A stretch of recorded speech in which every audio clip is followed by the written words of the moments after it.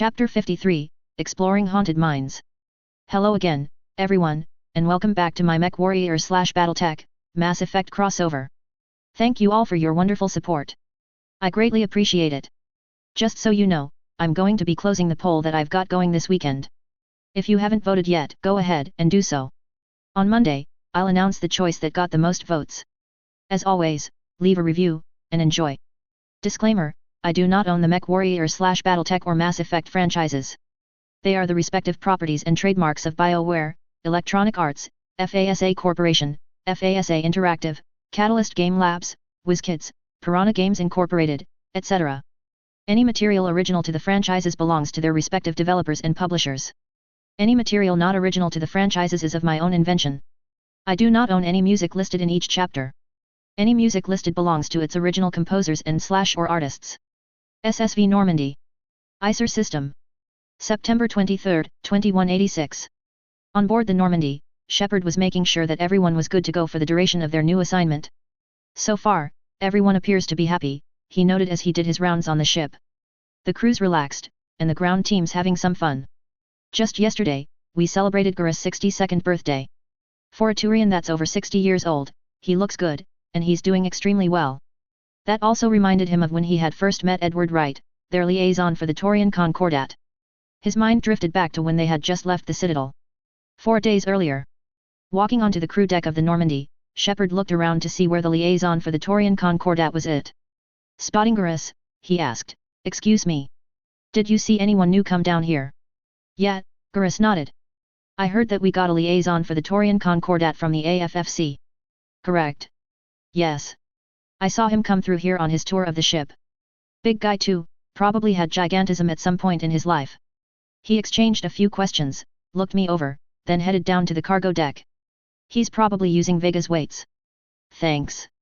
With that, Shepard got back into the elevator and went down to the cargo deck. It was here that he found the newest member of his ground team. It turned out, Garrus guessed that Edward had gigantism wasn't too far from the truth. Edward was huge, standing roughly 8 feet in height, tall enough to match a Krogan. Much of that height was in his legs and spine, though the rest of his features were also larger than that of the average human being. Right now, he was at Vega's exercise equipment, with the smaller Alliance Marine watching the big man doing his own routine. Looks like Edward's had some genetic work done for him, Shepard noted as he saw the man's muscles. They were large, but proportionately so, which was good news, as Shepard knew that people with gigantism often suffered from various complications, such as weakness, severe headaches, and so on and so forth. Walking over, he cleared his throat and asked, "Are you Edward Wright?" That had the man stop, before he dropped down from the bar and turned to look at Shepard. Despite his large size, Edward was a handsome man, with black-colored hair, brown-colored eyes, and an olive complexion. His voice matched his size, a deep rumbling bass that carried itself throughout the entire cargo hold. "Yeah, that's right. You're Commander Shepard." "Yes." Immediately, Edward saluted. "Lieutenant Edward Wright reporting for duty, sir." At ease, Shepard replied, though he returned the salute as well. "I heard you were our liaison, so I thought I'd come and see for myself." Looking around, he asked, "So, what do you think of the Normandy?" "Honestly speaking, sir? It's a bit cramped, but it's a fine warship. Just don't go up against anything too heavier, and you'll be fine." "That's sound advice," Shepard agreed. "Still, given the Concordat's history with the Federated Suns, as well as my affiliation with them, I'm surprised we managed to make an alliance with them." "Same here, Shepard. Thomas Calderon is so paranoid that he wouldn't sign the paperwork, believing that the Federated Commonwealth was going to attack for no damn reason. His son, Jeffrey Calderon, however, is much more reasonable and sensible, so we signed the treaty with him in private. In addition, he confessed to us that he plans on removing his father on charges of mental instability. It's also thanks to him that we got the 4 Concordat-class warships that we did." That had Shepard impressed. Nicely done on Hans's part. "I guess there is hope for the Concordat after all." "That there is," Edward nodded. "As for me, they needed someone from the AFFC that was going to be a liaison, and I was the only one that Jeffrey was willing to accept, so I got the job. I'm military, so I've got training, especially in explosives. Basically, if you want something to explode, I'm your man." With that, he pulled out his choice weapons, which he had lying to the side. The first was a modified M42C, which Shepard noted looked similar to what would happen if someone blended the M41A pulse rifle from Aliens with the historic AR-10 of ancient Terra using modern materials and technology. The rifle had what looked like a reflex sight installed, along with a modified magazine and muzzle device. The second weapon, he noticed, was what he realized was a grenade launcher. It looked like a snub-nosed LMG, but had a wider barrel, and a box magazine that held what he realized were 40mm grenades. In addition, there was a foregrip behind the muzzle, and a modified stock. He whistled at the sight of the firepower Edward had on display. "That's a lot of explosives ready to go," he noted. "That it is," Edwards remarked. "Most people call me the Demoman as a result, though I prefer the title of Demolitions Artisan. I can make just about anything explode, be it a door, or one of those Reaper brutes that you guys are so worried about at times. Hell, I've even loaded my rifle with the new heap rounds that came out on the market during the clan invasion." "Sounds like it," Shepard nodded. "Well, if we need any brutes to explode, you're the man." "Thank you. I also carry LMGs from time to time, so expect those too." Present day. The memory faded from the forefront of Shepard's mind as he strode towards the cockpit. Entering the cockpit, he walked inside to see Joker calmly at work. "Anything yet?" he asked. "Not yet," Joker replied. "We've got passive sensors engaged. We're about to do an active scan of the area we're in." The area they were in was currently an asteroid belt that the team was flying through. So far, there was nothing worthy of note, even as Joker activated the active scanners. That was when EDI said, "Commander, I have detected a low-level radio signal in the nearby area. I believe we might have found Garneau." "Good," Shepard nodded. "Have Garrus, Hastings and Lyra come along. Also, inform Edward that he's coming on the mission too. I have a feeling we'll need a few explosions applied precisely." On board the shuttle, everyone was quiet as they flew towards the source of the signal, an asteroid that they were about to do a flyby of.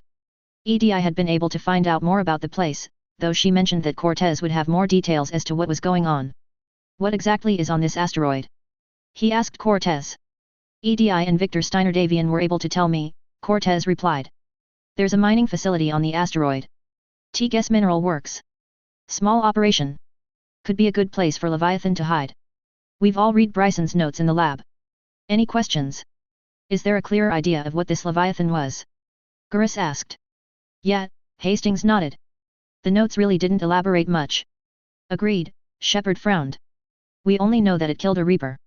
That and we're looking for Dr. Garneau," Lyra added. "Right. If we find Garneau, we find Leviathan."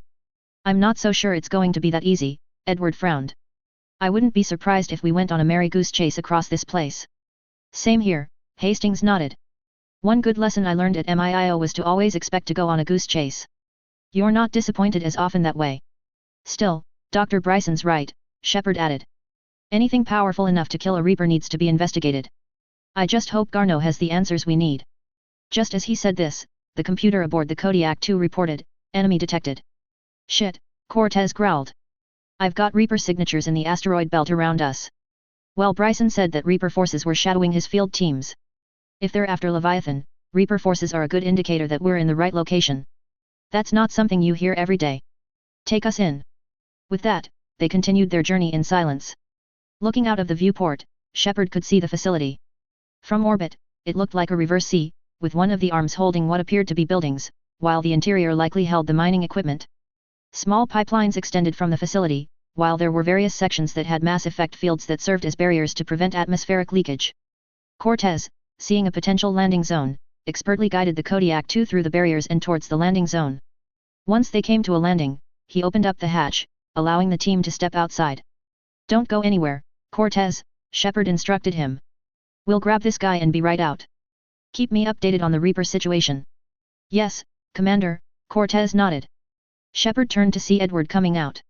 Unlike the others, Edward was massive enough, and strong enough, that he couldn't wear a standard combat hardsuit. Fortunately, the AFFC had provided him with a suit of light battle armor. Named after the SLDF tank of the same name, the Puma light battle armor was designed primarily for soldiers that needed more protection than a standard combat hardsuit, but needed to have more mobility than other battle armor wearers. Despite this, it was well armored, with 300 kilograms of advanced lamellar armor that made up half of the armor's weight. The rest was taken up by the power supply and technology inside of the armor.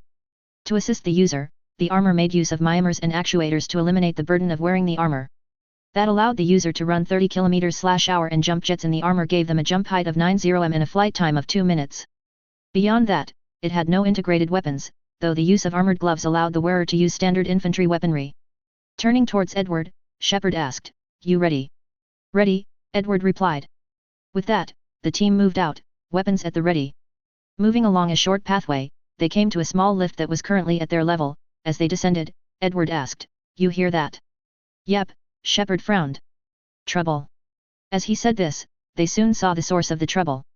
Down below, Shepard spotted 2 marauders, as well as a brute that were in the area. The brute was hammering into a metal wall, with the massive dent in it growing deeper with each hit. "Scouting party," Shepard frowned. "And it sounds like they brought friends," Garrus frowned. "All right," Shepard decided. "Garrus, Lyra, you two and I will take out the marauders. Edward, the brute is all yours. Hastings, give him cover fire." "Yes sir," Edward nodded. Pulling out the grenade launcher, he made sure it was loaded, before taking aim with the weapon. Years of training and practice allowed him to mentally calculate where the grenade was going to hit. Once he had the brute sighted, he switched the launcher to semi-automatic mode and fired 3 HEDP grenades. There was a series of loud bloops as the grenades were launched of the launcher via electromagnetic rails. Zipping through the air at high speed, each one impacted the brute, detonating and sending molten jets of metal into the Reaper creature's body. The brute roared as one of its massive claws was ripped off, before the third grenade penetrated its head, blasting it apart. The 2 marauders staggered back, their barriers shimmering as the blast waves and shrapnel weakened their barriers. Firing his M61B, Shepard cut one in half, while Lyra elevated the other with a biotic lift, allowing Garrus to fire his Hawk Eagle sidearm at it. Within a few moments, the trio of Reaper troops had been eliminated. "Here come some more!" Garrus shouted, pointing at another brute that was up ahead, along with 2 more marauders. Another bloop rang out, then an explosion consumed part of the brute. Firing the last 2 grenades at the brute, Edward ran forwards and, exchanging weapons, fired his M42C at the marauders. The first one's barriers held momentarily, before the heap rounds tore through and into its body, terminating it. The other one, which was too close for comfort, lashed out with a talon, only for its claws to scrap against Edward's armor uselessly. A moment later, a laser beam cut the marauder in half, courtesy of Hastings. "Incoming!" he shouted, pointing at another one. "I've got it!" Edward replied. Dodging a blow, he smashed a fist into the marauder's head, before grabbing hold of it and flipping it over. Using his jump jets, he jumped 5 meters into the air before coming back down, slamming the head of the marauder onto the ground. There was a loud crunch splat as the marauder's head was crushed, splattering gore all over the place. "All hostiles down," he reported a moment later. "Wow," Garrus whistled. "If only Vega had seen that. I think he'd call that a pile driver." "I'm sure that Vega would have found that to be deeply amusing," Lyra nodded. "Good work," Shepard nodded.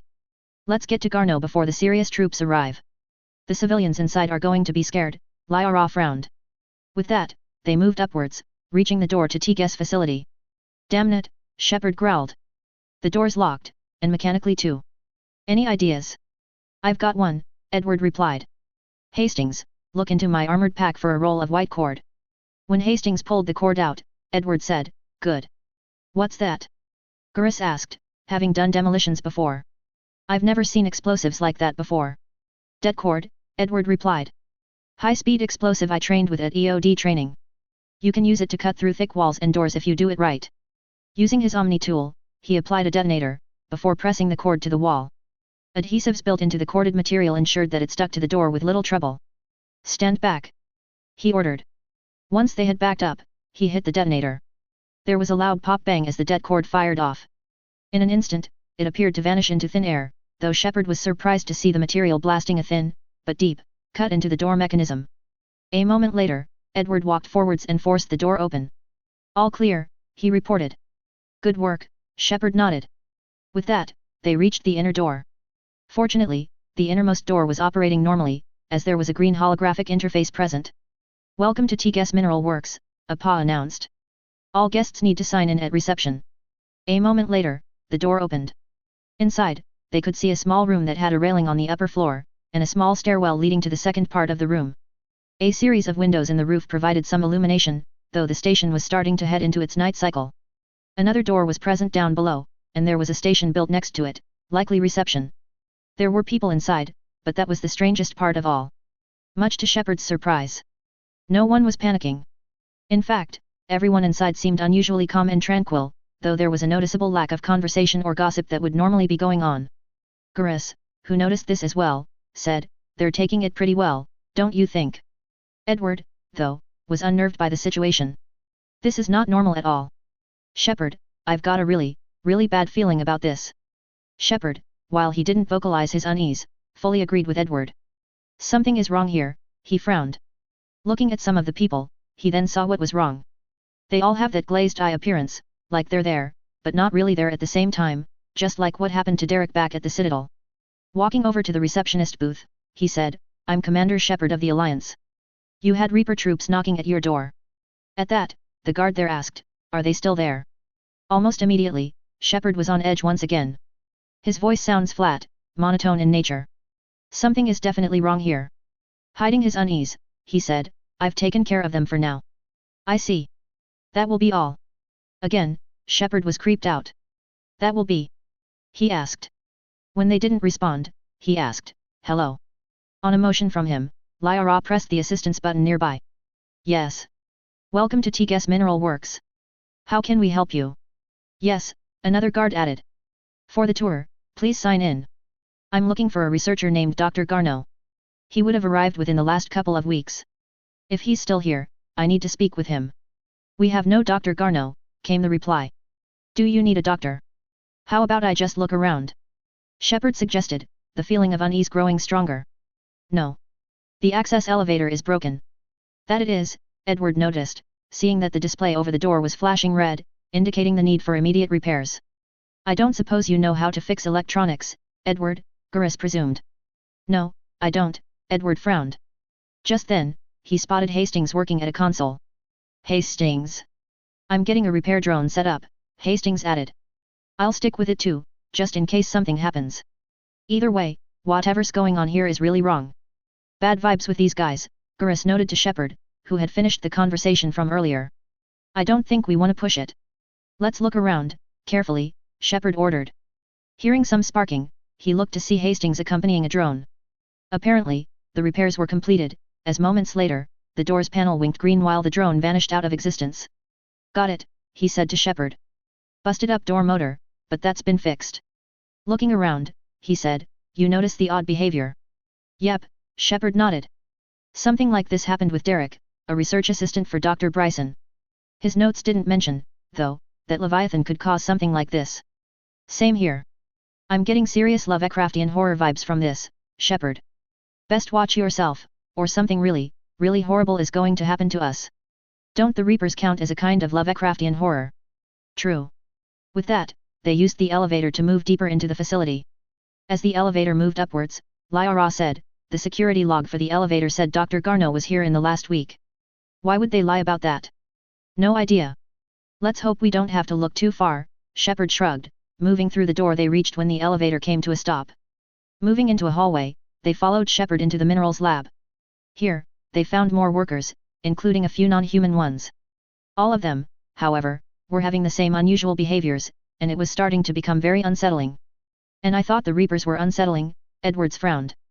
"This is worse." "I agree," Garrus nodded. "There's something really bad at work here.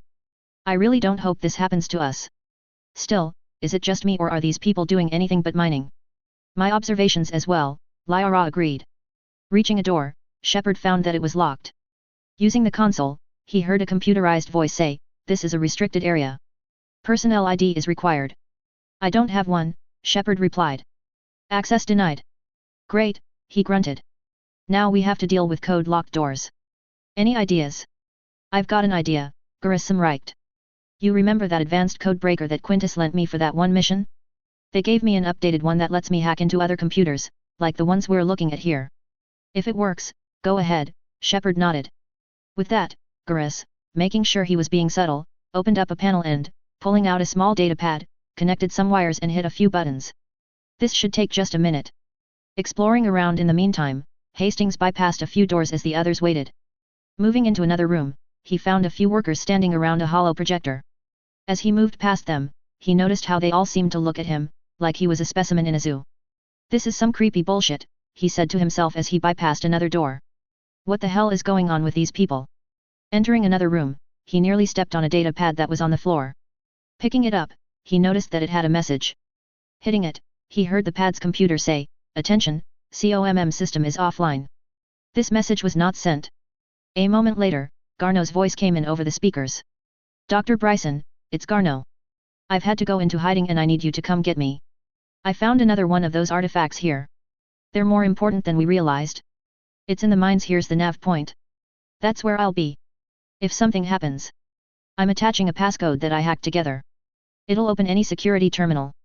Bryson, something is very wrong here. Please hurry. Garneau out. A moment later, the message ended. That's not good, Hastings frowned.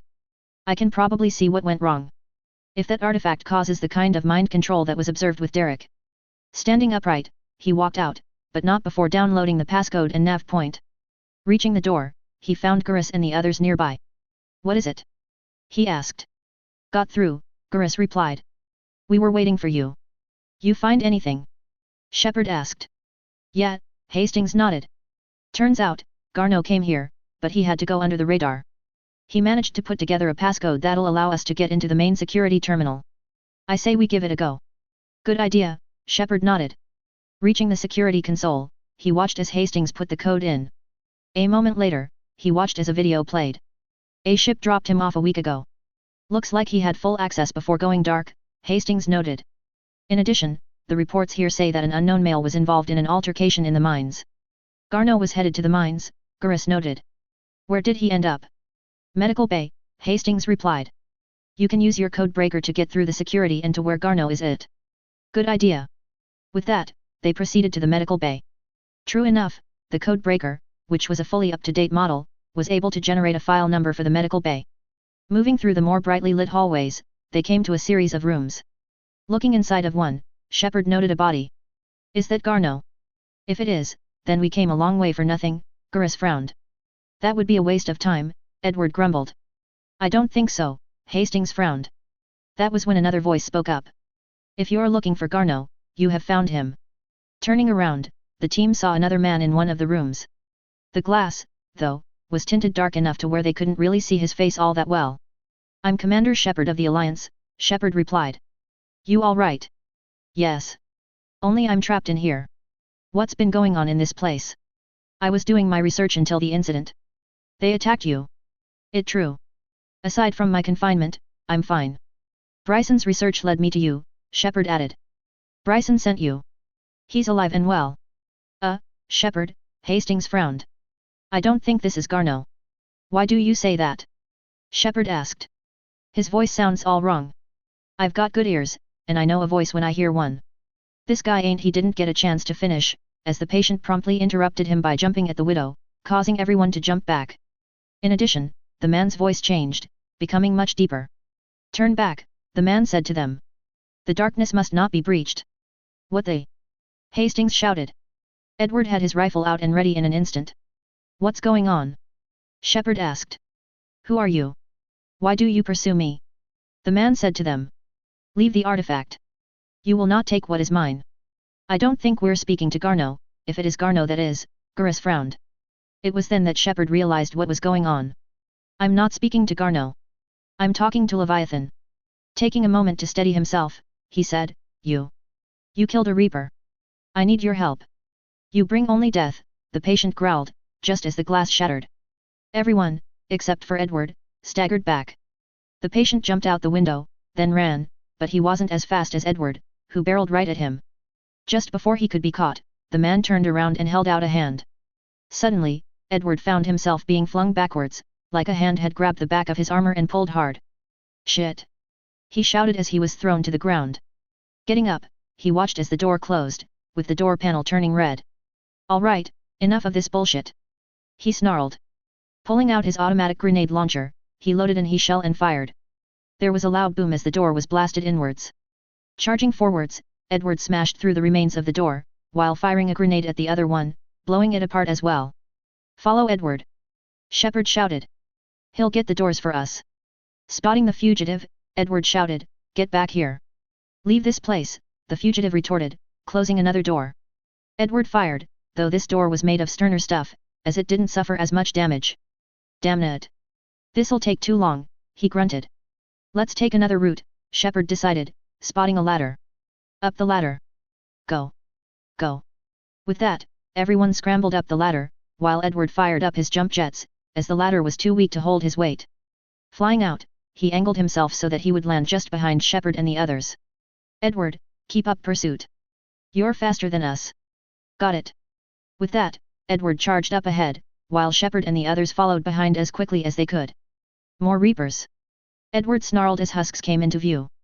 We'll handle the Reaper troops, Shepard shouted. You get after Garno or whoever that is. With that, Edward began leaping to higher areas of the facility while Shepard and the others moved through the horde. Firing her MP-20, Lyra pumped rounds into a pair of husks, blasting them apart, while Garrus fired his M42C in short bursts, both to maintain accuracy and to preserve ammo.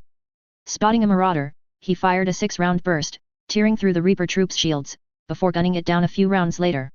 Spotting a Ravager, Shepard took cover, before firing his M61B at the creature. It screeched as a 510 kilojoule laser beam tore through it, causing its head to explode in a shower of gore. Spotting another one, he fired an anti-personnel grenade, shredding some of its armor with the concussion and shrapnel from the blast. Spotting another Ravager, Hastings took out his own M61B and fired the grenade launcher. There was a loud explosion as the anti-personnel round detonated, shredding some of the Ravager's armor, while blasting at some of the smaller creatures spawned from it. Firing his rifle, he cut the creature down with the laser weapon, before using his pulse laser pistol to blast at the smaller ones. They continued to fight their way through Ravagers and other Reaper troops, weapons blazing as they cut a path through the area.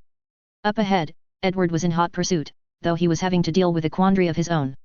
I've got to take the guy down somehow, he thought as he spotted Garno heading through a door. Too fast, and I'll end up breaking his bones in the process. Snarling, he shook his head and jumped down to the door. Reaching it, he lashed out with a kick. The door crumpled inwards, though not enough to separate the locking mechanism. Pulling out a knife, he switched on part of the blade, causing it to vibrate at an extremely high frequency. Slashing downwards, he cut through the locking mechanism, before forcing the door apart.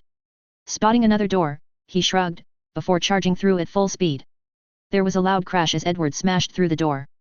Metal shards and shattered components flew everywhere as he barreled inside of the room. Blinded, he tripped on a rock on the floor, sending him careening forwards. He felt something impact, before he rolled to avoid sliding headfirst into the wall. Getting up, he looked around where he was at. It was a small room, but an important one.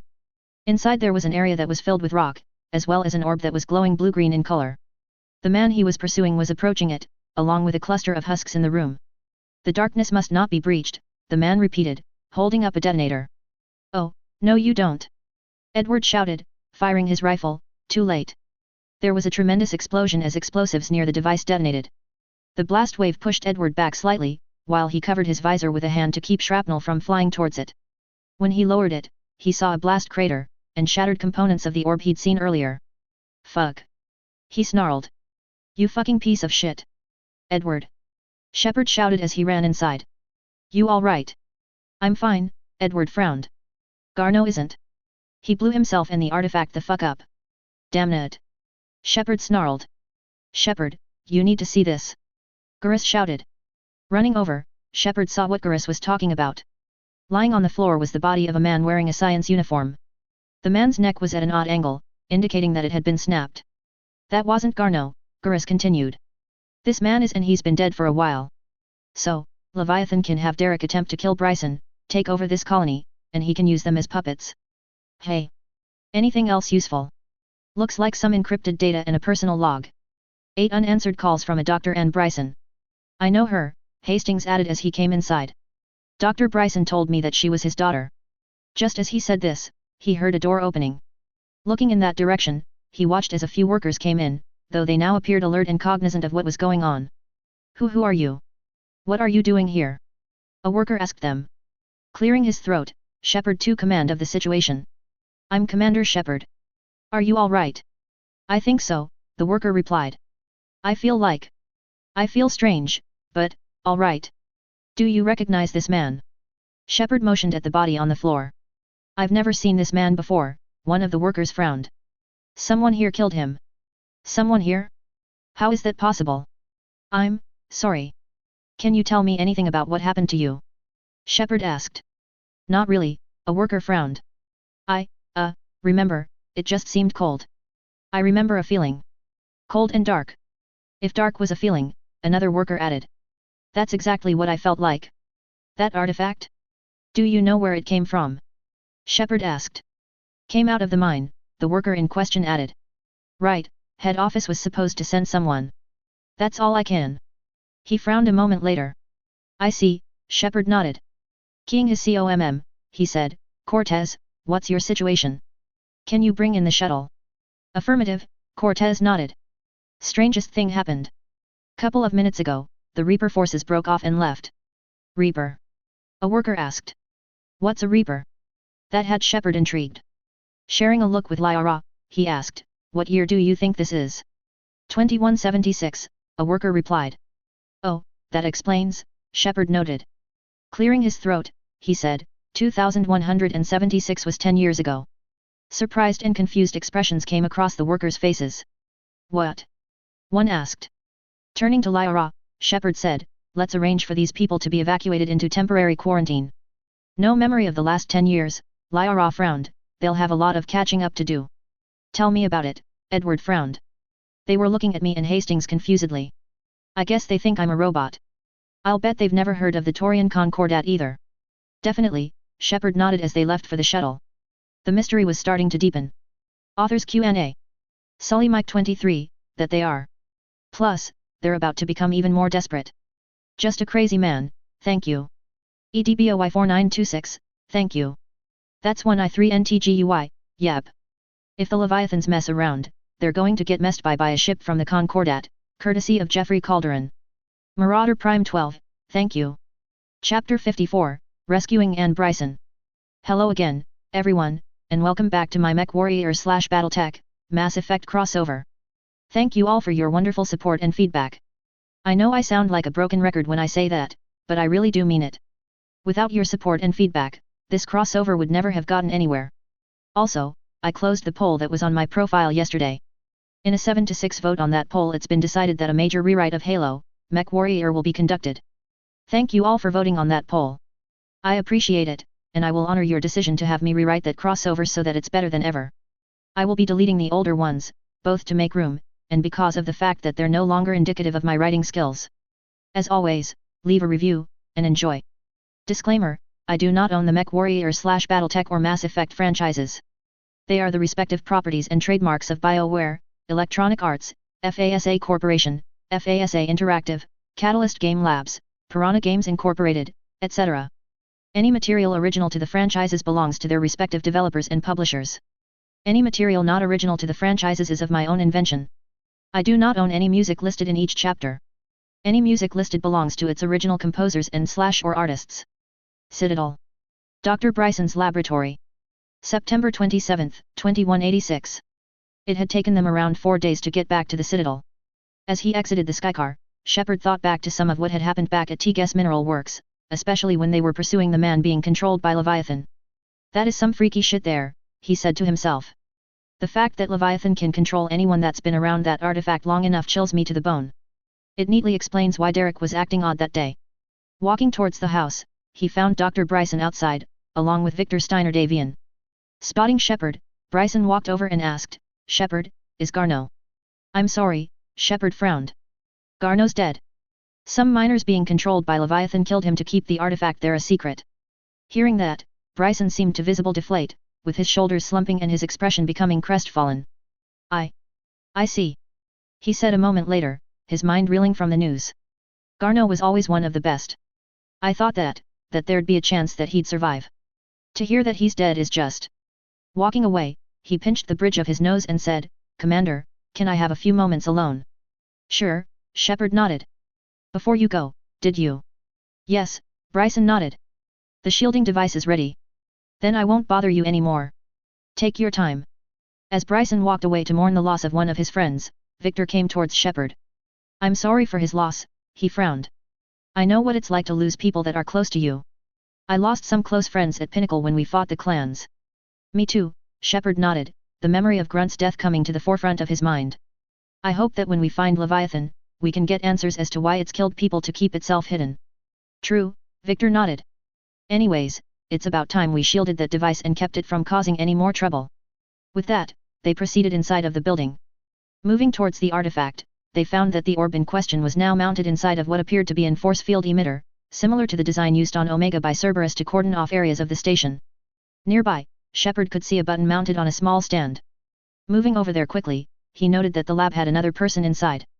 EDI? He asked. Yes, Commander. EDI replied, walking over. Is there something you need? Just wondering what you are doing here. Dr. Bryson needed someone to build and test the device without risking falling under Leviathan's influence, EDI explained. Given that I am a machine, and not an organic being, I was the ideal candidate for this task. Thanks to the data you sent us a few days earlier, I was able to make the necessary modifications. Good, Shepard nodded. Walking over to the button, he pressed it. Moments later, a blue field with hexagonal patterning on it formed around the orb, creating an impenetrable barrier.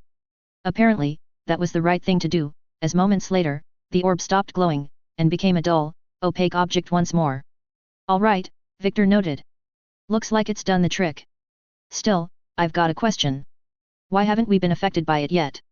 It's been here the whole time. Perhaps, much like indoctrination, the time spent around the artifact is key, EDI speculated. After a certain duration, it affords Leviathan an impressive mind control capability. I'd call it dangerous as hell, Shepard frowned. Bryson's assistant nearly killed Burson and myself. It was only thanks to Victor and his bodyguards that he and I are alive. Maybe it was trying to get us off its tail, Victor mused. It's what I'd do if I didn't want to be found out by anyone. Maybe. It just shows that we don't know what we're dealing with. Regardless, this is our best option for finding Leviathan. It's risky, but then again, everything has risks. Let's look around the laboratory. We might find more information. Ian, you're up. With that, they began to look around the place while Ian and EDI moved to the galaxy map. A moment later, the doors opened, allowing Dr. Bryson to walk inside. Anything we can help you with? Shepard asked. No, Bryson replied. I can do what I can, however, to help you. I'll bring you some of my notes. Maybe I can help you out. You sure you want to? Bryson fixed Shepard with a glare, though it held no hostility. Shepard, Garneau died because of Leviathan. I just want answers as to why. Besides, he wouldn't want me to focus on his death. If anything, he'd tell me to keep going because we're on the right track. I'm doing this to honor his death. If I don't, then it's all for nothing. Shepard nodded at that. I've had to do the same for Grunt, he agreed. All right, he said aloud. Let's get to work. First off, did you scan the artifact for any emissions? What's its chemical composition? That's the first thing we did. When we did a scan of it, we found that it wasn't emitting any emissions, nor was it reacting to any attempt to cause an emission, though now I know that Leviathan was merely biding its time. As for the composition, aside from the fact that it's not composed of Reaper tech, we really didn't find much to be interesting. Anything at all. Bryson paced around for a moment, then his eyes lit up. I think I know of something. My daughter, Anne Bryson, is a member of the team as well. I recently got some messages from her, but since I had to stay out of the lab, I wasn't able to answer them. Now that the artifact is shielded, I can do so. With that, Shepard followed Bryson to his bedroom, where a small answering machine was located on the dresser. Pressing a button, they heard the machine say, "You have one message." Message from Anne Bryson. A moment later, Anne Bryson's voice came in loud and clear. I'm at the dig site in the Pilus Nebula. Project Scarab paid off. I've got another artifact like the one Garneau found. I think it could be affecting people's behavior. You need to shield the one with you in the office. I tried to warn Garneau, but I can't get through. We've got Reaper scouts coming towards the main site. I'm heading to the secondary base to grab whatever research I can. A moment later, the message ended. Bryson, now having heard his daughter's words, looked worried. Reaper scouts, where she's at? He asked. That's not good news. Shepard, we have to rescue her. I don't have the best relationship with her, but she's my daughter. If she gets hurt, we won't let it come to that, Shepard reassured him. Victor. We need to find out where she's at exactly in the Pilus Nebula, Victor decided. Once we get there, we can use the Concordat-class warship that Jeffrey Calderon lent us to get there as fast as possible. Bryson, can you get us any relevant information on where she's at? According to the star charts of that nebula, there are several systems, and she could be in any one of them. Sure, Bryson nodded. She sent me a good deal of the information we can use to find her location at. Good, Victor nodded. Heading downstairs, he said, Hastings? Pull up a map of the Pilus Nebula. We're hunting for Anne Bryson, Dr. Bryson's daughter. Got it, Hastings replied. Oh boy. No wonder you're having to get specific, there are a bunch of star systems present. Once you've got the info we need to narrow her location down, I'll enter in the search filters and we can go from there. Sounds good, Victor nodded. Around 5 minutes later, Bryson came in, holding some datapads in the crook of his right arm. Here, he told the team. This is all of the relevant information that we'll need in order to find Anne Bryson. Thank you, Victor nodded. Taking the datapads, he began to work with Shepard to sift through the information that they had. Pulling up one datapad, he found that it listed the ships the task force used. Looking at Anne Bryson's team, he noted that she used the MSV Icarus. EDI, what's the specs for the MSV Icarus? He asked. Searching, EDI replied. A moment later, she said, the ship is similar to most ships of the Kowloon design, but the Icarus was refitted with enhanced electrostatic discharge cells. Those help facilitate long-range travel. That narrows it down. That means that they didn't stick around the relay system as I suspected, otherwise they wouldn't have bought an expensive ship. Hastings. You got it, Hastings replied. All right, what do we have next? Shepard, anything on your end? I did, Shepard replied. From what I can tell, Anne Bryson requisitioned some gear. I know what kind too, Richard, one of Victor's bodyguards, added. Just check this locker out. From what I can tell, Anne Bryson went to an arid, but habitable planet. She snagged wind protection gear. Add that to the list, Victor ordered. Got it, Hastings nodded. I think we've got enough to narrow down her location. All right, Victor nodded. Let's see what we've got. A moment later, they entered in the two filters. A moment later a single star system lit up. All right, he beamed. Dr. Anne Bryson, according to the filter, is located in the Zayaran system. I'll contact the captain of the TCS Fury 2 and inform him that we'll be riding his ship to the Zayaran system. The Normandy's going to have to sit this one out, unfortunately. It's too large for the Fury 2 and it doesn't have a KF drive installed. Will he let us do that? Shepard asked. Captain Carmichael is a reasonable person, Shepard, Victor reassured him.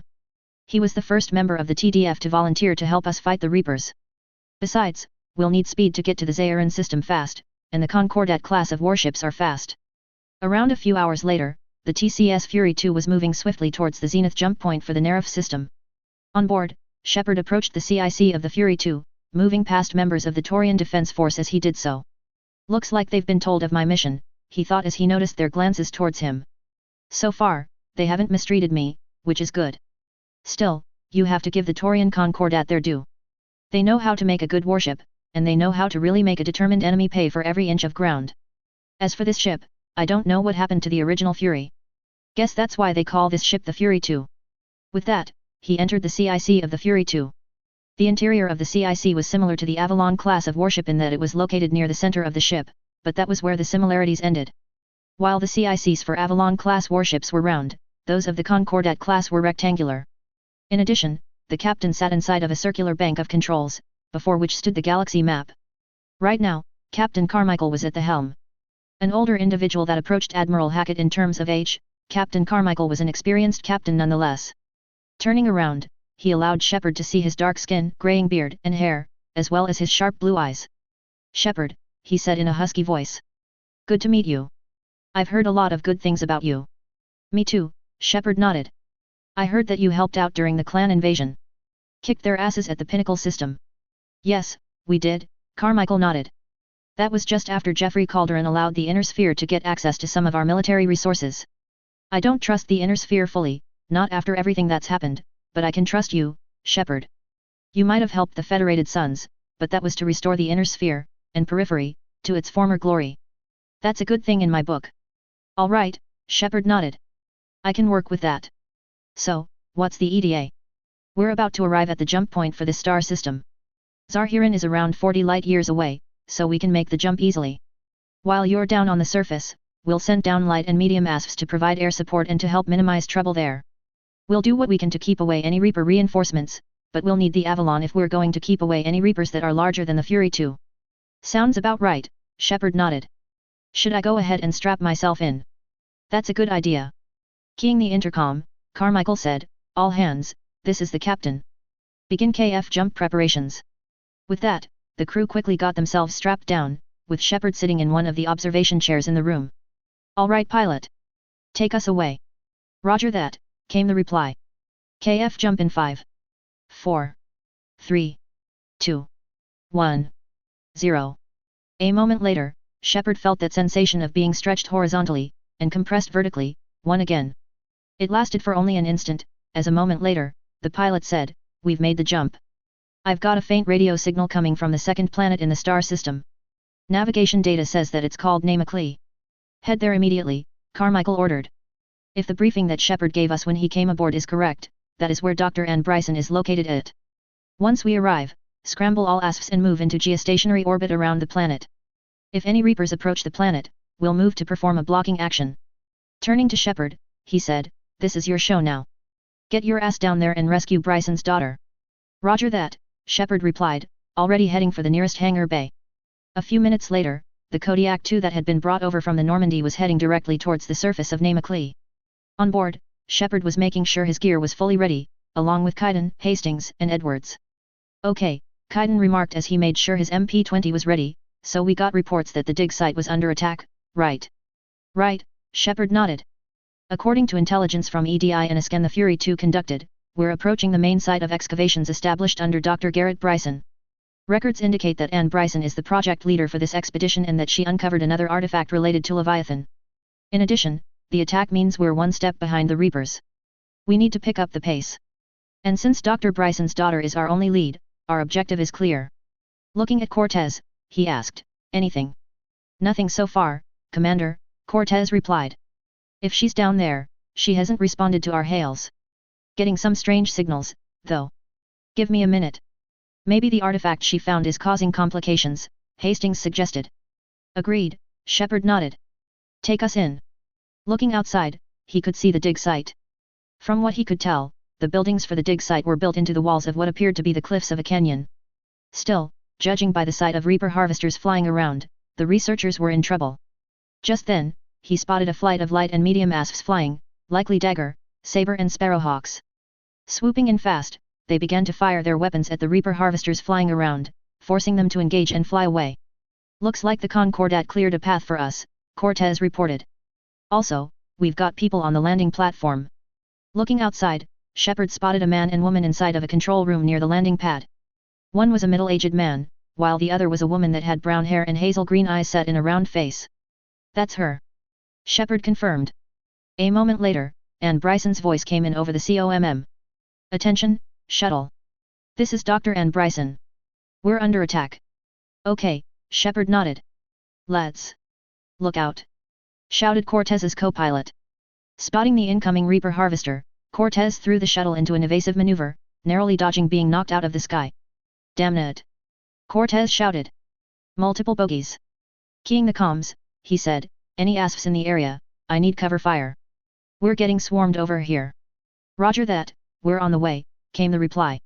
Another harvester tried to attack the Kodiak II, only for emerald beams of energy to flash, tearing through some of its armor, while severing a wing and sending it falling to the ground. Moments later, a Dagger ASF zipped past the shuttle, fusion engines screaming loudly as the fighter pulled away from the cliff. "We'll distract them as long as we can," the pilot of that ASF reported. "They're tenacious bastards, so don't expect them to stay away for long." "Roger that," Shepard nodded. "Cortez, set us down now, while we've got time." "Copy that," Cortez nodded. A moment later, he flew towards one of the lower platforms before landing. As soon as Shepard and the others had gotten out, he quickly took off. "I'll see if I can lure some towards the ASFs," he told Shepard. "Be careful, Cortez," Shepard frowned. "I will, Shepard." "Thanks." Cortez out. With that, Shepard and his team began to run like crazy towards where Ann Bryson and the others were at. Now that they were much closer, Shepard could tell that the buildings were attached to the walls of the cliff using titanium alloy beams and mounts that were designed to be attached to rocky surfaces. The wind, along with the Reapers, had weakened these mounts, as he could see some of the buildings beginning to sag. Spotting a husk nearby, he fired his sidearm, a Hawk Eagle, blasting apart the husk's head. "Get to cover!" Kaiden shouted as more Reaper troops began to try to fly in. One capsule headed towards them, only for a missile to impact it, blasting it into thousands of pieces. As they ran through the decaying dig site, they heard Ann Bryson on the comms. "Hello!" she called out. "Is anyone there?" "I'm coming down." "No!" Shepard shouted. "Stay where you are. This is Commander Shepard of the Alliance Navy. It's too dangerous." "We'll come to you." "Yes, okay," Ann agreed. "You should take the elevator up, on the far side." "Copy that," Shepard nodded. As he moved forwards, another Reaper troop capsule smashed into a building, causing it to detach from the cliffside and fall down. Fortunately, the walkways below were strong enough to not collapse, allowing Shepard to walk along the roof of the building and into the room of another one. Spotting another husk, he blasted its head apart with a headshot. Moving forwards, he found another building that too had fallen down, this time with the doors pointing up and down. Dropping down, he could hear the brrrttzzz of rotary autocannons firing, the boom whoosh of missiles firing as well as the loud pulsing sizzling that was typical of pulse lasers. Moving outside, he could see the source of the sounds. What he saw was what some would call the mother of all dogfights. Everywhere he looked, he could see daggers, sparrowhawks, and sabers zipping around their Reaper counterparts, with the two sides vying for supremacy. He watched as a saber used its pulse lasers to tear apart a Reaper harvester, before performing a high G left bank to avoid an Oculus drone's laser beam. Nearby, a dagger fired its LRM-5 missiles, blasting apart an Oculus before firing its RAC-5 at a Reaper harvester. Refocusing his attention, he continued to move forwards through the buildings and on the walkways. "Commander, they're swarming everywhere up here," he heard Bryson inform him. "Can you find a place to hide?" he asked. "We'll do our best. Get there and stay hidden." With that, he proceeded forwards, firing his pistol at any husks. So far, it was quite easy going, but Shepard knew that sooner or later, it was going to get much harder. "Edward, can you move up ahead and get to Anne Bryson?" "Affirmative," Edward nodded. "I'll do what I can to eliminate any Reaper brutes." "Cannibals!" Hastings shouted.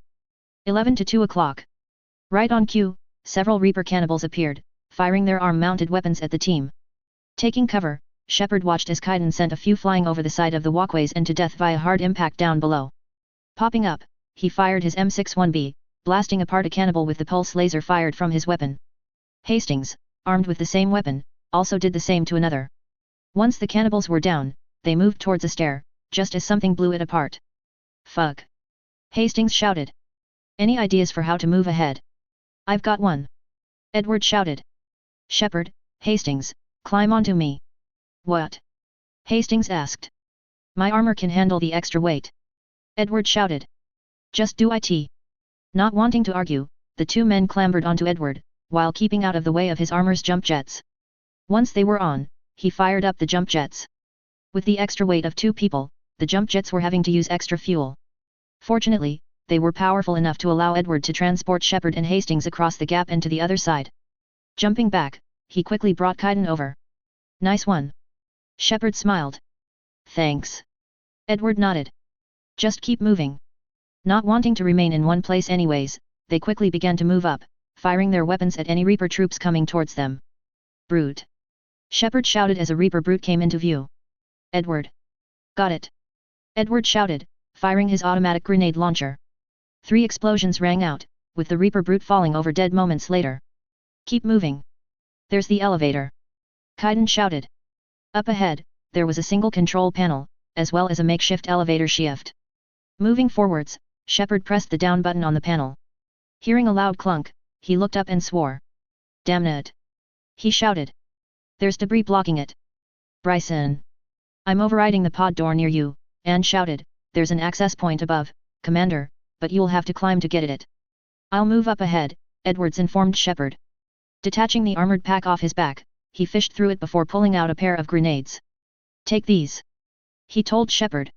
"Anti-vehicular grenades. Not as large of a blast radius, but they're worth their weight in gold against brutes." A moment later, he said, "I'm off." Before firing up his jump jets. Soaring into the air, he flew to the upper levels before landing and disappearing out of sight. Nodding at that, Shepard continued to move forwards, while taking one of the AV grenades from Hastings. As they moved forwards, crossing over debris that formed walkways, he spotted more Reaper troops landing up ahead. Spotting a Ravager, he took out one of the AV grenades and hurled it towards the Reaper. There was a large puff of dust and sand, along with a WOMP bang as the anti-vehicular grenade detonated. When the dust cleared, the Ravager was dead, though Shepard now had to contend with Reaper troops. Ducking under cover, he fired his rifle, just as his barriers failed. There was a slight stinging sensation, though the fact that it was a dull sting told him that his armor had blocked the attack. A moment later, there was a loud rat-a-tat as Kaiden fired his SMG, blasting apart a few cannibals and husks. As they moved forwards, Anne Bryson said, "Commander, some kind of mech arrived where we're at. Is that a friendly?" "Yes," Shepard replied. "That's Lieutenant Edward. He'll provide you cover fire." "All right," Bryson nodded. "He's really hammering the Reaper troops up here. Get here soon." "Working on it," Shepard replied.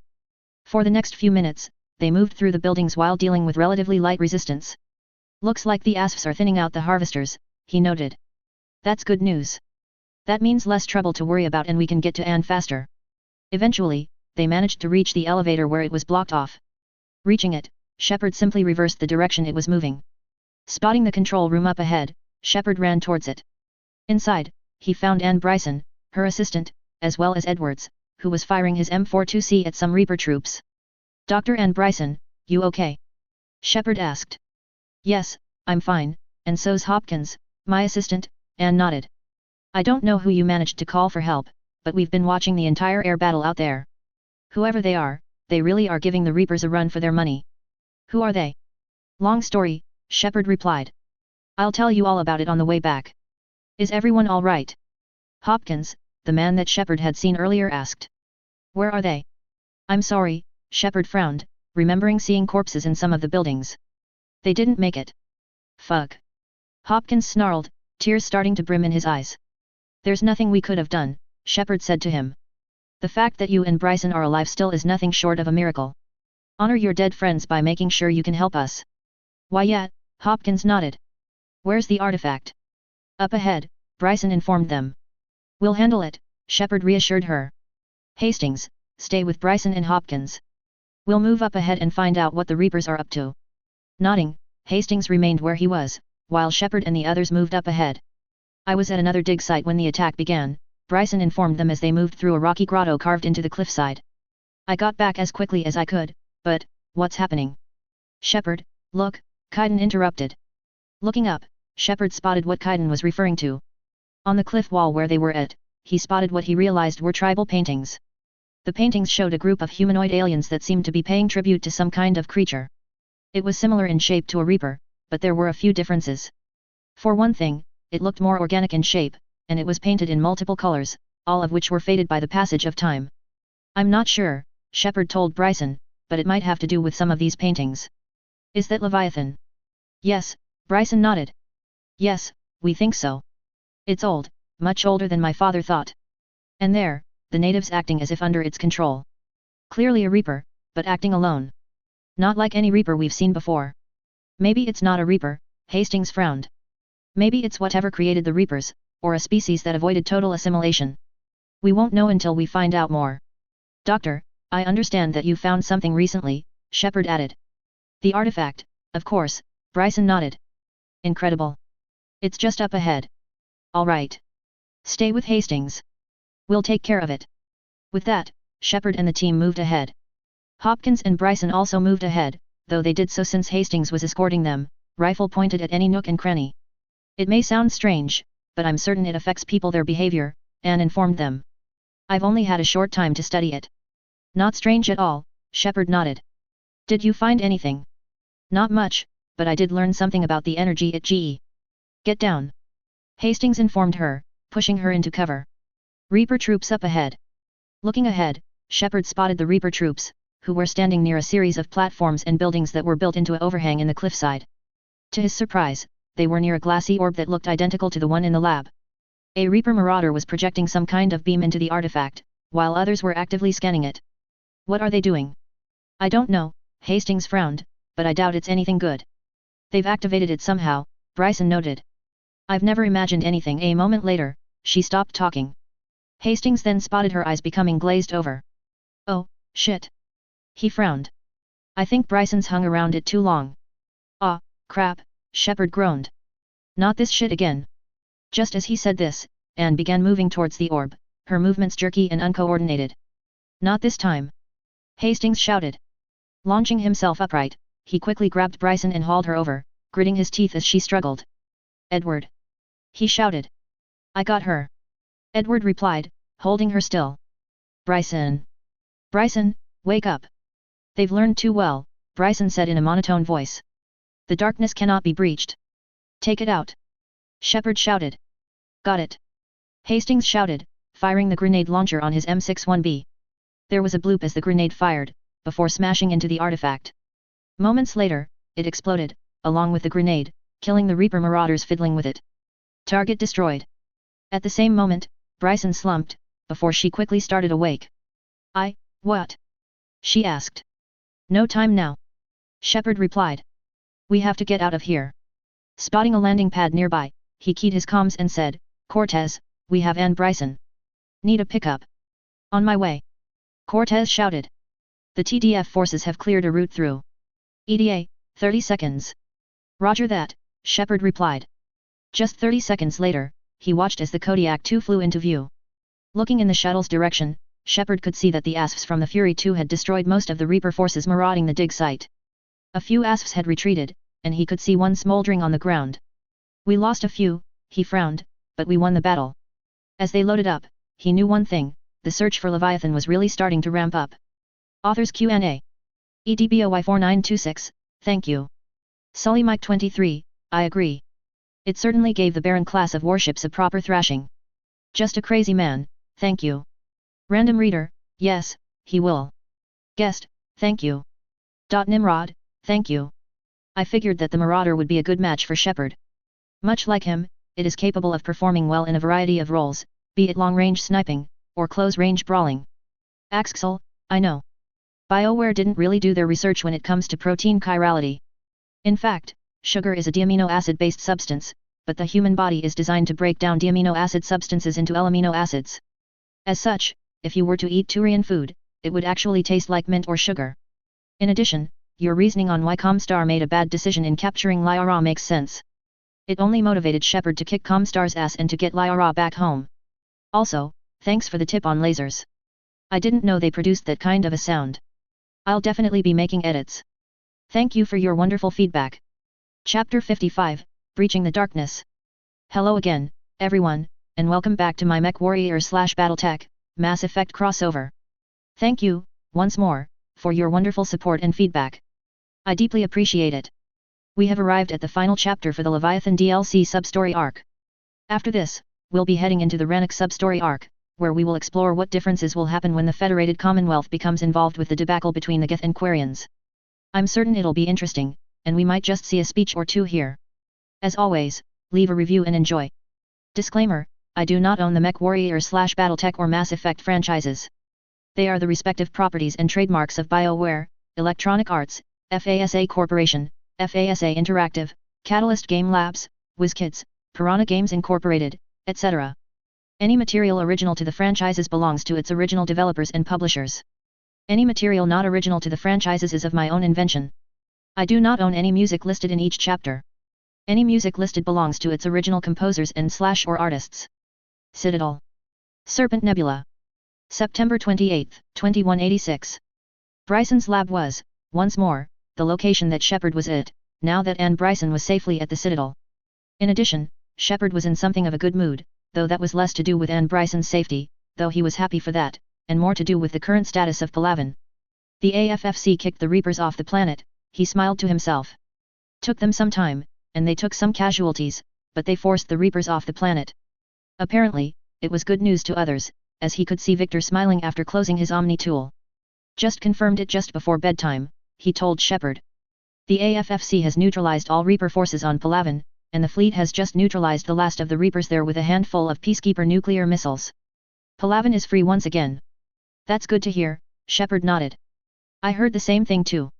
Still, it's only a matter of time before the Reapers wise up and try to take the planet back. True, though the battle gave us a good idea of how they might adapt. The AFFC's brass is already formulating changes to the strategies that allowed us to achieve victory. If all goes well, though I don't count on it, we'll make sure the Reapers don't invade Palaven again. True, Shepard nodded.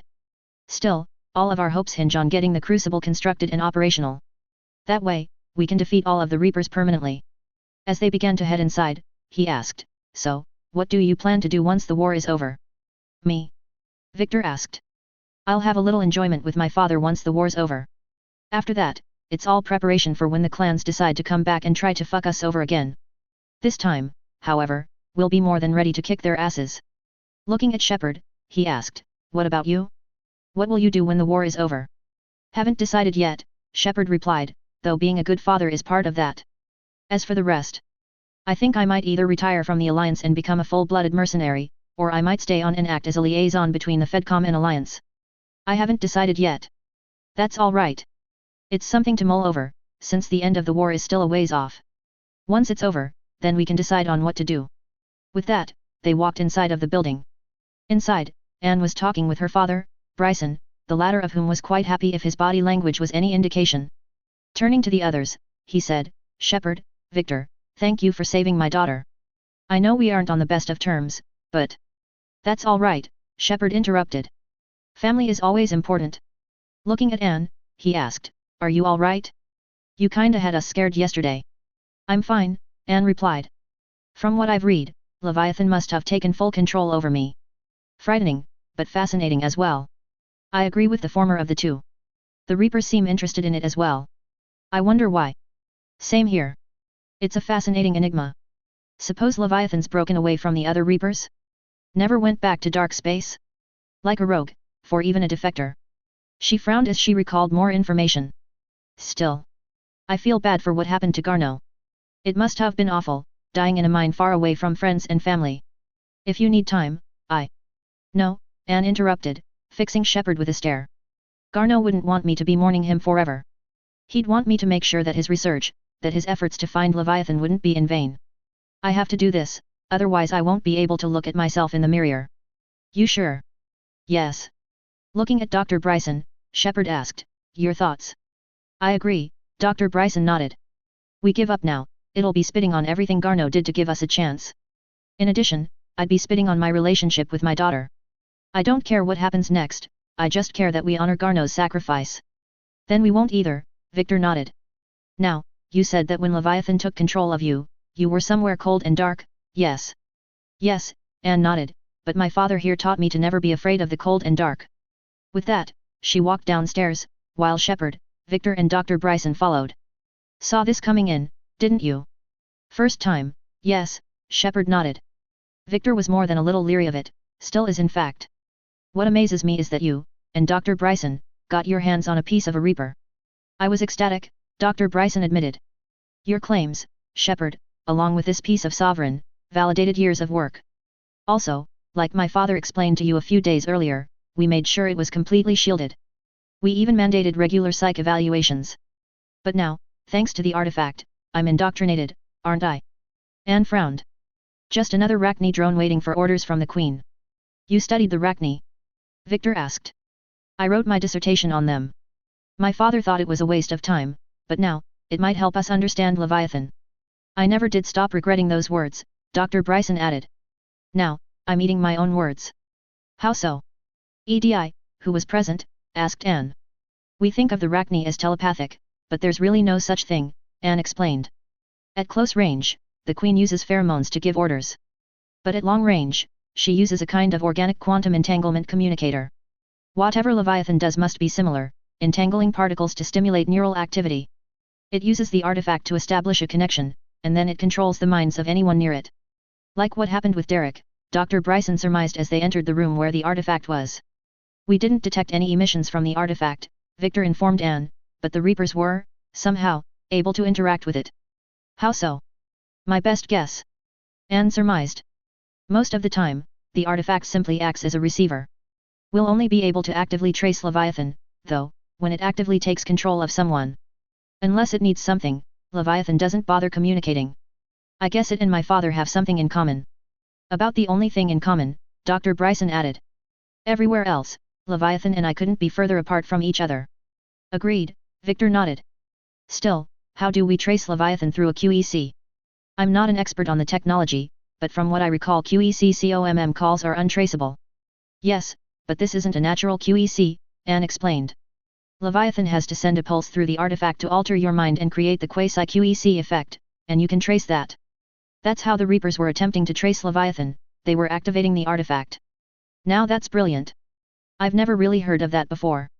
Walking over, he asked, "I know this is hard, Anne, I really do, but if there's anything more you can tell us." "I don't think there's anything more I can tell you," Anne remarked, "but maybe I can show you." "What are you saying?" "The artifact only sends out a signal when Leviathan is controlling someone. So, let it control me." "You could trace the signal." That sent up red flags in both Shepard and Victor's mind, though Dr. Bryson was the most vocal. "No," he immediately stated. "That's too dangerous. I lost Garneau when that happened. I don't want to lose you as well." "I know that," Anne said to her father. "I wouldn't have suggested it otherwise. In addition, it's my call, not yours, and I'm the last chance that we have of finding Leviathan. If we wait, the Reapers will get to Leviathan first, and I'm the only one aside from Derek, who's staying away for fear of his sanity, who spent enough time around this thing to do so. We're looking for something to fight the Reapers, and I'm looking for the monster that tried to kill you, Father." At that, Dr. Bryson's resistance melted away. "All right," he nodded reluctantly. "You've made your case, Anne. I won't stop you. Just be careful." "I will," Anne nodded. Turning to Victor, she asked, "Can you have Hastings and Richard keep a hold of me? That should keep me from hurting anyone while under Leviathan's control." "Sure," Victor nodded. "Hastings, Richard." With that, as Anne sat down in a nearby chair, both soldiers came over and held her by her arms and shoulders. Looking at Shepard, he asked, "You willing to go through with this?" "Like Dr. Bryson said, she's made her case," Shepard agreed. "I don't like it, but she's right, we have no other options." Turning to EDI, who was now standing at the holo map, he asked, "You ready?" "Energy signature locked in," EDI reported. "Waiting for activation." "All right." Turning to Anne, he asked, "Ready?" "Ready," Anne nodded. With that, she looked at Victor, who hit the switch. A moment later, the shielding around the artifact faded into nothingness. At the same time, the artifact began to glow blue-green once more. "Artifact online," EDI reported. "Anything?" Shepard asked. "Nothing," Anne reported. Then, just a moment later, she said, "Wait, there's something. I feel a chill." "Oh boy," Victor frowned. "Here we go." "EDI?" Shepard asked. "No trace yet." Just as she said this, Anne Bryson's eyes glazed over.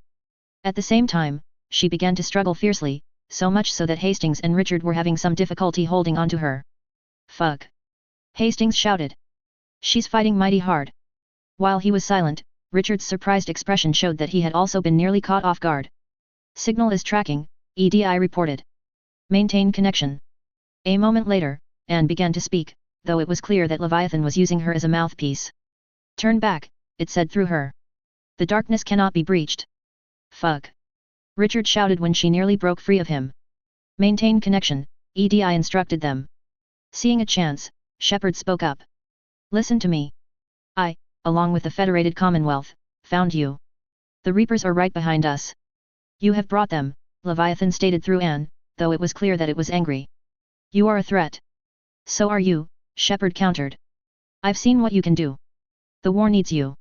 "There is no war. There is only the harvest." "What harvest?" Victor asked, walking in front of Anne a moment later. That was when something very chilling happened. Leviathan, using Anne in that moment, looked directly at Victor. "You are an anomaly," it stated moments later. "You are not like the others." "Hell yeah, I'm not," Victor replied. "I'm from a star nation that can kick the Reapers in the ass." While he knew this was only partially true, he knew enough about embellishment to use it effectively. "EDI, do we have enough?" Shepard asked. "Partial lock," EDI confirmed. "Maintain connection to narrow the search." "Sir?" Hastings asked. "If we keep going, we might knock her out." "Shut it down," Victor ordered. "We've got enough." Looking at Anne, he said, "Leviathan, if you can hear me, know this, the Federated Commonwealth is going to come for you. Whether or not we destroy you is up to how you react to our arrival. For the sake of your species, as well as my own, choose the path of logic and reason over fear and instinct." Any reply that Leviathan would have given Victor was precluded by the shielding around the artifact being activated by Shepard. A moment later, it faded into inactivity, while Anne gasped, regaining full control of her body. "Anne?" Dr. Bryson asked, running over to her. "I'm fine," Anne reassured the group. "Did you get anything?" Shepard asked EDI. "Yes," EDI nodded, "but it will take some time to search." "Coordinates sent to the Normandy." "Send the coordinates to the Fury too," Victor interrupted. "We're going to need to get to Leviathan fast." Captain Carmichael's hot-charged the KF drive on his warship, so it's ready to go. "You sure that's safe?" Shepard asked. "I thought KF drives suffered molecular damage when hot-charged." "The older models, yes," Victor nodded. "The newer models, however, have greater resilience, and we design technology that prevents that kind of damage. We'll be fine." "Good. That's a start." "Commanders," Anne added. "I sensed something else. Anger, but also curiosity as well. It knows the two of you are getting closer, and I think it wants to either kill, or interrogate the two of you." "It can get in line," Victor frowned. "We've dealt with threats worse than Leviathan. Besides, I've always wanted a chance to punch out a Lovecraftian horror, or at least break it by talking. Hopefully, we won't have to resort to that. Either way, it's time to go. We have a Leviathan to catch. As they were leaving, Victor said, Shepard, in addition to what I know, I think I have a hunch as to where Leviathan is at, a water world. Why do you think that? Anne's description of where she was when Leviathan took control of her. She mentioned somewhere cold and dark. Now, there's two kinds of locations where that's possible, a frozen wasteland, or a water world. I'm banking on the latter of the two being the case. One of those coordinates has a water world. In addition, there's been stories of ships going missing in that cluster. Sounds about right. We'll have to check though to be sure. It took them around 5 days, but in the end, the search took an interesting turn when the Fury 2 jumped to the Psi-Tophet system. Moving over a planet known as 2181 Despoina, the sensors officer was conducting a scan when he let out a loud whistle. What is it? Captain Carmichael asked as he came over. I've got a faint signal coming from the planetary surface, the officer informed him. According to an analysis, it matches the information EDI shared with us on Leviathan. I think we've found its location. Good, Carmichael nodded. Inform Shepard that he can head down in his shuttle, and launch a probe while we're at it. We'll stay on station to provide cover fire in case any Reapers come around. There aren't any here yet, but I'll bet you T-bills to C-bills that they'll be over here before you can say blackjack. With that, he began to issue orders, while the ship entered geostationary orbit in order to make sure Shepard and the others had covering fire. On board the shuttle, Shepard, along with Javik and Lyra, was making sure he was good to go, especially with the information they had gotten. In addition, when he learned that 2181 Despoina was a water world, he decided to get some battle armor on. Good thing Colbert hammered my ass when it came to battle armor training, he thought to himself. Never thought it would come in handy before today. Now I'm really glad I got it. As they flew down towards the planet, Carmichael came in over the COMM. Shepard, I've got some news for you on Leviathan's location, and it's not good. Let's hear it. There's nothing but a fuck ton of water down there. We've got readings of a few structures down there, likely abandoned barges designed for aquatic exploration, but the probe's pressure readings indicate that it is several thousand meters below sea level. We're talking about several hundred atmospheres in this case. Turning to Cortez, Shepard asked, can mountain lion battle armor with UMUs survive that kind of pressure? Definitely, Cortez nodded. It's spec'd to around 500 atmospheres. It's a good thing too, while the Kodiak 2 can withstand those pressures easily, we'd have to switch out the thrusters on a barge. Then it's a good thing I'm wearing that battle armor, Shepard decided. Hopefully, we... Whoa! Cortez shouted as the shuttle lurched. At the same time, Shepard watched as the holographic panel seemed to fizzle for a few moments before going back to normal again. Cortez! Shepard shouted. Some kind of energy wave, Commander, Cortez reported. From what I can tell, it's designed to neutralize all electronics within a given area. Fortunately, the Kodiak 2's got some really good radiation hardening for its electronics. I'd rather not find out how good it is, though. I'm landing right now. With that, he quickly brought the shuttle in for a landing, deploying the landing gear as he did so. A moment later, the shuttle doors opened. As soon as it did, rain swept into the shuttle, smacking into the faceplate of Shepard's helmet. Stepping outside with the others, he took a look around to see where they were at. From what he could tell, they had landed in the middle of a massive shipwreck, or rather warship wreck, as he could see massive pieces of starships in the sea. Most of them were floating, including the section of ship they were on, which appeared to have once been part of a ship's cargo hold. It was nighttime, with the entire area being pitch black, while white bolts of lightning crossed the sky, illuminating the area in sudden flashes of light and peals of thunder. Turning on his helmet's headlamps, Shepard gazed out at the deck they were at, even as he moved forward slightly. A number of cargo containers had been set up, likely for any survivors that had made it down. When he saw a nearby skeleton, though, Shepard knew that no one had survived. Cortez? He asked. Just radioed back to the Fury 2, Cortez explained. Barely got their reply due to interference. They're taking up position and they're sending down dropships to reinforce our position. The dropships shouldn't be affected by whatever happened. Good, Shepard nodded. I'd rather not find out how tough our shuttle systems are. That pulse nearly took them completely out.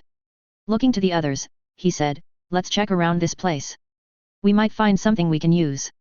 This is a place of death, Javik frowned, pointing at ships further beyond. Those ships look like they've been drifting for years. We're not the first ones to run into problems either, Lyra added. I can't imagine what these poor survivors went through. Maybe that pulse is Leviathan's last line of defense, Shepard mused. Or a weapon, Javik added. That too. With that, they continued to look around. A number of datapads were present across the hulk they were at, though all of them hinted at confusion at what had happened. In addition, they showed what had happened during the crew's final days. Needless to say, it wasn't pretty. What had Shepard worried, though, was the number of orbs that were on the ship. The same ones like the one at Bryson's lab, he frowned. This is a clusterfuck waiting to happen. As they moved along, Shepard heard Carmichael over the COMM, though the static was bad enough that he could barely make it out. Shepard, he could hear Carmichael report. We've got Reapers coming overhead. We're moving to perform a delaying action, but we can't hold them off long. In addition, I just had a QEC message sent to the Avalon. They're coming to assist. Roger that, Shepard enunciated. What's the status of the dropships? Shuttle EDA, 2 mics. Came the reply. Just as Cortez said this, Shepard spotted Reaper pods flying in. Incoming. Take them out. With that, a firefight began. Ducking into cover, he fired his arm-mounted weapon, a support ER small pulse laser, at a marauder, cutting the Reaper troop in half with the powerful energy beam.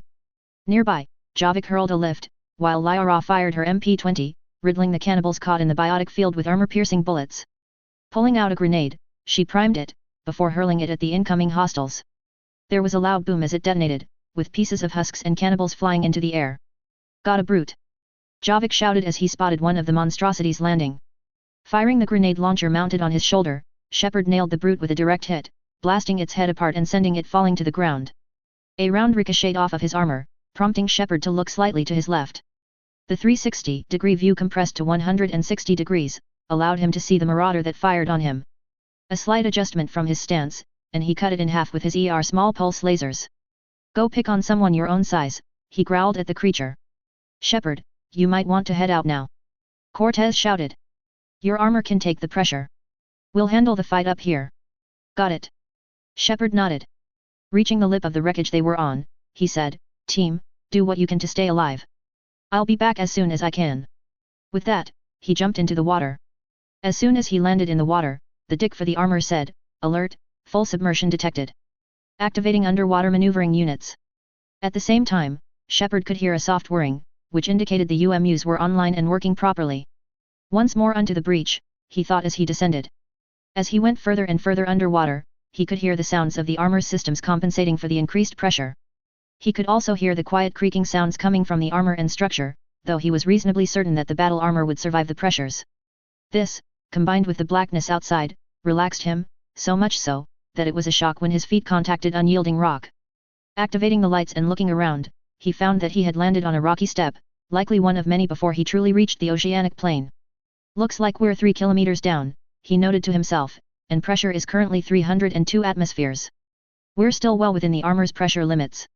A moment later, he keyed his comms. Not sure if you can read me up there, but I've finished the major descent. Can't really see anything down here, aside from what's in front of my headlamps. Suits holding up and life support system is operating normally. Scanner indicates the probe is below my position. Moving down. With that, he began his descent. It wasn't long before he spotted light, but it wasn't light from the surface. Looking around, he could see coral and flora that were bioluminescent. Each of the plants glowed a wide range of colors, from red, to green and blue. Some were even scintillating their colors, creating a beautiful ripple effect. He whistled in appreciation of nature's beauty on display. As he moved on, he spotted the scanner readings. Looks like the probe's below me, he observed. Final drop. Reaching the edge of an underwater cliff, he stepped off and began to descend. The armor creaked as the pressure increased. When he landed, he noted that the depth was now 3.25 kilometers underwater. Just as he moved forwards, the entire area seemed to shake. Looking around, Shepard soon spotted the source of the disturbance. It was a sight that would stick with him for the rest of his life. To his surprise, what emerged from below him wasn't a Reaper, but something that looked similar to a Reaper. In terms of body shape, it looked very similar to Harbinger, only the upper portion of its body, near the very top, forked off into 2 points, rather than the singular one that Harbinger had. Its entire body was covered in organic armor plating, with small gaps to allow the limbs to move. 3 pairs of softly glowing eyes gazed at Shepard, who was now feeling really, really small. That must be it, he thought, realizing what he was looking at. That's Leviathan. Leviathan isn't a Reaper, it's a creature that looks very similar to a Reaper. Just then, Leviathan spoke, its voice booming, though Shepard realized it was in his head. You have come too far. Feeling an odd sensation, Shepard had a moment where he thought he was standing on a plane of water, then he shook his head to clear it away. I had to find you, he said to it. This is not your domain. You have breached the darkness. You killed a Reaper. I need to know why. They are the enemy. One that seeks our extermination. Another hallucination came, only he felt like he was on his knees. Shaking himself back to the forefront of his mind, Shepard continued to focus. But I thought you were a Reaper. They are but mere echoes. We have existed long before. Hey? I don't understand. Then what are you? Something more. With that cryptic remark, Shepard found himself at that strange place again. Coughing loudly, he felt like he was suffocating to death. Just then, a hand appeared in his vision, while the voice said, "Your mind belongs to me." Breath. Gasping, Shepard took the hand and stood up, only to find himself looking at Anne. "Anne Bryson?" he asked, confused. "What's happening? Have I gone mad?" "Your memories give voice to our words. Your nature will be revealed to us," Leviathan replied. "Accept this. The galaxy's at war with the Reapers," Shepard grunted. "You defeated one. Why aren't you fighting back?" "There is no war.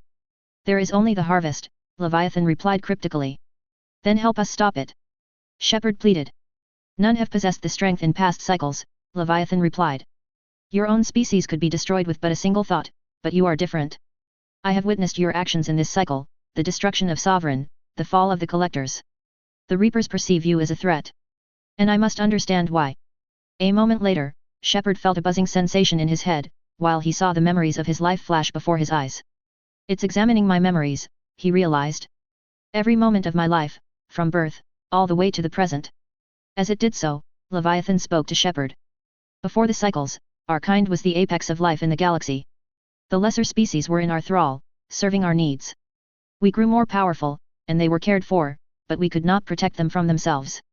Over time, the species built machines that then destroyed them. Tribute does not flow from a dead race. To solve this problem, we created an intelligence with the mandate to preserve life at all cost. As the intelligence evolved, it studied the development of civilizations. Its understanding grew until it found a solution. In that instant, it betrayed us. It chose our kind for the first harvest. From our essence, the first Reaper was created. You know it as Harbinger." At that moment, Shepard realized what had happened. "I understand," he realized. "The species Leviathan belongs to were the rulers of the galaxy, but when the races advanced and created AI, the species mistreated the AI, causing it to rebel. Leviathan then created an AI to find a solution, but it ended up turning on them as well.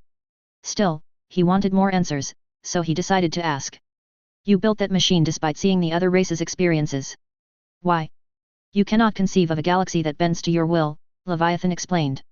Every creature, every nation, every planet we discovered became our tools. We were above the concerns of lesser species. The intelligence was simply envisioned as another tool. And it decided to rebel against you," Shepard finished. "Now, we're all paying for the mistake you made in your arrogance." "There was no mistake," Leviathan calmly countered. "It still serves its purpose. How'd you remain hidden all this time? Our extermination was not complete. Some survived and found refuge in the dark corners of the galaxy. I am their progeny. Over the cycles, the Thrall races were controlled, removing evidence of our existence as we directed them to. In this way, our survival was kept secret from the Reapers. Today, we reach out through the fragments, and watch for discovery." "Fragments? You mean the artifacts that we found? They provide a window into the galaxy. Tools for exploring the events of this cycle from the safety of this world. Through them, we watch, we study, and remain in the shadows." "I see," Shepard mused. After a moment, he asked, "How did the intelligence defeat you?" "To find a solution, it required information," Leviathan explained, sounding like an engineer explaining the purpose of a computer. "Physical data drawn from organic life in the cosmos. It created an army that searched the galaxy, gathering this data. There was no warning. There was no reason given when they turned against us. Only slaughter. Only the harvest." "Okay. Tell me about the Reapers." "Each harvest ends with the birth of a Reaper. Perfect in its design. Each formed in the image of Harbinger. Our image. Each Reaper has the power to influence organics. Over countless cycles, this ability was refined, perfected, and gave rise to indoctrination. But what's the point of all these harvests? The intelligence has one purpose, the preservation of all life. That purpose has not yet been fulfilled. It directed the Reapers to create the mass relays to speed the time between cycles for the greatest efficiency. That galaxy itself became an experiment evolution its tool. Will it ever end? Unknown. Until the intelligence finds what it is looking for, the harvests will continue. What do you know about the crucible? We have watched its construction before. It has never been completed. Those who have tried still fell victim to the harvest. Its outcome is unknown. I see, Shepard noted. You've made your point. Will you help stop the cycle? I have searched your mind. You are an anomaly on its own, it is not enough. You, however, have done what many would consider to be impossible. You have breached the barrier between universes, and have found one that is different, yet similar, to our own. The inner sphere, Shepard guessed. Indeed, Leviathan replied, though it now sounded quite curious. We have never before witnessed such an event. The crossing of races from one universe to another. The inner sphere represents what life would have been like, were it not for the intelligence, a window into another timeline. You sound curious. Why? Until this point, we did not assume that other worlds existed. We merely remained content with the state of the galaxy up to this point. The arrival of the inner sphere changes things. The intelligence has not anticipated such a change of events before. Whether it will prove to be enough is not known. The cycle might continue. No. Shepard adamantly stated. You've been watching. You know this Sulche is different. We will survive. You will become a servant of our needs. The Reapers will harvest the rest. If you release me, no one has to be harvested. Shepard persisted. You know for certain that this cycle is different. You've even said it yourself, no one has breached the barriers between universes before. The inner sphere has more power than the Reapers will ever command. Even if the Reapers do succeed in this cycle, they will not stand against the inner sphere, which will become powerful enough to crush the Reapers. However, it doesn't have to be that way. Together, we can destroy the Reapers without having to sacrifice an entire galaxy, but only if we work together. Even if you survive the battle today, the Reapers won't stop ever. Release me, and I will show you why the inner sphere can help a united galaxy fight back and destroy the Reapers. Set me free, and I will show you why the galaxy, as a whole, has declared to the Reapers, we will not go gently into that good night. We will rage against the dying of the light. You will come no further. Here and now, we will end your evil. Falling silent, Shepard began to hope and pray that Leviathan would change its mind. Apparently, in that rousing speech, he had done so. Turning around, Leviathan said, your confidence is singular. I've earned it, out there fighting, where you need to be. Shepard stated emphatically. It is clear why the Reapers perceive you as a threat. Your victories are more than a product of mere chance. Your discovery of another universe, where your species are the apex of life, is also more than a product of mere chance. We will fight, but not for you or any lesser race. We were the first, the apex race. We will survive. And the Reapers that trespass on this world will understand our power. They will become our slaves. Today, they pay their tribute in blood. A moment later, the hallucination winked out of existence, though Shepard now realized what Leviathan had been doing, communicating with him. Looking up, he found himself staring at two more members of Leviathan's species. Mission complete, he thought, shivering despite the fact that it was warm inside of his armor. Hitting a few switches, he could feel the armor's UMUs quickly boosting him up towards the surface. Up on the surface, there was a veritable firefight going on. Ever since Shepard had gone underwater, Victor and the others had come down to the surface of the planet, with the 4 dropships that came with the Fury 2 having deployed hover combat vehicles and battle armor to the fight. Above, aerospace fighters zipped about, blasting away at hostiles. Victor, who was on the barge Shepard had been on, was firing away with a support medium pulse laser, cutting down any Reaper troops that came too close. Spotting another brute, he swung the weapon in its direction, with the pulsing emerald beam cutting the monstrosity in half. Eat that, you son of a bitch! He shouted. Nearby, other AFFC and TDF soldiers were firing at more Reaper troops. Near the front, Javik and Lyra were coordinating those forces, with Javik doing especially well. Concentrate fire on those marauders! He shouted, firing at one with his manpack particle cannon. Destroy them, and the coordination of the Reaper forces falls apart. Sir! Someone shouted to Victor. I've got a battle armor signature coming up from underwater. It's Shepard. Victor shouted. Team Rhino, get your ass over there now. With that, 4 soldiers wearing Mountain Lion battle armor jumped over to where the signal was coming from. Just as they did, Shepard breached the surface of the ocean. Reaching up weakly, he sighed as the others grabbed a hold of him and hoisted him up. We've got him! One shouted. Get a medic. His vital signs have gone erratic. Get him aboard the shuttle. Victor shouted. Everyone, evacuate to the amphibious landing vehicles and get the hell back to the dropships. We are leaving. With that, everyone began a tactical retreat to the hover APCs in question, with a few nearly tripping over debris on the deck to do so. A pair of brutes came towards the, ready to spill blood, when suddenly, one of the brutes attacked its compatriot, causing the two to get involved in a major brawl with each other. Even a few marauders and cannibals were killing other Reaper troops. Javik, spotting this, asked, "What is going on?" "I think Shepard succeeded in recruiting Leviathan," Victor shouted. "Look." Following the finger Victor was pointing, Javik saw, much to his shock, that the orbs were all glowing. In addition, he thought he heard whispering emanating from the orbs as well. A moment later, he boarded the shuttle, while the APCs took off at best speed for the dropships. Up in orbit, it was a similar battle, with the Fury 2 giving her all against a Sovereign-class Reaper that had appeared in the area, with both ships having entered Leo. "Fire all missiles!" Captain Carmichael roared as the barriers on the Fury 2 finally collapsed under the onslaught. "Concentrate fire on the Reaper's main gun." "Sir!" An officer shouted, "I've got an anomalous reading here." Just as he said this, something happened. Captain Carmichael would never forget the sight that happened next. A purple wave of what appeared to be energy shot out from a region of the planet and towards the Reaper. When it impacted, the Reaper seemed to go dead in an instant, with the massive machine quickly plunging towards the planet's surface. "What the hell just happened?" he asked. While this was going on, Shepard was lying unconscious on the floor of the Kodiak 2, having been pulled out of the battle armor, while an AFFC medic furiously performed CPR. "Come on!" he shouted, hammering a fist into Shepard's chest out of frustration. "Breath, damn it! Breath! Not now, Shepard!" Lyra whispered. "Please! Don't die now! Come on, Shepard," Victor pleaded. "Stay with us." Just as he said this, Shepard's eyes shot wide open. He immediately sat upright onto his buttocks so fast that he knocked the AFFC medic onto his back. Coughing loudly, he breathed deeply in and out, while a trail of blood creeped down from his nose and into his mouth. "Shepard!" Victor shouted. "Are you all right?" Yeah, I'm fine," Shepard replied. "Got one hell of a headache, but I'm fine." "I'll see to that," the medic replied, a little nonplussed, but relieved, by what had happened. After a few seconds of scanning, he said, "I'll be damned. Other than a nosebleed and a mild case of hypothermia, you're doing fine. Please don't scare me like that again." "I'll try not to," Shepard agreed. "We're lucky to have you back," Cortez nodded.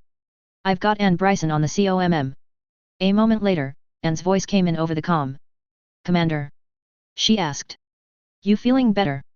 Shepard asked. "Yes, thank you. I'm doing fine." "What happened?" "We found it, Ann. We found Leviathan." "Was it worth it?" she asked. "I don't know, but we proved that it can't hide anymore, that it's a part of this war, just like us," Shepard nodded. "Well, I look forward to hearing about it. My father's ecstatic on what just happened, enthused to know that the truth was out there all this time. Hackett's also asked us to join his scientific team. We all have our part to play. I should get to it. Take care, Ann. And thanks, for all of your help." Shepard out. "So," Victor asked, "what now?" "Now, we report into Hackett, and find out what else we need to do." Authors Q&A. Sully Mike 23, me too. The Taurians probably have the right mindset when it comes to engaging Reapers. As long as no civilians are nearby, nuke them into oblivion. They consider nuclear weapons to be standard munitions for dealing with warships and major concentrations of enemy ground forces. Just a crazy man, thank you. EDBOY4926, alright. I've also worked out a new title for the redux of my Halo, Mech Warrior / BattleTech crossover. I won't spoil it, but will say that it is memorable. Guest, thank you. Axel, it does, actually. 1G is around 9.84 meters per second. Multiply that by 50, and you get roughly 450 meters per second. Since a warship is accelerating at that speed per second, its velocity will dramatically increase. At that velocity increase, a warship will quickly become nothing short of a blur. Random reader, all of those are excellent points, and probably why I might do some tweaking of the previous chapters. Chapter 56, Meeting the Quarians. Hello again, everyone, and welcome back to my Mech Warrior / BattleTech, Mass Effect crossover. Thank you all for your wonderful support and feedback. I deeply appreciate it. Now, given that I'm going to be doing a rewrite of my Mech Warrior / BattleTech, Halo crossover, I'm going to be reaching out to all of you for ideas.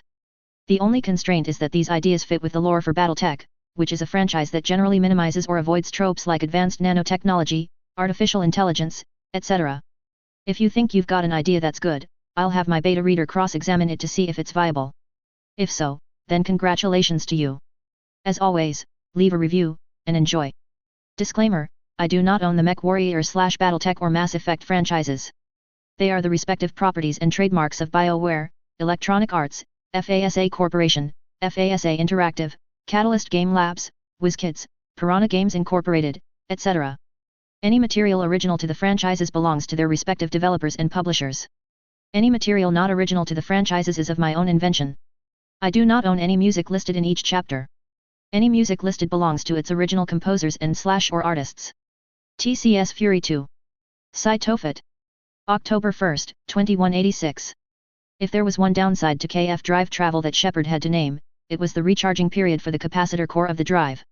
The most visual reminder of this recharging time was the solar sail that he was seeing via a camera feed in the room that Captain Carmichael had provided, with said solar sail now being retracted into the... He could see the Normandy in the feed, but only as a glint of light in the otherwise star-speckled blackness of space. Still, given that it takes a week to scoot around a star cluster, I have no right to complain, he thought to himself. The fact that it's around 3.5 days instead of the usual 7 is thanks to the advancement of technology, and the fact that we can now safely hot charge the drives, is a major improvement over the older technology. Should the inner sphere's tech advance more, it's going to get shorter. In addition, the wait had also given him time to be looked over by the Fury 2's medical officer, a short but tough-looking man known as Vincent. Vincent was a fairly soft-spoken person, but his passion for medicine and trauma care was unmatched by anyone aboard the ship. When he'd come into the medical bay, Shepard had found himself being the subject of a barrage of tests designed to tell Vincent if he was okay and fit for duty, both mentally and physically. While he was fine, Vincent had made a remark about his stress levels. "They're through the roof," he had told Shepard in his Texas-like drawl. "After the next major assignment or so, I recommend a few days of R&R to bring your stress levels down to normal. The human body can handle that level of stress for a few days, but it eventually crashes if it doesn't get proper rest." Even Shepard knew he couldn't argue with that. He was about to get himself another cup of coffee when the intercom chimed. "Commander Shepard to the CIC. Shepard to CIC. Here we go again," he thought as he sighed. "All right. I can wait on that coffee for a bit. Besides, I really don't need it to get fired up for the day." Rolling his neck and shoulders, he proceeded out of his room and towards the CIC. It was there that he found Captain Carmichael inside of the QEC booth, where he was speaking to an AFFC admiral. Walking inside, Shepard saluted and said, "What is it?" "Admiral Westford wishes to speak with you," Carmichael added. "He's one of the AFFC admirals that's working alongside Admiral Hackett." "Ah," Shepard nodded, remembering the man in question. Admiral Westford was fairly young for an admiral, at around 28 years old. Much like Admiral Strauss von Osman, Westford was a natural at naval combat, with his trial of fire being the Battle of Toland, where he'd defeated a numerically superior Clan Jade Falcon fleet using a clever bit of orbital mechanics and a pirate jump point. He was dark all over, with even his eyes being a dark brown color. Turning towards the admiral in question, he said, "Anything I can do for you, sir?" "First, status reports, then I'll speak to you," Westford replied, the professionalism clear in his voice. "Captain Carmichael, status report." "We're doing fine, sir," Carmichael nodded. "We got our armor slightly singed, but it's nothing we couldn't repair outside of a major zero-G shipyard. The kinetic barriers held up well. We took a few casualties during the delaying action, and I've personally written my condolences to those that lost their loved ones in the battle." His tone of voice grew somber and solemn at the last sentence. "I understand," Westford nodded. "It's not easy losing people. I have trouble with it at times myself." Turning to Shepard, he said, "What about you, Shepard?" "Good to go, sir," Shepard replied. "Excellent, because there's been a development." Clearing his throat, Westford continued. "We had a few Fox-class warships perform scouting maneuvers to see which systems we could use in our fight against the Reapers, and which ones were actively under Reaper control. During this scouting operation, they intercepted an FTL transmission from the far rim, close to the Ma'at system." "What was it?" "Our SIGINT experts figured that out in short order." "You remember the Quarians?" Shepard nodded. "Yeah. One of them was a member of my crew, and I visited the migrant fleet when I cleared her name of false charges." "Why do you ask?" "We have reason to believe that the migrant fleet is heading for their home world of Rannoch. The FCS Vulpine, one of our stealth warships, performed a relay jump to that system and discovered a major Geth presence in the system. Given the transmissions that they listened in on, we believe that the Quarians are engaging in all-out war against the Geth." That made Shepard frown. "Those damn bastards didn't listen to me," he snarled internally. "When will they learn that taking on the Geth as they are is a suicide run? I guess it's up to me to save their sorry fucking asses once again." Keeping his thoughts to himself, he asked, "When do they attack?" They already are, Westford replied. However, it's going badly for them and they've performed a tactical retreat. They've also arranged for an envoy ship for the Normandy. Here are your orders. You are to head to the envoy ship and speak with the Quarian Admiralty Board in order to find out their intentions and why they've started an unnecessary war. Do what is necessary to get them onto our side. Once you have neutralized any Reaper presence near Rennock, if there is any, report to Admiral Hackett when possible. Admiral Westford out. With that, the QEC call ended. Sounds like the Quarians are being really stupid, Carmichael noted. That they are, once again, Shepard frowned. Most of them have a pathological hatred for the Geth, since they think the Geth rebelled against them 300 years ago. In actuality, the Quarians began the conflict by attempting to murder all the Geth, while the latter simply defended themselves. They didn't even pursue the Quarians when the war was over. In other words, we're going to be dealing with bigoted assholes that think they're in the right, Carmichael sighed. Just like what happened during the Age of War, with the Capellans trying to invade. Still, it's our job to rescue them, but let's make sure they get chewed out. I'll make sure the major aboard your ship gets the info needed. It turned out, the envoy fleet was in the Dolan system, the main mass relay system for the Far Rim cluster. It also meant that the migrant fleet, in Rennock, was very close to the inter-universal wormhole that the Federated Commonwealth controlled. This made dealing with the problem at Rennock a priority, both for saving the migrant fleet, and to keep the location of the wormhole a secret from the Reapers. On board the Normandy once more, Shepard was in the war room when Joker said, "Commander, I have eyes on the Quarian envoy ship. We're docking now." A moment later, a shudder ran through the ship's structure, indicating they had docked. "Inform them to head to the war room immediately," Shepard replied. Turning to Victor, he said, "You ready?" "Yes," Victor replied. "Plus, I want an explanation as to why the hell they decided to start a war when the Reapers are breathing down our necks. This act of theirs is the height of hubris and stupidity." Agreed. With that, the two began to wait for the Quarians to arrive. It didn't take long, as a minute later, they filed in.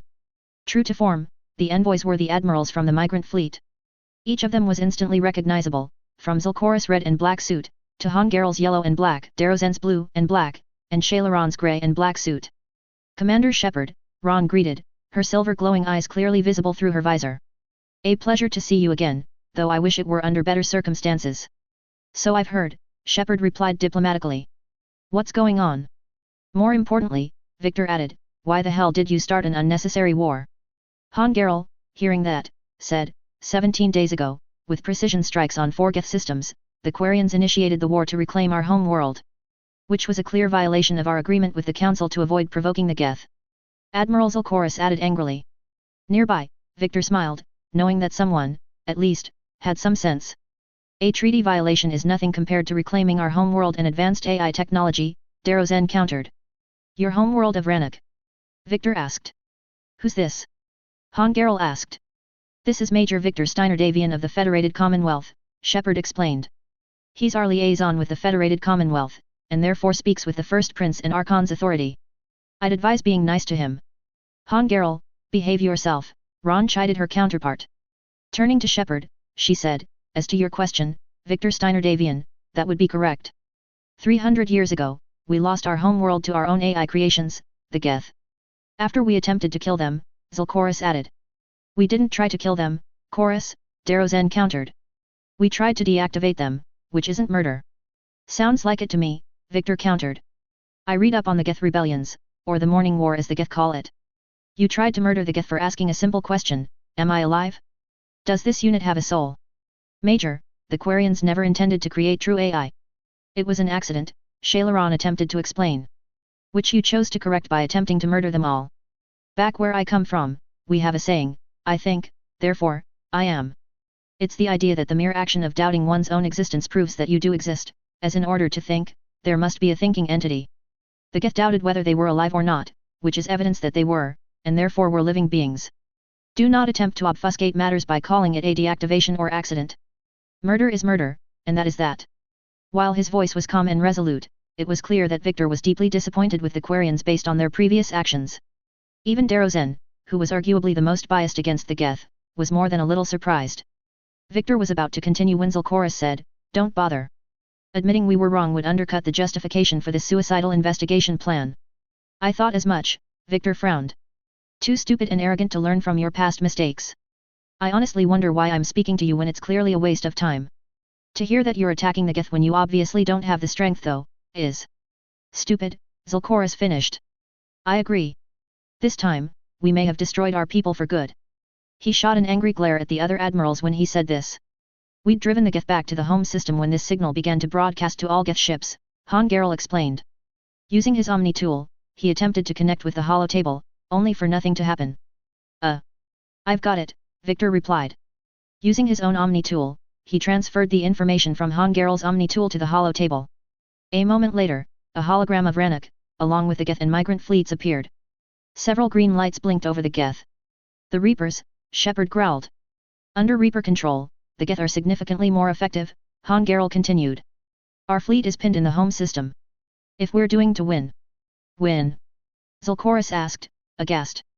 You insisted on involving the civilian ships, Admiral Garel, an action I deeply protested. We need to retreat, or we'll lose the live ships. You involved civilians in this battle. Victor nearly shouted at Han Garel. You fucking idiot. If you did this back where I come from, you'd be lined up against a wall and shot by a firing squad for endangering innocent lives needlessly. Still, we can't focus on that right now. Right now, we have to focus on getting the civilians out of there, and finding the source of the signal. Where is it coming from? Han Garel, more than a little inflamed by Victor's outburst, took a deep breath and said, Here, a Geth dreadnought. It can outgun anything we've got, and it's heavily defended. A moment later, the ship became visible in the hologram. To Victor, it looked like a massive tadpole or prawn. The Normandy's got a stealth drive, as well as a null signature system, Shepard mused. I could board, then disable the Reaper command signal. Yes, Darrozen agreed. Cutting off the signal should throw the Geth into disarray. And while they're confused, you get to a mass relay and retreat. Good, Zalcoris nodded emphatically. Our civilian ships have seen too much fighting already, and they should never have seen any fighting at all. Are you certain you can disable the signal? We'll get everyone out safely, Admiral, Shepard answered confidently. Shailaran, at that moment, started slightly as she remembered something. Our newest Admiral has also volunteered her technical expertise. At that moment, Aquarian wearing a purple and black environmental suit, with a cowl over her helmet, entered the room. Shepard, in an instant, recognized her, even though he heard her speak. Talai Zora Vas Normandy reporting for duty, the Quarian said a moment later. Talai. Shepard beamed. Glad you could make it. You know her, Victor asked. Yes, Shepard nodded. Talai served with me when we were hunting down Saren, and when we defeated the Collectors. I also defended her against the Admiralty Board when she was wrongfully accused of sending back intact Geth to the fleet. Which was a mistake that I deeply regret, Zalcoris added, sounding genuinely contrite. Good, Victor nodded. We could use the technical expertise.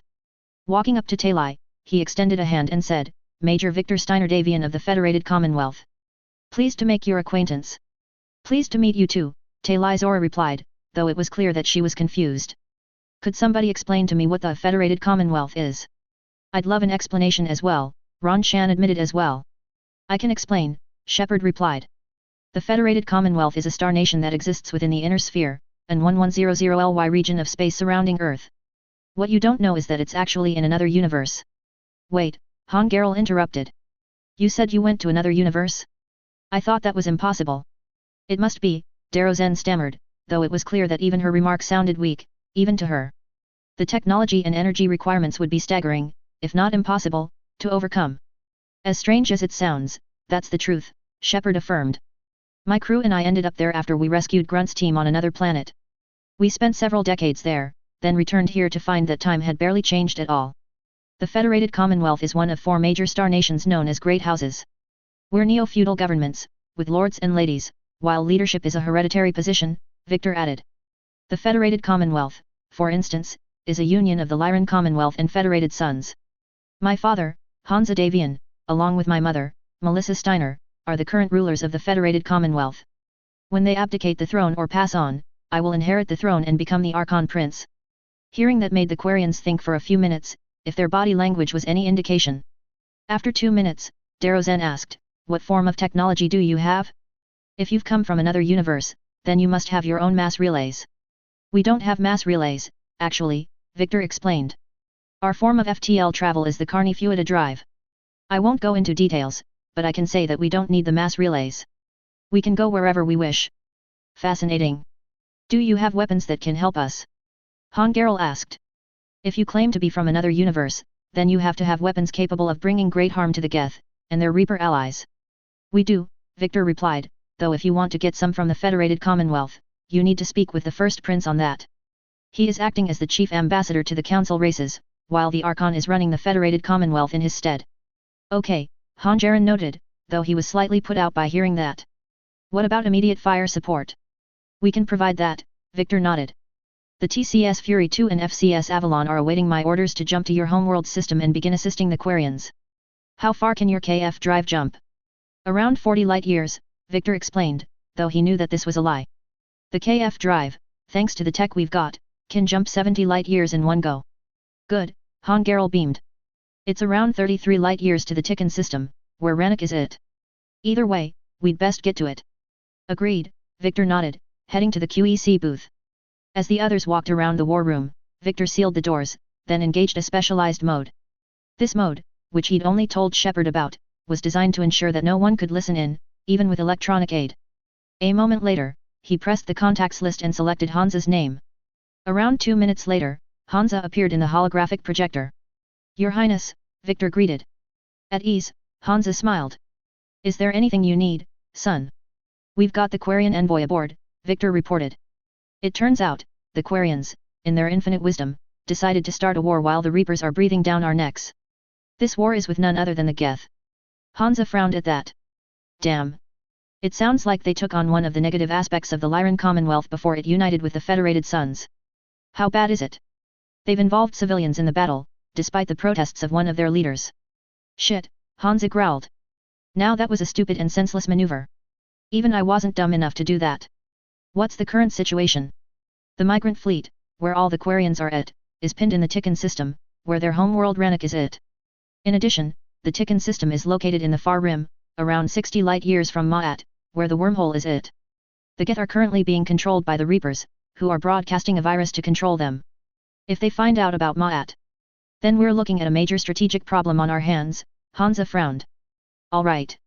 We've got some Fox-class warships that are available, as well as a new Avalon-class warship that rolled out of the shipyards recently. I'll send you the FCS Mongoose, Hare, and the newly constructed Galax to your location. What about the wormhole entrance? Don't worry. We've gotten 2 defense platforms online and running there. If the Reapers try to come towards Ma'at, we've got a nasty surprise waiting for them. You worry about saving the migrant fleet. In addition, when you've got time, inform their military leader that I have some choice words for him, in private. You don't do what he did and expect to win. Understood, Victor nodded. While Victor was speaking with Hansa, Shepard and Talai had exited the room to speak to each other. So, Admiral? Shepard asked. It's just a formality, Talai admitted. I'm an expert on the Geth. That you are, Shepard admitted.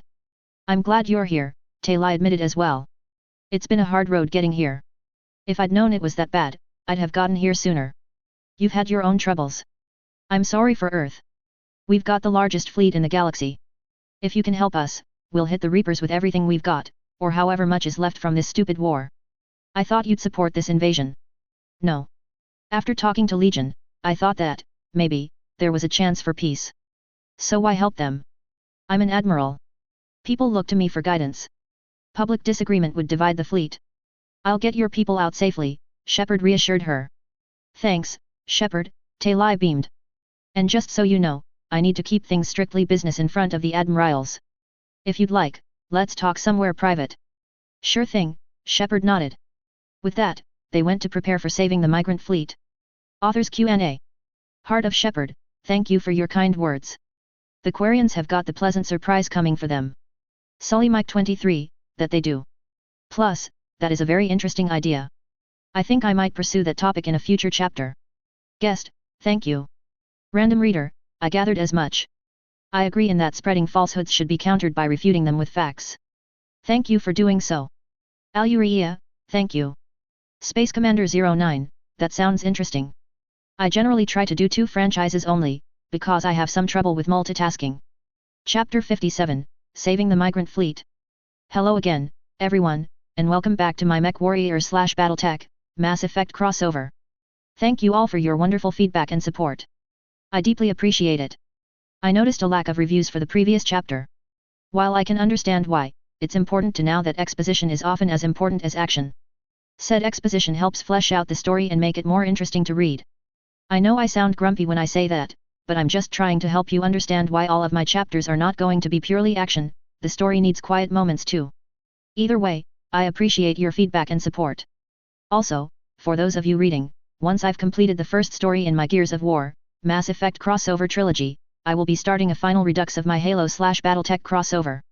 I'm looking for ideas in that regard, and you're more than willing to send in ideas. The only requirement is that, for those ideas, you keep to the spirit of BattleTech for any BattleTech ideas you have.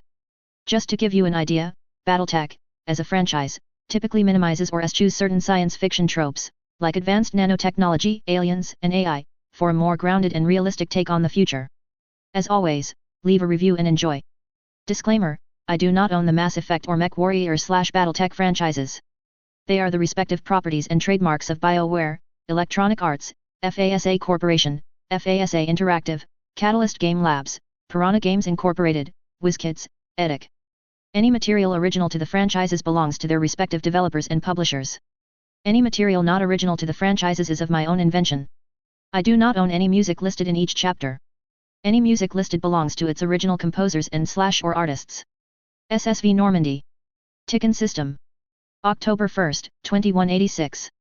Fortunately, thanks to the Ma'at system being nearby, the Normandy was able to dock to a jump ship and make the FTL jump to the Tikkun system. Once they had exited the jump, they quickly began to make their way towards Rannoch, where intense fighting was present. In addition to that, the Fury 2, along with the Mongoose, Hare, and Galax had managed to get there as well. It wasn't much, but it would be enough to draw fire away from some of the Quarian warships. On board the Normandy, stood in the cockpit of the ship, while Joker was busy at his station. "What's our ETA?" he asked. "We're about 5 minutes out from Rannoch," Joker reported. "What have you got from the COMM buoys?" "Pretty much just a big OL shitstorm, Commander," Joker replied. "I have detected several hundred unique ship signatures engaged in active combat," EDI reported. "Yeah, like I said," Joker agreed. "Take us in," Shepard ordered. Keying his COMM, he said, "Captain Carmichael, you get all of that?" "No need to," Carmichael reported. "We're approaching the same location now. It's a giant fucking shitstorm." The Quarians might have been good at strategy, but once the Reapers got involved, their plans went out the fucking metaphorical window. Fortunately, we're going to throw a massive wrench into the Reapers' plans. "So, what's the plan?" "We're going to fire off a flight of missiles that'll get the Geth's attention.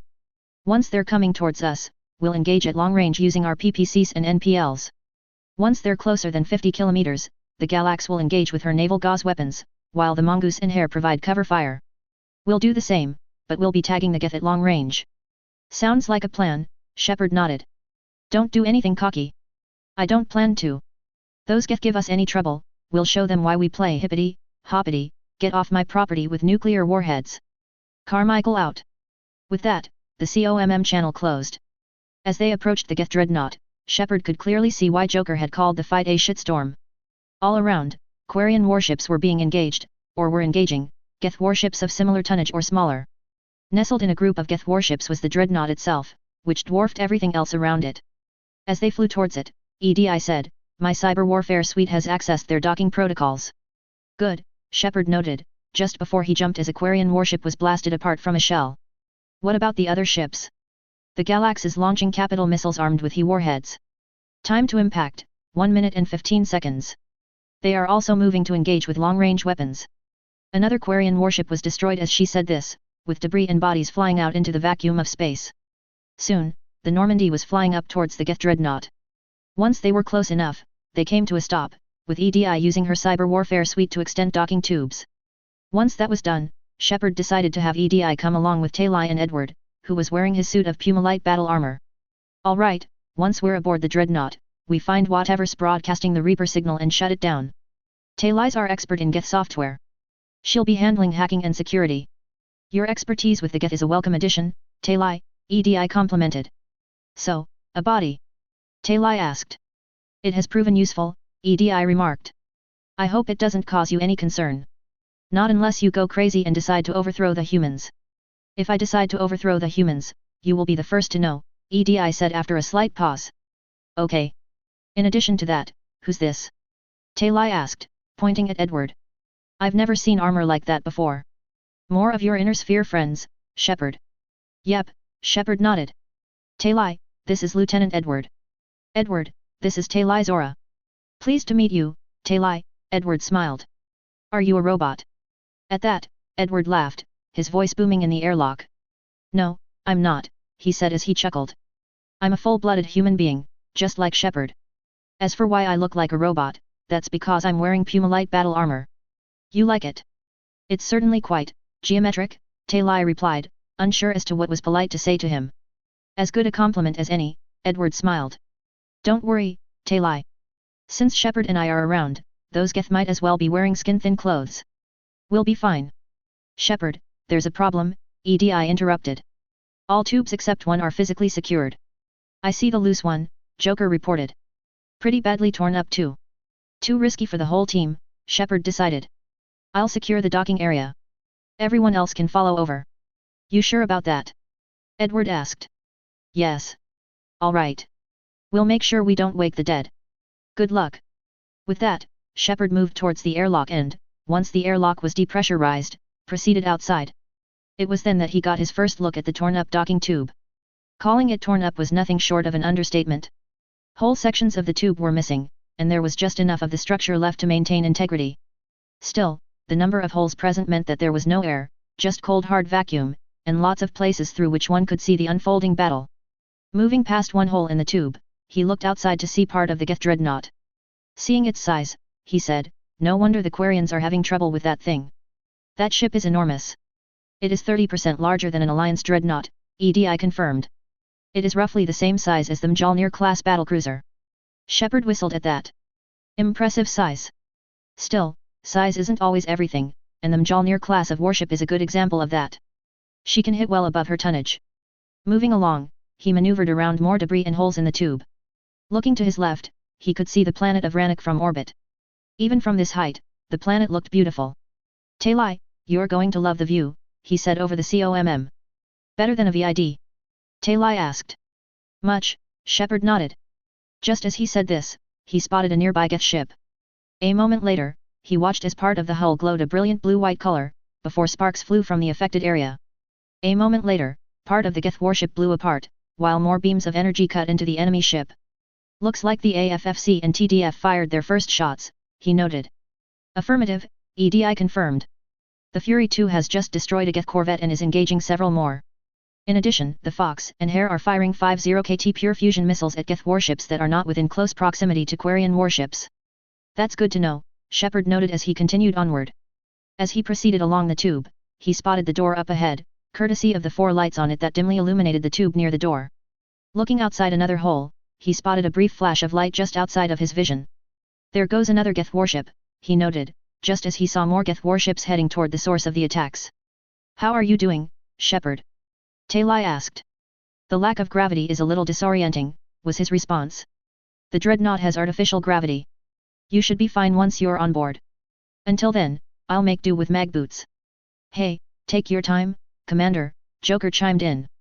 We're fine until they, look out of a window. Geth don't use windows, remember? Structural weakness. Like the Geth are just sitting there, saying those organics would never try the no windows thing twice, Joker snickered nervously. Not the case with Fedcom warships, Edward countered. In that case, the window is also armor. That would surprise the Geth. Maybe. Just as they said this, Shepard reached the end of the tube. He was just in time too. As soon as he reached the window, the tube broke away from the ship, though Shepard was close enough for his mag boots to catch onto the bit that was still attached to the dreadnought. Turning around, he noted the event and said, looks like the rest of the team isn't using the docking tube. So I'm guessing you'd rather not solo the dreadnought, Joker observed. Not if I can help it. Ask Talai to get on the dreadnought schematics. If she can point me at another docking tube, I'll override the controls and let the boarding party on. As he said this, EDI hacked the door, allowing him to proceed inside. Once the door behind him closed, he could hear air being pumped into the chamber. Noting the familiar feel of weight, he said, I'm inside. I've got gravity again. Great, Talai beamed. I'm looking for, got it. There should be a hull breach not far from your position. The nearest undamaged docking tube is on the other side. As he moved forwards, Shepard spotted the hull breach. Up ahead, he could see a large pile of wrecked armor plates and crumpled structural framing. I think I found that hull breach you mentioned. Admiral Gerrel tried a frontal assault. We lost 6 frigates. That tiny hole was the only damage we did. I wouldn't call it tiny. Not the way you'd have done it. No, he was too aggressive. I argued, but as Admiral of the Heavy Fleet, he got the final say. What about the other admirals? Zen backed the invasion, largely as a chance to test out her new toys. Ron gave provisional support. Only Chorus opposed the war with me, and he was right. We could lose the whole fleet, Shepard. Will your people out of here safely, Shepard reassured her. As he navigated through the ship, Edward came over the COMM. I don't like those 3 admirals, he flatly stated over the COMM channel. I wonder if they're social officers. Social officers? Talai asked. People who got their rank by paying people off and using political influence, Edward explained. It happened quite often in the Lyran Commonwealth. I'm not saying that your admirals are bad, but they likely have about the same combat experience as the regimental marching band. That's rude, Talai growled. I know, but it's true, Edward remarked. That's one thing people like about me, my blunt honesty. I don't mince words or try to play nice. I give my opinion and that is that. Still, Han Gerel could learn a thing or two about naval warfare from Admiral Strauss von Osman. What would he have done? Talai asked dubiously. He would have engaged at long range using naval pulse lasers and naval PPCs to tear apart armor and kinetic barriers. After that, he would destroy the main gun, before moving in to tear the ship apart using the naval Gauss rifles and naval autocannons. Plus, Peacemaker and Santa Ana nuclear missiles are a wonderful toy to have when dealing with obnoxious ships like that. You have long-range energy weapons? Talai asked, surprised. Yep, Edward beamed. They're standard issue for warships. As the two talked, Shepard navigated through the ship. Spotting that part of the walkway had fallen, he jumped over the short gap, before proceeding through another pair of doors. Moving through them, he spotted another chamber exactly like the one he'd been in, only undamaged. I found another airlock, he reported. Great, Talai nodded. If you override the controls, we'll be right there. Hearing that, Shepard spotted a level above him, with a ladder leading up. Climbing up it, he quickly got to the controls, before he manually overrode the door. Got it, you're clear to come aboard. A moment later, down below, the airlock door opened, allowing Talai, EDI and Edward to enter. Thank you, Shepard, EDI beamed. I will try to find a more convenient docking point next time. Next time. As he asked this, Talai came up to where he was. Here, let me see if I can get this open, she said as she walked over to another control panel. As she did so, she pulled something out of an armored pouch on her suit and said, in the meantime, take a look at this. Walking over, Shepard noted that it was a pistol, only it had several vents on the side, and the barrel was glowing. The curved, artistic shapes of the weapon were a stark contrast to the angular, geometric corners and lines of his pulse laser pistol. There, Talai smiled as the door nearby opened. We're clear to go. Looks impressive, Shepard noted. What is it? It's Admiral Zen's design, the arc pistol as she calls it, Talai explained. It transmits an energy pulse that disrupts shields and synthetics on contact. That's handy. That is much like using polonium-tipped rounds against organics, EDI observed. Which is illegal. Against the Geth, we need every advantage, Talai countered. Oh, speaking of new guns, I got something for you, Shepard, Edward beamed. That new pistol just reminded me of another one. A moment later, he had EDI remove another weapon from his pack. It too was a pistol, but it was much more geometric and angular than the arc pistol Shepard had just picked up. What's this? He asked. A new weapon fresh from the laboratories at NAIS, Edward replied. Dr. Cranston told me about it in a message he recorded. That, Shepard, is the M20A, the first single-hand capable PPC weapon. One shot from that, and you can blow the head off a Krogan off at 200 meters. It uses standard power packs, but it's recommended that you use military power packs. Is it experimental? Not anymore. Keep in mind, however, it'll be a few months before it enters full production, and it's not going to replace the standard laser pistols, only supplement them. Also, keep in mind that you've only got 10 shots before you have to replace the power pack. Treat it like a Magnum auto pistol in that regard. Good advice. With that, Shepard handed EDI the laser pistol, which she put into Edward's pack. So, where are we headed, Talai? We're looking for an operations center, Talai replied. I can disable the Reaper command signal from there. Where's the closest one? Past their defense network, and through a sensor cluster. Moving through a doorway, they began to move past a series of automated vents, with the walkway having handrails, presumable to keep platforms from tumbling over the edge. Gah, vents, Talai groaned. Always the vents. You did fine at the collector base, Shepard reassured her. I got set on fire. Shepard, EDI noted, looking at the vent before them. Guardian anti-fighter lasers. I believe the Dreadnought is using ultraviolet frequencies instead of the standard infrared frequency. Expensive for them, Shepard noted. Bet it gives them an edge in close-range combat.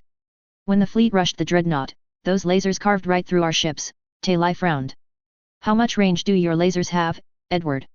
The naval ones. Edward clarified. Oh.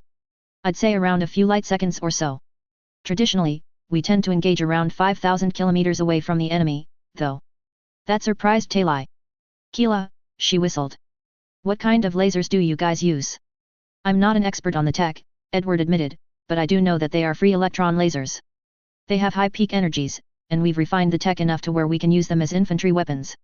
In fact, that's what Shepard's got right now as his rifle, the M61B pulse laser rifle. Really?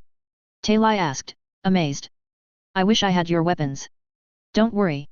When we get back to the Normandy, I'll show you how to use M. Right now, we have a mission to do. With that, they clammed up and began to move out. Spotting a bridge, Shepard activated it. Just then, a pair of Geth that were performing a patrol came around the corner of a walkway and turned towards them. Spotting the team, they were about to fire when Edward beat them to the punch. Firing the automatic grenade launcher he had, he blasted the Geth apart, sending pieces of them flying everywhere. We've got company. He shouted. Move up. Shepard ordered. Moving across the bridge, they crossed to another walkway. More Geth forces incoming. EDI reported as more Geth arrived. I don't hear an alarm. Edward shouted. They're Geth. Talai shouted. They've sent alerts to every unit on this ship. We need to get to the operations center before they box us in. Fuck.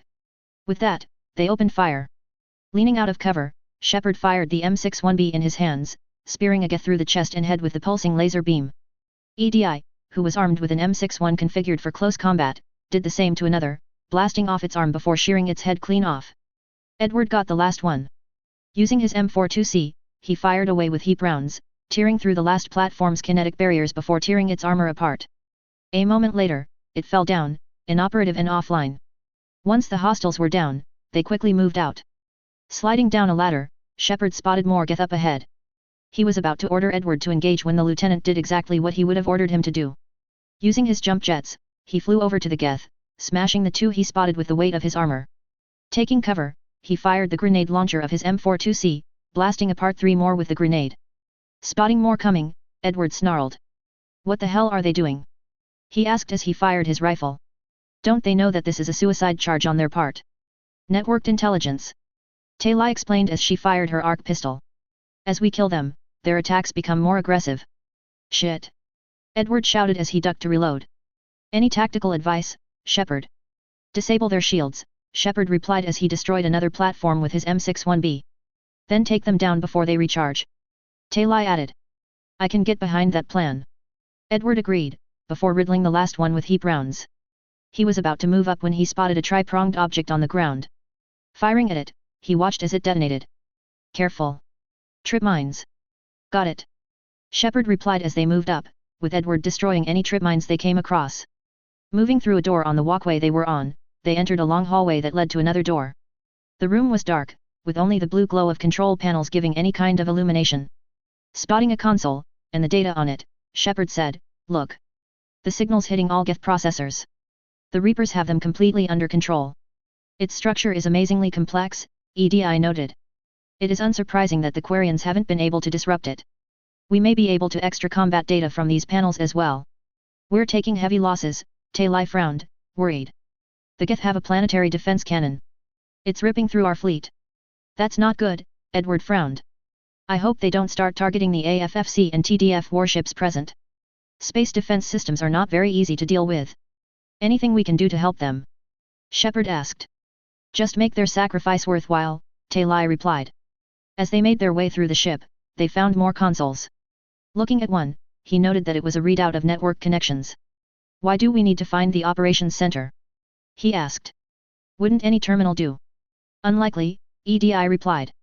Consoles like this one are being used by hundreds of Geth programs simultaneously. They are all networked cooperatively. To disable the Reaper signal from here, you would need to override all of the Geth. Okay. That makes sense. Do you ever wish you were like them, EDI? Talai asked. Networked. No, EDI replied. I enjoy the freedom of decision without requiring a consensus. You don't feel lonely, being the only AI on the Normandy. I have the opportunity to socialize with the crew, and I do so for curiosity or pleasure, not for cognitive necessity like the Geth. That's a pretty good answer, Edward remarked. It is, Talai admitted. As they moved along, they eventually came to a door that was just up ahead. Looks like this might be the command center, Shepard noted. That's right, Talai nodded. It's just up ahead. Good. Let's cut the Reaper signal and get the fleet out of here. A moment later, Talai opened up the door. Just as they did, gunfire rang out, forcing the team to take cover. Edward, who was peering out, started slightly when a few Geth seemed to shimmer before vanishing. Fuck! He shouted. They've got CLPS. Switching to thermal. CPLS. Talai asked as she opened fire. Chameleon light polarization shield. Basically turns you invisible. That's tactical cloaking they're using. Crap, Shepard thought.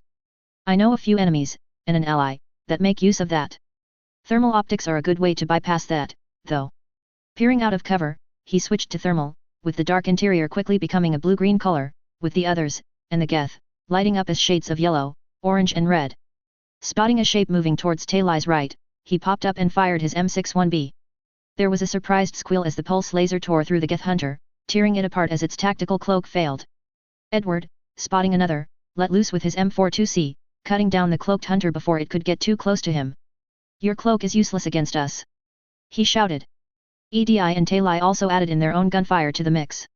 Firing her M61B, EDI cut down another Geth platform, the laser beams tearing through the barriers, before penetrating and scrambling vital components.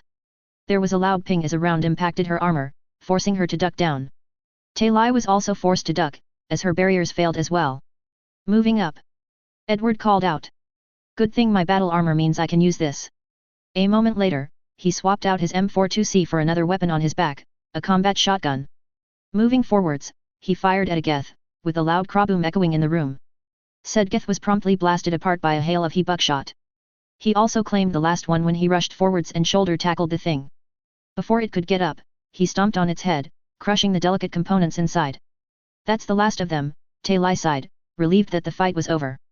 Let's see if that console's operational. EDI, you all right? Shepard asked.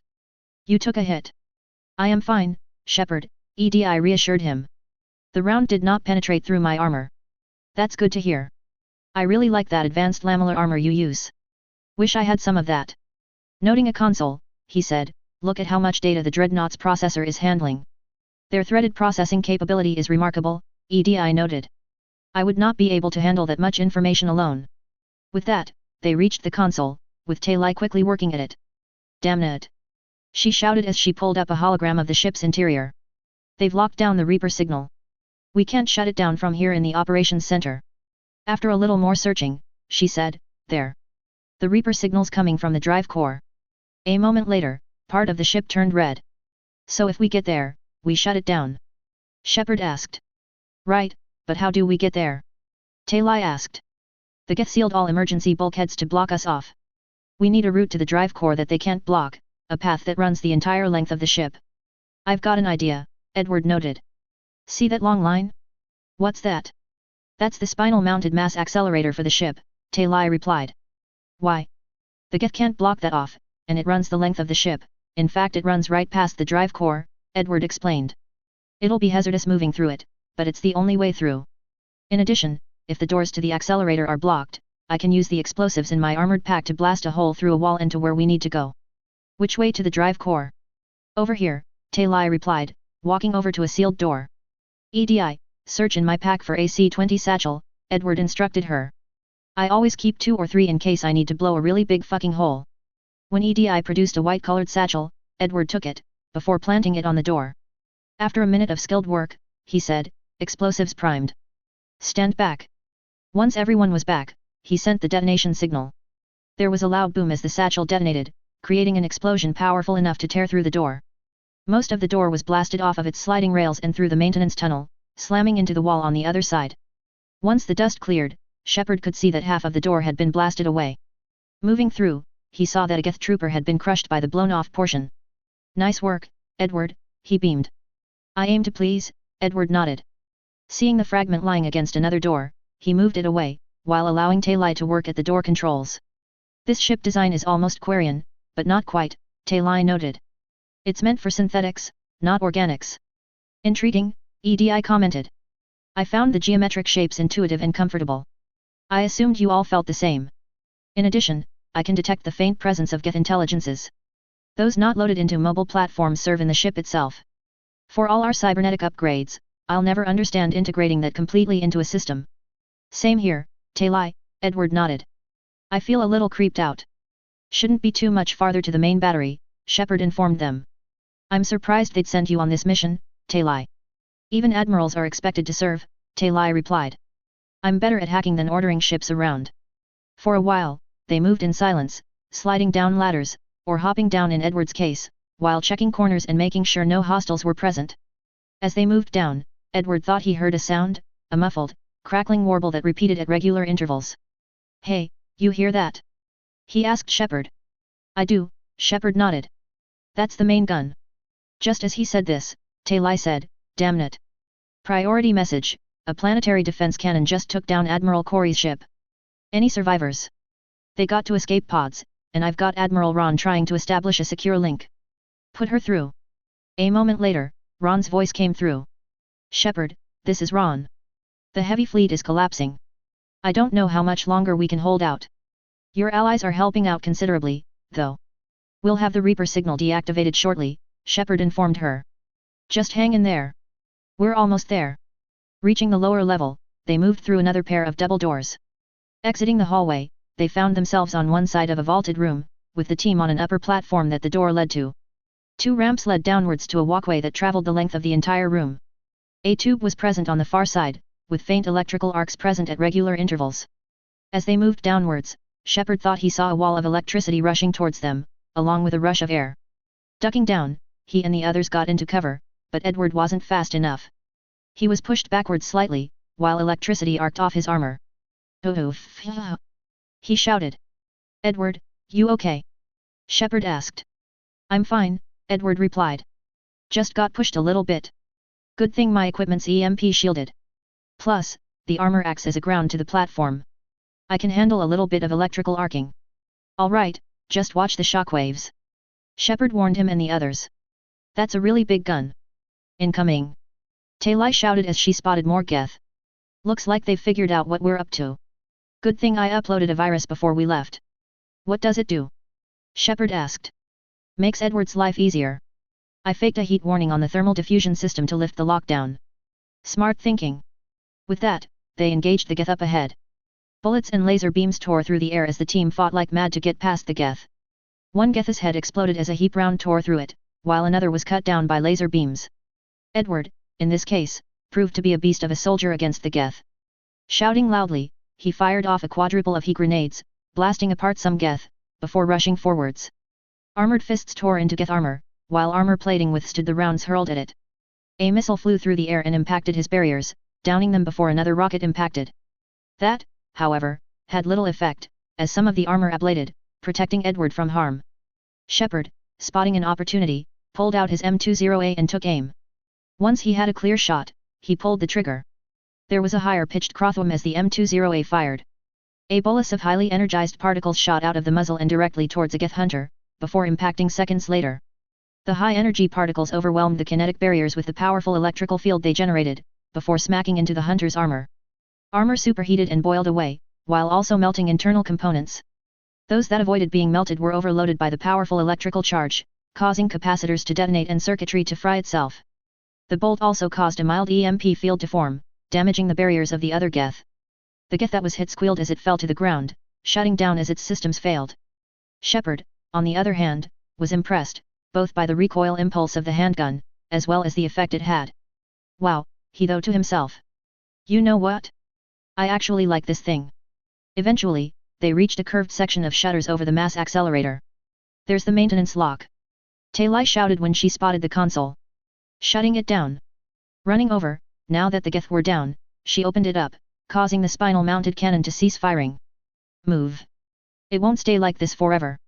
With that, the team ran through the main gun's barrel as quickly as they could. Reaching the other side, they quickly exited, just as the shutters closed behind them. That was too close. Edward remarked, his voice calm, though it was clear that he didn't like being inside of there. I hate tight spaces. Claustrophobic? Shepard asked. No. Tight spaces amplify explosions. Good for you if you can exploit it, not so good if the enemy can do the same to you. Fair point. They continued on like this for some time, though the Geth were steadily ramping up the resistance. Moving through another doorway, they entered an elevator shaft up ahead. Everyone on, Shepard ordered. Edward, blow up any Geth that try to shoot the elevator. On it, Edward replied, taking out his automatic grenade launcher. As they moved up, one of the doors on the level opened, with a pair of Geth walking out. Oh no, you don't! He shouted as he fired the grenade launcher, blasting those Geth apart. Fuck you, tin can assholes! Eventually, they reached the level where the drive core was it. Moving inside, they found themselves in a high-ceiling room. To the left and right were walkways leading to ladders, as well as control panels on upper floors. Directly above, Shepard could see the drive core. Directly ahead of them, however, was a device that was made out of several panels that were arranged to form a sphere. That's definitely Reaper tech, he frowned. But what's inside? A moment later, he hit some buttons on a panel in front of it. The panels retracted, but what was inside had him surprised. Inside was a Geth platform that was connected to the tech via cables and piping, but what had his attention was the hole in its torso, as well as a bit of N7 armor welded to its shoulder. Its voice had his attention, as it said, "Shepard Commander, help us." Legion. Shepard realized. Wait. Edward asked. You know this Geth? Yes, Shepard nodded. I recruited it in my mission to defeat the Collectors, which makes this encounter strange. You pick up the oddest people, Shepard. Tell me about it. I am pleased we have the chance to free you from your confinement, EDI said to Legion. Shepard, wait, Talai butted in. The Geth are being controlled by the Reaper signal. For all we know, Legion is with them. Maybe it sided with the Reapers voluntarily, or it's being hacked. Legion helped us fight the Reapers, Shepard countered. I doubt that it would do this willingly. Your caution is understandable, Legion replied. Once freed, we will submit to any restraints deemed necessary. That is extremely reasonable, Legion, EDI remarked. Greetings, EDI, Legion said to her. We did not expect you to gain license to operate a personal unit. Looking at Edward, it said, we are not familiar with you. That's right, Edward nodded. Lieutenant Edward of the Federated Commonwealth. It's a pleasure to meet you. We wish to learn more about you. You do not sound synthetic in nature. That's because I'm a human in light battle armor. Puzzling. Talai, seeing this, said, I never thought I'd be saying this but, it's good to see you again, Legion. Likewise, Creator Zora, Legion nodded. So, what is this thing? Shepard asked. It uses our networking capability to broadcast the old machine command signal to all Geth simultaneously, Legion explained. Then getting you out of there will shut it down. He was about to get Legion out when the Geth said, wait. You cannot simply remove the restraints. We are secured via hardware blocks nearby that shackle our operating protocols. I am familiar with the concept, EDI added. The AI shackles Cerberus used to keep you under control. Shepard asked. Yes. Used by organics, it is understandable. For Geth to install this into a formerly independent unit is unnecessary. So they, what, chained you up in there? Edward asked. Correct, Edward Lieutenant, Legion nodded. Fuck me running. That's no way to treat someone, even I wouldn't do that to a machine. Any idea where the blocks are at? The hardware blocks are on the far side of the room, Legion explained, using its ocular sensor to indicate where the controls were at. Far side of the room you said? Shepard asked as he moved towards the panels. Yes. Deactivation should be simple. The Geth protected them against viral attack, not physical removal. How'd the Reapers get control of the Geth? They did not. The Creators attacked. The Geth wished to live. The old machines extended an offer. Sounds like a bad idea, Edward frowned. Never side with the enemy in a war. It'll only bite you in the ass later on. So we went to that Geth station and rewrote the heretics for what? Nothing. Shepard asked. No. You successfully rewrote the heretics. The decision to ally with the old machines was difficult. Had the Creators not attacked, it would have been unnecessary. We'll have you out of there soon, Shepard reassured Legion. The Geth allied with the Reapers for self-preservation, EDI deduced. Nothing excuses an alliance with the Reapers, Talai growled angrily. They could have found another way. Such as contacting the Federated Commonwealth, Edward remarked. We caused quite a stir in the media. The Geth are ostracized by all organic races. They had no choice, except to die. Damn it. Talai groaned. I begged then to negotiate rather than attack. I did. Let's just get Legion out of there, Shepard told the others. Heading to the console, he quickly input a series of commands before smirking. Got it. He beamed. Talai's aura to fleet, the signal is about to go offline. This is Admiral Han Garel. We're in your debt. Hardware blocks offline, Legion reported. We are free. Just as it said this, the cables and piping attached to it fell away, while its arms were freed, allowing it to remove the others. As it did so, the platform descended, allowing Legion to bend down and move forwards through a small tunnel. Once it was out of the tunnel, it stood upright. A moment later, the drive core field flickered, before going offline. As a gesture of cooperation, we have disabled the Dreadnought's drive core. All weapons and barriers are offline. Oh, shit! Edward shouted. Geth incoming! I think we pissed them off. A moment later, several Geth fell from the ceiling, along with a large red one. GTH Prime! Talai shouted. Edward, you handle the Prime. Shepard shouted. We'll handle the others. On it! Edward shouted. Firing his pulse laser pistol at the thing, he shouted, come on, asshole! Don't keep me waiting! Hearing this, the Geth Prime turned, before firing at Edward, while several other Geth came to support it. As such, Talai began lending fire support. Edward, using his rifle, blasted apart 2 Geth, while forcing 4 more to take cover. Firing the underbarrel grenade launcher, he got 3 of those 4, before closing into melee range.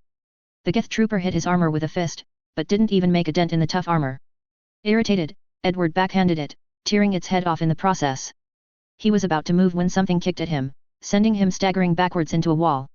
Seeing a fist coming, he ducked down just in time, with the Geth Prime's fist making a prodigious dent in the wall. Leaping forwards, he tackled the machine, smacking aside its head before firing his pulse laser pistol at its right arm, destroying the limb. At that, it grabbed him with the remaining arm, before kicking him in the stomach. The air was knocked out of Edward's lungs, but that only made him even angrier. Rolling to the left, he avoided another fist before sucking in a breath of air and knocking its feet out from under it. Jumping up as it got up, he grabbed it by the waist before leaping in the air, jump jets howling as they fired. A moment later, he flipped the Geth Prime upside down, and came down to the ground. There was a loud crunch as the two impacted. The Geth Prime's head was smashed into the ground, shattering part of it while also damaging internal components. Dissatisfied with the fact that it was still active, he grabbed his pistol and fired 3 pulses into its head, destroying the Prime. Fuck you, asshole! He shouted. Unbeknownst to him, this severely disrupted the Geth's ability to fight, as they had been laying down suppressing fire while sending hunters at the others. Now, with the Prime's coordination ability gone, they became disorganized. Seeing this, Shepard and the others redoubled their assault, shredding and perforating Geth with their arsenal. Before long, all of the Geth were down. Nice job, Shepard said to Edward as he applied Medigel to a few wounds. The Geth were laying down suppressing fire. They would have gotten us if you hadn't destroyed that Prime. Thank you, sir, Edward nodded. He would have continued, except for the fact that the ship shuddered. What the hell? What's going on? Just then, Admiral Ron's voice came in. Admiral Garel, what are you doing? Ron, check your screens, Garel replied. The Dreadnought is helpless. No barriers and the main gun is offline. We can remove their flagship if we strike now. Damn it. This is our chance to safely withdraw the fleet. Let the Galax strike at the Dreadnought. What are you talking about? Talai shouted over the COMM. We're still on board. We can't waste this chance, Garel said dismissively. Heavy fleet, all forward. Take out the Dreadnought. Patrol fleet, hold position, Ron ordered. You do that and the heavy fleet gets wiped out. And if we die, a simple retreat won't save you from the Geth response. Damn you, Garel. Damn it. What are they doing? Talai shouted. Focus on getting the hell out of here. Shepard shouted. Even the Geth have broken off the attack. Move. Shepard Commander, the Creator fleet is firing on this vessel, Legion reported. Without barriers, this ship will be destroyed. We must retreat. Let's get to the escape pods. Geth transmit intelligences via remote signal. We do not use escape pods. Suggestions. Geth fighters are docked in the portside hangar bay.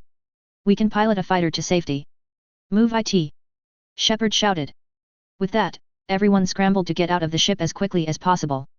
As they ran, new COMM chatter came in. What the? Han Garel shouted. Captain Carmichael, what are you doing? Stopping you from firing on Shepard and the others, Carmichael replied. Helmsman, maneuver us between the Dreadnought and the heavy fleet. Are you mad? No. I'm doing what's right. Your firing on the dreadnought while Shepard and his team is inside constitutes a major violation of military law and tactical consideration. As such, by the power vested in me by the Taurian Concordat, I am taking the actions necessary to prevent you from firing on a friendly that is inside a hostile vessel. If you fire on us, not only will we consider this a diplomatic incident, we will have the justification needed to fire on your ship with nuclear weapons. Cease and desist at once, or we will fire on you. Damn you, Carmichael! Han Garel roared, his chance at revenge temporarily thwarted. When we are done here, you and I will. No, Carmichael replied, his voice cool, but strong with authority. You will have no such discussion with me. If Major Victor Steiner Davian requests a tribunal, I will gladly submit to it. Until then, there will be no such discussion. While the two were arguing, Shepard and the others reached the hangar bay, where Legion was standing at a Geth aerospace fighter. Keying his comms as he clambered aboard, he said, Joker, Victor, we're leaving inside of a Geth ASF. Transmitting rendezvous coordinates. Roger that, Victor replied. IFF codes transmitted. They shouldn't fire on you. Also, when we're done here, I'm going to have a nice long chat with Han Garel. He's overstepped the bounds of his authority. I agree, Shepard nodded. Getting inside, he found EDI, Edward, and Taylor inside of the storage compartment. Does the storage compartment have adequate room, Shepard Commander? Legion asked. We're fine, go. Shepard ordered. A moment later, they undocked from the fighter bay, then they raced out of the ship. We're clear, Shepard informed the others. Heading to the Normandy now. Affirmative, Carmichael nodded. All warships, open fire. Han Garel, not needing any further provocation, had his ships do the same. In that instant, the Geth dreadnought was doomed. PPC bolts, laser beams, mass accelerator rounds, naval autocannons and naval gauze rifles tore into the hull of the Geth dreadnought. While it withstood some of the rounds from the migrant fleet, the armor on the hull was useless against naval weapons designed to tear through ablative armor. Pieces of the ship were ripped off by the powerful weapons. Just then, explosions tore along the hull of the ship. In a split second, the Geth dreadnought was blasted apart by powerful internal explosions. Pieces of the hull shattered, before spinning away into the void of space. In those few seconds, the Geth dreadnought threat was terminated. Authors Q&A. Canadian 8, it will. Be patient. I have a lot on my plate right now. Sully Mike 23, depends on what happens. I'm also looking forwards to the final battle, but I like exploring the events between as well. EDBOY 4926, fair point. I won't make any promises in that regard, though. Chapter 58, Getting Issues Sorted Out. Hello again, everyone, and welcome back to my MechWarrior/BattleTech, Mass Effect crossover. I apologize for not updating my Gears of War/Mass Effect crossover recently. I've been feeling kinda drained, and I really only had the energy for one story this week. I should be back to normal next week, though. Also, some of your reviews from the previous chapter aren't showing up due to an error in the website. As such, I'll be editing this chapter once the problem is corrected. I'll also inform the support part of so that they can correct the problem. Thank you for your patience. Also, any new ideas for the redux of my Halo/MechWarrior crossover are more than welcome. Also, let me know if you want me to delete the older versions, or keep them around so that people can see how my writing skills have developed. As always, leave a review and enjoy. Disclaimer, I do not own the MechWarrior/BattleTech or Mass Effect franchises. They are the respective properties and trademarks of BioWare, Electronic Arts, FASA Corporation, FASA Interactive, WizKids, Catalyst Game Labs, Piranha Games Incorporated, etc. Any material original to the franchises belongs to their respective developers and publishers. Any material not original to the franchises is of my own invention. I do not own any music listed in each chapter. Any music listed belongs to its original composers and/or artists. MechWarrior 4, Vengeance Host, Stutter Shark. SSV Normandy. Reneg. October 1, 2186. If there was one person that was quite disgruntled with Han Garel's aggression and blatant disregard for the rules of war, it was Victor Steiner Davian. While he appeared quite calm and reasonable on the outside, everyone inside of the war room knew that tranquil exterior hid a maelstrom of justifiable anger. As such, no one wanted to find out what would happen if they irritated him enough to where this anger came out in full force. Even Victor knew this, though he wouldn't direct it at the people inside of the war room. My anger is reserved for Admiral Han Garel for his sheer stupidity, misplaced aggression, and incompetence, he thought to himself as he spoke with Admiral Hackett. He has gone too far this time. He has been arrogant, insubordinate, and incompetent, which nearly led him to fire on Shepard while he was inside the Geth dreadnought. This will not stand. Even Hackett, who also had a tranquil expression, couldn't believe what he heard. They fired on the dreadnought while Shepard was on board. He asked, more to confirm what he had heard than out of doubt. Yes, Victor nodded. They were supposed to pull out. Instead Han Garel, in his arrogance and incompetence. I know, Hackett nodded. Admiral Garel's been causing trouble along the Turian border for years. I can understand their desperation, though. We only lost Earth a few weeks back. You haven't lost Earth yet, if the reports are accurate, Victor countered. You still have a sizable resistance on the planet. Agreed. Still, Shepard is an irreplaceable asset that we can't afford to lose, even when this war is over. On a softer note, Hackett added, he's also the best kind of man to have as a friend. I would really hate it if something happened to him. Still, he's the only one that can get us a fleet, and the Quarians have the largest one by far. We'll get it for you, Victor reassured the Admiral. In addition, I need to give Han Garel a dressing down for his stupidity. Victor out. With that, he closed the QEC link, before striding out of the room. Now, I just have to wait for that arrogant snob to arrive. I also requested that Captain Carmichael come along. Time to show the Quarians how I reward incompetence and stupidity. It wasn't long before the Quarian admirals arrived, along with Captain Carmichael, who was dressed in his dress uniform. He had a calm and neutral expression on his face, which was the opposite of Han Garel. While his face wasn't visible, Han Garel's body language indicated that he was deeply angry. Shepard also walked inside, though he was calm like Carmichael was. The other Quarian admirals were angry, but for different reasons entirely. Your unilateral strike endangered us all. Shailaron shouted at Han Garel. I should charge you with treason. I was within my authority as Admiral of the Heavy Fleet. Han Garel argued. And what of Shepard? Of Talai Zora? They escaped unharmed. Shepard, the mission parameters changed. You're military. You understand. I understand that you wasted this chance to get the fleet out safely, Shepard growled, a little angry himself. Spotting Victor Steiner-Davian, Han Garel walked over and said, Major, I need to have a word with you. Captain Carmichael was well within his authority as captain of the Fury II, Victor growled. You went too far by attacking the dreadnought while Shepard was inside of the dreadnought.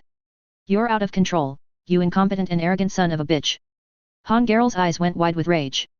You too. He shouted. The dreadnought was a perfect UUFF. Before he could say anything else, Victor finally snapped.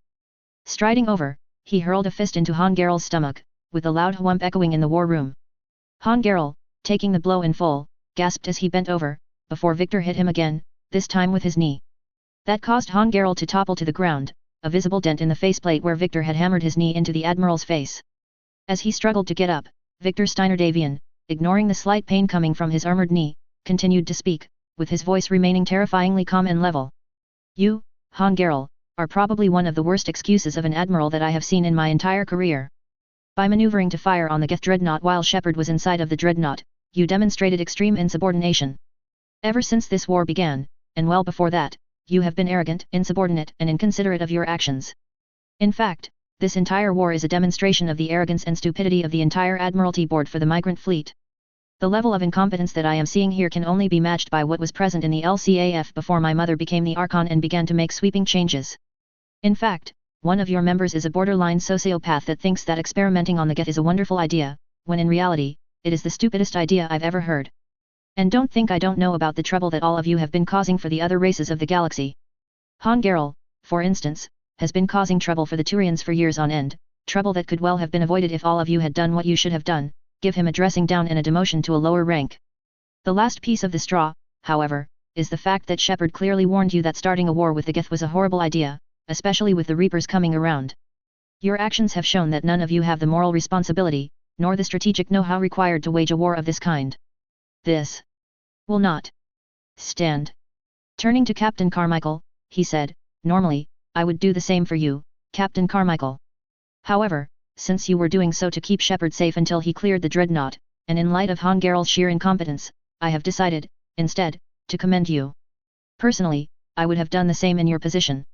Looking at Han Garel, who was still having a little difficulty, he said, Get off this ship, you fucking asshole. Even as the guards hauled Han Garel out of the ship, the other Quarian admirals had gone deathly silent. Shailaron looked quite surprised, and a little terrified, while Darozen looked quite angry, especially at being called a borderline sociopath. Now, Victor growled. Are there any other problems that we have to sort out? You must understand, Ron Shen began. The Geth fleet inflicted heavy. She stopped when Victor fixed her with a stare that, if looks could kill, would have vaporized Ron and part of the ship with the ferocity of a PPC. Seeing this, she wisely decided to back off. Never mind, she replied. Good, Victor nodded. Shepard, who had watched this dressing down quietly, cleared his throat and said, you mentioned something about a planetary defense cannon, Ron? The Geth has one. Had, Shailaron corrected him.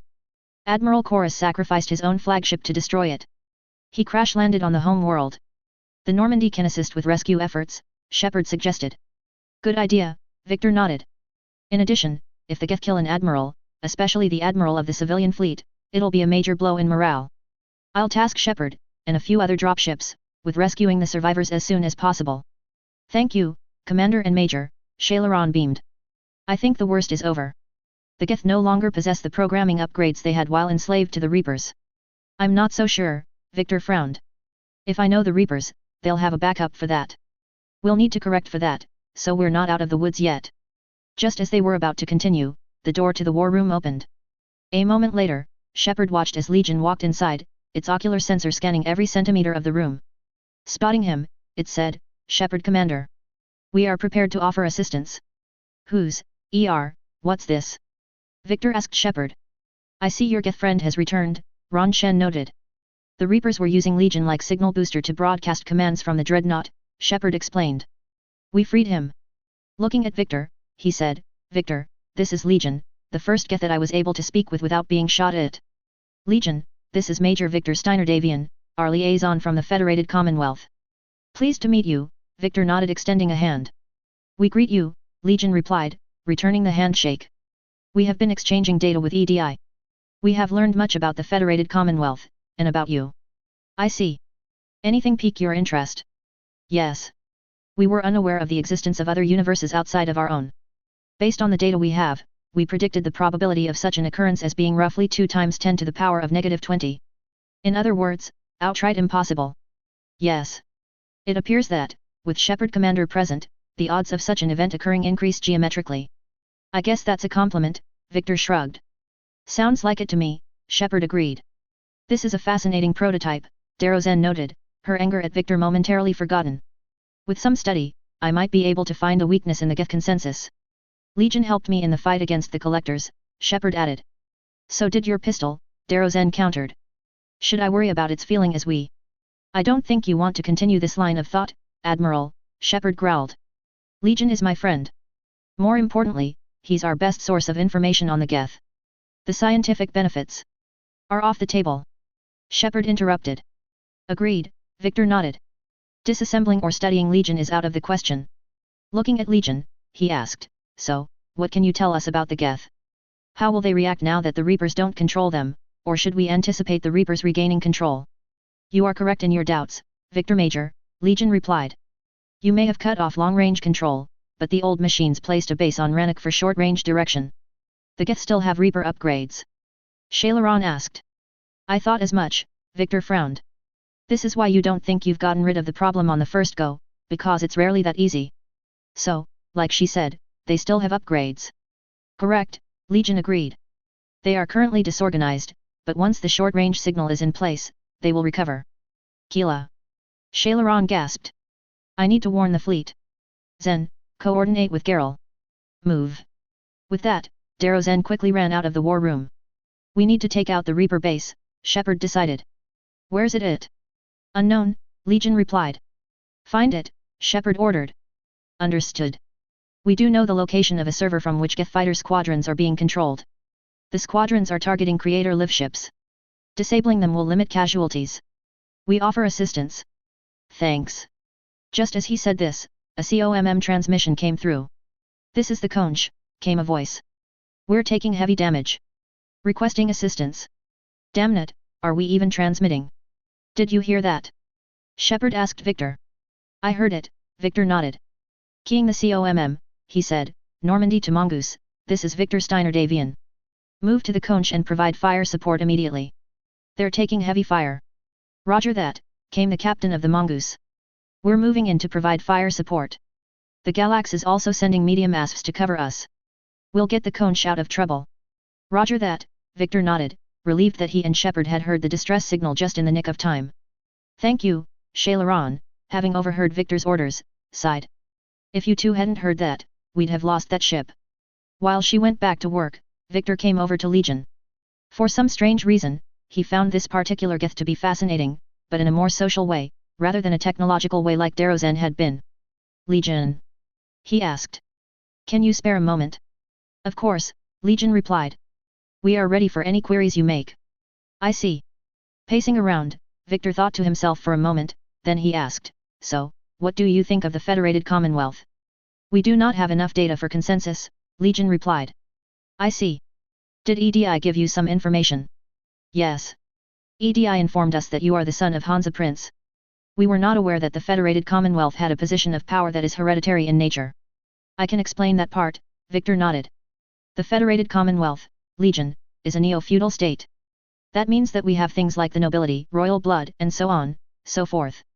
The Federated Commonwealth, as you've likely noticed, used to be two separate great houses, the Federated Sons and the Lyran Commonwealth. Hansa is my father and the current first prince.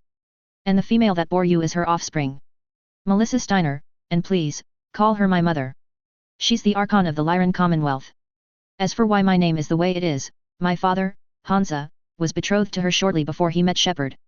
Once they married, they joined House Steiner and House Davian together, hence my last name of Steiner Davian. Does that explain a few things? Yes. We appreciate the exchange of data. Good to know, Victor beamed. Say, are you wirelessly connected to the Normandy's sensor suite? Yes. We are capable of handling multiple tasks without decreasing efficiency. Then I can show you this, Victor nodded. Walking over to the holo table, he moved the hologram of Rannoch and the Geth forces over to one side, then brought up a map of the inner sphere. This, he explained, is the region of space that humanity, in my universe, controls. We call it the inner sphere, and the borders are demarcated by the edges of the great houses. Highlighting each one, he brought up the Federated Commonwealth. This is the Federated Commonwealth.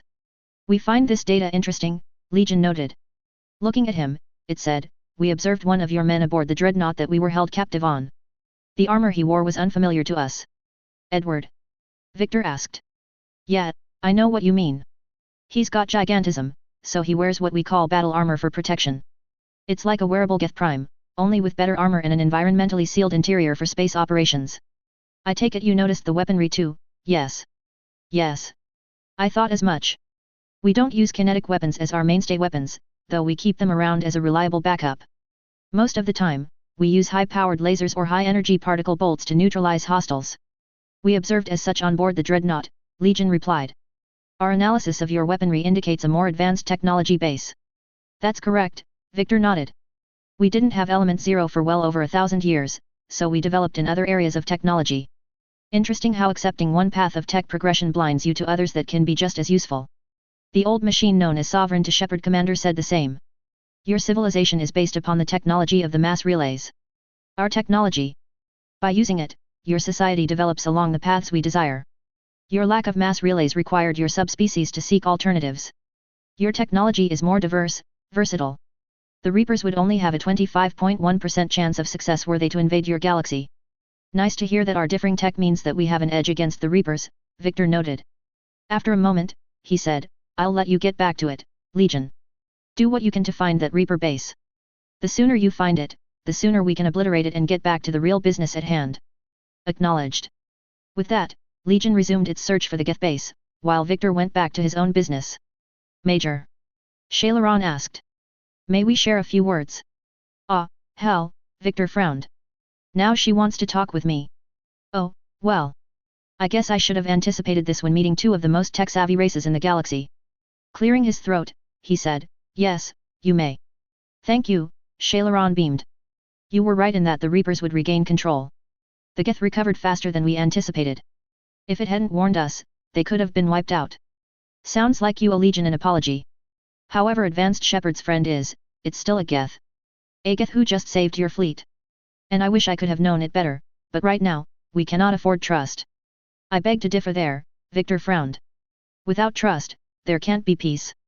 Still, we'll build that bridge when we come to it. Tell me about your patrol fleet. Very well, Shailaron nodded. In peacetime, the patrol fleet managed navigation, internal security and inter-ship conflicts or crimes. Sounds like a policing force. It was. Now, we mostly guard the heavy fleet's flank. It's mostly light frigates or fighters.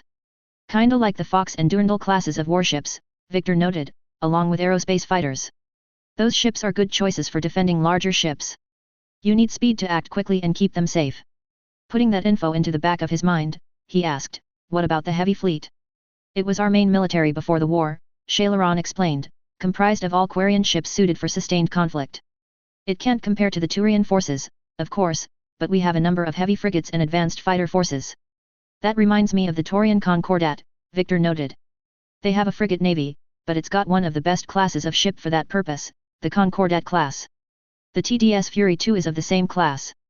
Captain Carmichael was quite skilled with that ship, Shailaron noted. The Geth had trouble getting fighters through, which brings us to another question. Why didn't you tell us that the Federated Commonwealth had advanced energy-based weapons? You didn't ask, Victor replied.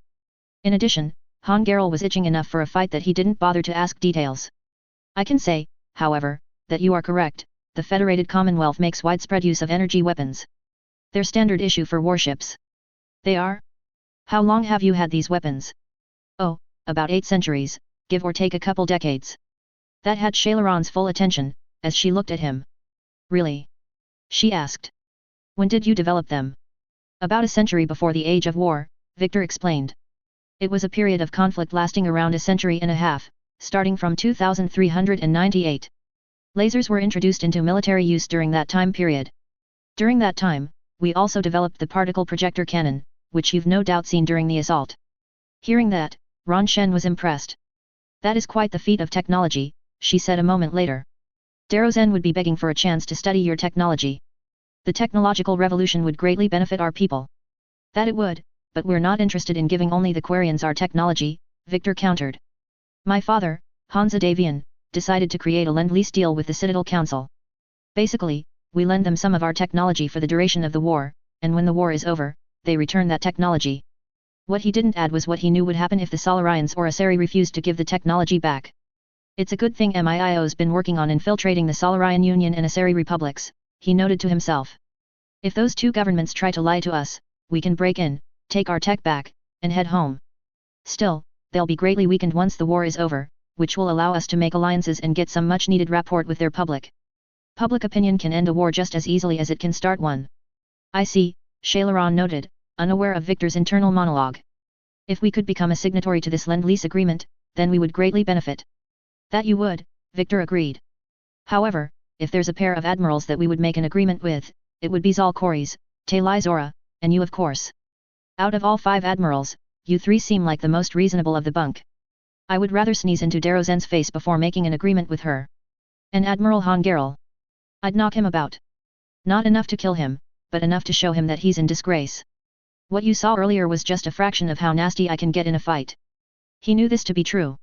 If he really wanted to kill Han Garel, he would have stabbed him in the chest with the knife concealed in his armored uniform. Always handy to keep a weapon close at hand. You might need it. Changing the topic, he said, I heard that you had the largest fleet in the galaxy. Correct. The Turians have more dreadnoughts, Shailaron admitted. Their overall military force is larger than our heavy fleet by far. But before the war, we jury-rigged every Quarian ship in the flotilla for battle. Even our live ships have cannons. Those are your civilian ships. Yes. That was a poor decision on your part, Admiral. I don't have any problems with arming civilian ships for self-defense, but I do have a problem with throwing them into the field of battle without months of training and dedicated warships. It's a war crime to do that without their written and verbal consent. The Capellan Confederation, before we destroyed it, was quite fond of such tactics. Shailaron nodded at that, though she added, while the live ships have firepower comparable to that of a dreadnought, their primary purpose is food cultivation. Something tells me that the Council won't buy that technicality, and neither will my father. If need be, I'll apologize once this war is over, Shailaron decided. Also, we do not put our civilians in danger casually. We keep them away from the front lines, but we do what we must to win. Ahoy, Victor frowned dubiously. I've heard that excuse more than once, Admiral. Still, what fleet does Admiral Koris command? The civilian fleet, and hopefully he's survived. In peacetime, they make up the bulk of our ships. Now, our strength would give even the Turians pause. Still, I hope Koris is alive. Don't worry, Victor noted. I've only met him once, but I get the feeling that he's a stubborn bastard, if his protests about your stupid war are any indication. It sounds like he, and Talai, were the only ones that verbally protested. After a moment, he asked, what about Admiral Zen? What fleet does she command? Special projects, Shailaran explained. It's not a fleet, per se, just a few research vessels. Her technical breakthroughs have put us into striking distance of our home world. Hi, Victor frowned again. You're not worried about her losing perspective given her unhealthy obsession with the Geth? From where I'm standing, she's an unstable sociopath that would gladly sacrifice Quarians for the sake of technology. If she can save our people, she can do whatever she wants. Though, I do agree in that she isn't exactly stable. Given recent circumstances, I'm closer to where you stand in that regard than most. I see, Victor noted. Good to see that someone agrees with me.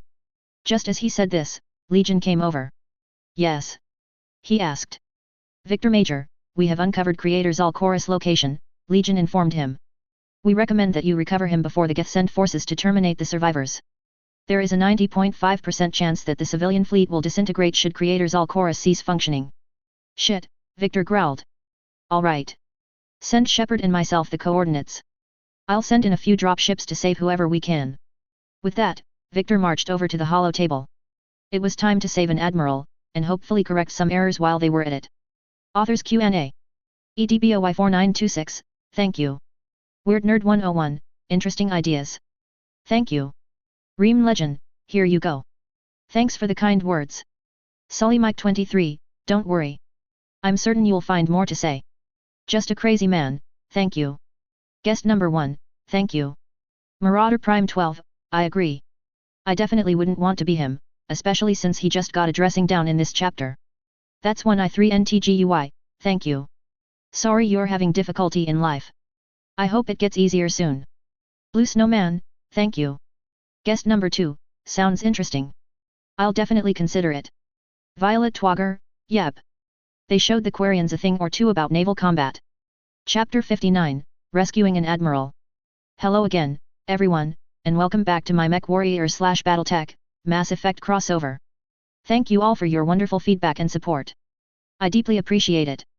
For those of you wondering, I edited the previous chapters so that I could answer any reviews that didn't appear due to the technical issue that happened last time. If you want to see my previous replies to your reviews, you're free to take a look. As always, leave a review, and enjoy. Disclaimer, I do not own the MechWarrior/BattleTech or Mass Effect franchises.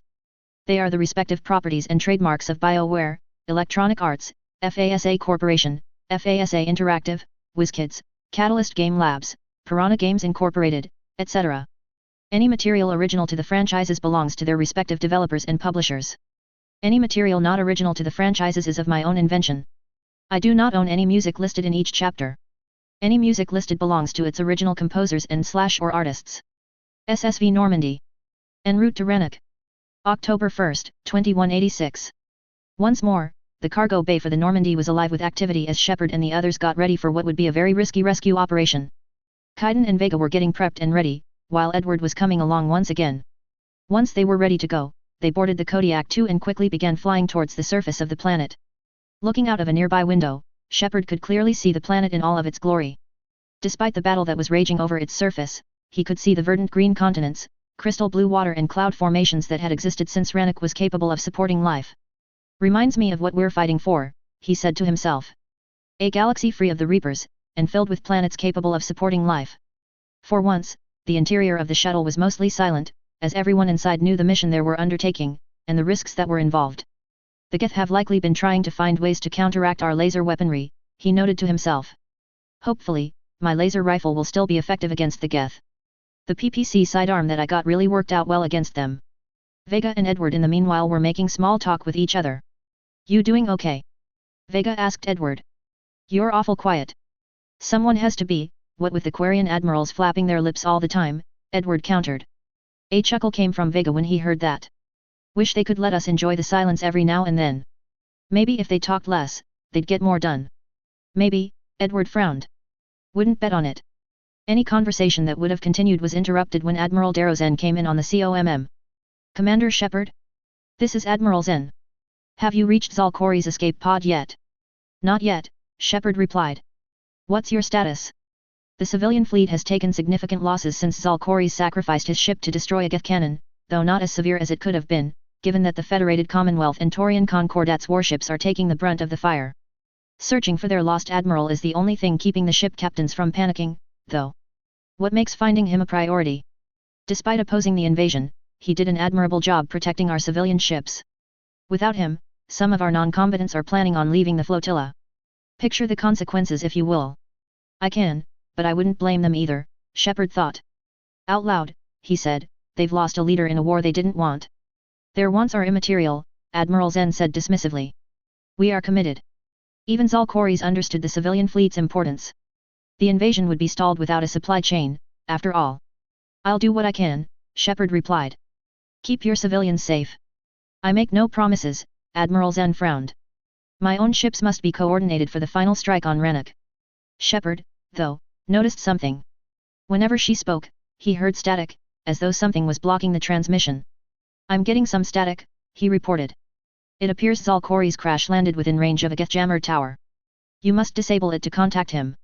Make sure to. A moment later, her words were drowned out by static. Zen? Shepard asked. Admiral Zen. Shit, Edward growled. Looks like we're on our own for the duration. Hope the Admiral stayed by his escape pods, Vega frowned, or at least left a note. We'll see in a minute, Shepard decided. Turning towards Cortez, he said, take us into the tower. As they flew in closer, the sensor suite on the control panel Cortez was using immediately began to emit a loud and insistent beeping. Enemy AA emplacements detected, the DIC reported. Evade, evade. Just as it said this, the shuttle began to shudder, though Cortez managed to avoid the worst of it. We're taking fire, he reported, even as he maneuvered around airburst detonations. They've installed the AA emplacements beside the jamming tower. We'll disable those on foot, Shepard decided. I know this thing has long-range weapons and advanced armor, but I'd rather not take my chances. Once the guns are out, you take out the tower. Right, Commander.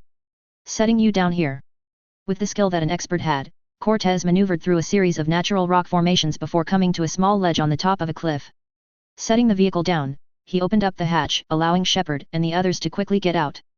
As the shuttle left, Shepard took a look around. From what he could tell, they had landed at the edge of a desert or savanna region of the planet, with this area bordering a nearby ocean or sea. Shrubbery was present in several areas, and he could see trees that looked like ones that he'd seen back at Terra in what was once the southwestern United States. The sky was dark, with nighttime having replaced what was once a bright day, with stars twinkling overhead. Moving along, he guided the team past a stone arch, and along a cliffside path that, according to his HUD, would take them closer to the jamming tower. Jamming towers, AA guns, rockets. Geth must have been building up an army for a while, Vega noted. They've had 3 centuries alone down here, Shepard agreed. Then I guess we're lucky they're not all wearing nukes for backpacks. Tell me about it, Kaiden agreed.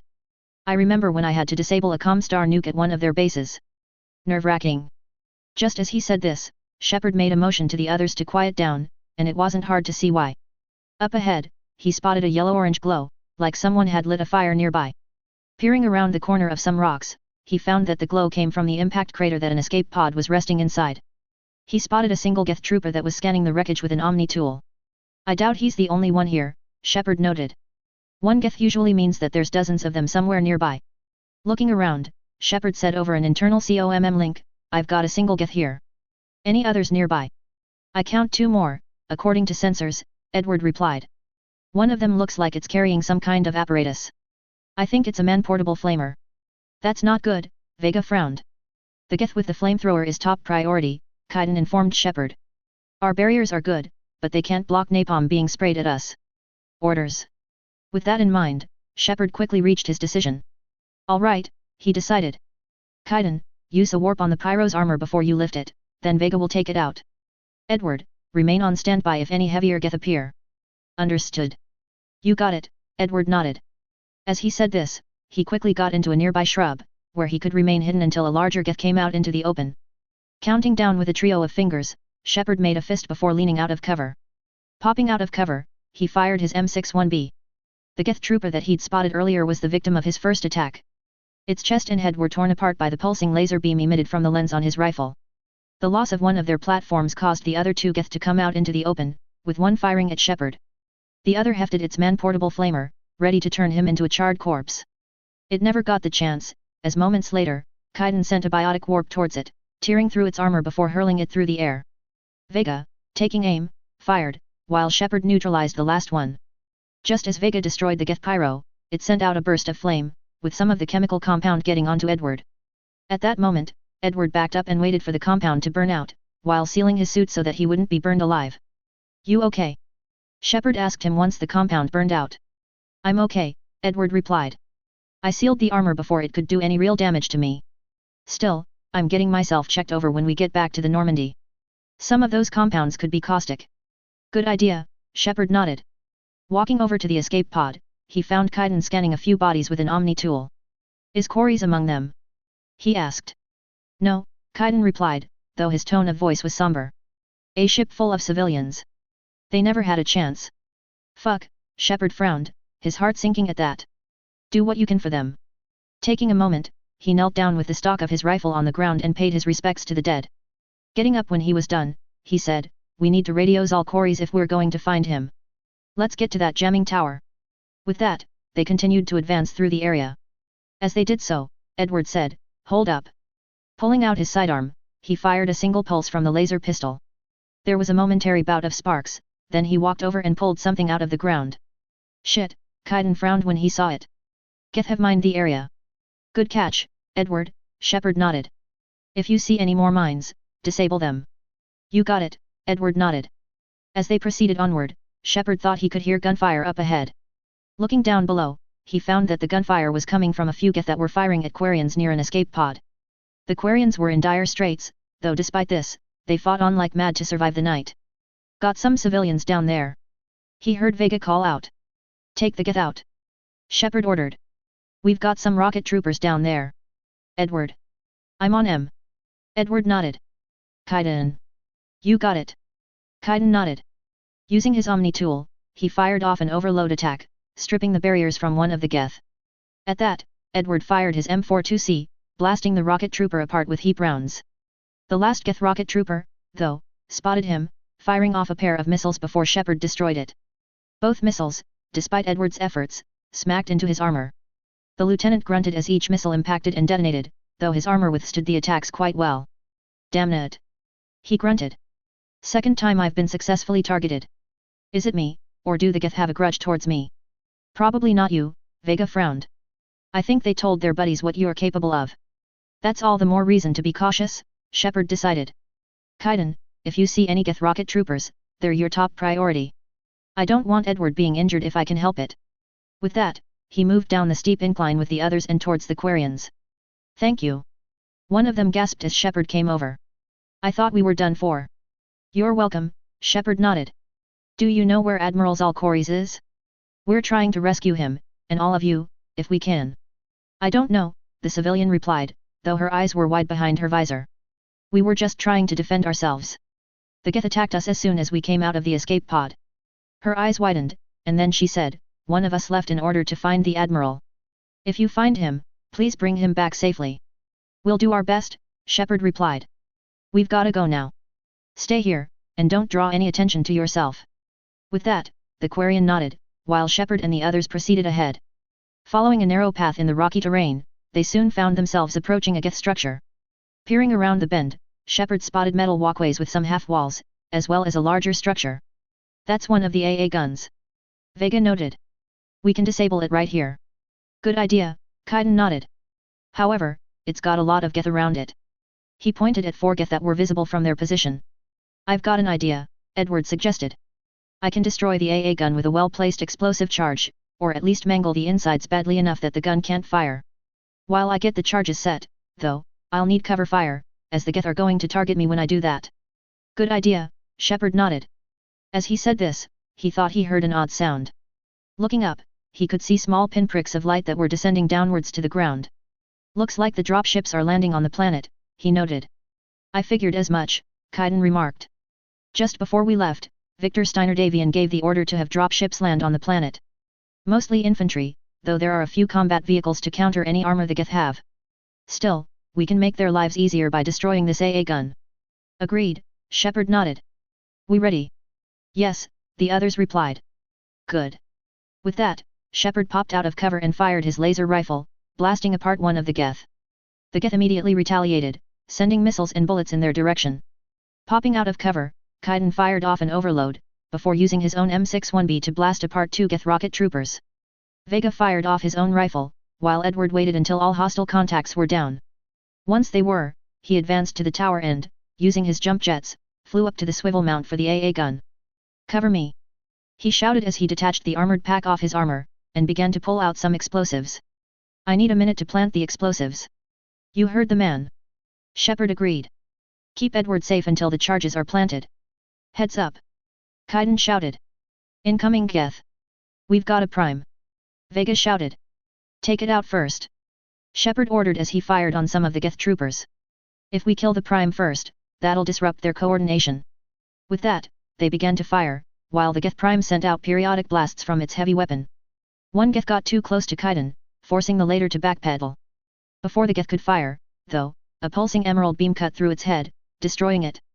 Ducking into cover, Kaiden looked towards the AA tower, where he saw Edward holster his pulse laser pistol before going back to work. "Thanks," he shouted. Shepard, however, was focusing on the Geth prime. Ducking into cover to avoid another concussive blast, he pulled out the M20A that he'd been given on the dreadnought. Taking aim, he fired off a shot, with the high-energy particle bolus smacking into the prime's shields. That disrupted its barriers, allowing him to get a clean shot with his rifle. "And stay dead, you persistent bastard," he snarled internally. It went on like this for 30 more seconds, with Shepard and the others neutralizing the Geth as they came. Just as he destroyed yet another rocket trooper, Shepard heard Edward shout, "Explosives in place. Get clear." Hearing that, Shepard and the others moved to the other side, where the Geth had been, while Edward flew down to them. Once far enough, he detonated the explosives. There was a loud WOMP boom as the pair of C-20 blocks that Edward planted detonated. The two servomotors that had elevated the gun up and down were shredded by the blast wave, causing the turret to slump all the way to the down position. The blast also tore the turret off the mount, leaving it dangling via some cables that snapped shortly thereafter. "AA gun is history," Edward beamed. "Nice work," Shepard nodded. "Now, let's head to the next AA tower." "Yeah." Vega beamed. "Now that's what I call an explosion." With that, they moved on through more of the rocky terrain. As they did so, Shepard heard coughing and gagging, which was intermittently interrupted by a moan of pain. Moving forwards, he found a single Quarian that was leaning against a nearby rock. Blood was seeping from a wound in his waist, though he still clung to life. Spotting this, Shepard looked at Kaiden, who had pulled out a basic medical kit, before talking to the Quarian as Kaiden did what he could. "You?" The Quarian gasped, "You heard my message? Sent out a distress call." "Radios are down," Shepard replied. "You a soldier?" "Maintenance," the Quarian replied. "Dorn has. I clean engine parts." "This place is filled with Geth," Shepard frowned. "You should have stayed hidden." Dorn has winced as Kaiden cleaned the wound. "I thought I could buy the other civilians time," he gasped, "fight some Geth. There were so many. First time I've even held a gun." "Shepard," Kaiden frowned. "I don't think I can help this guy. Too much blood loss." "He's right," Dorn has nodded. "I've lost too much blood. Go, back for the Admiral. Destroy that jamming tower, and you can radio him." "We'll find him," Shepard reassured him. "Please," Dorn has pleaded, "listen. The civilian fleet didn't want this war. If there's even a chance that Admiral Corys can get us out alive." He gasped in agony before continuing. "And my son, tell him. Tell Jonah that his father made it to the home world." A moment later, he gave out a final hacking cough, then he fell still. He's gone," Edward frowned. "Shit," Shepard frowned, though that sorrow was mixed with anger as well. If the admirals had only heeded the voice of the people, they might have avoided this terrible mess. Taking a deep breath, he said, "Still, we can't worry about that now. We just have to get to that tower and destroy it." With that, they continued on, but not before Shepard gently laid Dornhaz's body on the ground and covered the body with some rocks, a process that only took 2 minutes to complete. Moving up, they found themselves approaching the jamming tower. The jamming tower was a large tower that extended upwards into the air for about 50 meters, with 2 arm-like appendages on either side. It was built into the cliffside, with a series of walkways that were anchored into the cliff walls. The tower was also built into another structure, with this structure being a building that jutted out from the cliff wall. 2 more AA guns were present on either side, and the sensor readouts on Shepard's HUD indicated the presence of numerous Geth. As they moved up, Shepard heard a loud, whirring sound, just as Vega shouted, "Turrets!" Ducking into cover, he barely avoided being hit by a round that zipped over his head. Peering ahead, he spotted a trio of Geth troopers, a Geth rocket trooper and a Geth pyro. Edward, however, spotted the problem, and quickly worked on neutralizing it. Using his jump jets, he quickly moved forwards, firing on the turret, while Kaiden neutralized the Geth rocket trooper. Flaring his jump jets again, he quickly shot downwards, landing behind the Geth that was manning the turret.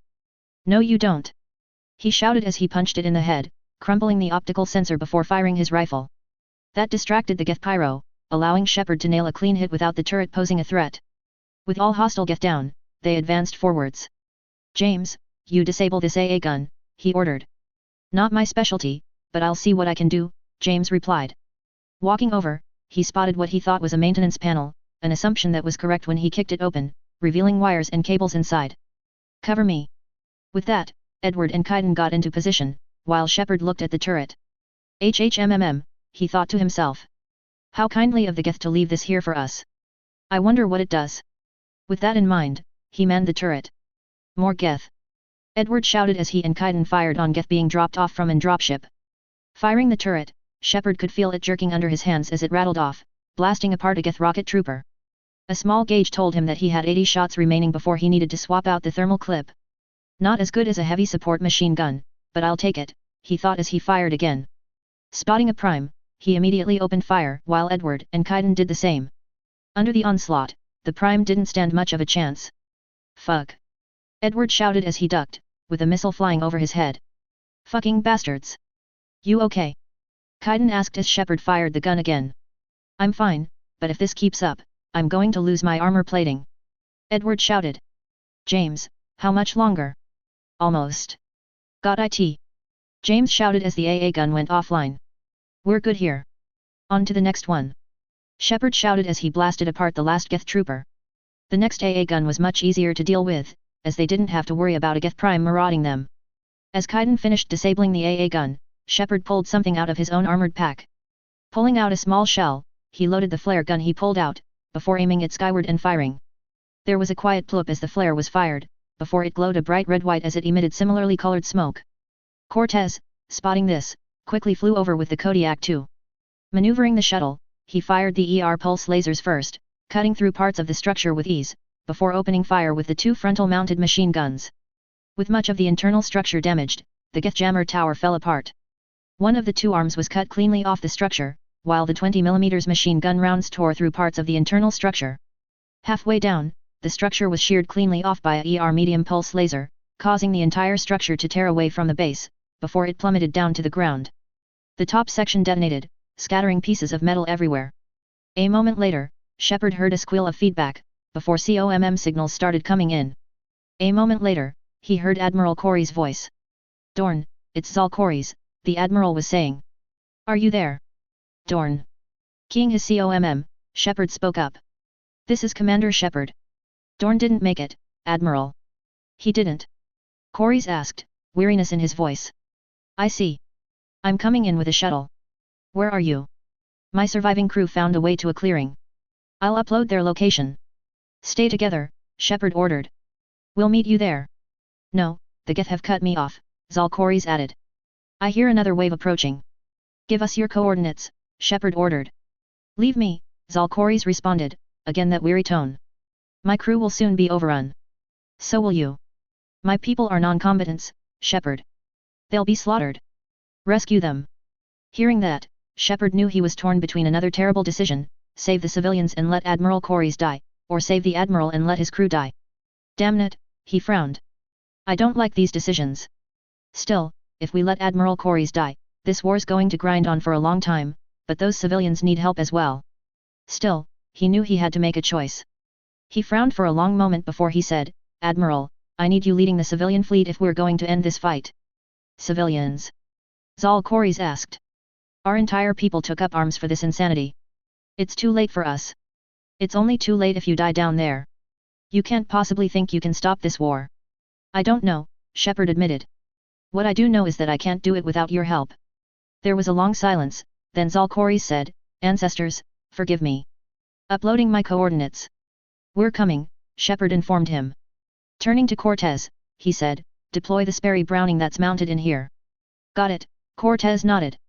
At the press of a button, a single, rotary barrel machine gun was deployed on a sliding internal mount. Folding into position, it came to a halt, allowing Shepard to make sure the chambers of the weapon were loaded.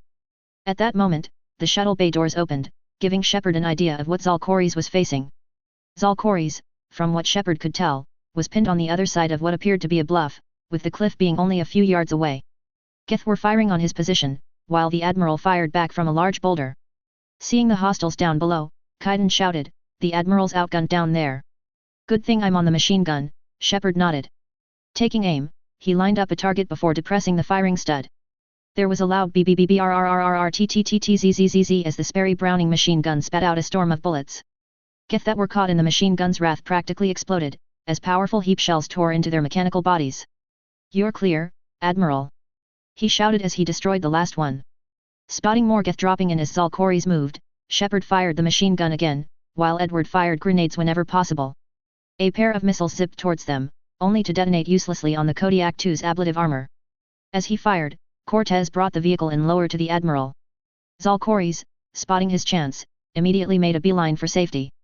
Nearly tripping over himself, he ran as fast as he could, before he practically threw himself into the Kodiak II. "Welcome aboard," Shepard said to him as the shuttle doors closed, but not before he blasted 2 more Geth with the machine gun. "Shepard!" Zal'Koris gasped. "My crew. Perhaps there's still time." Heading over to the shuttle's communicator, he put in a frequency and said, "Hello." He called out. "This is Admiral Zal'Koris. Does anyone copy?" "Hello." All he got back as a reply was static. "We've got to go," Shepard added. I'm sorry, Admiral."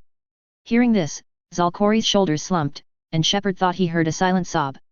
Walking over to a nearby seat in the shuttle, he sat down and clasped his hands together. "I pray that they found comfort in the homeworld skies," he said somberly. For the rest of the trip, the shuttle was silent. Authors Q&A. Sully Mike 23, yep. It's gonna get messy before it gets better. Random Reader, an excellent explanation, and it's one that I fully agree with. It's why the Federated Commonwealth has an edge over the Reapers. Not only do the Reapers not know where the worlds of the Federated Commonwealth are at, the Fedcom didn't have mass relays, which forced them to diversify their technology and invest into terraforming technology once it was no longer LOS tech.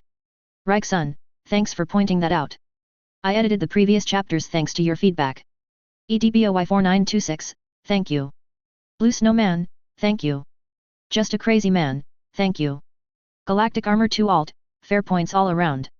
One must keep in mind, though, that desperation and fear makes fools out of all of us at some point. Fair points either way, though. Starborn Michael, I agree. I also had fun writing Victor Steiner Davian's impromptu dressing down of the Quarians. Just so you know, a dressing down is a very harsh or severe reprimand. The fact that Victor Steiner Davian goes that far shows how disgruntled he was with Han Garel and the other Quarian admirals. Chapter 60, Secrets of the Past. Hello again, everyone, and welcome back to my MechWarrior/BattleTech, Mass Effect crossover. Thank you all for the wonderful support that you showed in the previous chapter. I deeply appreciate it. This is probably going to be one of the more interesting missions that I've written about in this crossover. After this one, we're going to see some mech combat, and some much needed R&R. For those of you wondering what comes next, stay tuned. As always, leave a review and enjoy.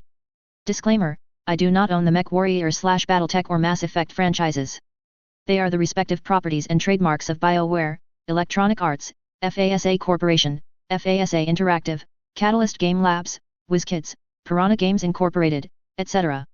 Any material original to the franchises belongs to their respective developers and publishers. Any material not original to the franchises is of my own invention. I do not own any music listed in each chapter. Any music listed belongs to its original composers and/or artists. SSV Normandy. Reneg. October 2, 2186.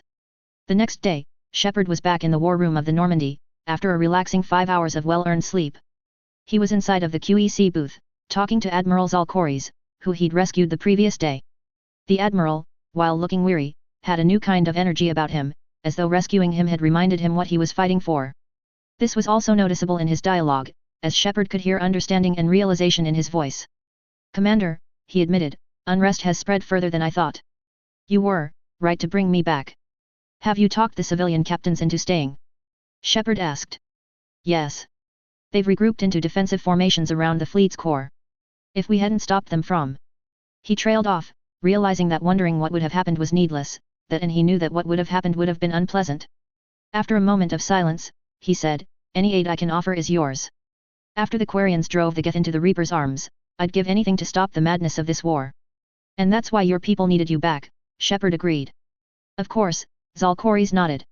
It's time we turned our attentions to those we can still save. Farewell, Shepard. Fly safely. With that, his hologram faded out.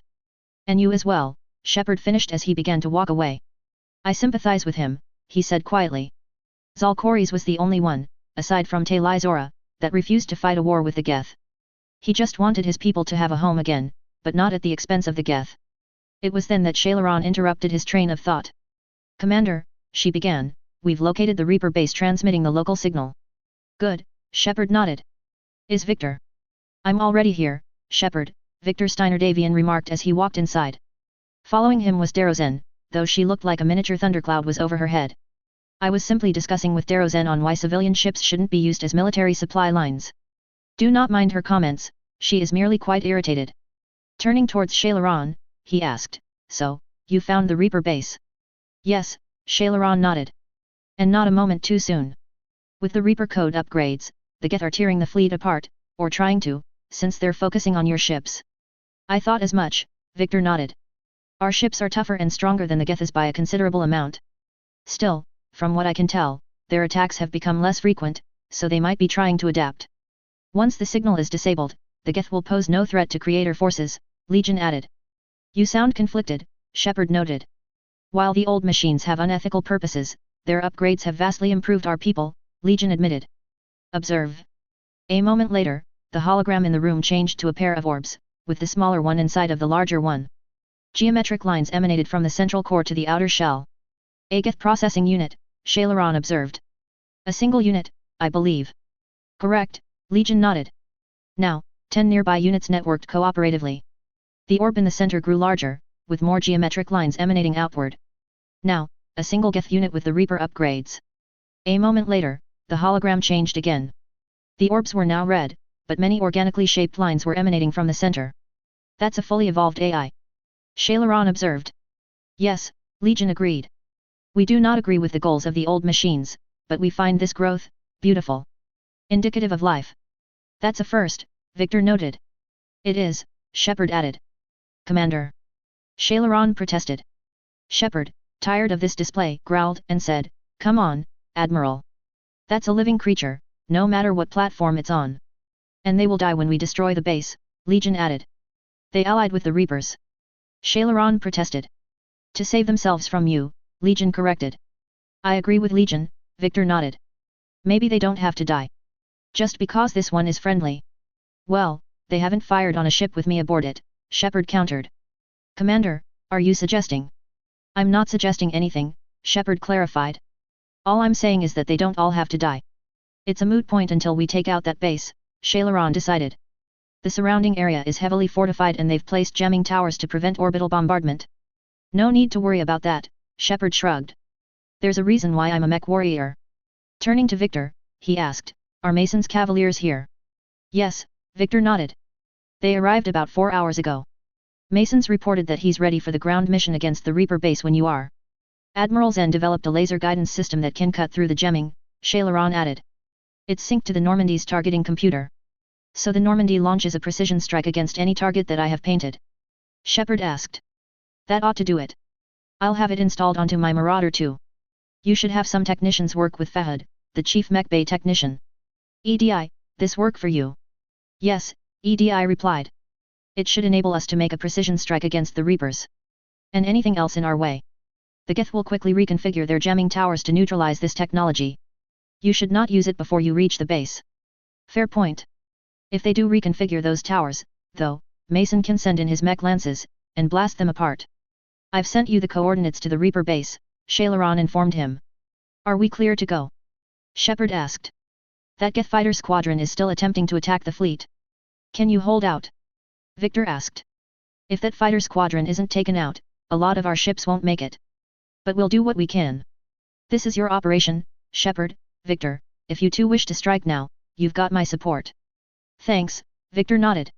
However, I want to minimize casualties, and taking out that Geth server to neutralize the fighters should do the trick. Turning to Shepard, he said, Commander, I want you to neutralize the Geth servers first. That way, we can neutralize any threat to the fleet before the attack begins. Besides, I have intel that tells me the Geth will send that fighter squadron towards our ships first. They can handle such an attack, but I'd rather have all of the ships at full strength rather than taking damage. Yes, sir, Shepard nodded. I'll get it done. Good, Victor nodded. Time to show the Reapers that we're going to be fucking their party up. A few hours later, Shepard, EDI, Garrus, Legion and Colbert were on board the Kodiak II, making best speed towards the planet's surface. Milling about, Shepard noticed something odd on Colbert's armor. That something odd was a small section of armor that was bulging outwards a little more than normal. What's that? He asked Colbert. This. Colbert asked. When Shepard tapped that part of the mountain lion battle armor he was wearing, Colbert said, "Oh, I know what that is, Shepard. It is an experimental upgrade for battle armor that the Federated Commonwealth is testing." Oh. It is a miniaturized fusion engine. That had Shepard's attention. I didn't know that was possible. Where'd they get the idea? From a technology that was developed during the Age of War, Colbert explained. Before the Star League fell, there were many ways to recharge power packs for laser weaponry. One of the more expensive chargers used a lightweight fusion reactor to recharge the power packs. The engineers at TIWT decided to refine the concept with the new technology that came out. The end result is what they are calling the Battle Armor Fusion Engine, or BA engine for short. Shepard whistled. I knew the engineers at TIWT and NAIS were talented, but this is something unheard of. Is it adequately shielded? He asked. Yes, Colbert nodded. That is part of the reason why it is experimental. They developed a kind of nanocomposite that is extremely neutron absorbent. Do not worry about the armor there as well. I had the modifications to the armor made. Where the fuel reservoir for the jump jets was is where it is resting, and that has been up-armored. On the upside, I can use jump jets like those on Mechs. Good, Shepard nodded. Just then, they were interrupted by a transmission from Shailaron. Commander? It is as we feared. Geth squadrons have begun massing on a path to intercept our live ships. They are targeting the Fury 2 and Avalon in order to get to the live ships. Understood, Admiral, Shepard replied. We're almost at the server. Keep us posted. Looking at Legion, he asked, what's our status? We remain undetected on Geth channels, Legion replied. Resistance is likely only inside the server. Within? Colbert asked. Geth servers are that large. You misunderstand, Legion countered, talking to both Shepard and Colbert. Direct virtual interface is necessary to extract Geth from the server. Looking at Shepard, it said, you must enter our consensus. You want me to virtually interact with the Geth? Shepard asked. That's one way to get their attention, Garrus added. If it doesn't kill you. I'm not a machine. How do I go into a virtual world? Your species has experimented with virtual interfaces, Legion explained. You saw this on Project Overlord. As soon as he heard that word, unpleasant memories surfaced within Shepard's mind. I remember that, he thought sourly. Gavin Archer experimented on his brother, David Archer. He was an autistic savant that could communicate with the Geth. When they hooked him up, though. He frowned, remembering David Archer's agonized pleas to make the torment stop. From what he could recall, not only had David's body been mutilated in the manner they had interfaced him, his mind had been bombarded with a considerable amount of information. For an autistic mind like David's, which tended to be hyper-focused, that was too much to handle, leading David to suffer from sensory overload. In addition, what Cerberus had done to him was barbaric, which was the deciding factor in Shepard's decision to free David and get him to Grissom Academy, where David could get the help he needed, minus the torture. He's doing better ever since I freed him, Shepard thought to himself. I met him before I got whisked along to Hansa's universe. He was quite grateful to be free. Still, the fact that Legion was suggesting doing what Cerberus had done made him more than a little uncomfortable, and sour. I saw how it almost unleashed a rogue AI-human hybrid on the galaxy, he growled. We have refined the interface they created, Legion reassured him, and have equipment from the Normandy to facilitate safe contact. We request your trust. It has probably been refined to where it is like a Nero helmet, Colbert guessed. I do not understand its motives, but they sound benevolent. Shepard, hearing that, knew that Colbert was right. I have your back, Legion, he nodded, even if I don't quite understand why you need it. You are an unknown, Legion explained. This is an advantage. Geth security is not adept at targeting organic thought processes. While we occupy the system's intrusion countermeasures, you will disable the squadrons by removing Geth from the server. Well, if it saves the live ships, we've gotta try. Telemetry data predicts this operation has a high chance of success. There is little time. We will bypass security while you secure safe landing. As Legion said this, it sent a command to the nearby shuttle door, causing it to open. Wait, Shepard interrupted. You're not going to. Just as he said this, Legion tipped itself backwards, falling out of the shuttle. I guess it just did, Garrus deadpanned. Colbert, go after Legion. Shepard ordered. Keep it safe. I will, Colbert nodded. A moment later, he dropped out of the shuttle, the tiny jump jets on his armor flaring as they drew plasma from the experimental BA fusion engine in his armor. A moment later, he disappeared out of sight, though Shepard knew he was going to land where Legion had likely landed it. Coming up on a landing zone, Cortez added, a little irritated by Legion's decision to do what it did. I'll be here if you need me, Commander. Roger that, Shepard nodded as the shuttle landed. When the doors opened, Shepard and the others strode out onto a walkway that was built into the side of a cliff. Water was on the left, and the walkway had handrails to ensure no platform fell into the water. Good enough for me, Shepard thought as he and the others advanced. For once, as they advanced, Shepard didn't see any hostile Geth, though he kept himself alert in the event that an attack did come. It took them around 15 minutes to reach another Geth structure, though when they moved inside, they found a lot of Geth that had been neutralized. Not bad, Garrus remarked. Did Legion do this? For a few of them, yes, EDI noted. The rest, however, have suffered damage that is consistent with a small pulse laser. That would be Colbert, Shepard noted as they advanced inside some more. Eventually, they came to another part of the base. Spotting movement up ahead, Shepard got into cover, only to relax when Colbert came around the corner. It is me, Shepard, Colbert informed him. All is well. How's Legion? Shepard asked. See for yourself, Colbert replied. A moment later, Legion walked into view, undamaged as it approached what looked like a stasis pod, as well as a control panel nearby. Good to see you are all right, Shepard beamed. We are glad to see you are fully functional, Legion replied. Looking at the pod, Shepard asked, this is it? Yes, Legion nodded. Hostile Geth fighter squadrons are networked to this server. Due to restricted resources, it is best that you connect alone. Shepard looked at the others. While he knew that he was in good hands with Legion, he was nervous about going in without support. Are you sure? He asked. Yes. Okay. Shepard mused. Well, I hope it's like a neuro helmet, as Colbert suggested. If not, then we're in for quite a bit of trouble. Taking a deep breath, he let it out and said, let's do it. Legion nodded as the pod opened. Initiating peer network integration. Proceed to docking port. As it said this, Shepard stepped inside and looked around. Inside, he could see a number of small ports, as well as what he realized were sensors inside. As the pod closed, Legion said, mapping to consensus. Remain still. Okay, Shepard thought as a scanner began to move over his body. Just then, he felt an odd feeling over his body, like someone was pouring water over him. Of course, he realized. The pod is interfacing with my brain through the cybernetics inside my body. That would explain why Legion suggested this connection, the pod's connecting to my cybernetics. A moment later, there was a bright flash as the cybernetics finished connecting to the Geth server. The view outside the pod faded, changing from the interior of the pod to an odd landscape that looked like large square rectangles and cubes. Looking up, he could see similar cubes, making it as though he was inside of a surrealist, but oddly geometric, painting. Whoa, he thought to himself. Just then, Legion spoke up. Shepard Commander, we acknowledge your integration into this server. We welcome you to our consensus.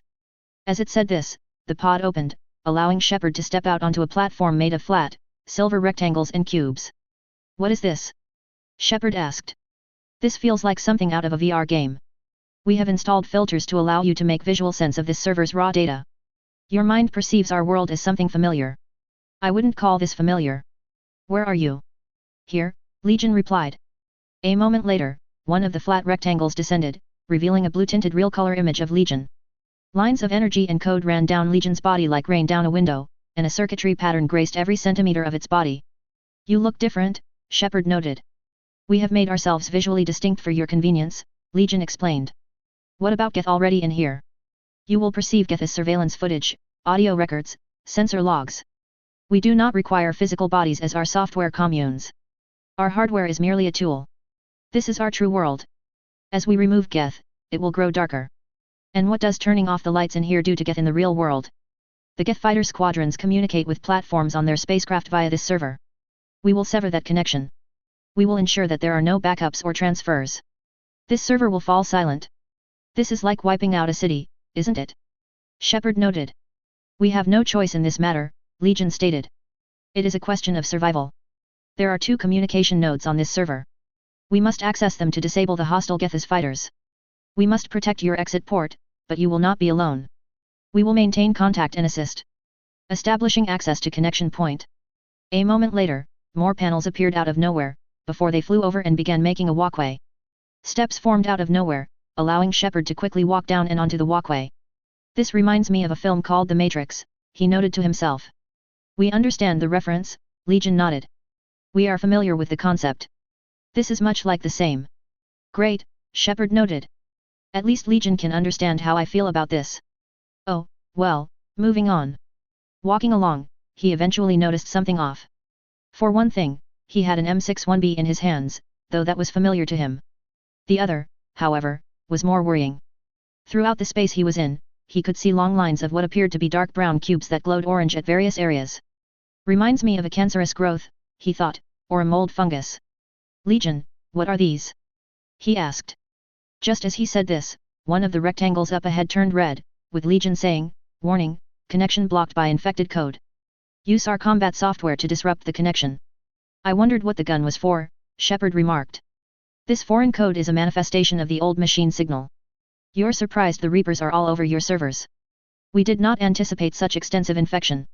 Well, thanks for the gun, Shepard remarked as he fired at the code, sending what looked like a large blast of lightning, though he knew that it was likely computer viruses and brute force attacks. The infected code was blasted apart, allowing him to move forwards. This is going to be a while, he noted. It was a while, though he did have Legion to talk with.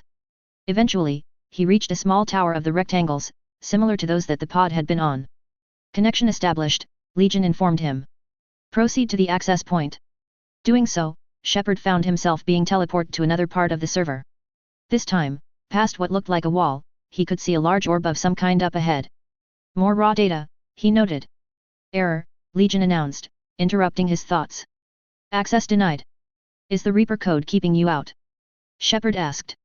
Unknown, Legion replied. Please investigate. Okay.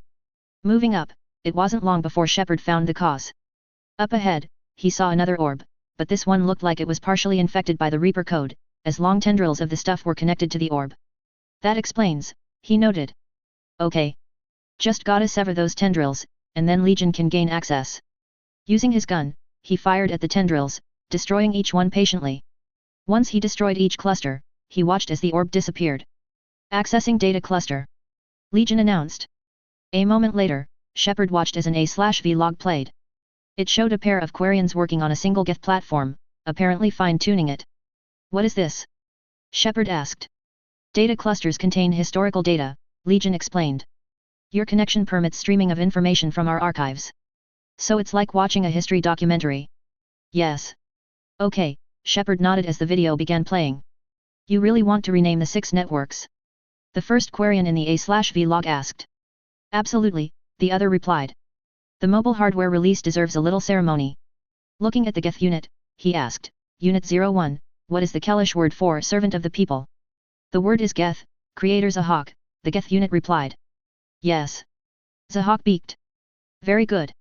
Ancestors, you fuss over it. The first Quarian mock complained. Weren't you here until midnight fixing 01's circuitry? Zahak asked. Well, it needed resoldering. A moment later, the video stopped playing. Something, though, had Shepard confused. Wasn't that from the past? He asked. Why are the Quarians masked? You process our memories by using your own, Legion explained. How many creators have you witnessed unmasked? Fair point. With that, Shepard continued on. Cleaning out the other cluster was more difficult. When he fired at one of the tendrils, he was shocked to see it regrow near instantly. Hang on, he thought to himself. I've seen a fungus mold do that before, as though another path's feeding it. Let's see if that's the case. Spotting another tendril feeding that one, he smirked. I have you now, he said as he destroyed that tendril. After rinsing and repeating the process several more times, he managed to access the data cluster. A moment later, the A/V log began to play, as Legion said, this data cluster contains information ×0 stamped 290 years ago. A single Geth platform was sitting inside of a diagnostic table, indicating that something was wrong. Apparently, the platform was wondering the same thing, as it said, Creator, this unit detects no malfunctions. It is still capable of serving. 2 Quarians were nearby, though they were just as perplexed about something else. You see. One pointed out. It's ignoring all shutdown commands. Please specify if it has failed assigned tasks. We will reprogram. Well, let's take a look, the other scientist replied, before taking a soldering gun and beginning to work on a few things. Creator. The Geth continued. This unit is ready to serve. What has it done wrong? What have we? Let's cut the audio, the first scientist remarked, inputting a command. A moment later, the log ended. That must be when the Geth achieved sapience, Shepard realized. They began to think, which is when they really came into existence. Already, he could hear the words of a famous French philosopher echoing in his mind. I think, therefore, I am. Shaking his head, he continued to the next cluster, doing the same thing he had for this one. A moment later, this A/V log played. A cluster of Geth were taking cover from some Quarians that were firing on the Geth. Rifles barking, one of the Quarians shouted, "We've got escaped Geth. We have them pinned. Open fire!" Shouted as they did so, cutting down numerous Geth. One's going for a weapon. Another shouted. As he did so, one of the Geth picked up a rifle and immediately opened fire. Screams of agony came from two soldiers as they were cut down. A moment later, the video ended. So, who won? Shepard asked, realizing that this was when the Geth rebellions, or the Morning War as Legion called it, began. The platform arming itself was an agricultural unit, Legion explained. By opening fire on attacking creators, it saved simpler domestic units following it. That looks a lot like the sniper rifle I used to carry, Shepard noted. It is an efficient model, Legion admitted as a path to another connection transfer point appeared. Here we go again, Shepard thought as he stepped inside. In the real world, Colbert had a single word to describe his mood, bored. That was rather anticlimactic, he noted. Just a half-minute ago, Shepard was talking and walking. Now he is inside of the pod, getting business sorted out. I thought we would have to fight wave after wave of Geth in honorable combat. He was about to talk with Garrus when Admiral Ron came in over the COMM. Commander? Are you there? Hello. Keying his COMM, Colbert said, "This is Gavin Colbert of Mason's Cavaliers." "What is it, Star Admiral?"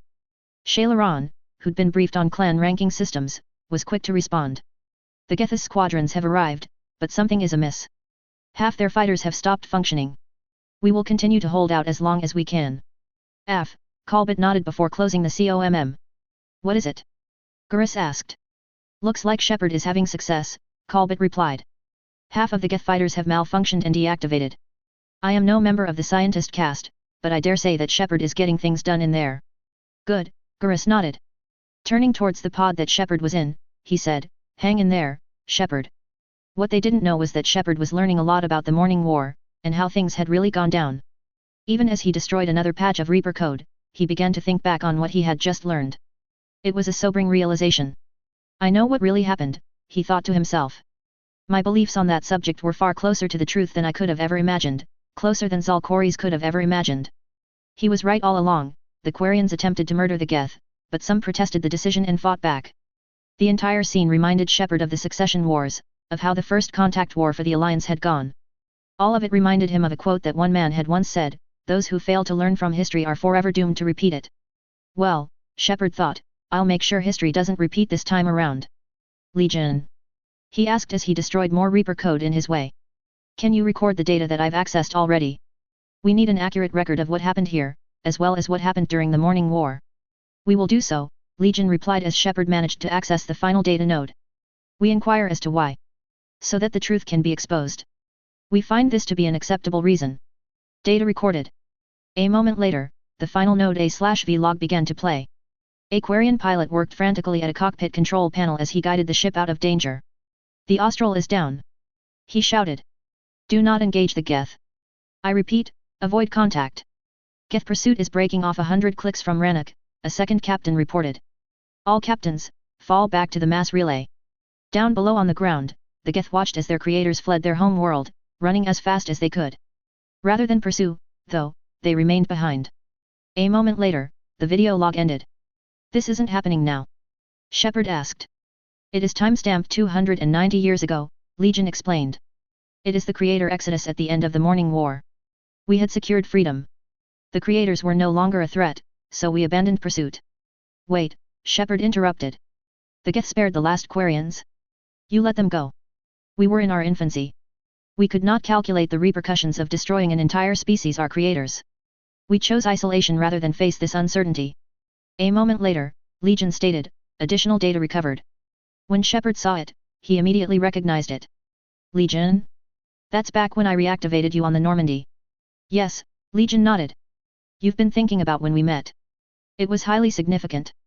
You were the first organic to openly cooperate with Geth since the end of the Morning War. We wish to ensure you are not the last. It's not gonna be easy. The prospect remains. If the Reaper presence is removed, there is a chance of reunification with Geth and perhaps creators.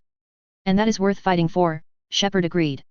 Good to see you still believe that peace between the Geth and Quarians is still possible. Hope sustains organics during times of difficulty, Legion nodded. We admire the concept. That's good to hear, Shepard decided as he left that server, after disabling the COMM node. Out in the real world, Colbert was about to make conversation with EDI when his COMM flared again. Yes, Star Admiral? He asked. Something's happening to the Geth, Shailaron replied. Their fighter squadrons have stopped. We detect no more active programs inside their ships. Admiral Hongarel and Captain Carmichael are driving them back. The live ships are safe. I will inform Shepard that when he returns from his work, Colbert added. Being around computers of this size, and a pod with the purpose it had, made him nervous, though he wouldn't admit it to anyone else. Looking at Shepard, he said, "Come on, Shepard. Please come back to us." Just as he said this, Shepard started awake, as though he'd come out of a bad dream. The pod door opened, with Shepard walking out, though his gait was a little unsteady. "Shepard," Garrus asked. "You all right?" "I'm fine," Shepard reassured him. "Just a little stiff and unsteady is all." "Did it work?" "Yes," Colbert nodded. "The Geth fighters have been disabled. Any fighters that were attacking the live ships have been driven back. As far as I can tell, you have succeeded, Shepard." Just as he said this, Shepard watched as Legion, who had slumped over, stood back upright. At the same time, several Geth primes came out of their pods. "Are you sure?" Shepard asked. In response, Colbert turned towards the primes, before raising his small pulse laser. "Never mind," Colbert replied. He was about to fire when Legion spoke up. "We have transferred Geth programs into these platforms," it explained. "Why?" Shepard asked. Just as he said this, the running lights on the Geth primes shifted from red to a soothing blue color. "They wish to join us," Legion explained. "How's that possible?" Garrus asked. "I had noticed an increased use of bandwidth," EDI observed. Legion was more than ready to explain. "While Shepard Commander removed the Reaper infection, we judged we could persuade hostile Geth platforms to reunite with ours. We were correct.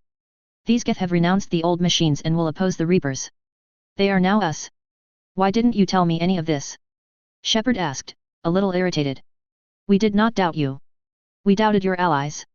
The Creator's actions have placed their species in danger, but they are unsympathetic to what they have done to ours. The Quarians sanctioned this operation to save their people. They would not have done so if they knew we wished to preserve Geth as well." At that moment, Shepard understood what Legion had done. It had gone back and saved as many as it could. "I understand not wanting to leave anyone behind," he agreed. "You accept our actions?" Legion asked, sounding uncertain for the first time since Shepard had reactivated it. "Yes," Shepard nodded. "I do. The live ships are safe, and we have more Geth on our side. We both did what we came to do." "We judged you would understand," Legion nodded, seemingly in a happy mood. "Prime units will be available once the Reaper signal has been destroyed. Remind me to warn Admiral Hackett, Admiral Westford and Admiral Osman that they've got some Geth primes incoming. Let's get back to the Normandy." As they walked away, he said, "Oh, and Legion, if I didn't know any better, I'd say you were starting to act like me." Legion was silent for a full 10 seconds, then it said, "You are an excellent role model." At that, Shepard smiled. Authors Q&A. EDBOY4926, thank you. Just a crazy man, thanks. Starborn Michael, she had other things to tend to. Also, while that rifle is quite good, I prefer BT weapons, more oomph and less reliant on computer technology. Sully Mike 23, yep. A good song that summarizes the Quarians' war with the Geth in ME3 is Sabaton's Cliffs of Gallipoli. Galactic Armor 2 Alt, good idea. Chapter 61, The Liberation of Rannoch. Hello again, everyone, and welcome back to my MechWarrior/BattleTech, Mass Effect crossover. Thank you all once more for your wonderful support and feedback. I deeply appreciate it. This is the last chapter in the Rannoch sub-arc of this crossover. All you wanted to see mech combat once more, and I have done my best to do so. Plus, y'all get a nice surprise at the end. As always, leave a review, and enjoy. Disclaimer, I do not own the MechWarrior/BattleTech or Mass Effect franchises. They are the respective properties and trademarks of BioWare, Electronic Arts, FASA Corporation, FASA Interactive, Catalyst Game Labs, WizKids, Piranha Games Incorporated, etc. Any material original to the franchises belongs to their respective developers and publishers. Any material not original to the franchises is of my own invention. I do not own any music listed in each chapter. Any music listed belongs to its original composers and / or artists. SSV Normandy. Reneg. October 3, 2186. If there was one thing that Shepard was really happy about, it was being able to get some much-needed sleep. Rubbing his face as he walked into the war room, he looked around to see what was going on. Apparently he was, once more, the late bird, as Victor Steiner Davian was already present, along with Shailaron. Well, you can't get them all, I suppose, he thought to himself. Walking over, he asked, "What's up?" "Not much, now that the Geth attack squadron is down," Victor replied. "I've been wrangling Darrozen into sending escape pods to retrieve the survivors of the attacks. She wanted to recover Geth technology, but I reamed her out for having her priorities skewed. She's cooperating, but she's not particularly happy." "That sounds like her all right," Shepard nodded. "What about you, and why is Han Garel being silent?"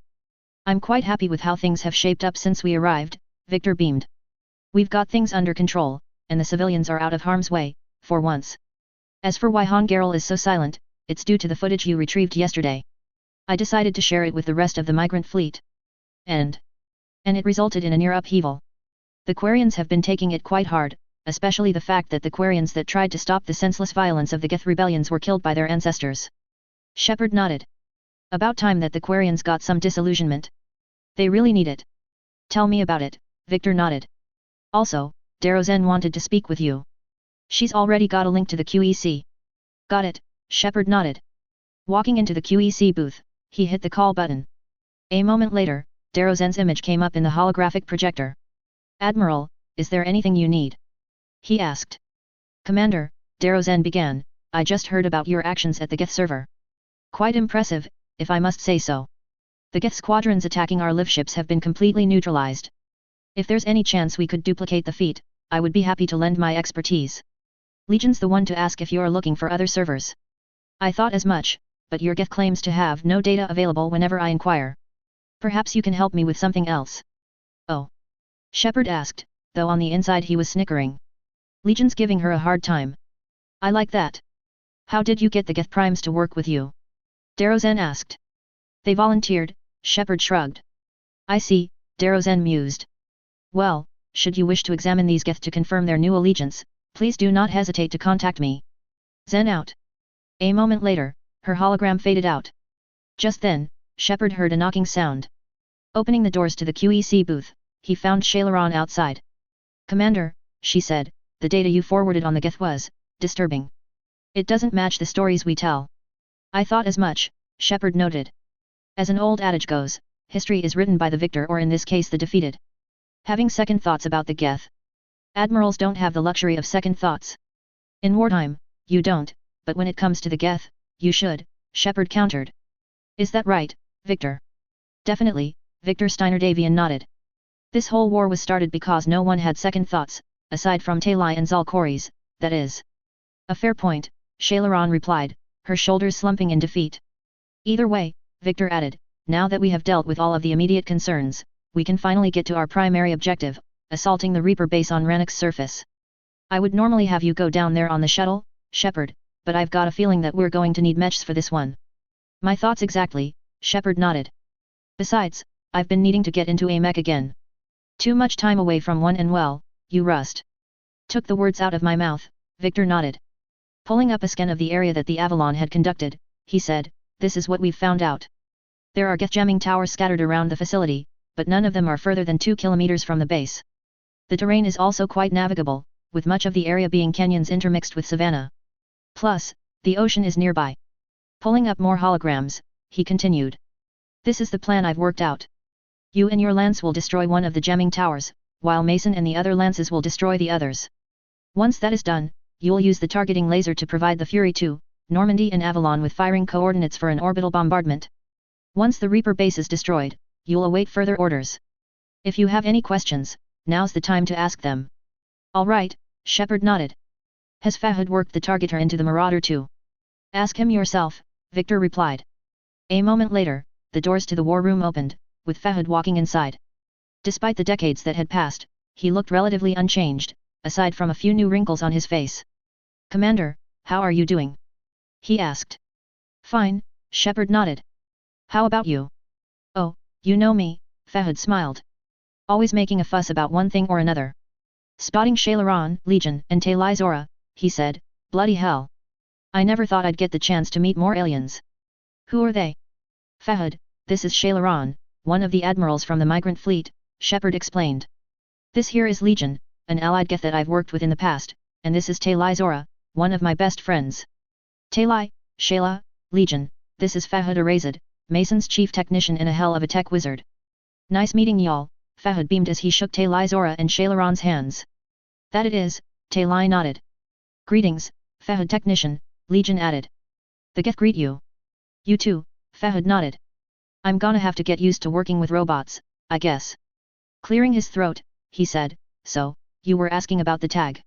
"Yes," Shepard nodded. "I assume you've worked Darrowzen's tech into it." "Didn't need to," Fahad replied. "The Bundeswehr tag that I installed comes pre-equipped with a transponder that the other ships can tune in on. All you need to do is laze the target, and they'll get the targeting coordinates they need for an accurate shot. Grumman Industries designed it that way so that mechs could call down orbital support if needed." Shepard cocked an eyebrow. "Now that's a nifty feature if I've ever heard of one. Beyond that, my mech is ready to go." "Yep," Fahad nodded. "Your mech is ready for combat. I also installed a rumble seat into your mech in case you wanted to bring someone along. Besides, with all of the refits that we've been doing thanks to advancing technology, I figured that leaving your mech so spacious was a waste of space. Might as well put it to good use." "Sounds about right," Shepard conceded. Just then, he realized what this could be used for. "Say," he remarked, "I've got an idea." Turning to Talai, he asked, "Talai, does your suit have cooling installed into it?" "Of course," Talai nodded. "Quarians are often expected to perform EVA operations when on board the migrant fleet. My suit can handle upwards of 103 degrees Celsius." "Why do you ask?" "Because I'm going to be taking you along inside of my mech," Shepard replied.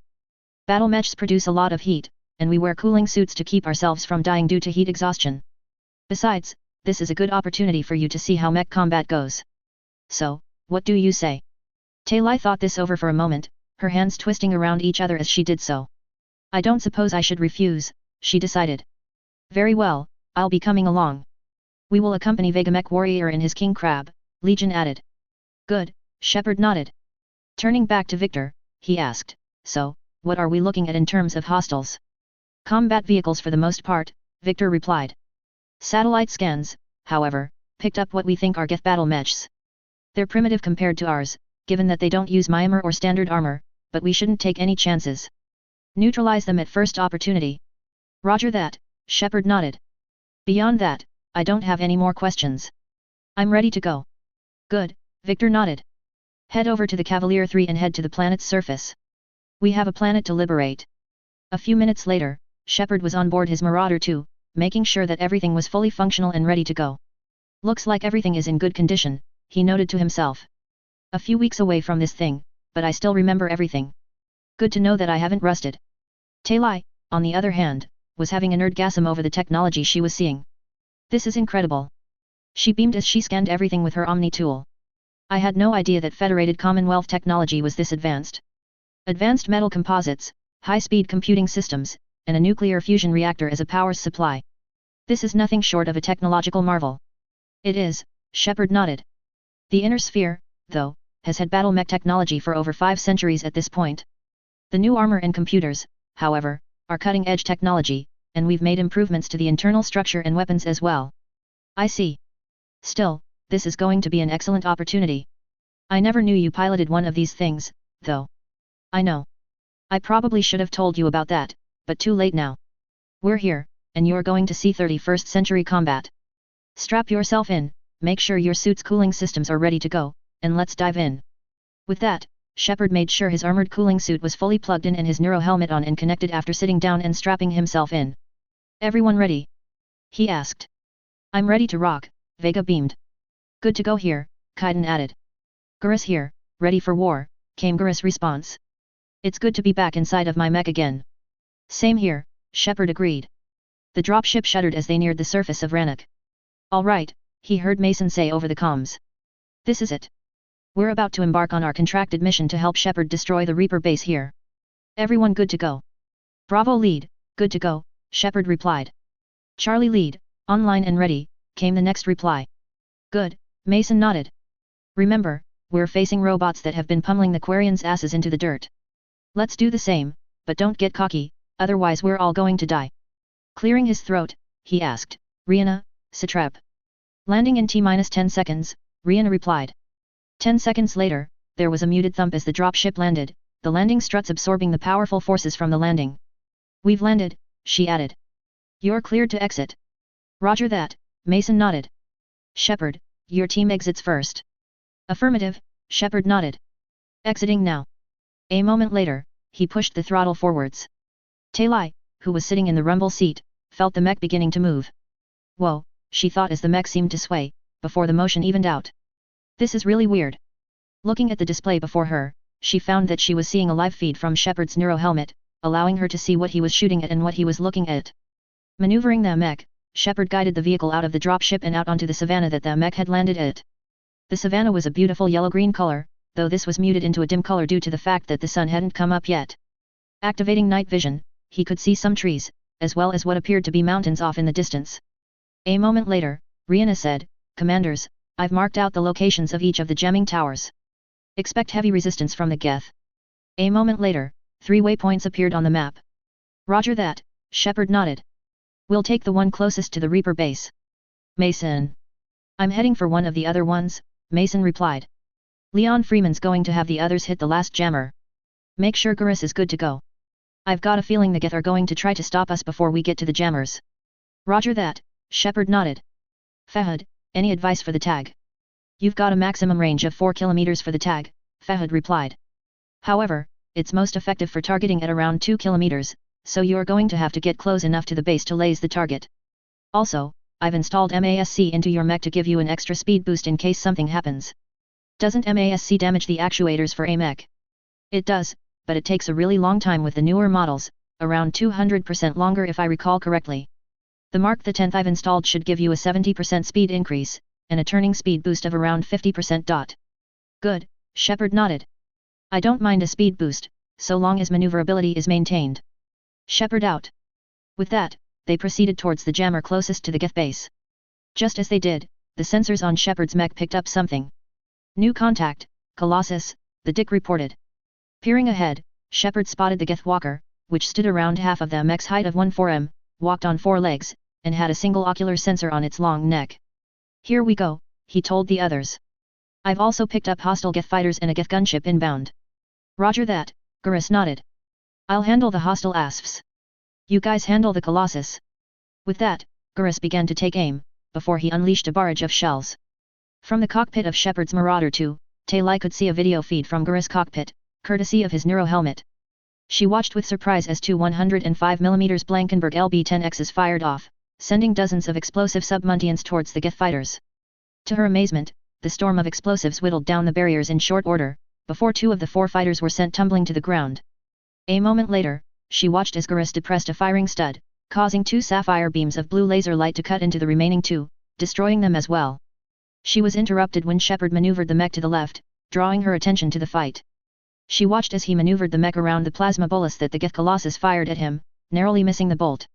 Not bad, she heard Shepard remark, but not good enough. A moment later, he depressed a firing stud. The mech jolted as its main gun, sending what Taylai realized, with shock, was a bolus of high-velocity plasma directly at the Geth Colossus. While its barriers stopped the bolus of plasma, it wasn't able to stop the immense thermal energy the bolus generated. As such, part of its right front leg melted, causing it to stagger slightly. A second shot tore through the Geth Colossus, terminating it as a threat. Keela! Taylai shouted. I didn't know your mechs could fire plasma of all things. How'd you do that?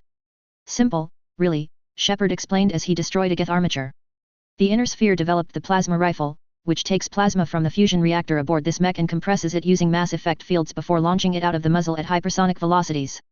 This mech, for instance, is equipped with the Defiance Industries Novashot 2 plasma rifle, which is the creme de la creme of plasma rifles. That's amazing, Taylai noted as they continued onward. As they continued to advance, more armatures and the occasional Colossus came towards them. Spotting another one, Vega fired the Ultra AC-20S installed on board the king crab he was piloting. While the barriers stopped the first 2 rounds from the right Ultra AC-20, they failed when the second pair of shells impacted, blasting apart the Colossus into dozens of pieces. Kaiden, who was piloting a Gurtodesu, quickly moved to engage 2 more Geth Colossi. Ignoring the hits his mech's kinetic barriers were taking, he fired the ER large pulse laser on his mech, cutting off its head with a feel swoop. Moving to the second Colossus, he fired the ER medium pulse lasers, cutting it apart as well. As they moved onward, Shepard began to become suspicious about the resistance that they were facing. Something's off about this, he frowned. There should be more resistance since we're moving in towards the base. Keying his comms, he said, Mason, you notice something off? Yeah, Mason nodded. Not as much resistance as I was expecting. You thinking what I'm thinking? Yep, Shepard nodded. This is a trap. Agreed. We'll have to spring it, though, to complete our mission. Once we disable the jammers, you'll target that Reaper base and blast it to hell. Agreed. With that, they continued onward, though they were now considerably more cautious than before. Eventually, Shepard and his lance reached the first of the 3 jamming towers the Geth had built near the base. It looked identical to the one that he had destroyed in order to rescue Zal'Koris, only it was defended by a number of perimeter defenses and quite a few Geth combat vehicles. 8 armatures and 4 Colossus mechs were guarding the area. He could also see some distortion on his HUD, though the Beagle active probe on Vega's mech was minimizing it greatly. Here we go! Vega shouted. This is it. Take them out. Shepard ordered. A moment later, they opened fire. Autocannons roared, missiles flew out of launch tubes and laser beams cut through the air as the lance opened fire on the hostiles. One armature was practically annihilated by a pair of Ultra AC-20 shells that tore into it, courtesy of Vega. Shepard, firing his ERPPCs, blew apart the barriers on a Colossus, allowing Kaiden to destroy the enemy mech using his Ultra AC-10S. While his rifleman too wasn't optimized for taking on ground targets, Gurus was nowhere near useless. Switching to standard shells, he fired his LB-10Xs at another Colossus, while keeping himself at long range. Dodging a plasma bolus sent at him, he fired the ER large pulse lasers, cutting one of the Colossus legs apart, before firing into its central chassis. While good at stopping mass accelerator rounds, the armor on the Colossus was practically useless against heap shells, with the Colossus being ripped apart. We're tearing through these guys like cheesecake. Vega remarked as he stomped on an armature. This is too easy. Don't say that, Gurus frowned. Next thing we know, we'll be dealing with a Reaper. Don't jinx us. Clear the channel. Shepard ordered as he blasted apart the last Colossus. Mason, what's your sitrep? Doing good so far, Mason replied. Freeman just reported in. He's destroyed his jamming tower. We're about to do the same over here. You. Almost there, Shepard replied. We're just 2 clicks from the Geth base, but we'll need to maneuver in order to achieve line of sight. Can you catch up to us when you've got the time? Will do. Mason out. With the other handling the stragglers, Shepard focused fire on the jamming tower before moving his thumb to another stud. Initiating Alpha Strike, he reported as he depressed the stud. Every weapon on Shepard's mech fired, causing a massive spike on his heat gauge. A tinny alarm sounded as the heat pump quickly began shedding the heat.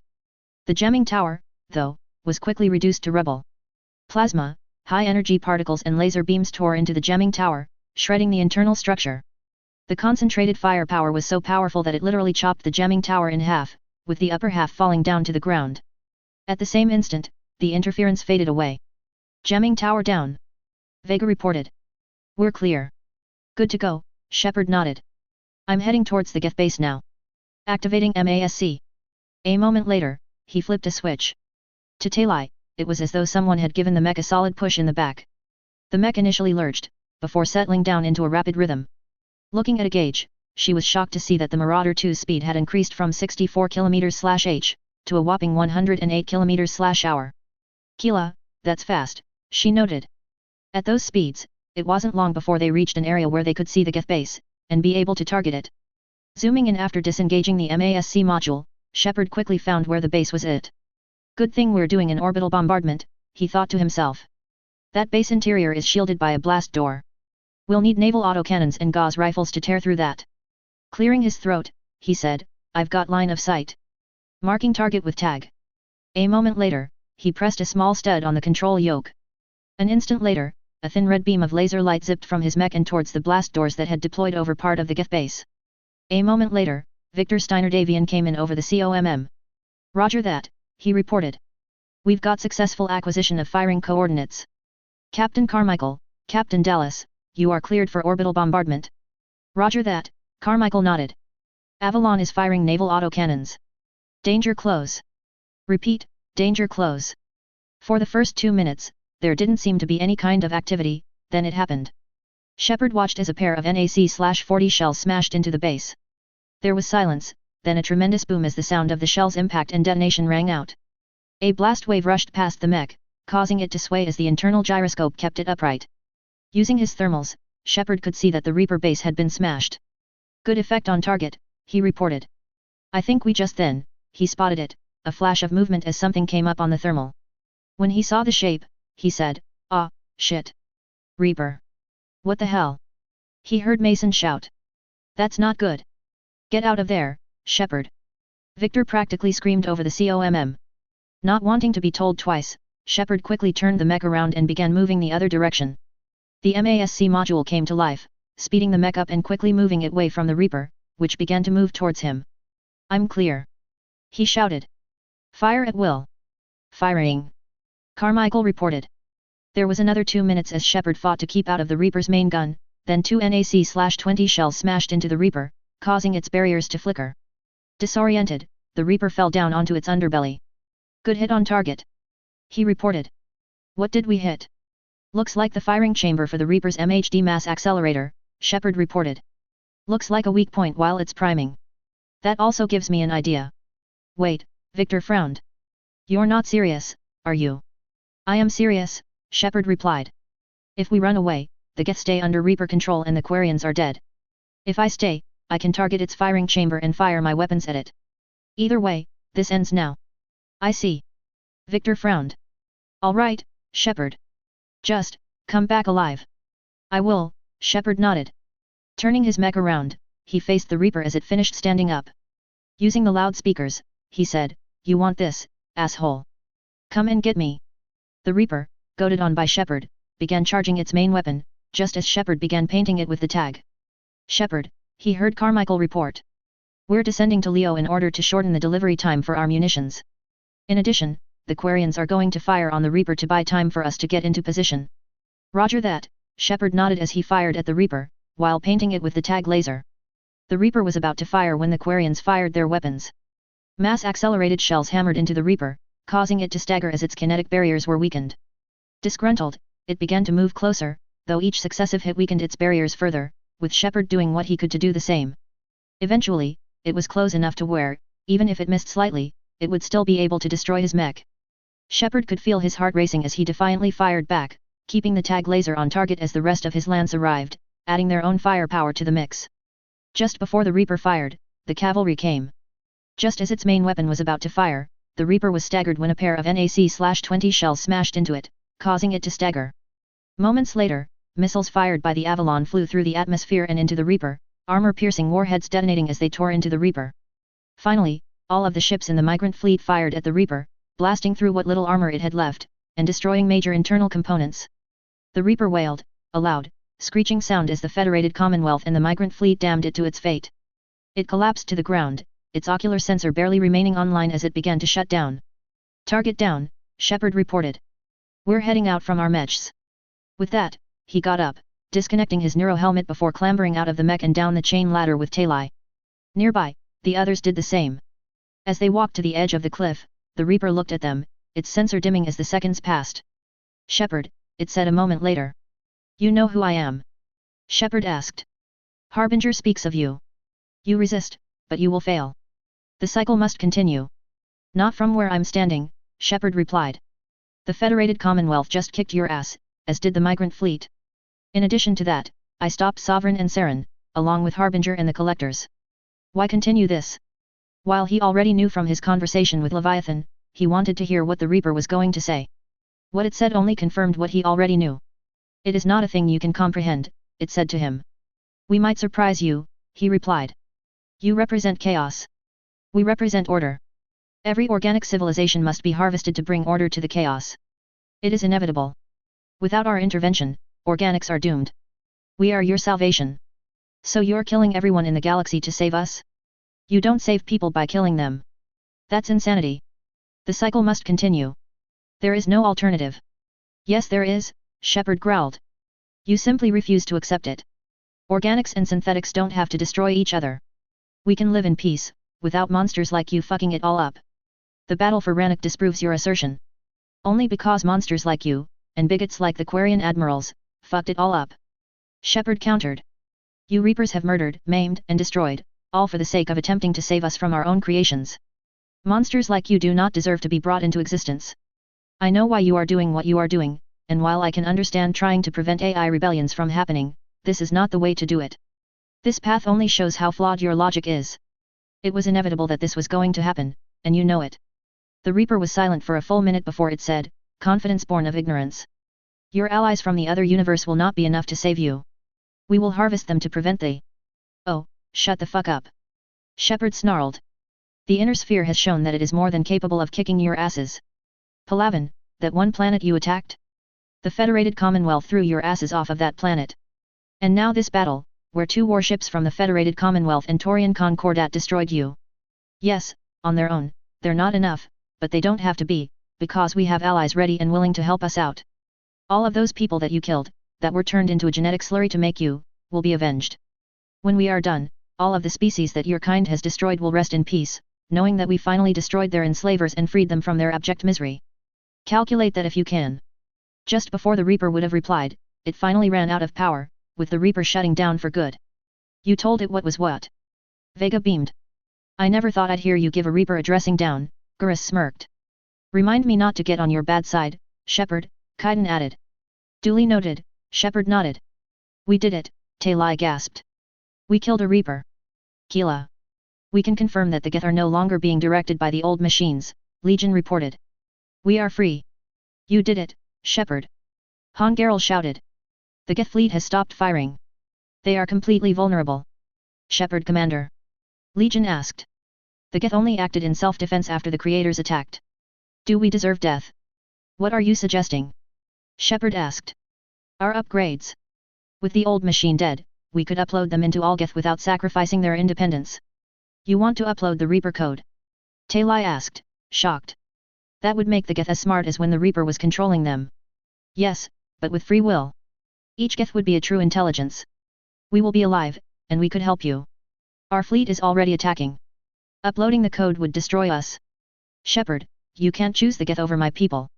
Do you remember the question that caused the creators to attack us, Talai Zora? Does this unit have a soul? Hearing that, Shepard knew that he was at another crossroads.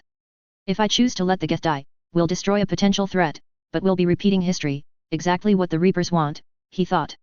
If we upload the code, the Quarians will be destroyed, but the Geth will become an ally. Damn it. This isn't good. He paced around, thinking for a moment. Then it occurred to him, when both options are equally bleak, choose a third. Snapping his gaze to Legion, he said, Legion, upload the Reaper code. Talai, try and call off the fleet. With that, Legion and Talai went to work. Uploading, Legion reported. 10%. This is Admiral Talai Zora, Talai said over the COMM. All units, break off the attack. Negative. Han Garel shouted. Continue the attack. Victor, guessing at what Shepard was doing, said, Admiral Han Garel, stand down immediately. 20%, Legion reported. I beg you, Talai said to Legion, do not do this. Please. We regret the deaths of the creators, Legion explained, but we see no alternative. 40%. At that moment, Shepard acted. No, he stated firmly. Nobody else dies today. Legion, keep going. Keying his COMM, he said, all ships, this is Commander Shepard. The Reaper is dead. Stand down. This is Admiral Talai Zora, Talai added. Shepard speaks with my authority. And mine as well, Zalcoris added. Negative, Han Garel protested. We can win this war now. Keep firing. Stand down now. Victor roared. 60%, Legion reported. The Geth are about to return to full strength, Shepard said over the fleet-wide COMM. If you keep attacking, they'll wipe you out. Your entire history is you trying to kill the Geth. You forced them to rebel. You forced them to ally with the Reapers. The Geth don't want to fight you. If you can believe that for just 1 minute, this war will be over. You have a choice. Please. Keela S. Eli. He fell silent then, hoping and praying that Han Garel would finally listen. Relief suffused his heart when he heard Han Garel hesitantly say, "All units, hold fire." Just as he said this, Legion said, "Error, copying code is insufficient. Direct personality dissemination is required." Turning to Shepard, Legion said words that the commander would never forget. "Shepard Commander, I must go to them. I'm sorry. It's the only way." Shepard frowned, though he knew what Legion meant. "I'll miss you," he replied. "Legion," Talai added, "the answer to your question is yes. Victor Steiner-Davian was right, you think, therefore, you have a soul." "I know, Talai Zora," Legion nodded. "But I thank you. I thank all of you, for the time I got to spend with you." Keela Eli. With that, Legion uploaded its full personality. Slumping to the ground, its lights slowly began to fade. Kneeling on the ground, Shepard said, "Goodbye, my friend. I enjoyed the time I had with you. You showed me that not all synthetics are the same, but that some are truly good and noble beings. Farewell." With that, he stood up, a few tears beginning to stream from his eyes. He was about to turn around when he heard a familiar voice. "Commander. Shailaran?" Shepard asked as he turned around. True enough, it was her, though she was walking with a limp. "I heard reports over the COMM that your ship crash-landed. Glad you made it out in one piece." "I was listening over the radio," Shailaran explained. "If Han Garel hadn't stopped." "He did.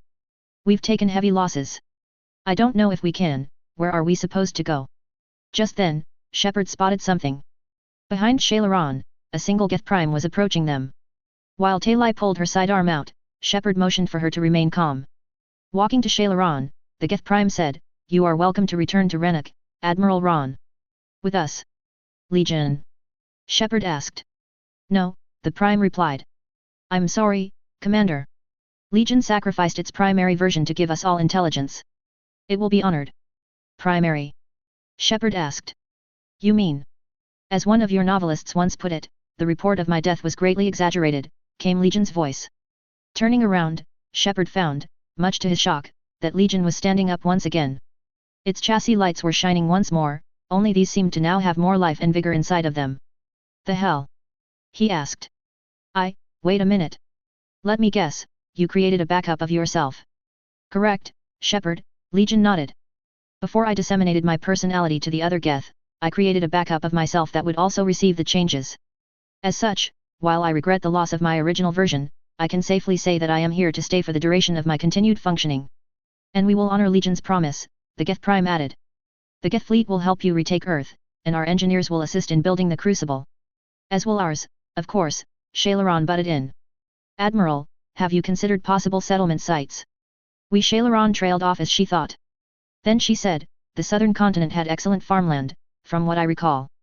Are you going to be okay?" Shepard asked her. "I believe so, Commander," Shailaran reassured him. "Thank you." Just then, Shepard thought he heard someone crying. Turning around, he found Legion gently caressing Talai, with sobs coming from her as it did so. "You okay?" he asked Talai. I can't believe it," Talai sobbed, as tears of joy ran down her faceplate obscured face.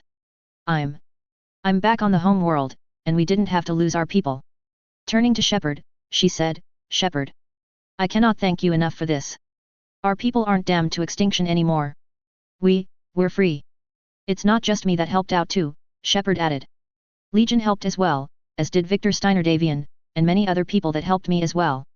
I couldn't have done it without them." "Either way," Talai sighed, "thank you. You saved my people, Shepard, and for that, I am in your debt." With that, she approached Shailaran, who gently held Talai as she cried. Even the others were affected by the emotional scene, with Shepard noting a few tears streaming down Gura's face. "Ah," Vega smiled without any hint of teasing. "This is so wonderful. We defeated a Reaper, and we saved 2 species at the same time. Now that's my kind of happy ending." "I agree," Kaiden nodded. "So, what now, Shepard?" "Now," Shepard remarked, "we get some much-needed R&R. First beers on me." With that, they began to get inside of their mechs. Just as Shepard climbed on top of his, the sun crested over the hill. A brilliant flare of light crossed the landscape, before settling down to reveal the sun rising into the sky, heralding the dawn of a new day, and the end of the night. He smiled as he saw this. "That is what we are fighting for," Shepard thought as he began to drive the mech back to the dropship. "The right to pull ourselves out of the dark, and into the light of a new age. An age where the Reapers are no more, and where children of all species can run and play with each other. That is worth fighting for. Authors Q&A. Sully Mike 23, not quite yet. Violet Twogger, yep. Thank you for your kind words. Blanc Himant, yep. EDBOY4926, thank you. Random Reader, very much so, as you have just seen now. Galactic Armor 2 Alt, interesting idea. Just a crazy man, thank you. Cronus 1326, an interesting idea. I'll definitely consider that. Chapter 62, No Rest for Heroes. Hello again, everyone, and welcome back to my MechWarrior/BattleTech, Mass Effect crossover. I am really happy to see that all of you enjoyed the previous chapter. To be honest, I'm glad that I saved one of the major characters of that story arc.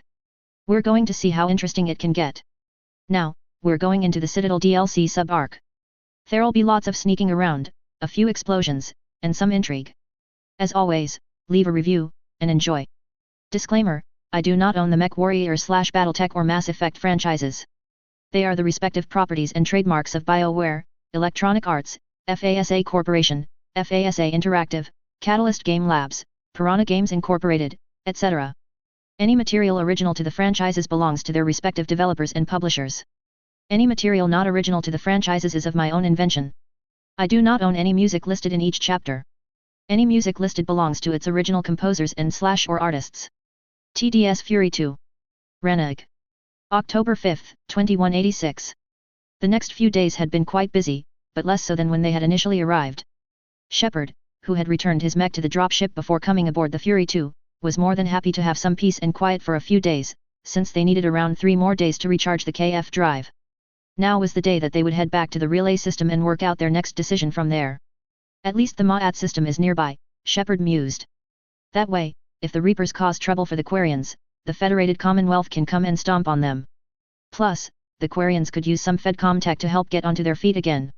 As he walked along towards the CIC, he found that he wasn't the only guest on board the ship. Walking into the CIC, he found Legion inside of the CIC, with Carmichael speaking with him nearby. Talai was also present, though she was taking the time to look around, rather than actually scanning everything she could. Spotting him, she smiled and said, "This is really cool." "I agree," Shepard nodded. "I'm always impressed by how efficiently the naval crews of a warship conduct their work. Captain Carmichael is especially good at it." "Did you know he used to be a dropship captain?" "No," Talai replied. "I didn't. He piloted something like what your mech was stored in." "Yep. That's impressive." "Not all that impressive. Captaining a warship is much like being in charge of a dropship, only it's much bigger, has more armor and guns, and can travel at FTL velocities to other star systems. Dropships can FTL as well, but that's generally for within a star system. Inter-system travel is usually conducted via KF drive." "I see," Talai nodded. "Still, that's quite impressive, having your own form of FTL drive. I wish we had gone down the same path as they did." "Same here," Shepard agreed. "It would have made things much easier, and the Reapers wouldn't know where each world was. Still, we can't cry over what could have been. We just gotta focus on what we can do now." "Fair point," Talai conceded. They were about to continue speaking when Carmichael came over. "Shepard, Hackett forwarded a message for you to me. Apparently, he wants you to take some R&R. May I see it?" Shepard asked. At that, Carmichael handed over a small noteputer that had a message on its screen. Taking a moment, Shepard closely read the contents of the message, which read like this. From, Admiral Hackett. Commander Shepard. I'm ordering the Normandy into dry dock on the Citadel for much-needed repairs. She's seen a lot of action, and needs a little TLC. A small army of techs from the Alliance and Federated Commonwealth will take care of the details once you arrive, so let's get your crew out of there. You're all on shore leave, that's an order. We need everybody at their best. One more thing, Admiral Anderson has an apartment on the wards. Head over there when you arrive. I hear it's a nice place. Admiral Hackett. Closing the noteputer, Shepard smiled once he finished reading it. Still, he had a question on his mind. I didn't know Fedcom technicians were already at the Citadel. How'd they get set up so fast? The first prince had them head there, and the Archon sent some to the Citadel as well, Carmichael explained. Plus, they had a few dropships with the necessary equipment as cargo. They got set up pretty quickly as a result. Docking Bay Theta 4, I hear, was given over to the Federated Commonwealth to service some of their dropships in the Normandy. Either way, it looks like you're going to get some much-needed rest. Indeed, Shepard nodded. Your medic even said something about that. Either way, I agree in that I need some rest to get back to 100%. We ready to head to the Citadel? That we are, Carmichael nodded. Captain Dallas has assured me that he'll make sure that all's well. Victor Steiner Davian's also going to be taking some R&R as well, so expect him to come over to the apartment as well. All right, Shepard nodded. Take it away, Maestro. Carmichael chuckled at the comment, even as they began jump operations. It wasn't long before they reached the Citadel, with Shepard taking a shuttle to the docking base. Once he was there, he took a skycar to the area that Hackett had informed him about. From what Shepard could tell, the apartment was near an area where a casino, the Silver Sun Strip, was located at. After that, it was easy to get there. Walking out of the elevator that had taken him to the floor where the apartment was, he proceeded past a series of doors and came to a stop in front of one that had a green panel. When it opened, he got his first look at the interior of the apartment. He had to admit, it was quite the snazzy place. The floor was made from polished wood, with the wood being a light grey color. In front of him was a large rug that was well kept, and laid with nary a crease onto the floor. To the left, he could see a couch, a coffee table and a sofa that were in a small depression in the floor that had black tiling. A piano was present on the side as well, and there was what appeared to be a fireplace, though Shepard knew it was likely one of those fake ones. Large windows allowed him to see outside, with the view being mostly dominated by the bright lights outside, as well as skycars that flew past. To the right, he could see what looked like a fully stocked kitchen, complete with oven, stovetop and many pots, pans, spatulas and tongs. The wood here was a warm brown color, giving the kitchen a warm and homey feeling. A set of stairs led to the second floor, though he couldn't really see much here. He was about to proceed inside when he heard Specialist Trainer contact him via his personal COMM. Commander, I've got Admiral Anderson on the QEC, she reported. Patching him through to you now. Spotting a nearby COMM terminal, and a screen on the wall, Shepard walked over to it. Pressing a button, he watched as the screen winked to life, revealing the face of one of his closest friends. Admiral Anderson was a middle-aged man, though Shepard knew he himself was approaching the same age. The man's dark-skinned face was wrinkled from age and stress, though his brown eyes belied that aged visage with a youthful vigor and energy. Apparently, he was happy to see Shepard again, as he said, "Shepard, good to see you." "Admiral," Shepard nodded. "How are you holding up?" "Day by day, Commander," Anderson replied. "The Reapers have been hammering us hard ever since this war began. I've been hearing news that you managed to find us some allies that we could desperately use." "Correct." "That's correct. Hackett's likely sent you the information by now." "That he did. If I didn't know you as well as I do, Shepard, I thought you'd have made up a story of traveling to another universe. Hackett's report, however, told me otherwise. You seem to always have the strangest things happen to you. I've noticed as well. I wonder if it's because I'm a strangeness magnet, or if it's something else. I don't go looking for this kind of thing intentionally." "I hear you on that. Still, this is the biggest thing you've ever managed to win for us. I'll be waiting for the day the Federated Commonwealth comes to start kicking the Reapers' asses over here." "Me too," Shepard nodded. "Hackett mentioned an apartment in his message. I take it that it's this one." "Yes. That's correct," Anderson confirmed. "I want you to have it. Take it off my hands." That had Shepard surprised, and more than a little curious. "Seriously?" he asked. "You need a place that's yours," Anderson explained, "somewhere to recharge, clear your head. Kali wanted us to settle down there. Thing is, the longer I'm on Earth, the less I want to leave, and I want as few loose ends out there as possible. Like I said, you'd be doing me a favor." "That's very generous," Shepard admitted. "It's practical," Anderson corrected politely. "We need you in the best shape possible. Rested. Focused." "If you say so," Shepard conceded. "Thank you. And make yourself at home, damn it. It's yours now. I'm sure I can manage." "Okay. Good. Been meaning to do that for a while now. I'll talk to you soon." "Be careful out there, Anderson," Shepard added. "You too, Shepard," Anderson nodded. A moment later, the COMM transmission winked out. That allowed Shepard to explore the place some more. Behind one of the partitions, he found a fully decked-out bar, as well as a large sofa and a massive TV on the wall. There was a smaller one inside another room, though here he could see a pool table, as well as a table where one could play blackjack. There was also a few bathrooms that, while small, were well stocked with everything one needed.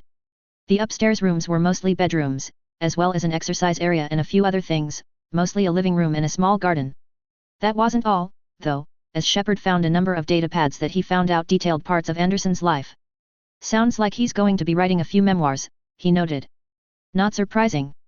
I plan on doing some too, plus a lot of historical figures, like Ulysses S. Grant, wrote memoirs of their days in the military.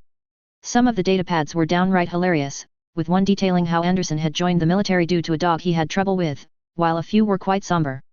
He was about to listen to one when he heard a ring at the door. Walking over, he found Victor Steiner Davian standing outside. "May I come in?" he asked.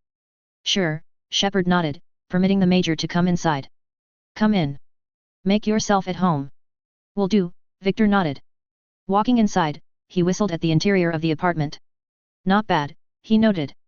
"My father tends to have more luxurious places, but this is not bad at all. This is what I generally stay in." Noting the datapads, he said, "Let me guess, memoirs." "Good guess," Shepard nodded. "Apparently, Anderson's planning on writing a few. These just have his general thoughts on things that happened in the past. Want to listen to one?" "Sure," Victor nodded. A moment later, Shepard hit the play button, with the two listening to Anderson describing a part of his life. "Embarrassing moments? I've got more of those than anyone else will ever know. Only way to learn something, but if I had to pick one to share. I had just gotten promoted to N7. Full of myself. King of the castle. Found myself buying drinks for undesirables in some rundown bar in the wards. They toasted my recent promotion. Hell, they would have toasted Batarian slavers if it got them more drinks. About the time my money ran out, my new friends turned on me. I was outnumbered. Things didn't look good. My plan to get out of there involved lots of punching. That worked for a while. Then a table hit me, or I fell down. When I came to, I saw a Solarian putting the rest of the troublemakers down. A Solarian. Moved like a damn cat, I swear. When everyone was out cold, or running, he walked over and helped me up." "N7, he asked. "Yes sir," I replied. He looked over my collection of unconscious friends, nodding. "Not bad, human," he said. Then he walked away. I had met my first Spectre. Learned an important lesson that day: no matter how good you think you are, there's always someone quicker, faster, and a hell of a lot smarter than you are just around the corner. That little lesson's kept me alive more than once since then. A moment later, the audio log ended. Victor nodded as he mulled those facts over. "Interesting," he noted. "Still, that lesson holds true even in the inner sphere. It's probably why my father has lasted as long as he has. Somewhere out there, he knows there's someone smarter, tougher, faster and quicker than he is." "I agree," Shepard nodded. "That lesson's one reason why I defeated Saren. I always assumed that he was one step ahead of me. For the most part, he really was." "I see," Victor nodded. "You never really did tell me what happened to Saren, though." "True," Shepard admitted. "Saren attempted to kill himself to keep Sovereign from using him as a puppet, but the Reaper took his body over and forced him to fight me. However, I managed to find out that Sovereign was using an implant in Saren's head to force him to comply. What surprised me is that he burst into tears and kept thanking me when I fried the implant." "Really? Why?" "I found out when Lyra did a mind meld with him. It turned out, Saren had actually been a prisoner in his own mind. Sovereign, when Saren first encountered it, used an ability it had to knock him unconscious, then it implanted him with some husks it had and took control. All that time, it had been controlling him like a marionette. When we destroyed Sovereign, we destroyed the indoctrination in his mind, which would have allowed Sovereign to control him even without the implant. From what I recall, he's currently serving a life sentence at a Turian labor colony." "I see," Victor noted. They would have continued talking, except for the fact that they heard a beeping sound. "What's that?" Shepard asked. "Probably a message for a laptop," Victor noted. "It sounds like it's coming from the blackjack room." Getting up, both he and Shepard followed the sound into said room, where they found a laptop on a desk that had a bookshelf nearby. Opening it, Victor said, "Hey, it's Joker. Apparently, he's found a sushi place that we can talk with him at." "I see," Shepard noted. Though there was something about the message that had him slightly suspicious. For one thing, he knew that Joker tended to be sarcastic and descriptive in his messages. There were times, though, where he was short and to the point. Could be he's just waiting to spring a surprise on us. "Well, I say we take him up on his offer." "I agree," Victor nodded. As Shepard walked out, Victor keyed his private COMM. "Have a squad of 1st Davian guards at the place we're heading to," he instructed the person on the other side of the line. "Sending coordinates now." After that, he followed Shepard out of the apartment.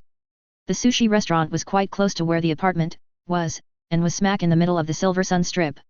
Getting out of the Sky Car, the two men walked to the restaurant in question, which was lit up with neon blue as well as some red. A long line of people were at a nearby stairwell, while a concierge was checking the names of each person over. Just then, Shepard watched as two people in semi-formal attire walked over. They seemed innocuous, though Shepard spotted what he realized were concealed weapons. Bodyguards? Shepard asked. Yes, Victor nodded. You can never be too careful. Remember, Shepard. I'm the son of Hansa Davian and Melissa Steiner, anyone that's not friendly towards them will see me as a way to get to them, hence the bodyguards. Shepard nodded. He could understand that kind of thinking quite well, especially given that one time that Maximilian Liao had tried to replace Hansa with a doppelganger. Good thing Arden Sortek worked out that conspiracy, he said to himself as the guards took up a small formation around the two. Managed to use DNA testing to sniff out the doppelganger while rescuing Hansa. Spotting them, the concierge waved for them to come down. As the two walked down, the people in the lines looked at them, though when they saw the soldiers, they focused their attention on them, rather than Shepard and Victor. Ah, Commander Shepard, the concierge beamed, his French accent ringing in the air. Your table is ready. However, I was not aware that you were bringing friends. They're with me, Shepard replied. Then they may come in as well. I must ask that they do not damage the premises with any weapons that they have. That won't be a problem, Shepard nodded. Victor. That's right, Victor nodded. Turning to the others, he said, weapons tight, people. Don't fire unless I give the order. Understood. Yes, sir, the guards replied. There we go, Victor nodded. Either way, thank you for your hospitality. You are very welcome, the concierge beamed. As the two walked on, Shepard spotted Joker, who was waving at them. Moving through the crowd, Shepard began to analyze the place with the careful gaze of a soldier. From what he could tell, the sushi bar's floor doubled as the ceiling of what appeared to be a massive fish tank. He could see quite a few species of fish swimming around in the water below him. Hopefully the floor's been reinforced to handle the weight of dozens of people standing on it, Shepard thought. I have no intentions of going for a swim. Still, he put his mind at ease as he walked over to Joker's table. Hey, Shepard. Joker beamed as the former sat down. Hey, Victor. Not bad, hey? This sushi place is serious. Like, French guy at the door, serious. Only had to save the galaxy twice, or rather thrice, to get a table here. Did you see the line outside? I did, Shepard nodded. Victor and the others got to come inside when I told the concierge that they were with me. While the two were talking, Victor noticed a commotion near the entrance. A woman in Alliance dress blues was trying to get inside, but the concierge was explaining to her that she wasn't invited inside. That had the Major suspicious, enough that he discreetly sent the two guards a hand signal. Both men nodded, their bodies tensing as they began to check for any new threats. In the meanwhile, Joker kept on chatting with Shepard. But here I am, drink in hand. Best pilot in the universe, and a rock star. He took a long swig of a glass in his hands. Any news from the Normandy? Shepard asked. Ah, you know. Maintenance stuff. It's hard knowing a bunch of strangers are poking around in my ship I mean your ship. The best thing we can do right now is to park her, and let the techs do their work. Yeah, you're right. Maybe an oil change, space tire rotation. Right. Trust me. I'll do her some good. Oh, I trust you, Shepard. Not those shifty aerospace engineers. Always stealing the silverware. Let someone else do the work for once, Shepard reassured Joker. Admiral's orders. We're on shore leave. Yeah, Joker grumbled. Whether we like it or not. I'm sure you'll manage, Shepard beamed. I may need a drink that comes with an umbrella, Joker mused. I'm the first human Spectre. I'll get you 2 umbrellas. Awesome use of power, boss, Joker smirked. So, your email said it was important. My email? Shepard asked, confused. I'm here cause I got a message from you. That had Joker confused as well. The hell? I didn't send anything.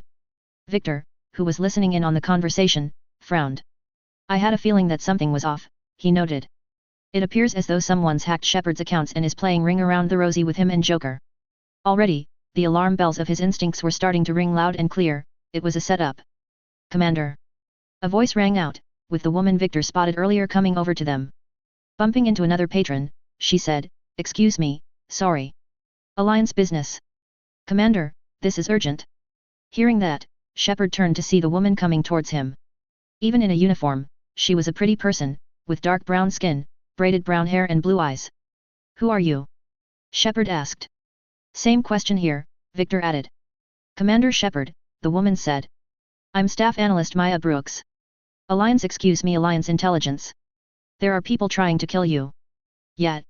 I think he's aware of that, Joker replied sarcastically. No, I don't mean Cerberus and the Reapers. Maya countered. I mean other people. New people. There, it's. Slow down, Victor instructed her. Take a breath.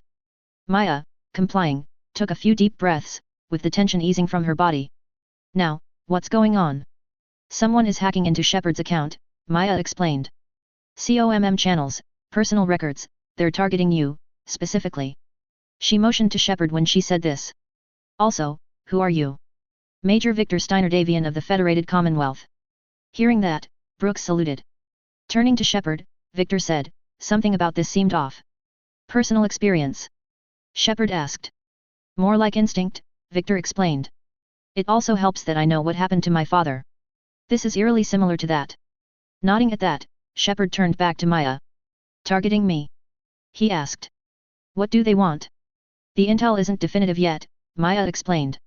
Last time I guessed without definitive intel, we nearly landed troops on a gas giant, which is bad.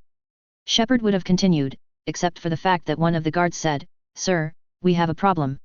Looking in the direction the guard was motioning towards, Shepard and Victor both spotted the problem in question. A group of what appeared to be mercenaries were walking down the steps and into the bar. The concierge attempted to stop one, but was knocked out cold when one of the mercs hammered a fist into his face. Seeing this, both Victor and Shepard instinctively fell back on their training. Get down. Victor told Shepard, before upturning the table they were at, providing them with some makeshift cover. The guards, doing the same, quickly pulled out M61B pulse laser rifles that were in their CQC configuration, making them small enough to conceal, while Shepard and Victor prepared their TK-70B pulse laser pistols. Joker, get out of here. Get the crew if you can. Joker, not wanting to stay and watch the fireworks, quickly got up and made a break for an exit door that was nearby. Shepard, who was peering over the table, watched as the mercs fired a few shots to scare away the civilians. Straining his ears, he heard one say, Spread out, boys. Find me Shepard. One of the guards made a hand motion to Shepard and Victor, asking if they could open fire. Shepard sharply shook his head left and right, though he made sure the TK-70B in his hands was fully charged and ready. Hearing a shout, he watched as Maya was dragged off by one of the mercs. Just then, one came too close to where Shepard and Victor were at. Shepard was about to act when Victor beat him to the punch. Pulling out a small stiletto from a booth sheath, Victor stabbed upwards, with the tungsten carbide blade punching through the base of the merc's mouth, through the roof of his mouth and into his brain. The merc went limp immediately, with Victor pulling the corpse over the table, hiding it from view. Spotting the weapon the merc had, Victor stuffed it into a pocket. Might tell us where they got it, he told Shepard. Good thinking, Shepard nodded. About time we opened fire. Go ahead, Victor agreed.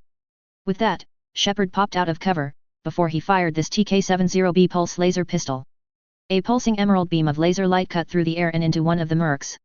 Armor designed to stop mass-accelerated rounds proved to be useless against laser beams, with the laser cutting into the merc's chest. Said merc coughed as his chest exploded, with the man slumping to the ground, dead. The other mercs, spotting the laser beam, were about to open fire when Victor's guards obliged them, sending sapphire beams of laser light at them. Mercs fell like ninepins, while others quickly took cover and opened fire. Compared to the guards, the gunfire from the mercs was quite sloppy and undisciplined. As such, it wasn't long before the mercs were down, and the guards were all that were left.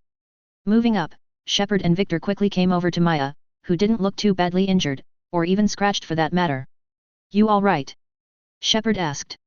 Yeah, I'm fine, Maya nodded. Look out! One of the guards shouted, firing his rifle. A moment later, a merc fell to the ground dead, but not before a grenade he had in his hands rolled down towards them. Before they could get out of the way, the grenade detonated. While it was far away enough that they weren't injured, the floor beneath them was another story. Well, shit, Shepard growled, just as the glass beneath his feet shattered. Reacting fast, he pushed Maya out of the way, before he and Victor fell into the fish tank. Both men tumbled into the tank, just as the bottom pane broke, sending the two falling through the air. Lashing out with a hand, Shepard caught hold of a sign, with some of the bar leads breaking off in his hands.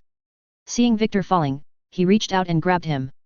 That, however, resulted in the sign breaking off in his hands, sending the two tumbling ass over tea kettle down a metal incline below them. The two dug their hands into anything that could slow their descent. Thankfully, their descent came to a stop moments later, with the two coming to a halt on a walkway. Shepard groaned as he got up, his body battered and bruised from the fall, with Victor doing the same. You all right? He asked. Yeah, Victor grunted, though he too felt battered and bruised. Remind me not to visit a sushi restaurant that has a floor like that. Agreed, Shepard nodded as he checked his TK-70B. He need not have worried, as he recalled that the TK-70 series were designed to be waterproof. We've gotta find a way out of here. Just as he said this, Brooks came in over the comms. Commander, Major, I found a secure COMM terminal. Are you okay down there? Just peachy, Victor groused. I got hit, so I used some Medigel. A lot. Actually all of it. And now everything seems to be a bit bouncy. You used too much. Victor frowned. After a moment, he asked, any ideas on where we can go? I've got one, Shepard added. Tapping Victor's shoulder, he pointed across the gap in this section of the citadel that they were at. Looking in that direction, Victor could see where they were. From what he could tell, they were in a section of the wards that gently curved downward. Across from them was what appeared to be a Skycar lot, with a holographic sign that said Scission Motors in bright orange words. That'll work, Victor nodded. We'll head that way now. Also, Shepard informed Maya, contact CSEC. We're moving out now. Before Maya could reply, the two began to move out. Using a series of ladders, they moved down the area they were at. Once they were at around the level they needed to be at, they began to move through the area. This, from what the two could tell, was the working class section of the citadel, as they could see long stalls filled with produce, electronics, fresh meats, and so on, so forth. Moving through a freezer area, they heard Maya say, so, it turns out that CSEC has the whole area locked down. It's going to be a tiny bit tricky getting you a shuttle. We'll handle it, Shepard replied. Looking at Victor, he asked, any ideas? Yeah, Victor nodded. Whoever's targeting you hasn't hacked my comms, so I'll radio for assistance. Either way, I intend to make these mercenaries, and their employers, regret attacking an officer of the Federated Commonwealth. In addition, stay off your COMM if you can, and don't contact Brooks. Chances are they'll attack her as well. Got it, Shepard nodded. Still, who are these people? Doesn't matter. We're getting out of here. That's what does. With that, the two continued to traverse the area, moving over the tops of buildings and through alleyways. They weren't alone, though, as they soon spotted more mercenaries up ahead. Rather than give the mercs a chance to get into cover, both men fired their TK-70BS, killing a few of the mercs before the rest took cover. Once the mercs were down, they continued to advance. As they moved through food stalls, electronics stores and the like, EDI contacted them. Commander, Major, Jeff told me what happened. The crew is headed your way. Roger that, Victor nodded. Have the crew move to Scission Motors. If you want to know where it's at, follow my COMM signal. I'll keep the channel open. Acknowledged, EDI replied. Spotting a locked door ahead, Victor moved forwards when Shepard beat him to the punch.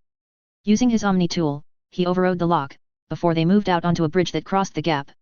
Trouble, he told Victor, pointing at a group of mercenaries up ahead. Take them out from here, Victor ordered. Our TK-70BS can kill at that range. See. Good idea, Shepard nodded, with the two getting into cover before popping out and firing their weapons. Two mercenaries fell to their initial attack, while the others took cover. Oh shit! One of the mercs shouted. We didn't know they have laser pistols. Just shut up, and a moment later, that merc went down when his head exploded, courtesy of a lucky shot on Shepard's part. The two men continued to move up as they fired, with Shepard nailing a mercenary in the head. Just then one popped out of cover and took aim at Shepard. Before Shepard could turn to engage, there was a blur of motion, then the merc fell over dead. To Shepard's surprise, the hilt of Victor's stiletto was sticking out of the eyepiece for the merc's helmet, with the blade having punched through the eyepiece. Nice throw. He told the major as the latter pulled the blade out. Where'd you learn to do that? One of my private instructors, Victor explained. It helps that this isn't your ordinary stiletto. It's a vibroblade my father had made for me. Quite useful when you use them right. Definitely, Shepard agreed as they advanced. Eventually, they reached the area where the Skycars were being kept at. Hearing gunfire, the two found a pair of mercenaries firing on Lyra and, much to Shepard's surprise, Celicia. The two biotics were projecting a barrier that was blocking the rounds. At a nod from Lyra, Celicia lashed out with her botics, sending the two mercs tumbling end over end while snapping their necks at the same time. As Victor and Shepard moved through the door, Celicia asked, "Having a bad day, Uncle?" "You could say that," Shepard conceded. "Also, I didn't know you were here. After Palavan was retaken from the Reapers, Admiral Westford decided to have my mom and my siblings go on shore leave," Celicia explained. "When we came here, we were enjoying some time with Dad when we heard EDI telling us what happened. Lyra happened to pick me up on her way here, as she figured out what had already happened. Ah, Shepard nodded. I see. Any way out? Landing pad is over there, Lyra added. But it's behind a locked door. We'll need to find the control panel. Like the outfit, by the way. Thanks, Shepard nodded. So, I heard you fell through a fish tank with Victor. Yeah. We'll talk about it later. Pity. I liked that restaurant. Right. Control panel. As they walked around, Shepard spotted the door that would lead into the office of the salesman that worked here. Pressing it, he frowned when it turned an angry red. He was about to switch his TK-70B to cutting mode when Lyra said, "Wait." Walking over to a nearby window, she knocked on it and said, "Hello? Could you please open the gate?" Right on cue, the gate leading to the landing pad opened, allowing them to access it. "Thank you," she beamed. "Ha," Victor smiled. "Sometimes you need a woman's touch." At that, Celicia chuckled. Just then, they spotted a CSEC shuttle heading towards them. Apparently, Celicia spotted something that unsettled her, as she said, "Get down." Taking her advice, the team got behind cover. They were just in time, as gunfire erupted, pelting the cover they were at with bullets. "Damn it!" Shepard snarled. "The mercs are using CSEC shuttles. Any ideas?" "No." Victor replied. Fortunately for them, someone else had an idea. There was a loud crash as something fell through the air, as well as a loud roar as, much to Shepard's surprise, Rex and another man wearing battle armor landed onto the commandeered shuttle. The shuttle crashed to the ground before Rex and the man went inside, closing the door as they did so. As they did so, Shepard realized who the second man was. "It's Edward," he realized. "I know that suit of battle armor anywhere." At that moment, the shuttle began to bounce around, as though some giant fox was trying to smash its way out. Moments later, one of the doors burst open, with the merc screaming as Edward sent him flying headfirst into a support beam with a solid kick to the merc's ass. Rex was busy punching and beating two mercenaries into a bloodied pulp, before kicking another one out the other door, sending that merc into freefall. Edward laughed as he walked out. Ah, nothing like beating mercenaries into a pulp while saving the first prince's son and Shepard. Walking over, he asked, "You four okay?" "We're fine," Shepard nodded. Spotting Rex, he asked, "What are you doing here?" "Ah, just butting heads with the council over Krogan expansion," Rex shrugged as he tossed the two dead mercs away. As he said this, another shuttle arrived, though when the doors opened, CSEC and AFFC personnel burst out of the shuttle, weapons raised and at the ready. It was the last individual that had Shepard's attention. "Arden Sortek?" he asked. "What are you doing here?" "I was in the neighborhood," Arden replied. "I heard about what was happening, and so did Hansa Davian, since Lyra contacted him. He sent me to make sure you had a safe ride back to your apartment. The first Davian guards have secured the place." "Good," Shepard nodded as he came aboard the shuttle. "About time we got an exfil." With that, they left, with everyone alive, and a lot of questions. Authors Q&A. EDBOY4926, thank you. I'm happy to have saved that character as well. Sully Mike 23, I agree. The Reaper's logic is actually circular. By assimilating all organisms into an artificial body, they're actually perpetuating the problem that they're trying to solve. That reminds me of one definition of insanity, repeating the same thing over and over, while expecting a different result each time. That's the kind of insanity the Reapers are suffering from, if you ask me. I spite, I'm glad you see it that way. To be honest, that's how you protect data and programs from being lost, make a backup copy of it. Starborn Michael, thank you. I had fun writing it too. Guest, thank you. Violet Twogger, same here.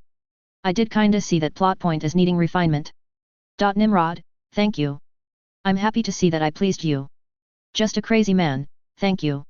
Chapter 63, Meetings and Infiltration. Hello again, everyone, and welcome back to my MechWarrior/BattleTech, Mass Effect crossover. Thank you all for your wonderful feedback and support. I know I sound like a looping audio file when I say that, but I really do mean it. Every bit of feedback helps me continue onward. We're now about to reach the middle of the Citadel sub-arc for this story. Things are about to get interesting. As always, leave a review, and enjoy. Disclaimer, I do not own the MechWarrior/BattleTech or Mass Effect franchises. They are the respective properties and trademarks of BioWare, Electronic Arts, FASA Corporation, FASA Interactive, WizKids, Catalyst Game Labs, Piranha Games Incorporated, etc. Any material original to the franchises belongs to their respective developers and publishers. Any material not original to the franchises is of my own invention. I do not own any music listed in each chapter. Any music listed belongs to its original composers and/or artists. Citadel. Apartment Penthouse. October 5, 2186. True enough, when they returned to the apartment, the first Davian guards were all over the place, with the couple even holding a few recoilless rifles just in case the mercs that had attacked Shepard brought any heavy firepower to bear. Well, at least I'm in safe hands, Shepard noted, though I need to find out who's been hacking my accounts and trying to kill me. If we can do that, we can put an end to this madness. He wasn't the only one wondering what was going on, as Rex asked, someone want to tell me what's going on here? That's a good question, Arden Sortek nodded. Lyra. I agree, Lyra nodded. Who were those mercenaries? They were heavily armed and using CSEC shuttles. No clue at all, Shepard frowned. I've never seen them before. Me neither, Celicia nodded. In fact, I've spent most of my time exploring my home world, as well as the galaxy at large. Even I haven't found out about who those guys were. I can't believe you survived all of that, Brooks stammered. They had guns. And grenades. And those drone things. Nothing I haven't seen before, other than the mercs, Victor shrugged. We used all of that, and more, during the Battle of Pinnacle. Certainly helped give us the edge against the clans. Pulling up his Omni tool, he said, either way, it's not going to be a problem. The AFFC is going to give us their backing. Plus, I'll contact CSEC and find out what's going on. Okay, that sounds. Brooks began, then a worried look came over her face. Wait. Wouldn't that make whoever you contacted a target too? No, Victor shook his head as he sent a message to CSEC. Shepard's Omni tool was hacked, not mine. I would have known, as MIIO would have contacted me. Say what you will about MIIO, but when there's a threat to the First Prince and his children, they're the first ones to know. Besides, there are few who would hack into the accounts of the First Prince's son, the threat of reprisal is more than enough to deter most would-be hackers. Fair point, Brooks admitted. Either way, it's a huge risk, Lyra added. Having more hands on deck won't hurt, Victor countered as he finished sending the message. Plus, CSEC's Special Response Division handles cases like this all the time. It's a risk I'm willing to take. Same here, Shepard nodded. Looking at Brooks, he asked, you okay? I got shot. Brooks groaned. I've got Medigel, but still, I took a desk job explicitly not to get shot. And you two killed 100 guys with just a pair of pistols. That did happen, though it was more like 20 guys, not 100. Still, who does that? Well, you I guess, but besides you? They said the Medigel might make me jumpy. Do I seem jumpy? While Brooks was talking, Arden Sortek was examining her with the scrutiny a hawk would for prey. Certainly seems hyperactive, though that's probably due to her coming down from her adrenaline high, he noted. Still, there's something off about her, like I'm looking at a facade. It might just be paranoia brought about from age, but I can't shake the feeling. I'll be keeping an eye on her. Nearby, he noticed a subtle nod from Victor, who had also noticed the minor details. How'd you get mixed up in all this? Shepard asked. I monitor data for Alliance intel to prevent fraud and hacking of officer IDs, Brooks explained. Like someone using an admiral's pass to get into a nightclub on the Citadel when that admiral is fighting on a Turian colony. I wrote a tracking program. It's really neat. I call it Biscuits after my cat. Please remain on topic, Victor interrupted. Right, sorry. Anyways, Mr. Biss, my program detected a breach in your classified files. Soon, everything we had on you was compromised, personnel files, mission reports, everything. Since when does hacking personnel reports involve heavy weapon fire? Rex asked. Same question here, Edward, who'd been silent until now, added. Unless, of course, somebody knows better than I do. Think of what criminals could do if they got access to Shepard's military access codes, Brooks explained. Or Spectre codes even. That would explain why they need you dead, Rex said to Shepard. Nothing to stop them until the damage is done. I agree, Sortek nodded. It's why Maximilian Liao abducted Hansa and tried to kill him once the doppelganger was ready. Once Hansa was gone, there wouldn't be anything preventing him from turning the Federated Sons into a puppet state. It's only because of Shepard's warning, as well as some quick thinking, that I managed to save Hansa and stop Maximilian's plot from succeeding. Shepard, noting this, nodded in agreement. Arden Sortek's the right man for the job, he smiled. He even said so himself.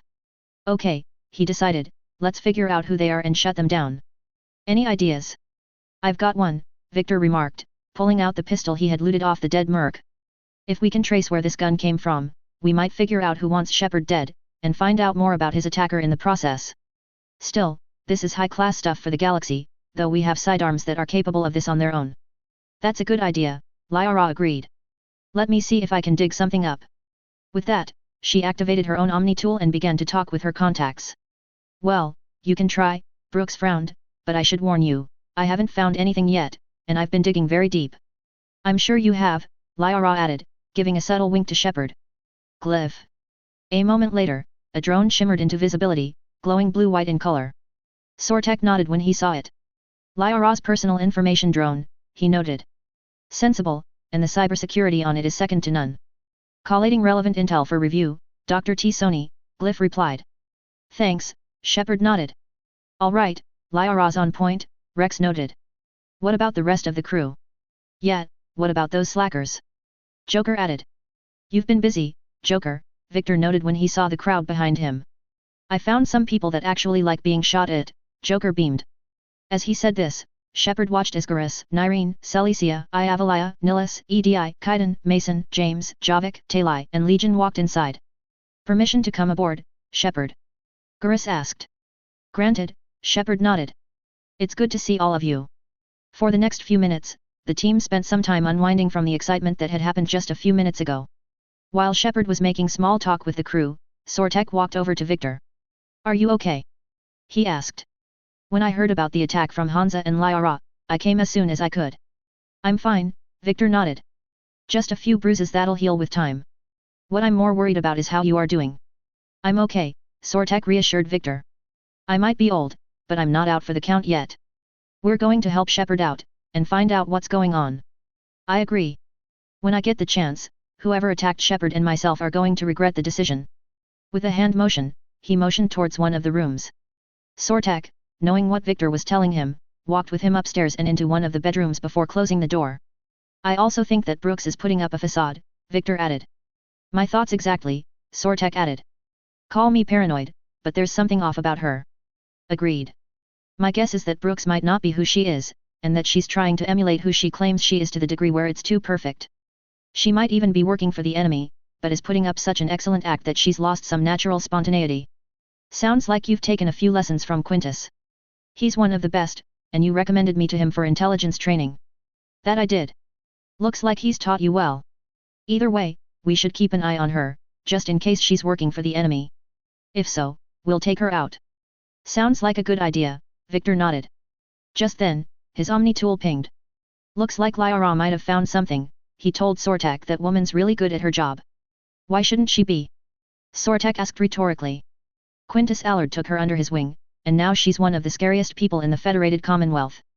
Either way, it's about time we go. With that, they exited the room and walked down the stairs. True enough, everyone was gathered around Lyra, who had managed to scrounge up something. We have a lead, she informed the team. I called in some favors to get a trace on the gun Victor took from the merc he killed. It led me to a casino owner named Elijah Khan. He's been suspected of using his profits to smuggle weapons onto the Citadel. Immediately after the attempt on Shepard's life, Khan made an interesting call. A moment later, an audio file began to play, with Khan's voice coming up first. I'm cutting you off, the man growled. I'm returning your down payment now. Just then, another voice spoke up, though Shepard frowned when they heard the distortion in it. What's the problem? It asked. Turn on a vidscreen. When I sell a gun, I don't want it showing up on the nightly news. You won't be linked to me. Save it. Our association is terminated. And if you even think about coming after me, I've got info on you ready for prime time, so you can ponder that. Con out. A moment later, the recorded call ended. So that's our identity thief, Shepard noted. Looks like he's using an ID scrambler, Garrus noted. Those are a pain in the ass to get around. Not for MIIO, Sortek added. They do that all the time. Lyra. That's exactly what I did, Lyra added, and what I found was shocking. How so? Shepard asked. The distorted voice, Shepard, is yours. With that, everyone fell silent, while Shepard, upon hearing this, turned pale with shock, then his color returned, though his eyes, despite his tranquil facial expression, were now filled with white-hot rage. Containing the emotion, he said, Okay, now it's personal. They've taken my identity, and now they've taken my voice. That's so fucking not okay. Just like what happened to my father, Victor frowned, feeling genuine sympathy for Shepard. Shepard, if it's any consolation, my father's been in your position before, and I learned from him what it was like. I know exactly how that feels. It isn't, but I appreciate the gesture, Shepard nodded. Taking a deep breath, he let it out and turned to Lyra. Did you get anything on the mercenaries that attacked us? They're a private military corporation known as CAT-6, Lyra explained. For those of you who don't know, CAT-6 is an alliance nickname for a dishonorable discharges. Many have criminal records, histories of steroid abuse, and other charming features. No doubt hired by the thief, not Khan. Just like Black Inferno, Mason frowned. Well, at least it'll be easier to contain these guys. Indeed, Shepard nodded. By the way, Lyra, that phone call was pretty damning stuff. How'd you get it? It involved the weapon's biometric data, Solarian intelligence, and a Hanner prostitute with camera implants, Lyra deadpanned. Mason, picking up on the joke, chuckled, while Victor and Sortek smiled. Seriously? Shepard asked rhetorically. No, Lyra replied, but the truth is boring. Khan didn't sound friendly to whoever that was, Victor noted. He could pass the info on to us, but then again, he isn't going to be in a mood to meet the two of us, given that we likely know about the connection between him and the identity thief. He'll probably go to ground in a panic room, if the casino has one installed. That it does, Lyra nodded, and I agree. Talking to him in person would need some extremely smooth talking, and he'll likely assume the two of you are looking for revenge. EDI and Legion can give us programs to hack through the door, but the cameras and guards will complicate matters. Yeah, Brooks agreed. Khan could disappear or worse. If his guards open fire, normal people could get hurt. Like me. She's right, Shepard decided after a few moments of thinking. We can't risk spooking him. We go in quiet. No gunplay. I know of a way we can get in, Sortek added. Before I got wind of what happened, I got an invite into my email spam category. According to it, the casino we're heading to is hosting a charity event for war refugees. I guess even a gun runner like Khan can have a soft spot for refugees. That's an excellent opportunity, Lyra beamed. GLPYH? Purchase some tickets, then call up a layout of the building. A moment later, a holographic layout of the building appeared. Score. Joker beamed. So, how close can you get? You usually don't put a back door in the panic room. This air shaft bypasses the security gate and ends up in storage, EDI noted. From there, the panic room's door camera can be disabled. I have also been productive, Legion added. I have created a program that will temporarily shut down any cameras that are present. All that is required is a discrete upload to the relevant terminal. Still, we're talking about a casino, Kaiden frowned. There's got to be alarms in that shaft. I've got some countermeasures that may help, Lyra added. I'll know more once we're inside. I can handle the vents, Arden Sortek volunteered. I've been in tight spaces before, and I've handled covered missions before. I apologize, Victor, but you're gonna have to sit this one out. That's all right, Victor nodded. Besides, I could use a break. All right, Shepard nodded. Let's go. Time to get some answers. A few hours later, Shepard and Lyra were flying to the Silver Sun Strip Casino, dressed in their finest formal wear. Shepard was wearing a three-piece suit with a blue tie, along with black polished dress shoes and a white tuxedo under a black overcoat and black dress pants.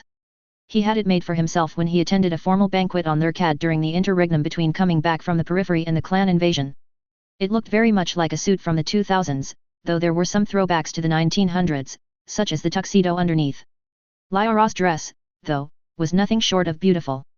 It extended down to just above her ankles, but kept fairly close to her legs. Her bust was fully covered up, though the back of her dress was open down to just above the small of her back. Her dress was snow white in color, with silver trimmings that accented the white. A thin white loop around her neck kept the dress from falling down, and she had beautiful white stiletto-type dress shoes as well. Noting the dress, Shepard whistled. Where'd you get that? He asked. It was handcrafted for me, Lyra explained. Hansa knew of a tailor that made the wedding dress for his wife, Melissa. I took the time to visit them and they made this dress for me. Funny.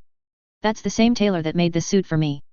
And he did a spectacular job doing so, Lyra beamed. You, Shepard, are the picture of high society. Shepard smiled. Ain't that the truth?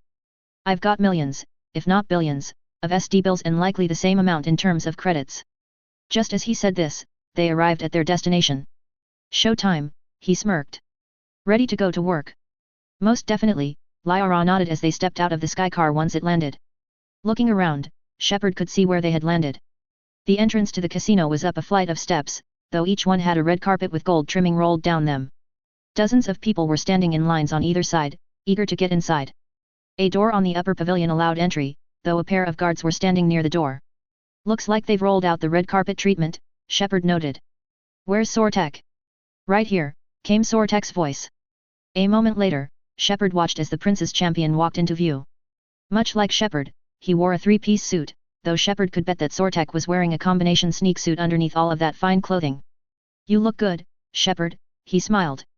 Thank you, Shepard replied. Time for work, Sortek remarked. Once they were past the guards, who were quite easy to get by, they entered the casino proper. The flight of stairs they walked up led to a large atrium that was shaped like a C, with the Citadel's equivalent of slot machines on a pair of half-walls. Past them, according to the schematics they had access to, were other games to play, such as blackjack, and even race betting. There was also a lounge on the upper floor, where there was a dance floor, as well as a bar. I'll head for the ventilation shaft, Sortek informed them. Good luck you two. Thanks, Shepard nodded. Okay, Lyra. Time to meet the riff-raff. Any last input? Khan has a lot of surveillance up, Lyra explained. I'd mingle with the guests if you want to look normal. Good thing I'm good at that. With that, they went to work. While Shepard mingled with the rest of the patrons inside of the casino, Sortek was moving up towards the ventilation shaft he'd seen in the schematics. Good thing I learned a thing or two from Quintus after I became the prince's champion, he noted to himself. That man is very much the bane of any intelligence agency that is hostile to the Federated Commonwealth. Moving past a few people, he came to the ventilation grate, which he noted was large enough that he could crouch walk through the vent. Damn, he snarled internally when he saw a small blinking light on the panel. It's got an alarm. Fortunately, I can get around that. Just have to find the panel controlling it. Keying his COMM, he said, Lyra, Shepard, meet with me ASAP. A minute later, Shepard and Lyra walked up the steps. Found the vent, but as we suspected, there's an alarm on it. We'll have to bypass it, Shepard decided. Here, use this, Lyra replied, handing Shepard what looked like a pair of high-tech contact lenses. Resonance emitter lenses, she explained. They should let you see security grids and wiring. Putting them on, Shepard watched as security grids appeared as orange-colored cones, while wiring showed up as blue, green, and red lines. Good, he smiled. I'll follow the wiring to a junction box, splice it, and disable the alarm. Good, Sortek nodded. Also, that program that EDI and Legion created should do the trick when it comes to disabling the cameras. Signal me when the alarm is down. Nodding, Shepard proceeded towards where the line from the alarm led. It led to a junction box that was being watched by a security camera. Here goes, he remarked as he uploaded the program. A moment later, the security grid cone turned green, indicating it was inactive.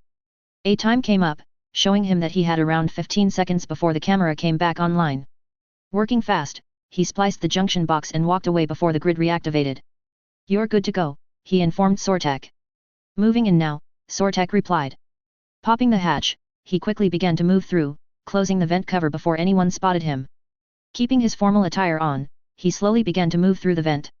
A slight vibration in his left hand told him that the suit was actively jamming any sensors and scanners in the vent. So far, so good, he decided. This will take some time. Mingle while you're at it. Nodding, Shepard and Lyra did so. While walking towards the stairs, he noticed an older man that was drinking heavily. Enjoying the party? He asked. Young people party, the older gentleman corrected. I drink. Tonight, it's Ringcole on the rocks. That stuff can put you down for the count, Shepard frowned. I just lost a staggering amount of income, the man countered. This puts things into perspective. You need a few credits for a ride home, or anything. Oh, no. It's not like that. You know all about those Helium-3 facilities that are being wiped out or, as news would have it, being protected by Federated Commonwealth forces. I've flown by a few. Well, to put it in layman's terms, most of those facilities were mine. Noting his lack of etiquette, the man cleared his throat and said, My apologies. I don't think I've introduced myself. Jonah Ashland, of Eldfell Ashland Energy. Shepard. Pretty fancy night out for someone worried about his financial future. It was my daughter Aisha's idea. She's got a good heart, though she's going through a little, self-absorbed stage. You make it sound like she's trouble. My love for her is unlimited. She just gives me a lot of opportunities to prove it, but I'm pretty sure that she can change. You don't bet against something like that. Not even here. Changing the subject, he said, look at them all down here. 20 years ago, you couldn't have imagined a shindig like this. Humans and Turians together like it's nothing. Council species all concerned about the fate of the Batarians, everyone trying to have sex with the Aseri. That's not new. Just seeing if you were awake. So, all these species in one room. Yes. Nobody's afraid of each other anymore. If we win this, the galaxy's going to be one great place. I'll drink to that. As he said this, Shepard felt the COMM piece in his ear vibrate. Excuse me, he said as he walked away.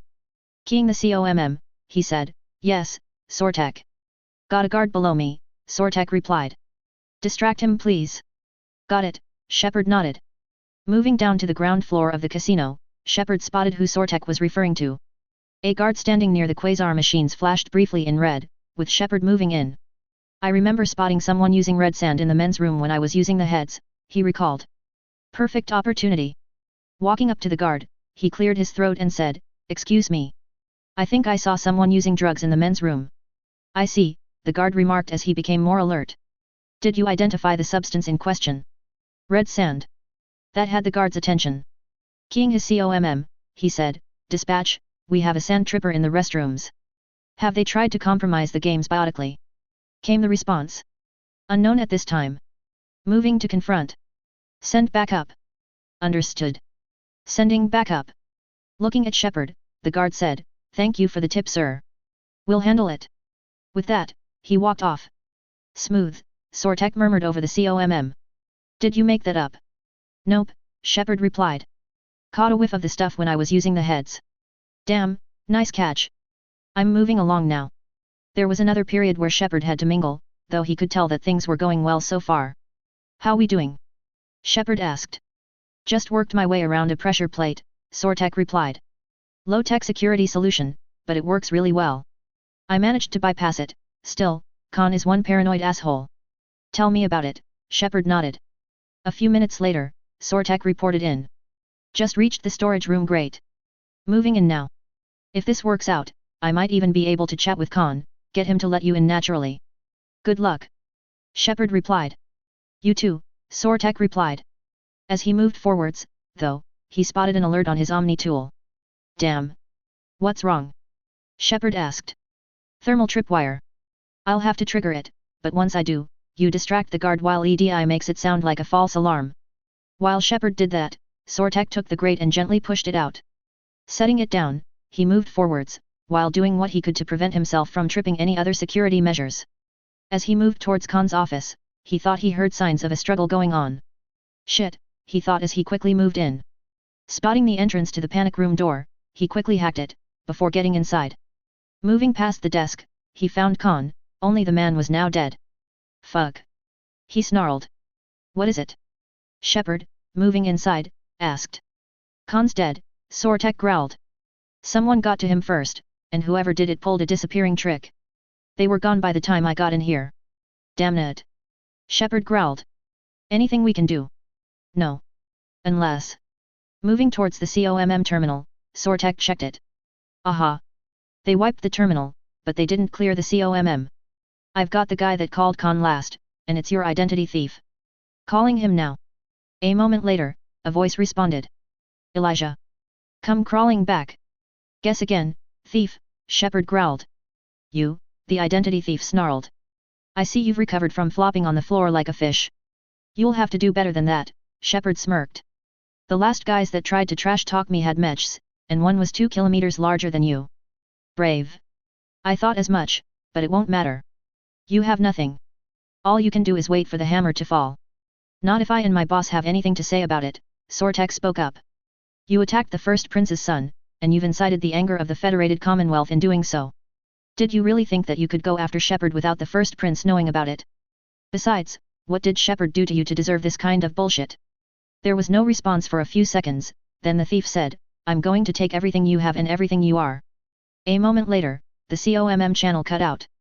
Couldn't get a trace, but at least we know more now, Sortek frowned. I'm pulling the data drives. EDI and Legion should get more out of them than we can right now. Good idea, Shepard nodded.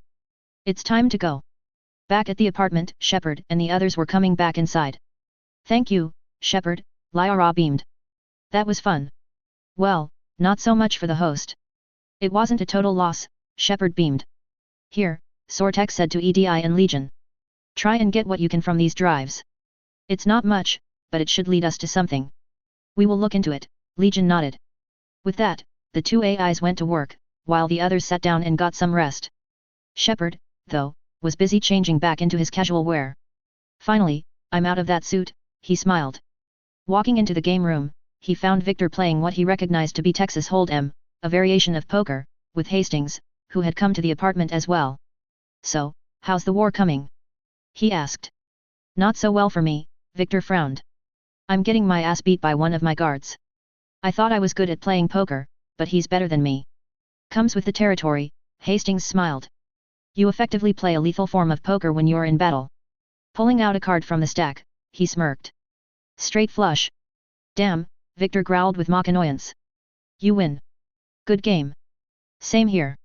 You made me work for it, though. Yet. Just as he said this, Brooks came in. Commander, I think EDI and Legion found something on the data drives. Perfect timing, Shepard nodded. Walking with the rest of the team back into the dining room, he asked EDI and Legion, so, what do you have? The data's root structure was erased, EDI reported, but the logic integrity remained viable. We have recovered information relevant to our mission, Legion added. We found an encrypted communication from a few days ago. Brooks' analyst is working on it. I just need another minute, Brooks replied. A whole minute? Joker asked. EDI or Legion can shave that down to just 5 seconds. I felt that it was best that Brooks' analyst improved her decryption runtimes, Legion stated. And you two lost your chance to show off. Like they need it, Brooks chuckled. You're the crew of the Normandy. You're legends to the Alliance. Legends can be good or bad, Shepard countered. Which ones are we? You're the kind that people look up to. The kind they owe their lives to, Brooks explained. Then how come everyone's always shooting at us? Rex asked. I think it's mostly you, Rex, Taylai smirked. The bigger the target bigger the target. Are you saying I'm fat? It just means that there's more of the legend to love, Lyra smiled. Rex, though, had a slight snarl, but it wasn't a threatening one. And the camaraderie, the friendship. I think that's your secret weapon, Brooks added. It's all just part of the job, Shepard shrugged. Same here, Victor agreed. Wait, job? Gurus asked, you mean the rest of you are getting paid for this? At that, Sortek laughed. Just then, Brooks decrypted the information. Here we go, she noted. Those mercs after you. They brought a lot of guns, like big ones. Looking at the info, Shepard noted the manifest. Looks like a few Atlas spec mechs, though that's more like an armored exoskeleton by Inner Sphere standards. Beyond that, standard heavy weapons and armor. Mechs, Kaiden, who spotted the manifest, asked. Why would they need those? Maybe to get into a high-security facility, Victor suggested. It's what I'd do if... Oh. What? Shepard asked, noting Victor's expression. I think I know where they're trying to get to. Victor noted, an epiphany washing through his mind. I think they might be trying to get into the Citadel Council's archives. The archives? Vega asked. What do we know about them? The Council keeps sensitive historical information there, Gurus explained. Real hush-hush. Even my old CSEC clearance never got me in there. Fuck. Sortek snarled. I think I know what they're up to. If Shepard's records and biometrics are there, they're going to try and rewrite the biometrics so that the system recognizes the thief as Shepard. Then that means we'll have to force our way in, Shepard decided. Edward, that means you're up. All right, Edward beamed. About time I got to blow something up. Good, Shepard nodded. As he moved to get his gear, he heard Victor coming. I thought you wanted to sit this out. Not anymore, Victor frowned. It's high time I show people that I am just as crafty and dangerous as my father, if a little less experienced. All right then. Let's go. Authors Q&A. Sully Mike 23, not quite. Good try, though. Violet Twogger, I'm glad that I inspired you to write once more. I thank you for your kind words. Galactic Armor 2 Alt, an interesting idea. I'll give that one a go. Starborn Michael, maybe. We'll find out. Marauder Prime 12, yep. Cronus 1326, thank you. I felt that would be the best ending for a hard-fought victory. I also wanted to write the sushi play scene like that. EDBOY4926, 2 of them will be present. Not Hansa, though, he's really busy. Chapter 64, The Imposters Revealed. Hello again, everyone, and welcome back to my MechWarrior/BattleTech, Mass Effect crossover. Thank you all for your wonderful feedback and support. I greatly appreciate it. We're now nearing the end of the Citadel sub-story arc. For those of you that are curious, we're going to be a very interesting twist at the end. Stay tuned if you want to see what it is. As always, leave a review, and enjoy. Disclaimer, I do not own the MechWarrior/BattleTech or Mass Effect franchises. They are the respective properties and trademarks of BioWare, Electronic Arts, FASA Corporation, FASA Interactive, Catalyst Game Labs, WizKids, Piranha Games Incorporated, etc. Any material original to the franchises belongs to its original developers and publishers. Any material not original to the franchises is of my own invention. I do not own any music listed in each chapter. Any music listed belongs to its original composers and/or artists. Citadel. Approaching Citadel Archives. October 5, 2186. A few hours later, the entire team was heading to the Citadel Archives on an Anher VTOL, with the vehicle flying nimbly through the area, despite being fairly large in size. On board, Shepard was making sure his equipment was good to go, while the others did the same. Nearby, Edward was putting the finishing touches on a shaped charge that would get them into the archives. Nearby, he could see Victor getting ready, along with Sortek and the others. As they flew along, Shepard asked, "Brooks, what's the best way into the Citadel Archives?" "The facilities located below the wards," Brooks replied. "Maybe a direct breach for maximum surprise." "I like it. Sounds like you are learning the ropes." "Hell," Edward beamed, "hang out with us long enough, and you'll learn ropes, knives, bombs, battle mechs. But don't hang out too long," Rex added, "or pretty soon, you'll be making friends with the Asari." "I heard that," Lyra groused. Mason, who had come along as well, chuckled. "Also, does CSCC know we're going to be blasting a hole into the archives?" "Yes," Victor replied. "They've granted us temporary access to the Citadel Archives in order to prevent Shepard's identity theft. Bailey is currently getting a team together, but given what's happened recently, it's going to take time." With that, they found a wide area that they could land it. Touching down, they quickly got out of the vehicle, with the Anher leaving once everyone was out. "The archives are somewhere below us," Brooks told the team. "It could be pretty tricky to get in there." "Not really," Edward added as he pulled the shaped charge out. "I did all the work, so I just gotta plant this where we need it and then we're in." Using his battle armor's sensors, he scanned the ground to find a good place to punch a hole into the archives. Spotting a good location, he placed the shaped charge there and said, "Stand back." Once everyone was away, he detonated the charge. There was a loud WOMP bang as the charge detonated. Superplastic metal tore into the material forming the roof of the entrance to the archives, while the blast wave created a hole large enough for two people to drop down through. Thanks to the blast weakening some of the connectors, the two panels with the hole in them dropped down into the exposed space. Looking into the hole, Edward got a good idea of what had happened. "Looks like we blew a hole into a maintenance corridor. As good an entrance as any," Shepard decided. "Krogan first," Rex shouted as he dropped in. "See you at the party, princesses."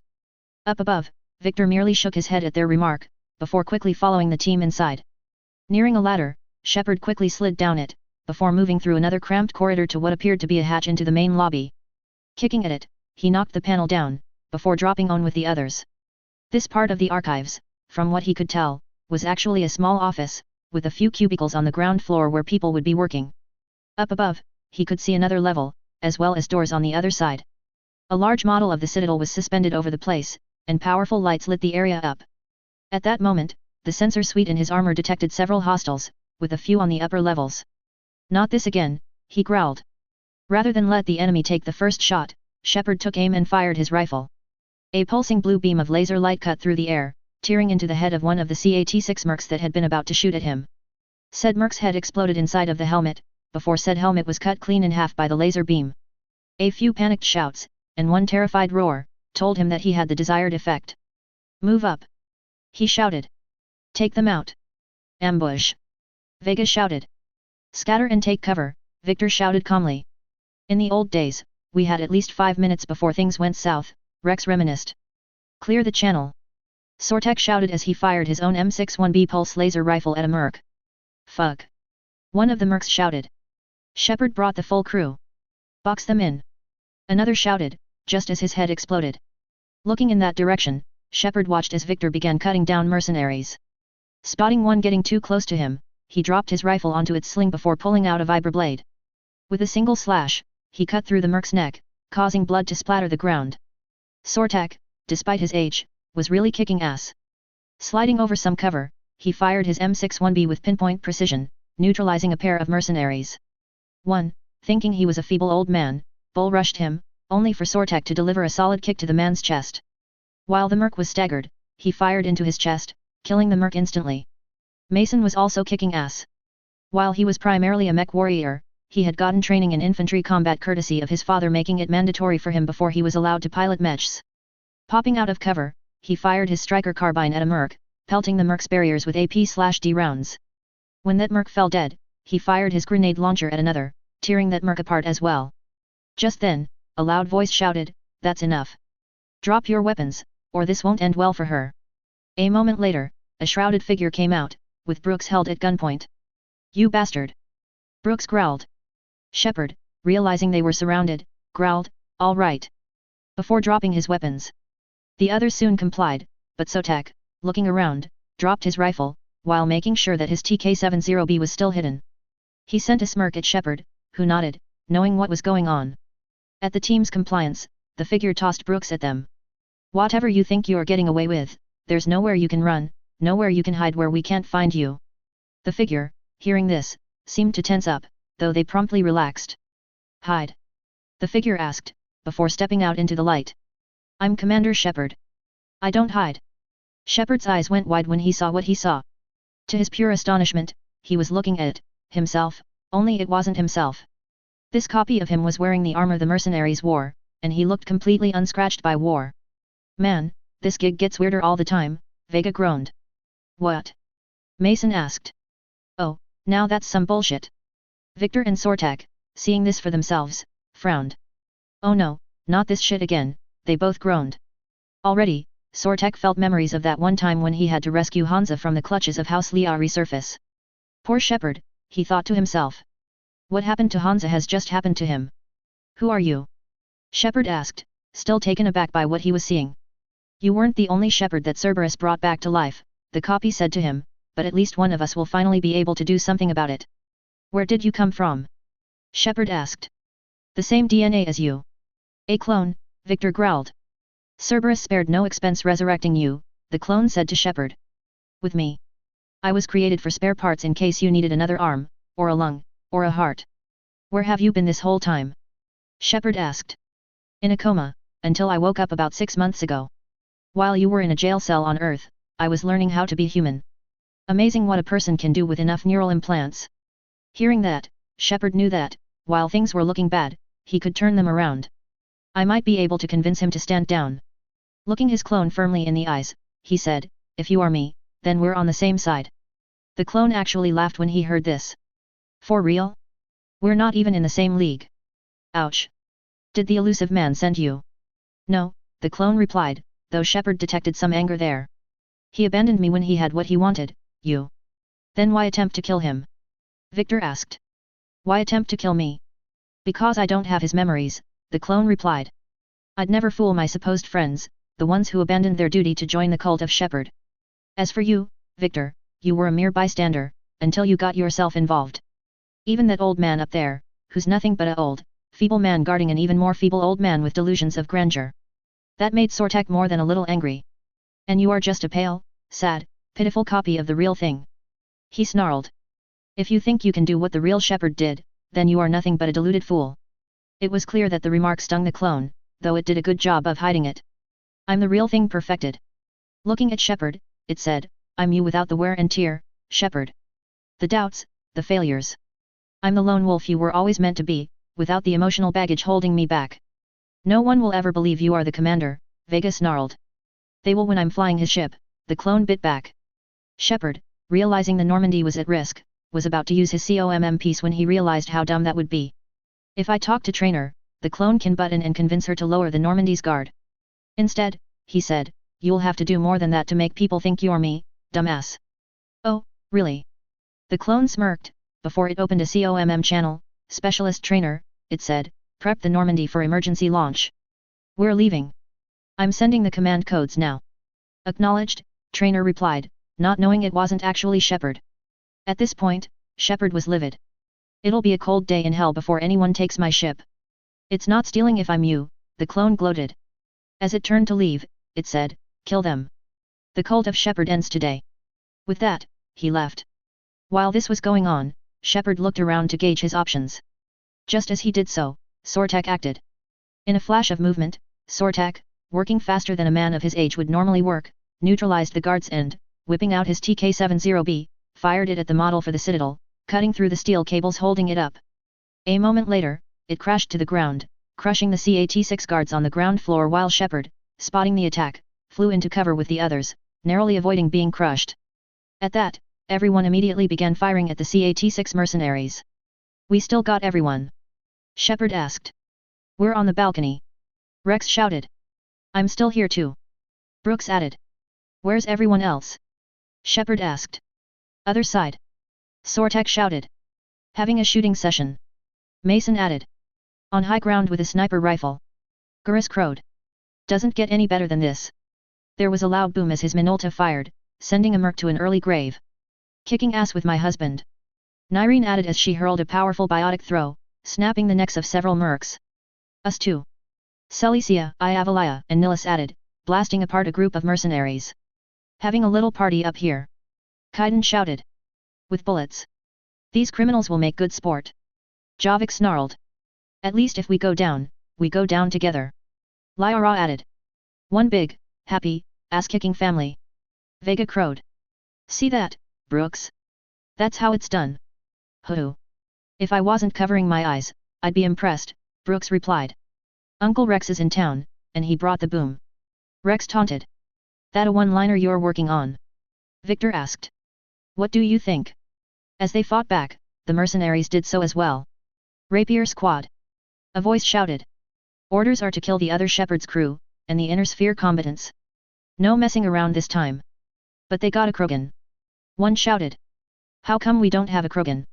"Wouldn't want to be you, princess," Rex shouted as he hurled a biotic throw, sending that merc to an early doom. He laughed maniacally as the merc screamed to his doom. "Shit, that's a protein over there," a merc shouted. "And that is a future corpse over there," Javik countered. "Shit. That's Archangel," another merc shouted. "How are we going to?" Another gunshot rang out, blasting that merc's head apart. "You're not," Garrus snarled, a malevolent grin on his face. "Is that the prince's champion?" another one shouted. "How come I?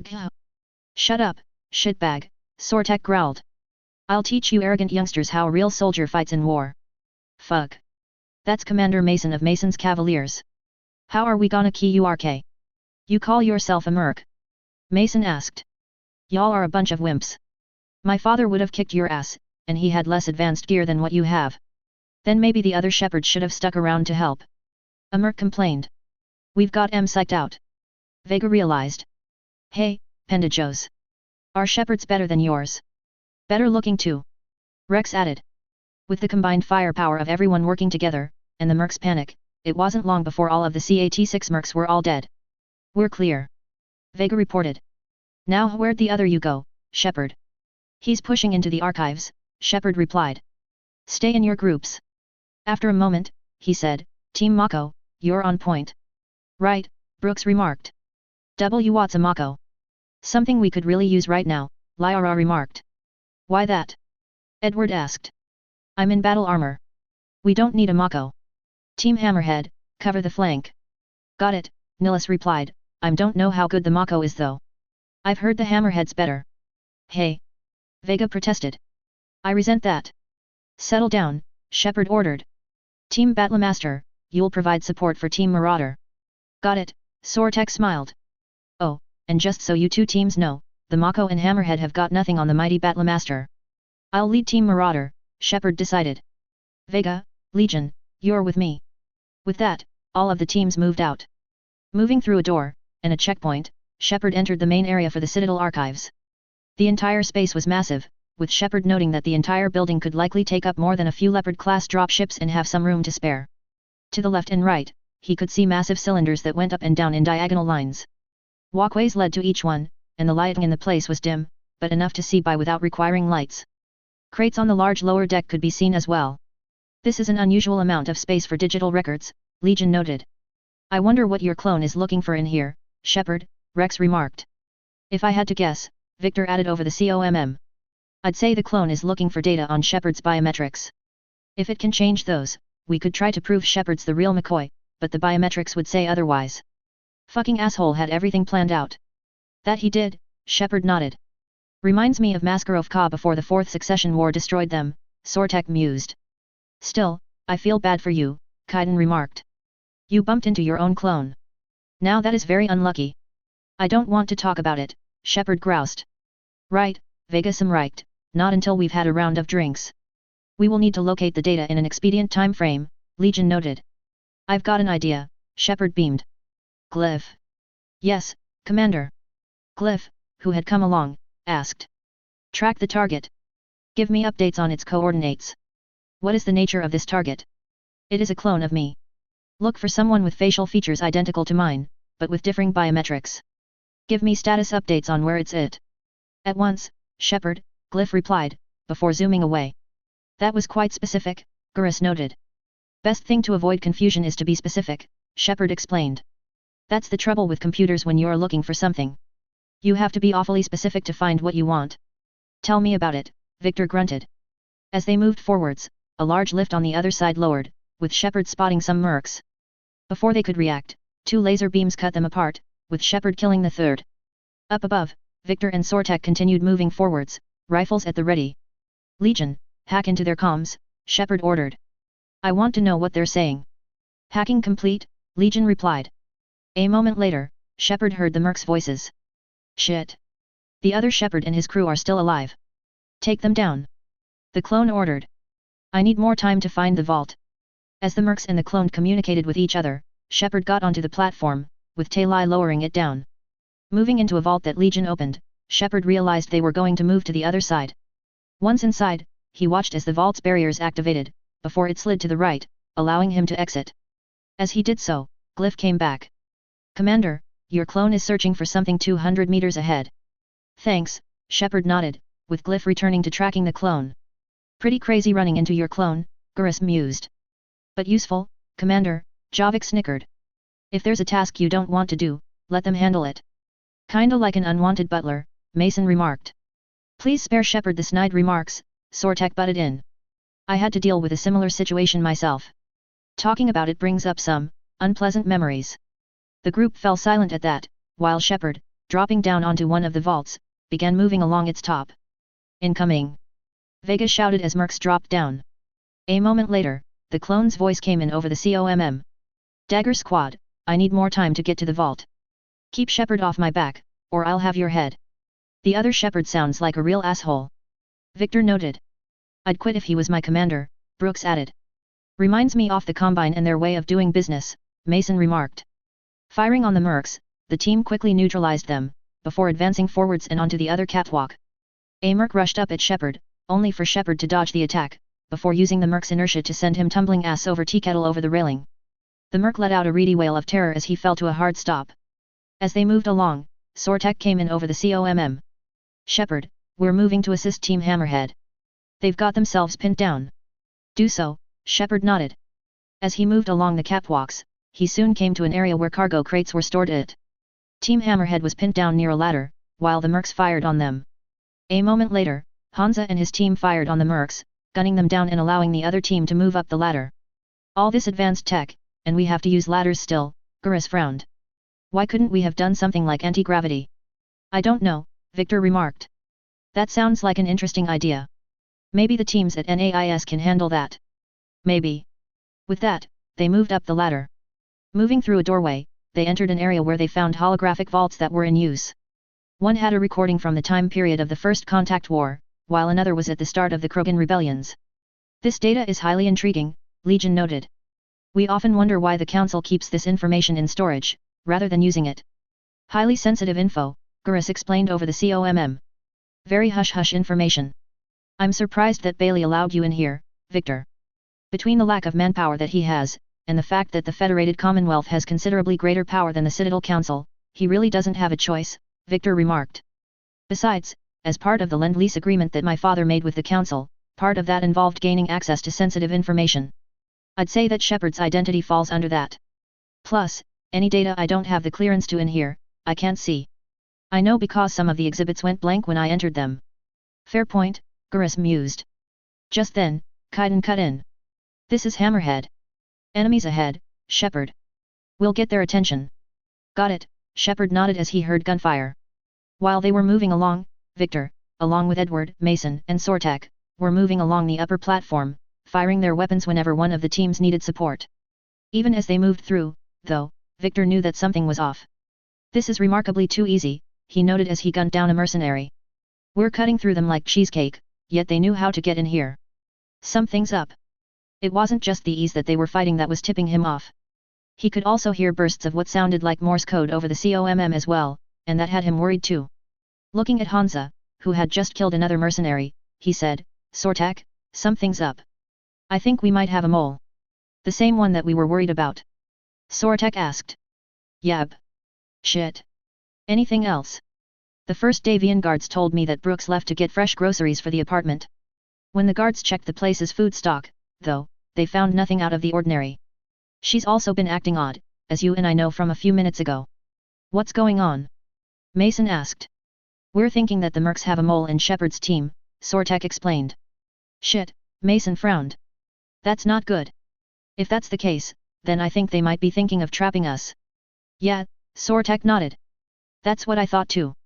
It's also convenient that she would show up at that one place as you said she did. She might be a traitor, Edward suggested. If so, it would explain quite a bit. I agree. We'll make a detour to the area in question. Should Brooks turn out to be a traitor, we can kill her and the clone in one fell swoop. With that, they continued onward, though now Sortek smiled, as he had a plan. While this was going on, Shepard and the others had moved through the archival areas and into another area where vaults were at. More gunfire was coming from up ahead, though when Shepard saw the target, he frowned. You have got to be kidding me, he frowned when he saw an Atlas mech dropping down from a balcony. We do not have the required hardware to destroy the enemy machine, Legion replied, almost frowning. No, Vega admitted, but Edward does. Just as he said this, Shepard watched as the Atlas turned to fire on them. Just as it did, there was a flash as something flew directly at the mech. There was a large puff of smoke and dust, with a loud boom echoing in the area. The power pack for the mech, directly targeted by whatever had hit it, promptly exploded, blasting the mech apart and sending shrapnel flying everywhere. A moment later, Shepard watched as Edward landed just ahead of them, a recoilless rifle in his armored hands. Ha, he smiled. Got a good hit on the power supply. I love these new Mayhem warheads. They're just like heat, only more precise and powerful. Turning to Shepard, he asked, You doing all right? I'm good, Shepard nodded. Where's Sortek? Right here, Sortek replied from another catwalk. We're making our way forwards, Shepard. Good, Shepard nodded. With that, they continued to advance forwards, firing at any mercs that got in their way. Eventually, they made their way into another archive area. As they did so, Brooks contacted him. Commander, do you copy? She asked. What is it? Shepard asked. The other U's trying to jam our comms. Teams Mako and Hammerhead have moved ahead to cut him off, but I've been hit and need help. Please hurry. We're coming, Shepard replied. As he said this, he moved into another vaulted area. Just as he moved forwards, barriers in front of him snapped on, preventing him from moving forwards. Turning around, he saw another behind them, then it hit him, they were standing on an opened vault. Damn it! He growled. We're blocked in. Anyone see an override switch? I don't see one, Vega frowned. Keying his comms, Shepard asked, Sortek? Brooks? Do you read me? Is anyone on this frequency? Just then, a familiar voice said, the short answer is no. They're not. A moment later, the clone walked into view, a smug smile on his face. The long answer involves your friends trapped in Iridium vaults and forgotten for, well, forever. Others know about this, Shepard growled. About you. The Federated Commonwealth will stop you, as will the Alliance. The clone cocked an eyebrow. What do you think, Staff Analyst Brooks? Will the Alliance and Federated Commonwealth stop us? I wouldn't know. I don't actually work for them, came the reply. A moment later, Brooks walked into view. At that moment, Shepard realized it, he'd been duped. That fucking bitch, he snarled internally. No one betrays me, and gets away with it for long. Reining in his anger, he asked, who the hell are you? And do you really think I won't track you down? My name doesn't matter, Brooks replied. I don't keep the same one for more than a few days. And if the elusive man hasn't found me, then you never will. You're Cerberus. Was. Mr. Elusive Man and I didn't see eye to eye. He's indoctrinated, whereas I prefer the whispers in my head to be my own. Why not come to me? We could have worked together. In a way, we did. I'm the one who put together all of the dossiers for your suicide mission. The collector base. There was the Solarian doctor, the Asari Justicar, the Drell. They were all mistakes. We were a pro-human group that started looking to aliens for help. So, I bided my time, and when I found another you who agreed, I woke him up. So she was so xenophobic she dumped the elusive man. Shepard frowned. Some people don't change, I guess. Frowning, he said, you were the one that killed Khan, that tried to kill me. I should have known better. Still, what was the point of it all? Why go through all this trouble to kill me? We just wanted your Spectre codes, Brooks explained. But then, you survived the hit thanks to that brat of a major and you insisted on bringing in that Asari slut you call your wife, so I had to tie up loose ends, so I killed Khan. Then, however, your sex bot and that wonky AI had to go and recover all the data. So here we are, forced to contain the situation. I see, Shepard thought. I've heard all I need to. Frowning, he growled, fair warning, no one who's ever betrayed us has ever survived. And yet, they persist, Legion added. You two may think you're clever, Shepard continued. And yet, you were just a bit, but clever doesn't beat a bullet. And yet, maybe I'm trapped in here, but don't get comfortable. As for why? Well, it's simple really. That bullseye on your backs is getting bigger by the second. Besides, do you two really think you can fool Hansa Davian, the first prince of the Federated Suns? If you two think you can, then you are nothing but arrogant fools that have no idea how clever the first prince really is. I do, so I know one thing to tell you, have your wills prepared, because he will go to every length necessary to end you two forever. You might get away with fooling the Council, but you will never fool Hackett, the Council, Quintus Allard, and Hansa Davian, or even Melissa Steiner. In the end, you two will die, and I will survive. The speech was more than enough to cause Brooks to send the clone a worried look. Still, she covered it up with bravado when she said, that sounds very dramatic. And if someone, like, say Commander Shepard made the threat, I'd be worried. But you're not Shepard, not anymore. You're just a corpse trapped inside of a vault, with no one to call for help. Oh, really? A voice asked. Hearing this, Brooks and the clone turned around, only to find themselves staring at Arden Sortak, Jake Mason, Edward, and Victor Steiner Davian. All four of them had their laser weapons aimed squarely at the two. I beg to differ, bitch, Sortak growled. Brooks' eyes went wide with shock, while the clone pulled his sidearm out. How? She asked, nearly shouting. How did you escape? My plan was perfect. It would have been perfect, had you not tried to trap us, Victor Steiner Davian growled. I must admit, luring us into a vault to trap us inside would have been quite smart, were it not for the fact that we have a demolition expert with us. Wouldn't you agree, Edward? Indubitably, sir, Edward growled, keeping his M42C squarely fixed onto the clone. Oh, sure, I was startled, then I realized that I still had some det cord in my pack. Quite handy stuff, if I do say so myself. Besides, Mason growled. You really think we'd be that dumb and naive when it came to following your lead? If there's one thing that I've learned as a mercenary, it's that paranoia on the field will save your life more than once, and you were causing my paranoia meter to go ring-a-ding-ding. Quite so, Sortak nodded. Besides, it was Victor that first spotted something wrong. You overplayed your part, bitch, Victor growled. You were so caught up in your act that you lost the natural spontaneity that you needed to make your act perfect. When I noticed that, I knew there was more going on than meets the eye. You might have fooled Shepard, but you didn't fool me and my friends and mentors. Besides, Sortak added, I've been through this before. If you bothered to study my actual dossier, Brooks, you would have realized that I rescued Hansa Davian from a similar situation involving a doppelganger. If you'd known that, you would have called this off, but I suppose you're not smart enough to know when you need to quit. Brooks, at that moment, realized that she had been out of her league all of this time. Damn it! She snarled. Still, we've got Shepard trapped, and I can end his life whenever we wish, and yours as well. No one will know. Then you are truly a deluded fool, Victor growled. Just as Brooks was about to shoot, Victor beat her to the punch. The M61B in his hands fired, blasting Brooks' chest apart with a sapphire beam of laser light. A moment later, she collapsed to the ground, as dead could get. The clone, however, realized that he was outmatched and outgunned. Rather than fight, he made the smartest decision of his brief existence. Dropping his weapons, he held his hands open and got onto his knees. Good to see that someone has some sense, Victor noted. Edward, Mason, if you two would be so kind. Gladly, Mason nodded. Walking over, he forced the clone onto the ground, before taking a pair of cuffs that Edward had and snapping them over the clone's wrists. You should consider yourself lucky, Edward growled. If it had been me giving the orders, I would have vaporized you with Brooks. Walking over to Shepard, he asked, "You okay in there?" "Yeah," Shepard nodded. "Just get us out of here."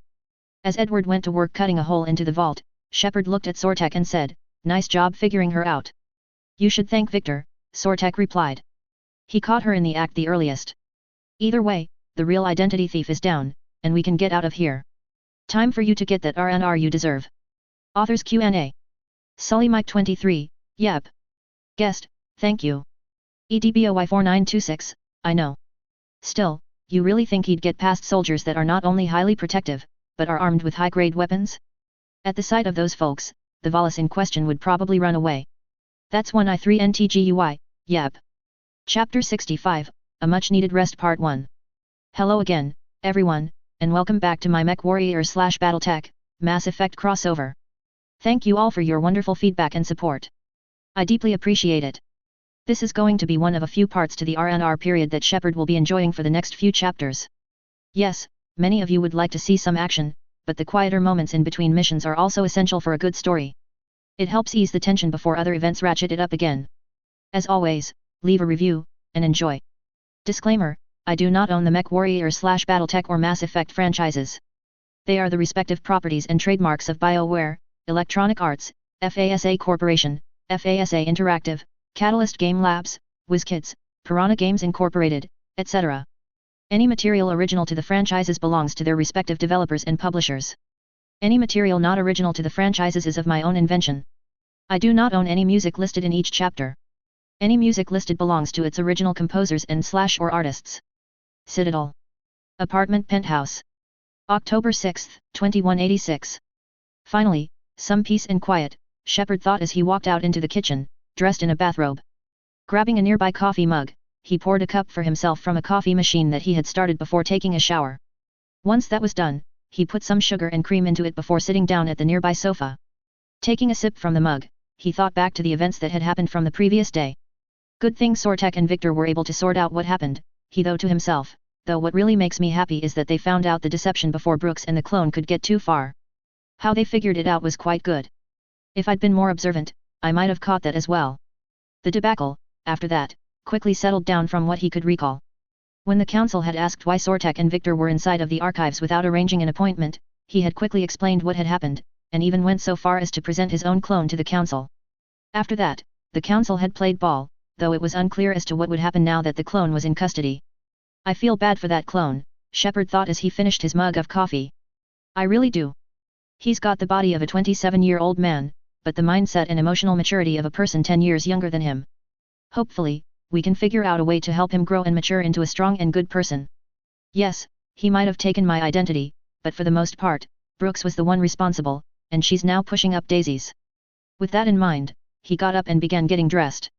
Once he was fully dressed, he was about to head for the exercise gym when he heard the doorbell ring. Walking to the door, he turned on the camera, which showed, much to his surprise, that Arden Sortek and Hansa Davian were standing outside. "Come on in," he said a moment later. "Thank you," Hansa replied as he walked into the apartment. Looking around, he said, "Not a bad place, Shepard. Was this Anderson's?" "Yes," Shepard replied. "He wanted me to take it off his hands." "I see. He set you up quite nicely." Looking at Shepard, he said, "I heard about what happened, especially with you and your clone. I must admit, it was eerily similar to what happened with me shortly after your arrival. Tell me about it." A moment later, Shepard asked, "So, why are you here? I thought you were too busy to come by." "I was too busy, especially with getting a Lend-Lease agreement fully rounded out with the council," Hansa explained. "Once that was done, however, I planned on taking a stroll on the Citadel. Imagine my surprise when Lyra informed me you were attacked." "I can," Shepard agreed. Looking at Sortek, he asked, "You doing all right?" "Yep," Sortek nodded. "I was coming to check in on you. It's a pretty big shock, dealing with a clone of yourself. You all right?" "I'm fine," Shepard nodded. "I admit, it was a very strange feeling, but I'm doing all right." Looking at Hansa, he asked, "So, how much spare time do you have?" "Not much," Hansa replied. "I don't have much time, but I do have enough time to help you plan the party that's coming." "What party?" Shepard asked. "The kind that comes from a hard day at work fighting your clone," came another voice. Walking inside, Joker said, "Besides, we've all earned a bit of a party given everything we've done so far. Still, no one's gonna make you throw a party. You know what, it sounds like a good idea, Shepard mused. Alright. So where do we start? I'd start with getting the food ready to go, Hansa beamed. I've thrown a few parties before, so I know how to get things going. Besides, I've decided to toss a few funds your way to purchase the supplies we need. We're also going to be inviting some people. Good, Joker beamed. So, EDI, Cortez and Trainer are in. T-Sony's also coming along too. Wait. Shepard protested. I'm in charge of the guest list. Yeah, so there's no uninvite button on this thing. Alright, but when it's time, I'll invite the rest. Cortez just invited James. So. Fine. I'm going to go out and see how much trouble I can get into without snapping a femur. Oh, look at this, Sortek noted. Looks like some members of the crew have expressed an interest in some private time with you, Shepard. Looks like you might have to chat with a few. I guess. Shepard shrugged. That fine with you, Hansa?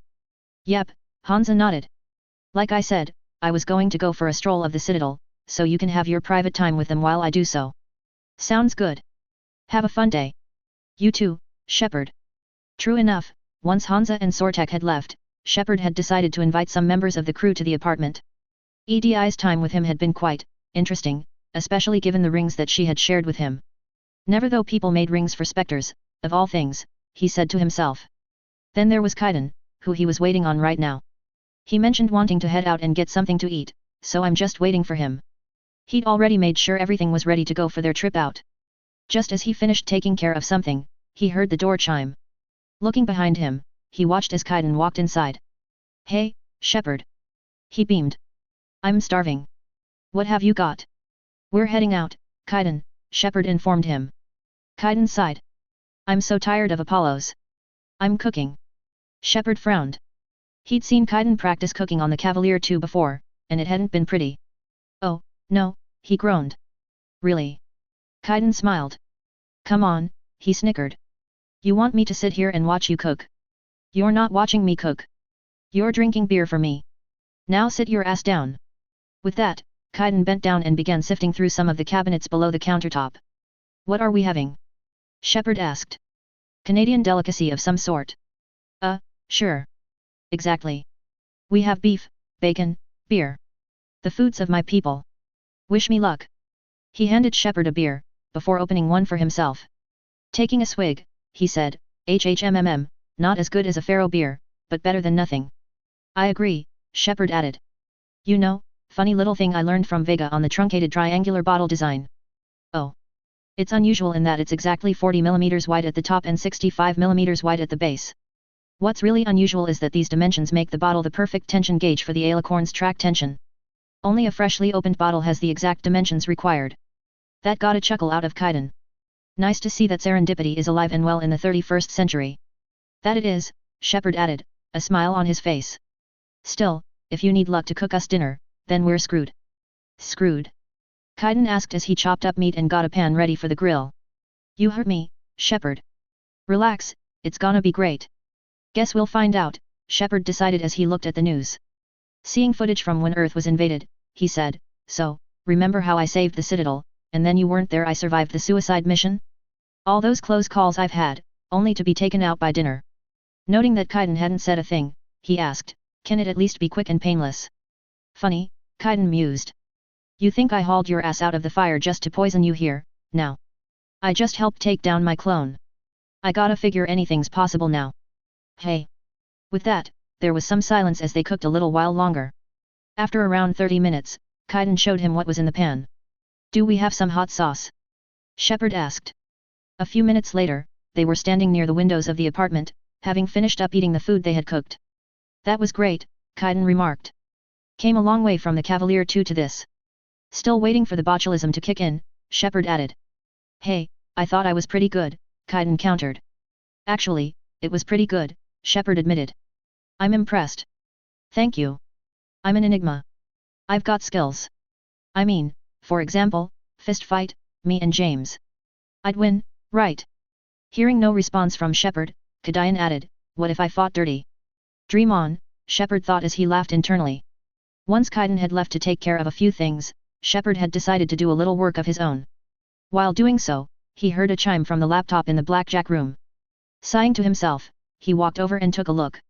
Well, he noted. Looks like Gurus and Nyreen are wanting to have me meet them on the Sliversoon strip. They even say that Rex, Trainer, Zaid and a few others are there as well. Oh well. I do need to loosen up a little. With that, he got up and headed for the door. A few minutes later, he was at the Silver Sun strip, heading for the casino that the late Khan had owned, known as the Silver Coast Casino. Walking up the stairs to the private booth, he found Gurus waiting for him. Shepard, Gurus greeted him. How are you doing? Fine, Shepard replied. You? Doing fine, Gurus added. Motioning to a chair, he said, come on. Take a seat. Sure, Shepard agreed. As he sat down, he asked, where's Nyreen? Right here, came Nyreen's voice. Turning around, Shepard watched as she sat down near Gurus. For some strange reason, she seemed really happy, and Shepard could tell that she wasn't drunk or anything. You seem pretty chipper, he noted. What's up? Well, Nyreen remarked. We did some tests and I found out something interesting. Gurus, clearing his throat, decided to throw in the final word. According to Shakwes, her original estimation that Nyreen couldn't safely have more children was wrong. It turns out, Nyreen can have as many kids as she wants, so when we heard that, well, naturally. Let me guess, Shepard interrupted before leaning closer. The two of you decided to have sex in order to have more kids. Yes, Nyreen beamed. We had some last night, and it was glorious. You humans were right when your kind said that absence makes the heart grow fonder. It won't affect my ability to fight, not until the second trimester, and that's a long ways away. Plus, there's more good news on that front. Celicia and Iavalaya are dating now, along with Nilus and Vorenus. Really? Shepard asked, surprised. I thought that they'd have difficulty adjusting to Turian culture, given that they grew up in the inner sphere and not at Palaven or some other Turian colony. What changed? That's mostly because of us, Gurus explained. We taught them Turian culture and societal values really well, enough that they quickly began fitting in nicely. Nilus, though, is just like me in most regards. He admitted that he wouldn't make for a very good Turian, mostly because, like me, I hate being given bad orders. That doesn't mean that he's bad, Shepard countered. It means that he listens to his conscience a lot more often than most, and when he spots something bad, he speaks up. That's called being conscientious, and I think that's an extension of your species' personal responsibility. Fair point, Gurus mused. Agreed, Shepard continued. Still, I thought that Nyreen was too old to have any more kids. Turian biology is different in that regard, Nyreen explained. We don't go into menopause until we are around 90 years of age. Originally, it used to be 40, but as medical science progressed, our menopause age began to become higher and higher. The end result is that, thanks to Fedcom medical science, I'll be able to have kids right up to the ripe age of 100. In some ways, I'll be my own grandmother. At that, Shepard laughed long and heartily. After a minute, he calmed down and said. Either way, that's good for you, Nyreen. I hope your family is a large and long-lived one. Picking up a beer that Gurus had ordered for him, he said, here's to a long and happy family. Here. Gurus beamed, tapping his bottle against Shepard's before the two guzzled their drinks down. Once both bottles were on the table, Gurus smiled and said, that's enough for me tonight. I don't want to get staggeringly drunk. Getting up, he said, see you around, Shepard. You too, Shepard replied. Those two deserve to have a happy family, he thought as he watched the two walk away. They really are meant for one another. I guess Gurus and Nyreen are what we'd call soul mates. With that, he got up and began walking down towards the exit to the casino. As he reached the stairs to the upper lounge's exit though, he spotted a familiar sight. Walking over, he asked, Rex, what are you doing here? Rex groaned, before putting his head down on the counter. While quite slow, the impact was enough to make the counter shake, while jostling any drinks underneath the counter. Escaping, he explained. Ever since we cured the genophage, it's been nothing but work. Council been writing you? Shepard asked. Bah. Not those pyjack shit-slingers, Rex replied. No, it's they. Leaning in more closely, he whispered, it's the females, Shepard. Now that they're fertile again. Resting his head on the counter again, he moaned. Ugh, I haven't slept in. I don't know how long. As he said this, Shepard noticed that Rex's gait was a little wider than it usually was. Then it hit him as to what Rex meant. Oh, boy, he frowned internally. Apparently, all of the females have been forcing Rex to mate with them. Now I understand why his gait's so unusual, and why he's so tired. Already, he was blushing, with the color being visible even in the lighting of the upper lounge. As he thought this, an Asari bartender came over and asked, "Can I get you two anything?" "2 drinks," Rex replied. "And another bag of ice." "I thought you'd be enjoying the perks of Krogan fertility," Shepard said uneasily, not knowing how Rex would be taking it. "Enjoying it?" Rex asked, a little grumpy, though he knew where Shepard was coming from. "There's a line of females outside my dwelling right now. Stretches as far as the eye can see. I had to sneak out my own bathroom window. Even then, I was cornered by 2 more females on the ride from Tuchanka. And it's just you? They're not spreading the love around." "Sure, but everyone wants their firstborn to be strong and fit. I'm the leader of Clan Erdnot. I brought an end to the genophage. Everyone on Tuchanka wants a piece of me, and Baker is no help at all. She encourages it. I'm telling you, Shepard. I'm in no shape to fight Reapers. Considering everything we've been through, I can think of worse positions to be in. Trust me. I've been in every position since the last few days." Just then, a few drinks slid over to them. "Here are your drinks," the bartender replied before setting down a wild-colored bag. "And a bag of ice." Shepard, in response, took his drink and drank it, while Rex did the same, while taking the bag of ice. While no one was looking, he promptly slipped the ice into his body glove and shifted it to where it rested in his groin region. He snarled, before grumbling, "And I thought Morden's procedure was painful." "Oh, well." Sitting down, he said, "Shit, Shepard. We sure have been through it, haven't we?" "Still going through it," Shepard remarked. This time, Rex laughed, though he was much happier now. "True. Well, here's to us, and to getting through it." Gulping down his drink, he shouted, "Corbel." Seeing Shepard's confused expression, he said, "It means, victory or death, roughly." "Ah, but you can't die, Rex," Shepard countered. "You've got a family now. A really big family." Rex was about to grumble when Shepard added, "Oh, and there's a couple female Krogan walking up the steps right now." Hearing that, Rex immediately sat upright and said, "Shit. Not this again." With that, he quickly made his way out of the lounge. Shepard was about to order another drink when he heard one of the females say, "Where'd Rex go?" "Oh, well. I know of a breeding request for a certain Shepard." "Aw shit," Shepard frowned when he heard that. "I remember that from when I helped Grunt out at Tuchanka. Well, time for me to exit stage left." Fortunately, he managed to avoid the female Krogan after exiting the lounge and the casino in question. Heading over to another building, he found himself in what appeared to be the arcade area.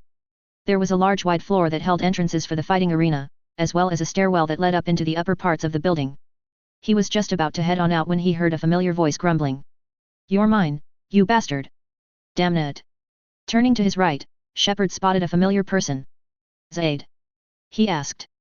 Looking in that direction, he found that Zaid was in front of what appeared to be a claw machine, inside of which were glowing balls that held prizes of some kind.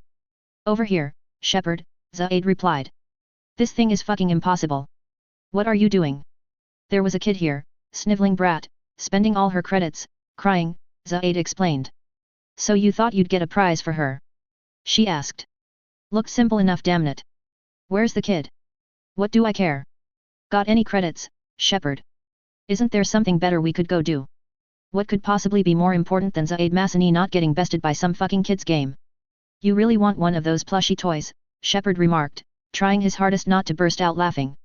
"This is really funny," he said to himself. "Oh, I am richly enjoying this." "Damn right, I do." Zaid sarcastically agreed. "Okay, then," Shepard conceded, though the amused grin on his face said it all. "Credits? Sure, but even a bounty hunter's got to use his manners once in a while." Zaid was about to retort, then thought better of it. Given that Shepard was a little older than him now, it was obvious that he'd lose any argument. "Please," he added. "Sure," Shepard nodded. With that, he added in the credits, while Zaid manipulated the Mass Effect field claw. "Easy," Shepard cautioned Zaid, seeing that the latter was pulling upwards too fast. "Easy." Just as he said it, one of the spheres fell back into the container. Zaid tapped a foot irritably, before he moved to the side, examining the machine. "This thing's obviously rigged somehow," he grumbled. "Rigged?" Shepard asked. Zaid ignored him. "I'm going to hunt down the shit-for-brains inventor of this crooked game and pull his inspiration out through his arsehole. Probably some smart-ass Solarian bastard." You know that the dude's likely long dead now," Shepard corrected, knowing the history of the game Zaid was struggling at. "Like I give a fuck," Zaid growled. "Credits? Sure," Shepard added. Go a little more slowly this time. Zaid, while he frowned, took Shepard's advice. Sure enough, one of the spheres remained firmly attached to the manipulator, before he dropped it down the chute. There you go. See? That wasn't so hard. Easy for you to say, Zaid remarked as he took the toy in question over to the child. Okay, Zaid, Shepard remarked as the hardened merc came over. Where to? How should I know? Zaid asked. What do you feel like? A palace? Casino? More claw. But this time, you pay with your own credits, Shepard added. I'm man enough to pay for my own addictions, Shepard. Addiction? Already. I'm an all-in kinda guy. He does have a point, Shepard remarked as he left for the casino. Author's Q&A. Guest, thank you.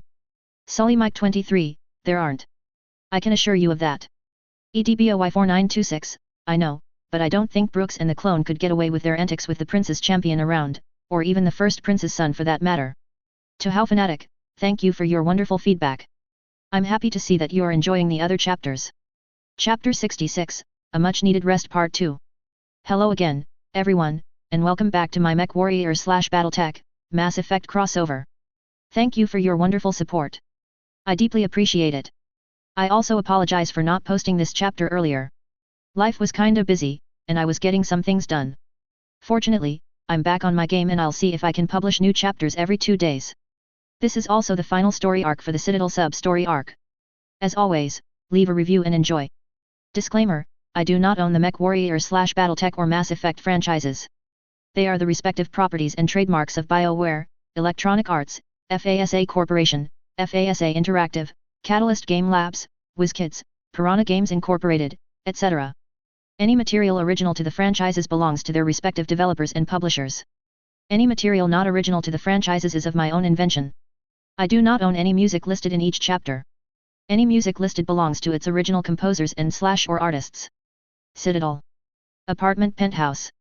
October 6, 2186. Shepard had to admit, today was a pretty good day, and a relaxing one too. Never thought I'd beat everyone in the Armax Arsenal arena, he thought to himself. I somehow even managed to beat Arya, of all people. Guess that's what it takes to outdo them. Walking back into his apartment, he was surprised to smell someone cooking up a storm. Inside, he could see people moving things around, while also making sure everything was nice and tidy. Walking into the kitchen, he found, of all people, Hansa Davian, only he was wearing an apron over some work clothes. Cooking the food for everyone again? Shepard asked him. Yep, Hansa nodded. There was no one else that was available, so I decided to do the cooking myself. Anyone helping you out? I've got a cookbook here that I'm following, and Lyra chimed in with some advice every now and then. He motioned to a nearby piano, where Lyra was sitting, playing a tune. She took piano lessons from my wife, Melissa. Beautifully done. I can imagine, Shepard noted. Leaning against the counter, he said, kinda takes one back to when we first met at your estate's guest house, doesn't it? That it does, Hansa agreed. I cooked y'all's breakfast over there, and now I'm cooking up a storm here. In fact, I'm almost done with the cooking. Changing the subject, he said, I hear that you had fun at the Armax Arsenal arena, yes. That we did. Good to hear. Kinda reminds me of the Martial Olympiad that the Star League used to do before the Amaris coup. That's where some of their best fighters came from, that and the Gunslinger program. Some really amazing people that we could use in the war against the Reapers. Unless someone invents a time travel machine, but that's an impossibility as far as we know. True. With that, Shepard decided to change the topic. So, how's Quintus doing? Quite fine, Hansa replied. He's training his protégé for when it's time for him to step down, which is coming steadily closer as the years move along. Looking at Shepard, he said, I'm just glad that my son, Victor, is doing quite well in that regard. I've looked at the field reports of large units he's worked with, all of them had successful military operations, and the men deeply respect him. What really has me happy is how he handled some of the political situations that cropped up recently. That mission to the archives, for instance, had the council up in arms over what they felt was a violation of standard procedure. Victor, however, talked them down and got them to calm down. Damn. Now that's what I call smooth talking. Definitely. That's what it takes to replace me, I figure. Besides, I'm planning on resigning my position when the war's over. I'm too old now, and it's about time for my son to step up and take my place. He's shown that he's more than ready to handle the burdens of rulership. Plus, your idealism seems to have rubbed off on him. I tend to have that effect on people. I just do what I do best. Indeed. With that, Hansa finished putting some seasoning on some meat that Shepard didn't recognize, before slipping it into the oven. It'll take about an hour for that to finish, just in time to start the party too. Taking the apron off for the time being, he said, besides, these old bones need a rest. Walking over to a couch, he sat down and smiled. Might even take a siesta too. Same here, Shepard agreed. Noting the time, which was around 1:30 p.m., he decided to nod off as well. It felt like only a couple seconds before a beeping sound from the oven woke the two up. I got it, Hansa replied, walking over to the oven and getting his apron on again. Oh, yeah. Now this is well done. Using a pair of hot mitts, he pulled the pan out of the oven and set it down on the stove. The meat, as he expected, was well cooked and fully ready to go. There we are, he smiled. Well, Shepard. If you want to start the part, you're more than happy to do so. Then let's go, Shepard nodded. As he walked along to the card game room, he spotted Glyph flying over. Other than the addition of a holographic bow tie, Glyph was its usual cyan blue self. What sort of party are you hoping to have tonight, Commander? It asked. I could set things up for quiet conversation, or would you prefer a more energetic meeting? Let's go for relaxed right now, Shepard decided. No need to burn ourselves out before the end of the party. Certainly, Commander. I'll ensure that music remains at an appropriate volume and arrange for some refreshments. No need for that, Hansa called out. I've got them all ready to go. Then let's get rolling, Shepard decided. It wasn't long before the guests for the party arrived, with Garrus, Nyreen, Celicia, Iavalia, Nilus and Voronuz walking through the door, along with Rex, Edward, Victor, Edi, Legion, Mason, Fahad, Rihanna, Javik, Jack, Joker, Kazumi, Vega and, surprisingly, Miranda. Come on in, Shepard beamed. Thanks for coming. Thanks for the invite, Cortez smiled as he shook Shepard's hand. Thank you, Miranda added. I thought you were too busy to come, Shepard remarked. I needed a break as well, Miranda explained. Just because I'm the perfect woman, doesn't mean that I'm a machine. I need rest as well. Okay, Shepard replied. No offense meant. None taken, Miranda smiled as she walked inside. Happy to be here, Shepard, Kazumi winked before disappearing. Shepard shook his head at Kazumi's antics. I remember when I helped her get Kenji's grey box. Nearly became obsessed over it, but she came in handy when we saved the Hanner's defenses from being destroyed by a computer virus. Either way, she was a valuable addition to the team, and one hell of an assassin. With that, he decided to mingle with the guests at the party. Walking past the small living room, Shepard overheard Jack and Vega talking. Nice ink, Jack remarked, but you've got a long way to go to catch up to me. Nah, Vega countered. I got this when I lost my squad a few years ago. Pulling his shirt off, he turned around and said, I also got these new tattoos. While the others were occupied, Shepard got a good look as well. Apparently, Vega had the symbol of the N7S tattooed on his back, but the most noteworthy one was the symbol of the Federated Suns. It was even done in the proper colors as well. Damn. Jack whistled. And I thought my tattoos were special. That one takes the cake. Where'd you get that one? Got it when we became members of Mason's Cavaliers, James explained. It was a mercenary outfit that we worked for while we were in the inner sphere. We had to take that occupation to prevent Comstar and the other great houses from finding out that we had aliens with us. Wait, you mean those crazy phone company jackasses you mentioned last time? Yep. It worked out for a while, but Comstar eventually found out and abducted Lyra. When Shepard found out, he went on a roaring rampage and not only rescued Lyra, but also fucked over the Hilton Head HPG complex. It was thanks to his intel that we invaded Comstar's Sol Star system when we had enough warships and drove them to extinction. Now that's what I call fun, Jack smiled. Sounds like I rubbed off on Shepard a little.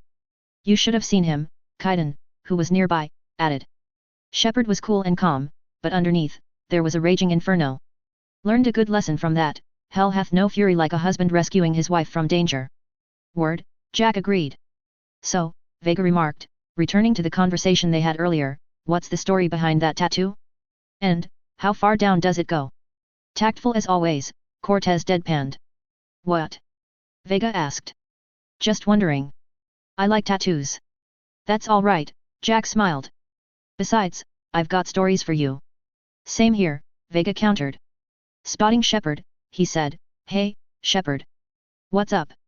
Not much, Shepard replied. Just wandering around, seeing how everyone's been doing. You mentioned something about stories. Yeah, Vega remarked.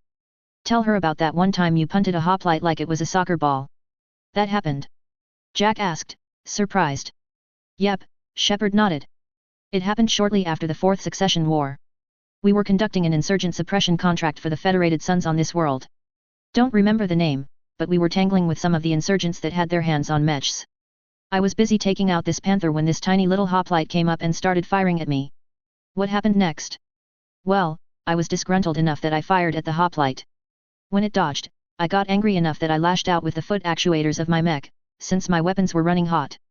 Next thing I know, everyone's watching as this hoplite just tumbles ass over tea kettle while flying across the terrain. It came to a stop around 200 meters from my mech before I blasted it apart. At that, Jack let out a long minute of nearly hysterical laughter while Vega and Kaiden smiled, having seen the incident. Calming down, Jack said, "Now that was funny. How'd you do that, though?" "To be honest, I didn't know at the time," Shepard shrugged. "It wasn't until Fahad did a check on the Marauder 2 that we found out why. It turned out, Blackwell Industries, who had just refurbished their mech, found out that Mason had overpaid them, so they decided to install triple-strength Myanmar into their mech's actuators. When I kicked that hoplite, the Myanmars were within a certain heat range, which dramatically boosted their efficiency."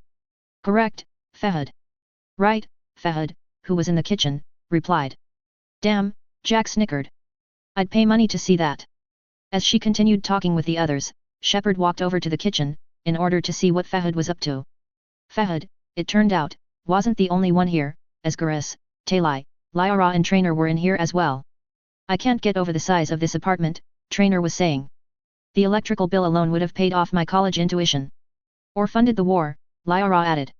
"Or helped me pay off some of the insurance for my riflemen too," Garis added. "I absolutely love that thing. Even the powered suits like the Atlas don't compare to it." "Or helped me out with this suit," Talai added. "Before I installed a climate control system in this suit, it got quite hot." Looking at Shepard, she asked, "Hey, Shepard. Got a question for you." "Oh?" Shepard asked. "How hot could it get inside of a mech's interior?" "That's easy," Shepard replied. "It got really hot." Fahad. "Oh, it got bloody hot," Fahad replied. "You see, I was a mech warrior before I became a mech bay technician. Only left the life because of some ear damage that I got. Anyways, I once stuck a thermometer inside of a mech just for shits and giggles. It got up to around 50 degrees Celsius at one point in there, and it got hotter. It was enough to where the faceplate of my neuro helmet was fogging up. My breath was actually cooler than the interior of the cockpit." "Keela, that's hot," Talai whistled. "That it is," Fahad remarked. "That's why I'm really glad that we got the cooling suits out of low-tech status and back into main production. You could wear one of those and you'd be nice and cool, even on the hottest planet. Wouldn't you agree, Shepard?" "I do," Shepard added. Spotting another small group, he said, "Excuse me." With that, he walked over to where Joker, Miranda, Hansa, Victor and a few others were at. He was about to head over to where they were at when he heard the door chime. Walking over to the door, he spotted a familiar face. "Jacob," he remarked, recognizing the former Cerberus operative. "Welcome." "Thanks, Shepard," Jacob added. "Sorry I came late. Had some business to take care of." "No problem," Shepard replied. "I was just about to see how Joker and the others were doing. Want to come along?" "All right." With that, they walked over to where Joker was. Apparently, Joker was giving the group his personal reasons on why Cerberus was going to lose in the end. "You know why Cerberus is going to lose?" he asked. When no answer came, he said, "Demographics. You recruit a guy who's 20 and got no life, he'll work his ass off for the cause. But do you see any old people in Cerberus? Any families? No. There's no future in a terrorist group." "That's a very good point," Hansa noted. Jacob soon added in his own piece. "And sure, they pay, but you ever bring up vacation time?" There was a brick wall. "That reminds me," Miranda noted. "I heard that you are going to be a father. Congratulations." "Yeah, thanks," Jacob shrugged. "Be lying if I said I wasn't scared." Looking at Hansa, he asked, "Any advice?" "Be there for your kids when they need you, and show them strong, but gentle, affection," Hansa replied. "I've had kids before, so I'm in the best position possible to give you advice. Besides, my son turned out all right, thanks to myself and my wife, Melissa." "Easy for you to say," Jacob remarked. "I heard you're the leader of some kind of super advanced nation state. That true?" "Every bit." "Damn. Never thought I'd hear of that. Either way, you'll do great, Miranda reassured Jacob. You're a protector. That'll go a long way. All right, Jacob conceded. Turning towards Joker, he asked, so how about you, Joker? How would you turn Cerberus around? I'd make Cerberus popular, Joker replied. Big propaganda campaign, like I was running for president. Fundraising diners, shaking hands, kissing babes. I think the phrase is kissing babies, Miranda corrected. I know what I said, Joker countered. You know, I miss the days when Cerberus was laughably incompetent. You know, when you two ran things. Excuse me? Miranda asked. The only thing I was in charge of was the Lazarus project, which, you will note, was very successful. I take it that was the project to bring Shepard back from the dead, yes? Hansa asked. Yep, Miranda replied. I ran that program, and it worked. Joker, at that moment, chimed in, while making a mocking imitation of a Cerberus manager. Hey, Commander, this is Cerberus. We were studying some Rachni, and they got loose and killed all our guys. Can you take care of that? It's one system over from where we hooked some guy up to the Geth, who then got loose and killed some of our guys. They did rack up quite a body count, Shepard admitted. And, at least back then, it was their own bodies. We knew some cells were bad, Jacob agreed, but the Alliance and Council weren't doing anything, and we were doing good work. Just then, Kashomi appeared out of nowhere, lying on the floor and doing what looked like sit ups. And crunches, she added. Lots and lots of crunches. A moment later, she disappeared. Hey! Not okay, Kashomi. Shepard growled. Sorry about that, Hansa. That's all right, Hansa shrugged. I've dealt with similar people before. Just as he said this, he grabbed something invisible near his right thigh and said, knock it off, lady. Once Kashomi backed off, he said, so, you were saying, you two. But we did bring Shepard back, Miranda continued. And after taking down the collectors, I cut ties with Cerberus, Shepard added. Got loose, and started killing their guys. Jeff, EDI added. Do you remember that I am also a Cerberus project? Ah, crap, Joker frowned, realizing that he'd stepped into a large pile of crap, figuratively speaking. Shepard smiled, before leaving to check in with some of the others. It went on like this for much of the party, with Shepard deciding to keep the music relaxed until near the end of the party. At that point, he had the music switched to something more exciting, but that wasn't all. Walking along into the living room, he said, you guys been wondering what we've been doing for the past 30 years, where we ended up that is. Sure, Jacob remarked. I was kinda curious how you found Hansa and a few of the others. I would appreciate the exchange of data, Legion, who was now in the room, added. All right, Shepard nodded. Settle down, everyone. You're about to get the viewing experience of a lifetime. Getting a video player ready, he said, we invited a renowned filmmaker from the Federated Commonwealth to do a video on us, given that we might never come home, and that the secret would come out sooner or later. When we managed to get home, they decided to release it here to help improve morale for the troops. A moment later, the video began playing, just as Shepard sat down with the others. The video intro showed a ship leaving its dock before heading for parts unknown, with the date header indicating that this happened in the year 2107. Other video clips showed hundreds of thousands of people watching the event, while a mission control monitored the progress of the ship.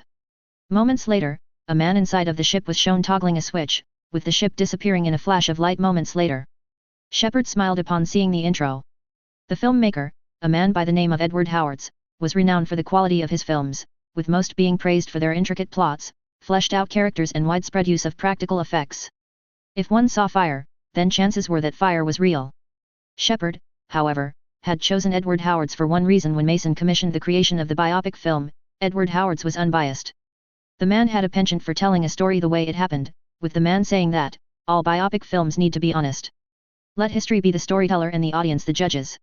For the next 2 hours, the team watched the film, which showed much of Shepard's life, from when he started out on Earth, to when he had become a member of the Alliance. He shed a quiet tear when he saw his mission at Vermeer. I'll always miss Ashley, he said to himself. She was one of the best people that a soldier could have worked with. They continued watching for 4 hours, while refreshments and dinner were served for the party during breaks. The one part everyone was really focused on was the one that depicted when Shepard and his team were in the universe that Hansa and Victor had come from. Even Legion watched with rapt interest, as the film depicted many parts of Shepard's life as a mech warrior.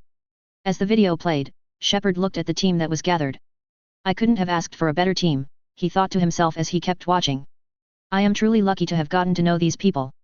Here's to excellent times, and to an eventually victory. Authors Q&A. EDBOY 4926, thank you. Sully Mike 23, that they can. It's well known that you need a really long break after a military campaign. If you don't get one, PTSD can come in and really cause problems. Reichsun, yes, he has. Violet Twogger, thank you.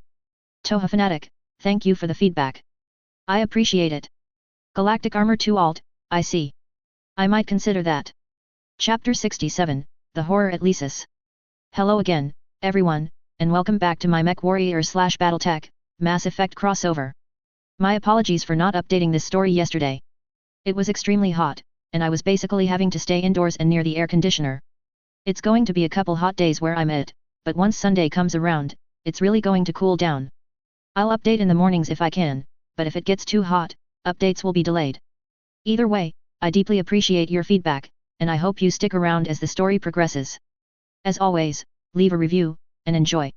Disclaimer, I do not own the MechWarrior/BattleTech or Mass Effect franchises.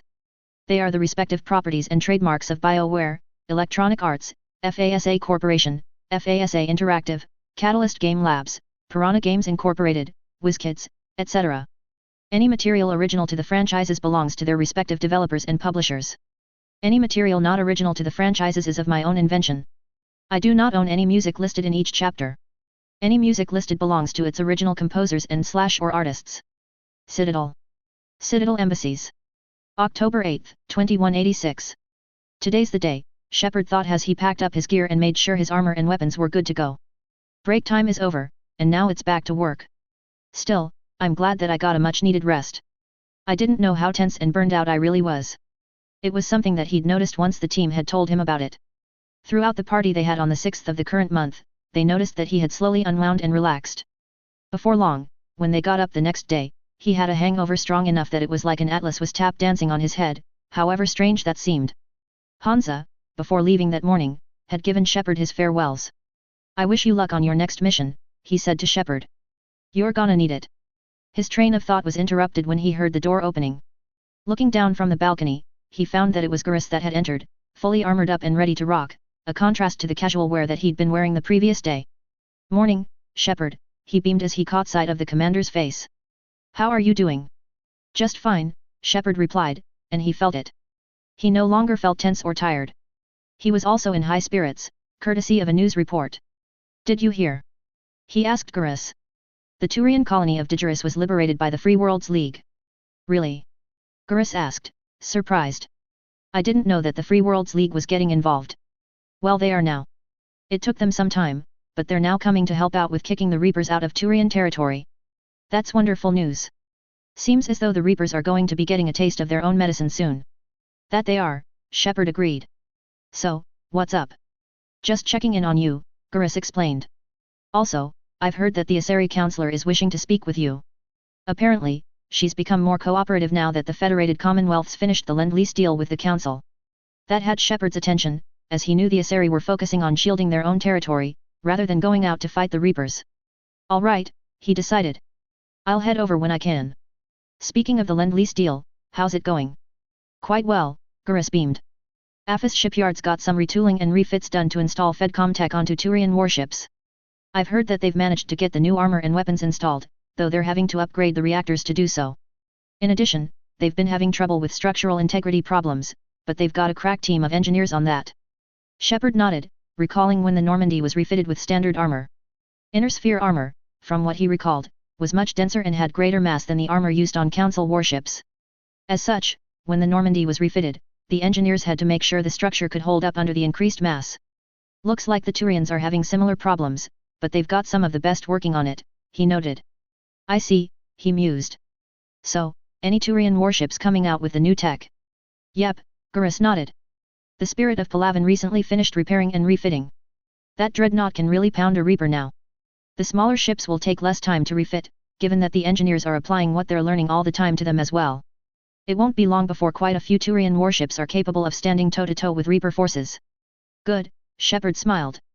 "Now, time to talk with that counselor. I've got a feeling that things are more than what they are right now." When Shepard got to the embassies, he learned that the meeting coordinates that Tavos, the Asari counselor, had sent to him were at what used to be Udina's office. Walking through the door and past a guard, he found CSEC agents scanning the place from top to bottom. Moments later, he heard Tavos saying, "I want all remaining files secured and marked for Tentran clearance only." He spotted her soon enough, as Tavos was standing in the middle of the room. Turning to the right, she spotted Shepard fully decked out in his body armor. "Commander Shepard," she noted. "Thank you for coming. Did you find something?" Shepard asked. "Your message was a little vague."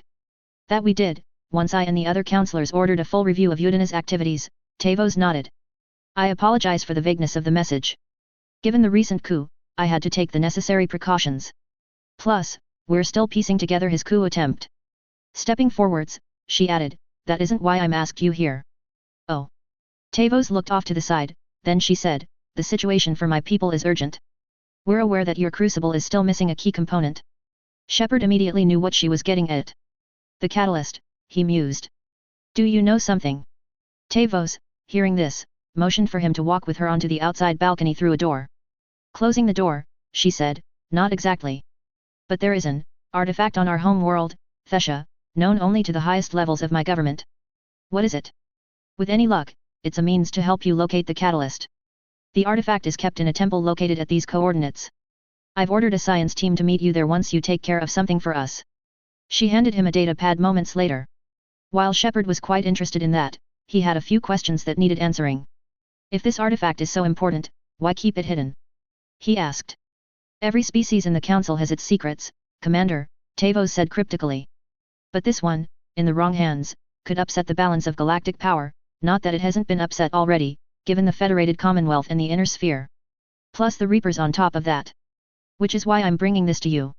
I appreciate the help." "It's you that'll be helping us," Tavos agreed. "The matriarchs are growing desperate. For the first time in our history, Thesha is vulnerable. For all our intellect, we're outmatched by Reaper firepower." "I'll do what I can," Shepard reassured her.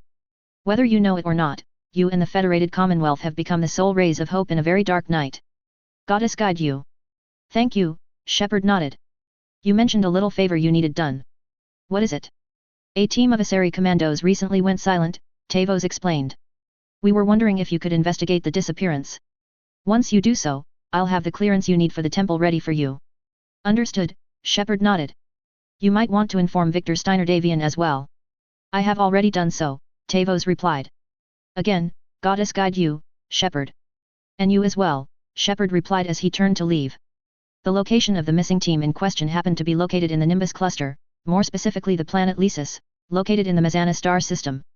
On board the Normandy, Shepard waited until the jump ship had made the jump to Mazana before heading down into the cargo bay to make sure he and his team were ready to go. By the time the mission's complete, the lithium fusion batteries for the jump ship will have fully recharged the drive. By the time the Normandy had reached the planet, Shepard had his team fully picked out and ready to go. Edward and Gurus were making sure their equipment was ready to go, while Lyra was already fully armored and ready. Shepard himself was fully armored up and ready for war. "So," Gurus asked as they boarded the shuttle, "what do we know about this monastery?" "Lyra? Dig up any information?" Shepard asked. "I did," Lyra replied just as the shuttle they were in took off and headed towards the planet's surface. "When I finished reading the info, I understood why High Command would want to keep this place hidden. Lysis is the location of an Ardat Yakshi monastery." "Ardat Yakshi? Like Morinth?" Shepard asked. "What the hell's an Ardat Yakshi anyways?" Edward asked. "I've never heard of that before." "It's a term in a dead Asari dialect," Lyra explained. "It means demon of the night winds. The term describes a rare condition that can crop up in Asari. You know how Asari mate via a form of parthenogenesis, correct?" "Yes. Well, when we do so, we perform a meld, which synchronizes our nervous system with that of the other partners, allowing us to exchange traits. With Ardat Yakshi, there is no gentle melding of nervous systems. If you were to attempt to mate with one, her nervous system would overwhelm and burn yours out. You would be nothing more than a vegetable." At that, Edward started slightly. "Shit," he frowned. "I can see why you'd want to keep them quarantined. Are they dangerous?" "If they escape the law, yes," Lyra nodded. "The disease also renders the melding process to be highly addictive. The more they do it, the more they desire to do it, and each melding dramatically increases their biotic strength. They can also easily seduce potential victims into willingly mating with them. Morinth was one such Ardat Yakshi that Shepard killed." "Damn," Edward remarked, though he shivered inside of his Puma battle armor. "That makes them sound like the vampires of ancient Terran myth. I take it the law-abiding ones ended up here." "Yes. The Ardat Yakshi here isolated themselves to avoid becoming like Morinth, but it doesn't mean that they're harmless. Their urge to feed can be powerful. That's why High Command sent in Asari commandos when they received a distress signal from the monastery. Amplified biotics, Gurus frowned. Just great. So what's our strategy? If there was a chance that the Ardat Yakshi would break loose, the commandos were to purge the monastery. Purge? Shepard asked. You mean destroy? They would have brought heavy explosives with them, yes. Morinth was dangerous, but are these Ardat Yakshi this big of a threat? Morinth was just hitting her stride. Ardat Yakshi who kill leave behind astronomical body counts. That is why they can never be free, and why they're such a great source of shame for the Asari. That's why High Command won't rest until this place is destroyed. They'll never risk a single Ardat Yakshi getting loose. Let's not assume anything, Shepard decided. Maybe the Ardat Yakshi sent out the distress signal. If the Asari want to destroy this monastery, I need to know what happened here. Once we send back a report, High Command will stop wasting lives here, Lyra agreed. Victor, you get all that? Shepard asked. Yes, Victor replied. I must admit, Edward's comparison of Ardat Yakshi with the vampires of ancient myth is quite appropriate. Still, we're going to investigate the matter and see if this place needs to be destroyed. Just as he said this, the shuttle landed. We're here, Cortez informed them. Gotta admit, for a prison, it looks quite pretty. When Shepard stepped outside, he could see why Cortez had made the remark. They were on a landing pad that had a single entrance into the facility. The pale white moon cast an unusually bright glow onto the pad itself, and Shepard could see an elaborate symbol on the ground. Some crates were nearby, though they held little of anything interesting. Interesting, Edward noted. I didn't know Asari architecture was so elegant in appearance. Most Asari take great pride in the way their buildings look, Lyra explained. Just then, Shepard spotted something. Just off to their right was a skycar that had been set down on the landing pad. Gurus, who was nearby, said, my visor's detecting some heat radiating off of it. Someone just recently used it. We ain't the only ones to come here, Edward mused. We might want to watch our backs. Good idea, Shepard agreed. Let's head inside. The sooner we find out what happened here, the sooner we can leave. In addition, he found the silence and lack of activity unnerving. Moving forwards, he opened the door. While it opened, he found that it didn't lead to an elevator. Instead, there was a catwalk that led to an emergency ladder shaft ahead of him. Elevator's been disabled, Lyra noted. To prevent entry or escape, I wonder. With that remark hanging in the air, Shepard jumped to the other side with the others. Edwards, due to his armor's jump jets, simply jumped down, using the jump jets to cushion his landing on the floor below. As he got up from his landing, Edward felt the hairs on the back of his neck creep up. I don't like this at all, he frowned. It's quiet, too quiet. Just as he thought this, he thought he heard something resembling a screech, but it was so faint that it sounded just like the wind. The sound only made him more edgy, though he relaxed when Shepard and the others reached his position. Moving through a door, the team found themselves inside of what appeared to be a large lobby, or a cafeteria of some kind. There was an extranet terminal nearby, and a series of tables and chairs that were present. As they proceeded inside, Shepard thought he heard a bottle hitting the ground. What was that? Lyra asked. Stay sharp, he ordered. With that, they investigated the area they were in. There wasn't much of any interest, other than a student that had smuggled in some contraband, as well as an announcement from the matriarch in charge of the monastery. Hearing something, he said, I heard something. That was me, Gurus replied. My foot got snagged on one of the chairs and I fell over. I'm sorry. Just be more careful next time, Shepard reassured his friend. I'd rather not start jumping at shadows, if you know what I mean. With that, they continued investigating. Shepard. Edward called out. I got something. Coming over, Shepard spotted it, even as Edward explained what he found. Got some dead Reaper cannibals over here. Whoever arrived here in that shuttle's cleaning house. Looks like it, Shepard remarked. Then he spotted it, a dead Asari commando lying on the ground near a datapad. Walking over, Shepard examined the corpse. From what he could tell, this Asari commando had died due to someone punching her in the gut with a biotic blow. There was a hole in her stomach as big as his fist, and a massive pool of dried blood. This was the commando's captain, Lyra noted as Gurus picked up the datapad. It seems they gave their lives, fighting the Reapers. So it would seem, Shepard noted. Still, there was something out of place here. This monastery's out of the way, he mused. What do the Reapers want with Ardat Yakshi? Whatever it is, it's nothing good, Edward frowned. Anything useful? Shepard asked Gurus. It's a floor plan marked with the NAV point location of a bomb. According to the schematics, it's in the Great Hall. So the commandos started the purge after all, Lyra mused. Ardat or not, evacuating this place would have saved a lot of lives, Shepard added. If there's no survivors, let's get to the Great Hall and blow that bomb. With that in mind they continued their advance.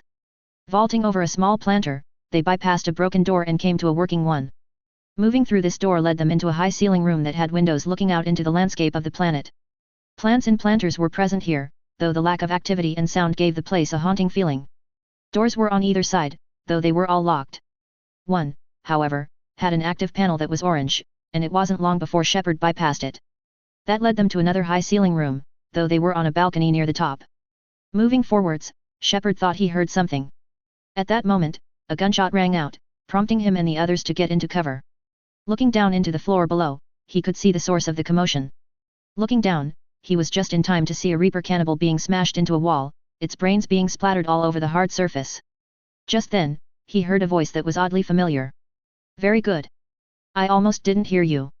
At that moment, an Asari wearing a red and black bodysuit with gold trimming walked into view. She had small pieces of red metal that were resting on her forehead, with the pieces following the contours of her forehead. A gold-colored metal collar was around her neck, though it didn't look uncomfortable. Shepard almost immediately recognized her, both from her appearance and her voice. Samara? He asked. Samara looked up at him an instant later, her blue eyes focusing on his. It has been some time, Shepard, she smiled. You are a most welcome sight. The corruption here runs deep. Spotting Edward, she said, and you have new comrades. That we do, Shepard nodded. Edward, this is Samara, an Asari Justicar that I've worked with before. Samara, this is Edward. He's one of our liaisons from the Federated Commonwealth to us and the Taurian Concordat. Hi there, Edward replied. I'm the explosives expert. If you want something to go boom, then I'm your man. I see, Samara noted. I have heard of both governments in very recent times. It appears as though the goddess had plans for you, Shepard. I guess, Shepard shrugged. Lyra talked at this moment. I assume you are here on our own, Justicar? She asked. Perhaps for something special. You are correct, Samara nodded. 2 of my daughters live here, and I have come for them. She frowned, then added, unfortunately, the Reapers had already infested this place by the time I arrived here. Are your daughters a threat? Shepard asked. We met while you were hunting down your other Ardat daughter.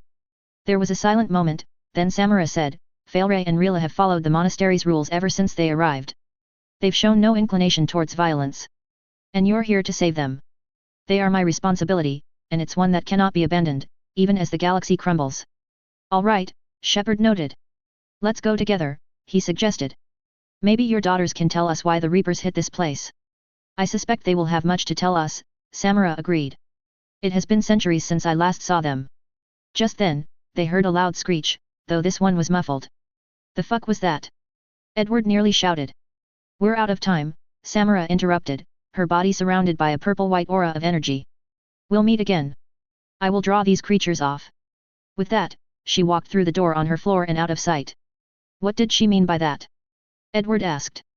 I've got a feeling we're going to find out, Shepard frowned. With that, they continued to move. Reaching the door to their right, they opened it, with the door leading outside. The path they took led them into a large plaza. The plaza had a lot of planters, as well as a water fountain that was still running. The plaza's main walkway had sculpted arcs over it, and it led to a door on the other side. Garrus, though, noticed something odd. This place is massive, he mused. There must have been thousands of people here. Where did they all go? I haven't noticed any survivors, Shepard frowned. What he didn't add was that his instincts were ringing their alarm bells like crazy. Something is not right, he frowned internally. This place shouldn't be abandoned and silent. What is going on here? It was then that they heard another screech, though this one was much louder, and it wasn't muffled at all. Oh, Garrus frowned. That one's a lot closer to us, and I think it's pissed. Up there. Lyra shouted, pointing to an open-air window to their right. Looking in that direction, Shepard spotted the source of the screech. For the first time since he arrived at the monastery, Shepard saw what the Reapers had done to the Ardat present here. The creature he spotted resembled an Asari in shape, but that was about all. Said Asari had been mutated, until she was 3 meters tall, while her body had become a dark grey, almost black color. Her fingers had elongated into talons, and she had a number of tentacles that were frozen in position on her head. Her face was the only other recognizable feature, though it was now twisted into a mask of rage and agony. The creature also appeared to be gaunt and thin, as though someone had starved it. Edward, seeing this, let out a howl of terror and anger all mixed into one.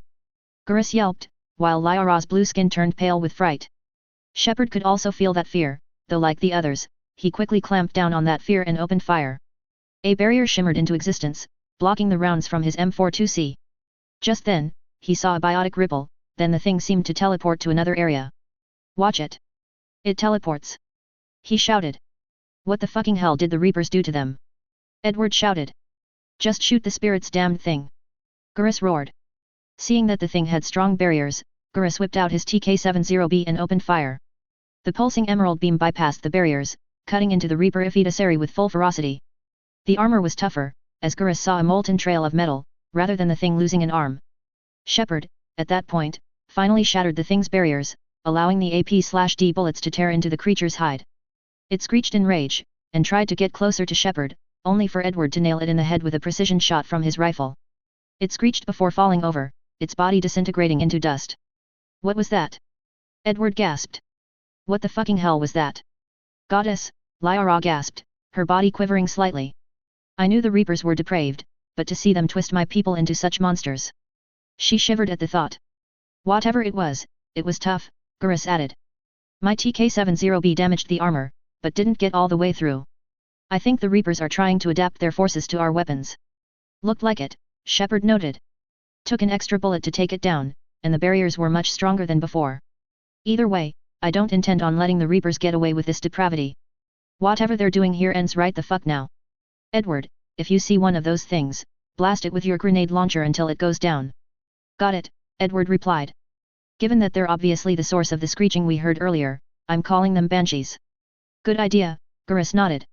You okay, Lyra? I'll be fine, Lyra replied. To see the Reapers twist my people into monsters. I fully intend to destroy them. They've made an enemy. Tell me about it, Shepard added. Let's move out. With that, they moved up. Spotting some cannibals, Shepard allowed Garrus to take the majority out, before he gunned down the rest. Moving through the door, they found a cannibal chasing an Asari that was running like crazy. Her eyes were filled with fear, and her biotic attacks were proving to be useless.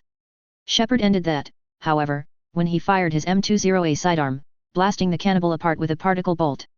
Are you all right? He asked.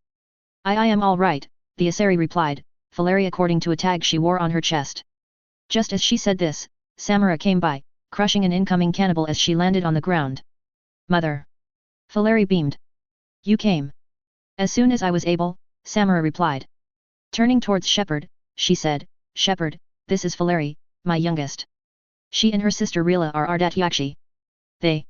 Mother, Falaria interrupted, they have Rila. Shock blossomed on Samara's face. What? She asked. I saw some of those creatures take her into the Great Hall, Falaria explained. I've been trying to get there. What are the Reapers doing here? Shepard asked. Falaria looked at the corpse of a banshee, then she said, harvesting us. They're turning us into those monsters. Looking at Shepard, she said, please, you can't let that happen to Rila. I beg you. The Asari thought the Ardat Yakshi were responsible for the attack, Shepard mused. I guess they were in error. Why would we attack this place? Falaria asked, anger in her voice. This is our home. Most of us are grateful to be here. This monastery is a place where Ardat Yakshi can achieve peace. Falaria speaks truthfully, Shepard, Samara added, causing her daughter to smile.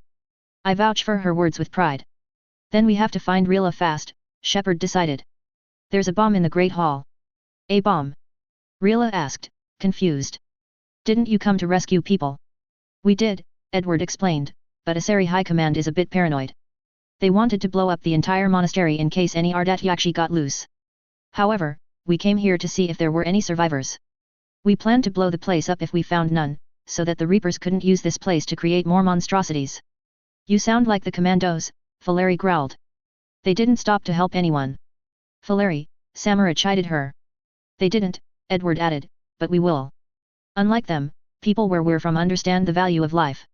We can't let this place stand, but we can save as many people as we possibly can. Okay. Falaria seemed to become angrier, though she took a breath and let it out in a long, low sigh. Okay, she decided, but we have to find Rila. If we don't. We know, Shepard replied. Looking at Samara, he said, we can't take her with us, given that we're going into high-risk areas. You'll have to do so. I will, Samara replied. And Shepard? Thank you for saving Valeri. Anytime, Shepard smiled as he and the others advanced. As they did so, Samara and Valeri descended to the lower level. Moving through a nearby doorway, the team soon entered what appeared to be an internal courtyard. Artistically sculpted supports helped keep the walls up, and he could see a number of planters, along with a door on the other side. Hearing another screech, he said, Edward. I'm on it. Edward shouted. Focus on the other hostiles. With that, the team opened fire on some cannibals and a pair of marauders that came out. Spotting the Banshee, Edward shouted, Hey, bitch. You want some of this? Come and get me. His shout had the intended effect, as the Banshee looked at him and howled, before trying to teleport over to him.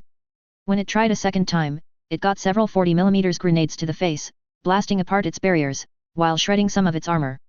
Firing another grenade, Edward blasted the Banshee apart, sending bits and pieces of it flying everywhere. Never bring your claws to a gunfight, he taunted it. Shepard and the others were also proving to be quite dangerous as well. Firing his M42C, Shepard blasted apart a pair of cannibals that were coming at him, the rounds tearing the creatures apart. Garrus, who was further back, fired his Minolta, popping the head of a marauder that was trying to provide kinetic barriers to the other hostiles. Lyra, however, was tearing into the enemy with ruthless abandon. Her MP-11 was roaring loudly as she gunned down cannibal after cannibal.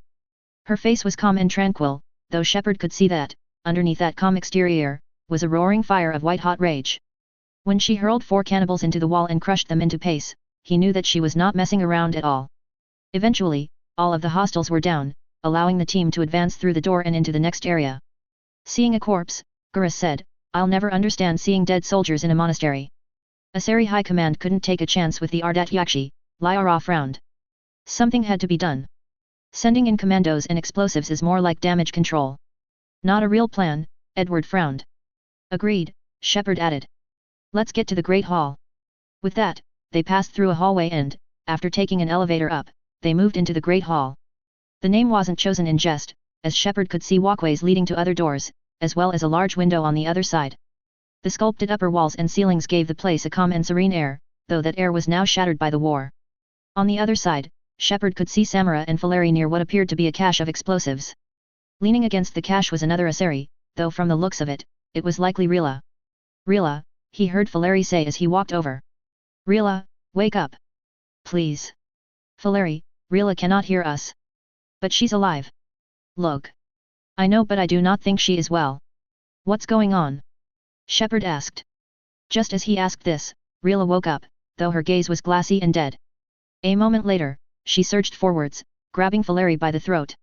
Before she could do any real damage, however, Edward got between her and Valeri, knocking Rila to the ground and knocking her out. Rila. Valeri gasped, shocked. Rila? Why? Because they've begun to turn her into one of the Reaper's creatures, Samara replied, though her tone of voice showed that she was also worried about Rila. I'm sorry, Shepard frowned. Looking at the bomb, he asked, is this the bomb? Yep, Edward added as he examined it. Can't set it off without a detonator. Fortunately, I can hook up the detonators I linked to my suit's computers to the bomb itself. I need a minute to do this, though. Just as he said this, more screeching came in, along with more growls and howls. Company, Shepard growled. 1 second, Edward replied. A moment later, there was a muffled boom, followed by surprised screeches and howls. Placed a few mines down as we came in, he explained. That'll kill the Banshee, but not the others. Got it, Shepard replied as he and the others took cover. Just as they did, a marauder that had most of its armor blown off came through, only for Shepard to blow its head off. More cannibals and marauders came in, along with a Banshee that had lost its left arm. It howled in rage. Firing his rifle's grenade launcher, Shepard blasted apart some of the cannibals, while Garrus fired his Minolta at the Banshee. The barriers on the Banshee flickered, before failing on the second shot. Just then, it teleported next to him, thinking he was easy prey. Garrus, however, surprised the Banshee when he lashed out with a sorv, a kind of twin-bladed Turian knuckle. The blade cut the Banshee clean in half at the waist, the blade vibrating as he plunged it into the Banshee's head. Dumb Reaper, he growled. Lyra, seeing more marauders incoming, hurled a biotic throw at them, sending them flying while Shepard cut them down. Before long, all of the hostiles were dead. Just then, Edward whistled, with the others coming over. Got the detonator ready, he explained, holding out the device in question. Just need to get clear. Just as he said this, Rila got up, though her eyes were now fully alert and aware. Spotting Valeri, she said, Valeri, go. Take the elevator. As she said this, she yanked the detonator out of Edward's hand with a biotic pull, surprising him. Rila. What are you doing? Valeri asked. It's too late for me, Rila explained. I can hear the Reaper's whispers in my head already, and there are hundreds of those things coming for me. Go. Now. Rila. Valeri screamed. We can still get you some help. Shepard suggested. We. No. Rila shouted. It's too late for me. Even now, I can hear the Reapers trying to claw into my head. Go. Before it's too late. Shepard was about to protest, then he realized she was right. Give him hell, he told her, even as he and the others left. No. Valeri screamed, though Edward picked her up and hefted her onto his shoulder. Rila. No. Tears seeped from Rila's eyes, though she held firm. Go, he told Valeri. Valeri, I love you. Go, and live, for me. As she said this, the team entered the elevator, with the doors closing. As she turned towards the bombs, she could hear the banshees approaching. Pain shot through her skull as a voice said, You will submit to us. Do not resist. Never, she growled, even as the banshees drew closer. She hurled a few biotic attacks, doing what she could to hold them back. Then, pain exploded in her face as a claw smacked her in the face, before more pain exploded in her torso as a claw tore through her belly. A scream of agony erupted out of Rila's mouth, though not once did she let go of the detonator. Opening her eyes, she forced herself to look into the banshee's demented face. We're not your slaves, she spat defiantly at the banshee. I die a Friaseri, monster. With that, she let go of the detonator. Closing her eyes, she heard the banshee's screams of terror, then everything went white. In the elevator, Shepard felt the cab rock as the explosives detonated. Valeri, who had tried to get out through the door, slumped to the ground, realizing that Rila had given her life to save her. Sobs came from her as she wept the loss of a sister that she'd deeply loved.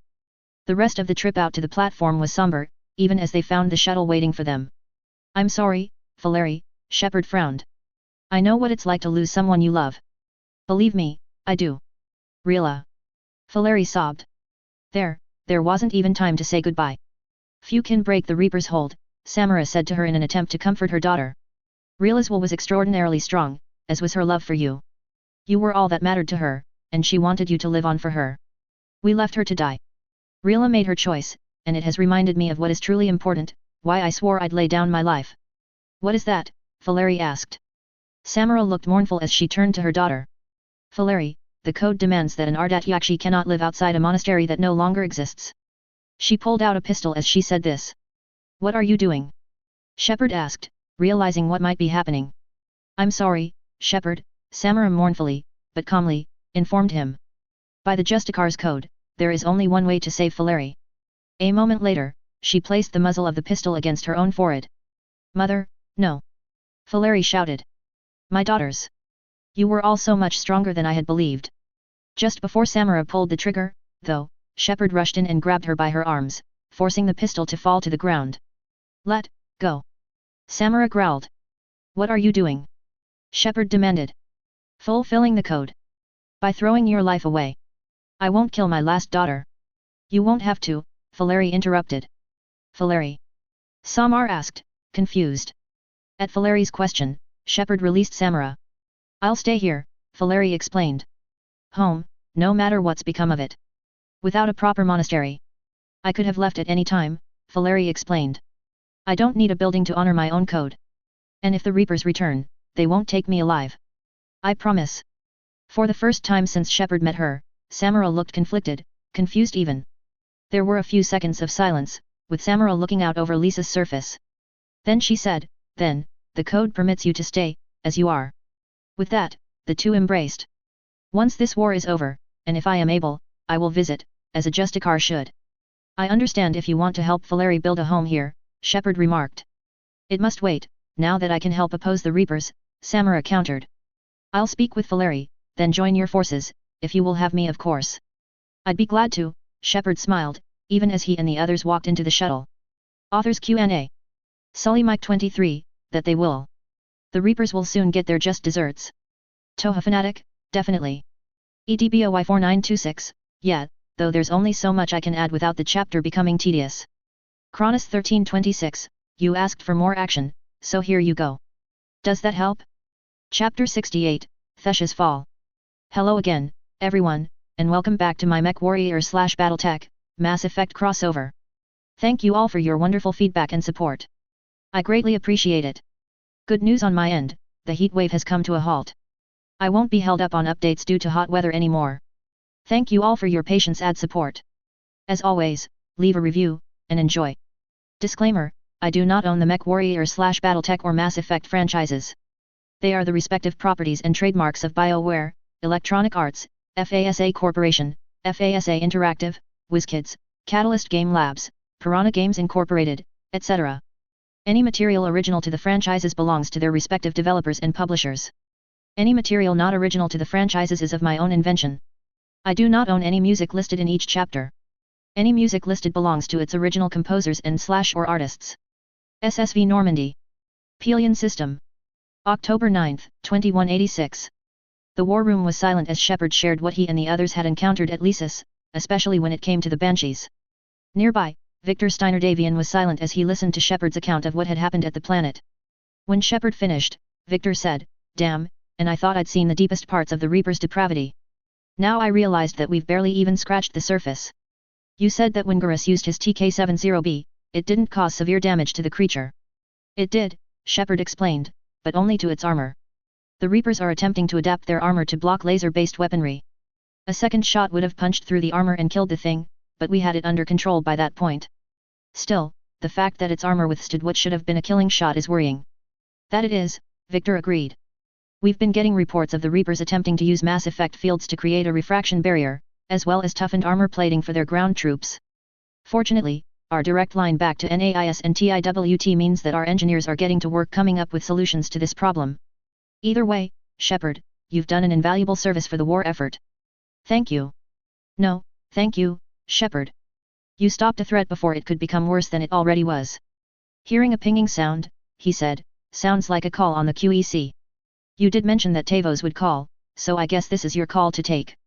"That it is," Shepard replied, walking towards the QEC booth.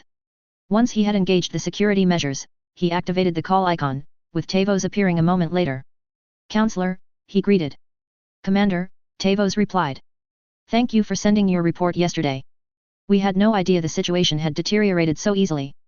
"That's why I set off the bomb," Shepard replied. "There are no Ardat-Yakshi left." "May the Ardat-Yakshi find peace," Tavos sighed, though there was genuine sorrow in that sigh. What the Reapers did to them was monstrous. "I had another team of Asari commandos headed to the monastery that I can now formally transfer to Admiral Hackett's command. They'll serve you loyally, Commander. In addition, I have managed to obtain clearance for you to travel to Thesha, Commander. Farewell." "Roger that," Shepard replied as the hologram faded out. Walking out of the booth, he turned to Victor and said, "Good news. We've got clearance to get to Thesha." "And about time too," Victor frowned.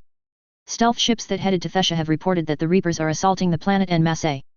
Thesha is suffering the heaviest assault out of all the planets in the Asari republics, though that's not surprising given their entire species' capacity for biotics.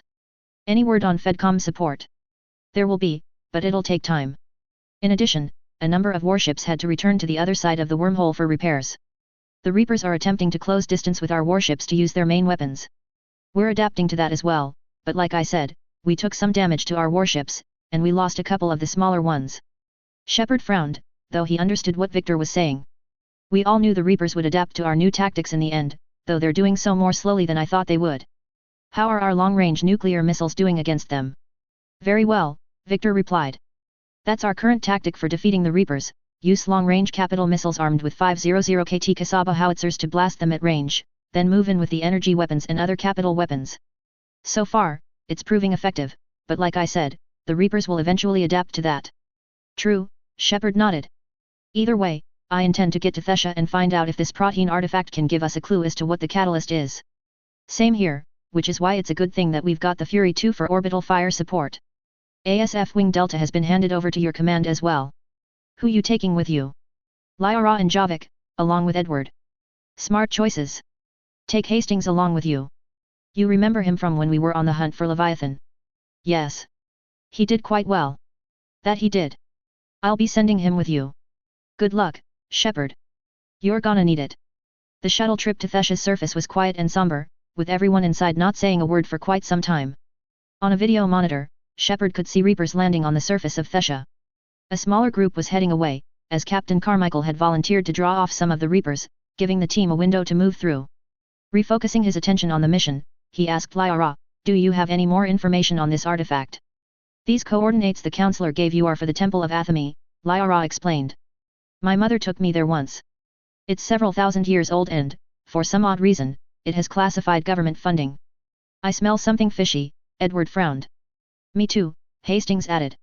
"Sounds like we're on the right trail," Shepard remarked. "What if we're too late?" Lyra asked, worry painting her voice. "My people are dying down there." "Your empathy is weakness," Javik said to her. "You must numb yourself to loss." "Hey!" Edward snapped. "Show her some respect, Javik." "Settle down," Shepard ordered, though he glowered at Javik for a moment. Turning to Lyra, he asked, "Benazia took you there?" "I was just a child. I thought it was just a history lesson, but now? Maybe there's more to it." "What do you mean?" "I went through her files. She had heavily encrypted records on this place, some dating back centuries. I still can't crack most of them. Whatever's going on, it's well hidden." "I've studied your mother's reports," Javik added. "Your mother was indoctrinated." "Yes," Lyra nodded. "We had to kill her." "Yet it did not stop you from fighting," Javik observed. "As I said, steel yourself. Many more lives will be lost." "We can't ignore the fact that people are dying," Shepard frowned. "The Reapers may not have mercy, but we do. It is their indifference that gives them power." "Then let's show them there's another way," Shepard decided. A moment later, he felt the shuttle shift as it turned and began to descend. When the doors opened up, Shepard found himself looking at what appeared to be a bridge between two buildings. Like much of Asari architecture, the buildings and bridge were sculpted into organic, flowing shapes, though damage to the structures marred their beauty. The sky was starting to turn a dull red as Thesha's sun descended. The bridge was currently being held by a number of Asari that were focusing on keeping their side of the bridge from falling. A makeshift barricade had been formed, while a pair of Asari generated a mass effect bubble that blocked off the middle portion. A pair of machine guns were firing at Reaper troops, though said hostiles were steadily getting closer. "This can't be happening!" Lyra gasped. "My home! There's no time to mourn!" Javik interrupted. "We're too exposed. Let's go!" Shepard ordered. With that, everyone jumped out. "Cortez, I need firing support on the bridge." "On it, Shepard," Cortez replied as he wheeled the shuttle around. As they descended, Shepard could see that things were not looking good on their end of the bridge. Mounds of debris were present, and injured and dead Asari were everywhere. One of them, spotting Shepard, called out and said, "You must be Commander Shepard." "I'm Lieutenant Kurin." "Sit rep, Lieutenant?" Shepard asked. "Commander, we heard." Kurin was promptly interrupted when something exploded against the barricade. 4 Asari were sent hurtling backwards, screaming as shrapnel tore through their barriers and armor. "The barrier's been breached," she shouted. "Cortez?" Shepard asked. "On it, Shepard," Cortez repeated. A moment later, the shuttle flew into view, before it began firing its medium pulse lasers and machine guns. Large caliber shells tore into the husks, cannibals and marauders on the bridge, splattering the ground with gore and limbs. A brute attempted to move towards the barricade, only for a pulsing emerald beam to cut the creature in half. Within just a few seconds, all of the Reaper forces on the bridge were dead. "Someone plug up that hole!" Kurin shouted. "Someone get me a location on our snipers." Walking to Shepard, she wiped sweat off her forehead and said, "We were told to expect you. My orders are to hold this grid at all costs, but our perimeter's collapsing and I'm getting my people out of here." "This is important," Shepard countered. "We need your help." "Well, unless you're giving me a good reason to stay, we're not dying in a field of rubble." "What exactly were you told about this?" "Nothing but your name. Mission details were classified, which just means we'll all die without knowing why." "I know what that's like, but you have to trust the chain of command." "We're not even sure the chain exists," Kurin countered. "So what are we doing here?" "We're after a relic inside the temple," Shepard explained. "It's important. That's what this is all about," Kurin exclaimed, anger in her voice. "One of our outposts has been trying to reach the scientists over there, but we lost contact." Spotting a gunship on standby, she shouted, "Get that gunship moving now." Once said gunship left, she turned to Shepard and said, "I'm sorry, Commander. If your relic has lasted this long, it can wait a little longer. I've lost enough people today. I'm pulling them out." "No," Javik butted in. Before Kurin could reply, Javik took her by the shoulders, his sensory ability quickly going to work. I sense the lineage of a leader. A warrior's skill and cunning, they are strong in your genes. But you've grown tired of war, you've been exhausted by defeat, and now you worry that you don't have the courage to go on. Kurin, shocked, pushed him back. By the goddess, she gasped.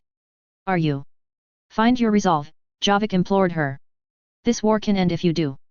We're building a protein super weapon, Shepard explained. It will win this war. Kurin was silent as she took a few deep breaths, then she whispered, I believe it. Keying her earpiece, she said, this is Lieutenant Kurin. Hold your positions. I want a path carved to the temple. Outpost Tikis, we've got people coming your way. Let's make sure the galaxy knows the war was won on Thesha. Turning to Shepard, she said, make it count. I intend to, Shepard agreed. Also, we've got air support if you need it. That's excellent news. I'll inform Outpost Tikis of this development. Goddess guide you, Shepard. I was here years ago, Lyra frowned as they moved past the barricade. To see it like this. It can be rebuilt, Shepard reassured her. Just worry about the next 30 meters. This has to end. Remember your anger, Javik said to her. Draw strength from it. It will keep you alive. Incoming. Edward roared as a marauder and some cannibals came out of a structure ahead of them. Spotting the hostiles, Shepard fired his M61B, cutting apart a cannibal at the neck, while severing the arm of the marauder. A loud howl of agony erupted from the marauder's mouth, with the Reaper monstrosity clutching at the severed limb before stumbling into cover. Hastings put an end to that, with the loud report of a Minolta 9000 echoing in the area, while the marauder's head was blasted apart like a melon. Javik, clambering onto some debris, fired off his manpack particle rifle, with one cannibal being obliterated by the particle beam, while the EMP field shocked the others, allowing Lyra to gun them down with her MP-11. Two more marauders came into the open, only for a grenade to blast them apart. With the hostiles down, the team began to advance over the bridge and to the other side. Moving along a concourse, Shepard watched as a harvester began firing on some emissary, only for a flight of missiles to streak out of nowhere and blast it apart. Shepard, a voice said over the COMM. This is Aerospace Wing Delta. We'll provide you with Ka. Just paint a target and we'll Charlie Foxtrot it. Roger that, Shepard replied. Charlie Foxtrot? Javik asked. Clusterfuck, Edward explained. Basically, they'll fuck up any big enemies we encounter. Most fortunate. Yab. Keep moving. Moving along, the team clambered over columns of debris, while firing on any Reaper troops nearby. Spotting a marauder, Edward riddled the alien full of bullet holes, while Shepard targeted a marauder, blasting its chest wide open with a precision shot. Hastings was holding his own, as every so often, a cannibal or a marauder would lose its head or have its chest blasted open. Lyra, however, was incredibly angry, though like Javik had suggested, she was using it to focus. A biotic singularity appeared in the center of some cannibals, flinging them into the air and allowing her to gun them down. A marauder appeared, only for her to cause a biotic flare to erupt at the marauder's position, stripping its barriers and giving Javik an opportunity to vaporize the thing. Before long, all hostile contacts had been neutralized. We're clear, Edward called out. With that, they continued to move up. Spotting a door, the team was about to move up, when they heard an all too familiar screech. Not this shit again. Edward groaned. Banshee. Another mutated emissary. Javik called out as said Banshee came into view. Take it out. Shepard shouted. The team concentrated fire on the Banshee, working to whittle down its barriers. A moment later, it teleported, with the creature shooting straight at Edward. Unable to dodge, Edward braced himself, just as the Banshee swiped at him with its claws. There was a loud screeching sound as the claws raked over the advanced lamellar armor, gouging strips into the hardened outer layer while causing him to stagger back. Recovering from the blow, Edward batted aside the other claws, before delivering a solid haymaker into the Banshee's face.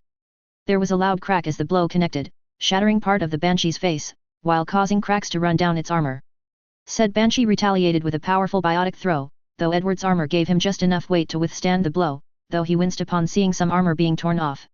Just as the Banshee was about to hurl another throw at him, Edward leaped forward, shoulder tackling the Banshee before rolling forwards and getting up.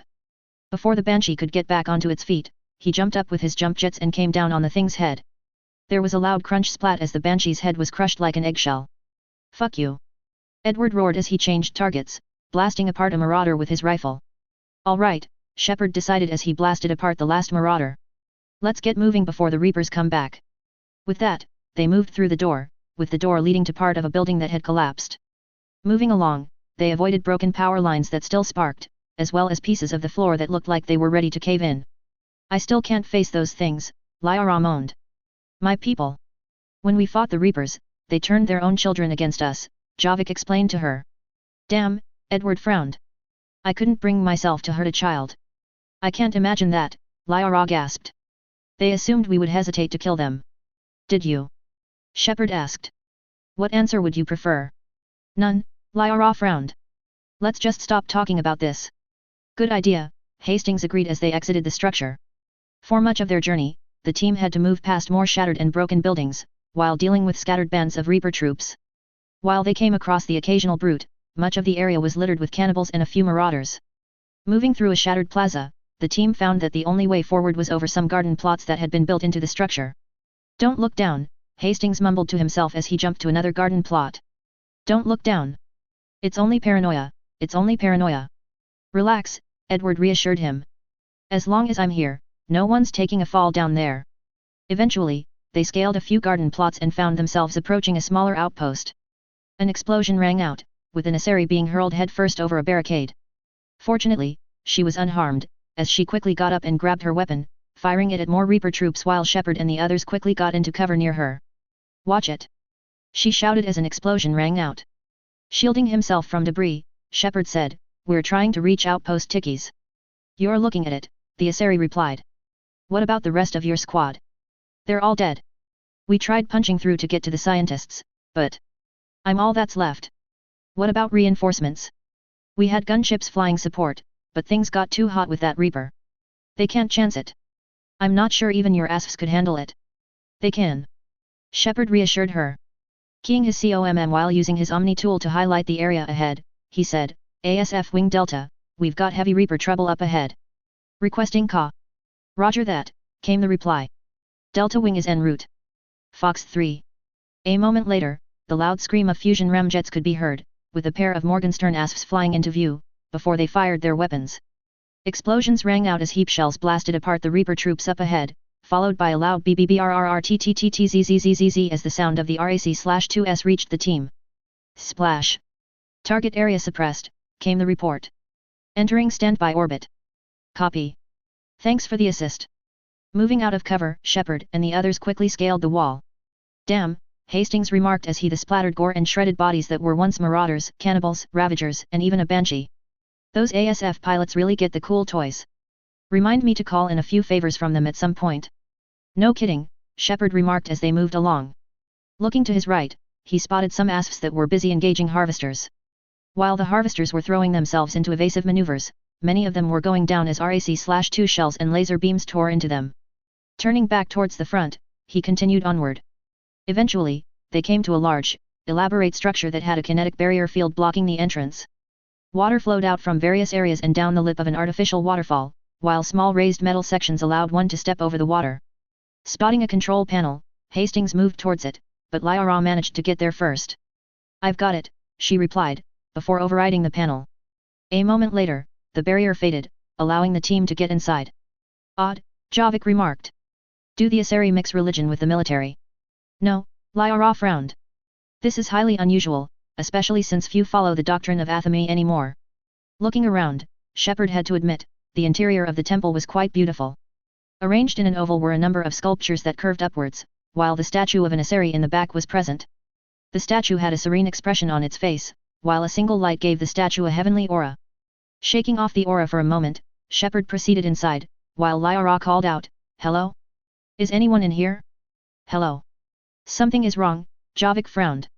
Your scientists should be here. I've got the same feeling myself, Hastings agreed. Edward, place a few mines at the entrance. I don't want to be caught off guard by something. Edward nodded, before moving to carry out the order. Let's look around, Shepard suggested. Maybe one of these artifacts is what we're looking for.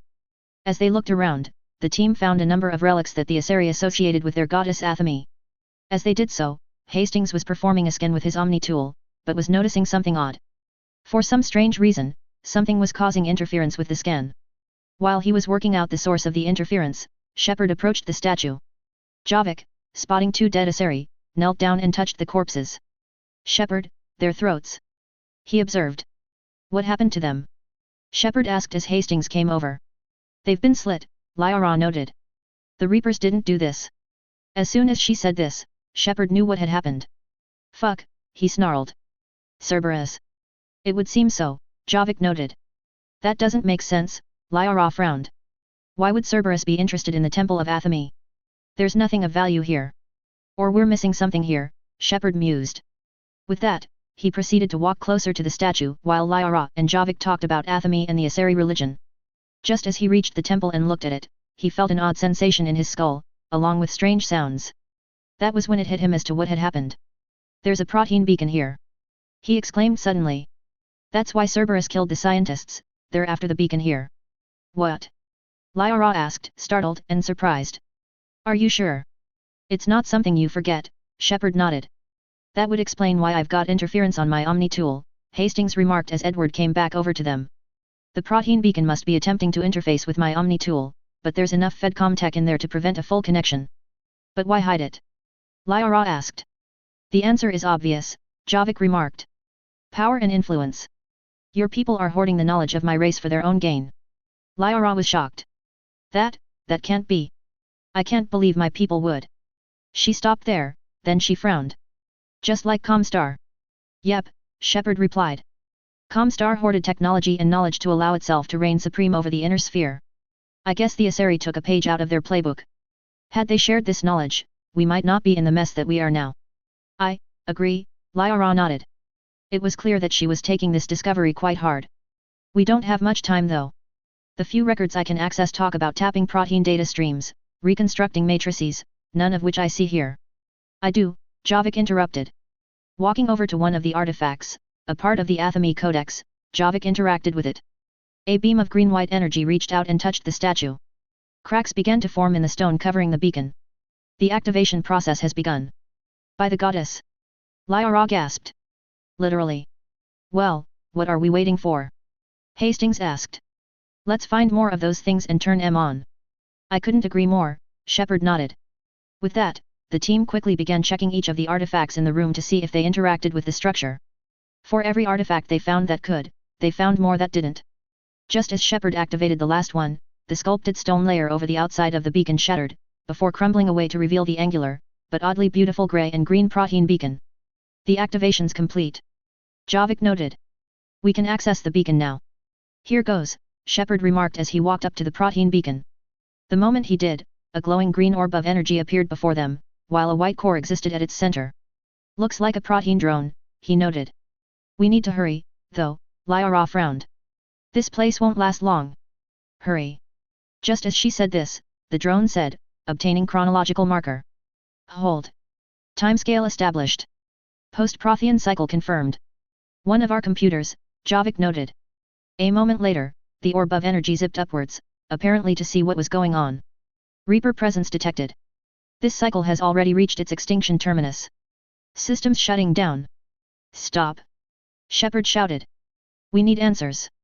In response, the orb shrank and flew up in Shepard's face. To what question? It asked. The catalyst.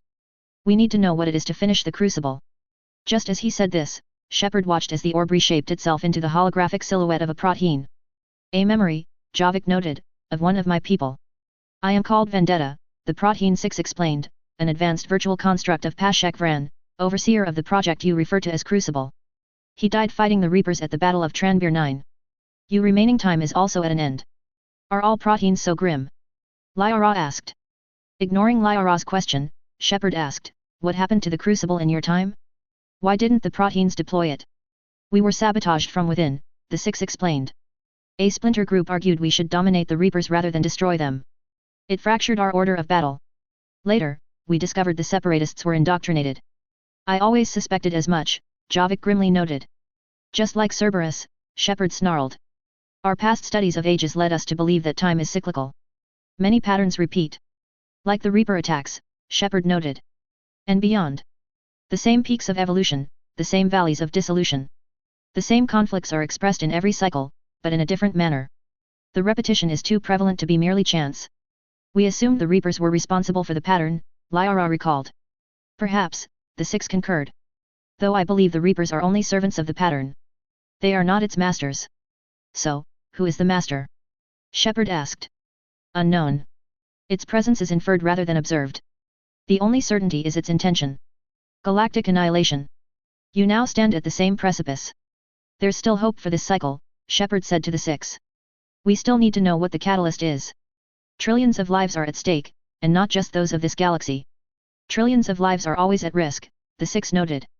But if the Reapers have arrived to end your cycle, this discussion is too late. We can break the cycle. We found plans for your crucible, we're building it right now. And don't forget us, Edward added. We're from another universe entirely. The Reapers can't have anticipated that. The crucible is not a protein design, the six explained. It is the work of countless galactic cycles stretching back millions of years. Each cycle adds to it. Each cycle improves upon it. Thus far, none have succeeded in defeating the Reapers with it. However, I have noted the other individuals within this group. They have technology that does not originate from the rest of this galaxy. The information on your Omni tools indicates they are of another universe where this cycle does not exist. This greatly improves your chances of success. Then we'll be the first to succeed, Shepard decided. Tell us what the catalyst is. Listen to the human, Javik told the AI. He can be trusted. I detect you are one of us, the six noted. You are protein. Yes, and I am not the last, Javik agreed. Enough of our species survives to repopulate it. We are the last hope to avenge our people. Your mission was known to me. Do you believe this cycle can deliver retribution? They have earned the right to try, yes. Very well, the six decided. If you have followed the plans for the crucible, I will with your systems and assist with the catalyst to suddenly, it stopped, just as a series of explosions rang out. Company. Edward shouted as he fired his M42C towards an unknown hostile. It's that bastard again. Kai Leng, Shepard snarled, remembering a briefing that Anderson had given him on the assassin they'd encountered at the Citadel. Good thing we knew Cerberus was already here. 6. Shut down to prevent divulging information on the catalyst. We've got an indoctrinated agent here. Understood, the six replied. Activating security protocol. Good, Shepard nodded as the six changed into an orb that floated over to the statue's base. Come on out, Kai Leng, Shepard growled as he raised his rifle. I know who you are, and I knew you were here the moment we found those dead Asari. You can't hide from me. There was a moment of silence, then another voice said, well played, Shepard. A moment later, Kai Leng walked into view, with some dust on his uniform indicating that he'd nearly gotten caught by the trip mines. I must admit, the trip mines were an interesting challenge. I must applaud your explosives expert. Why are you here? Shepard growled, keeping his rifle firmly leveled at Leng. Because someone wishes to talk to you, Leng explained. He held out an orb which floated into the air, before a holographic image was displayed. The hologram showed a middle-aged man with brown hair and blue eyes, with the man dressed in a suit that had the collar slightly open.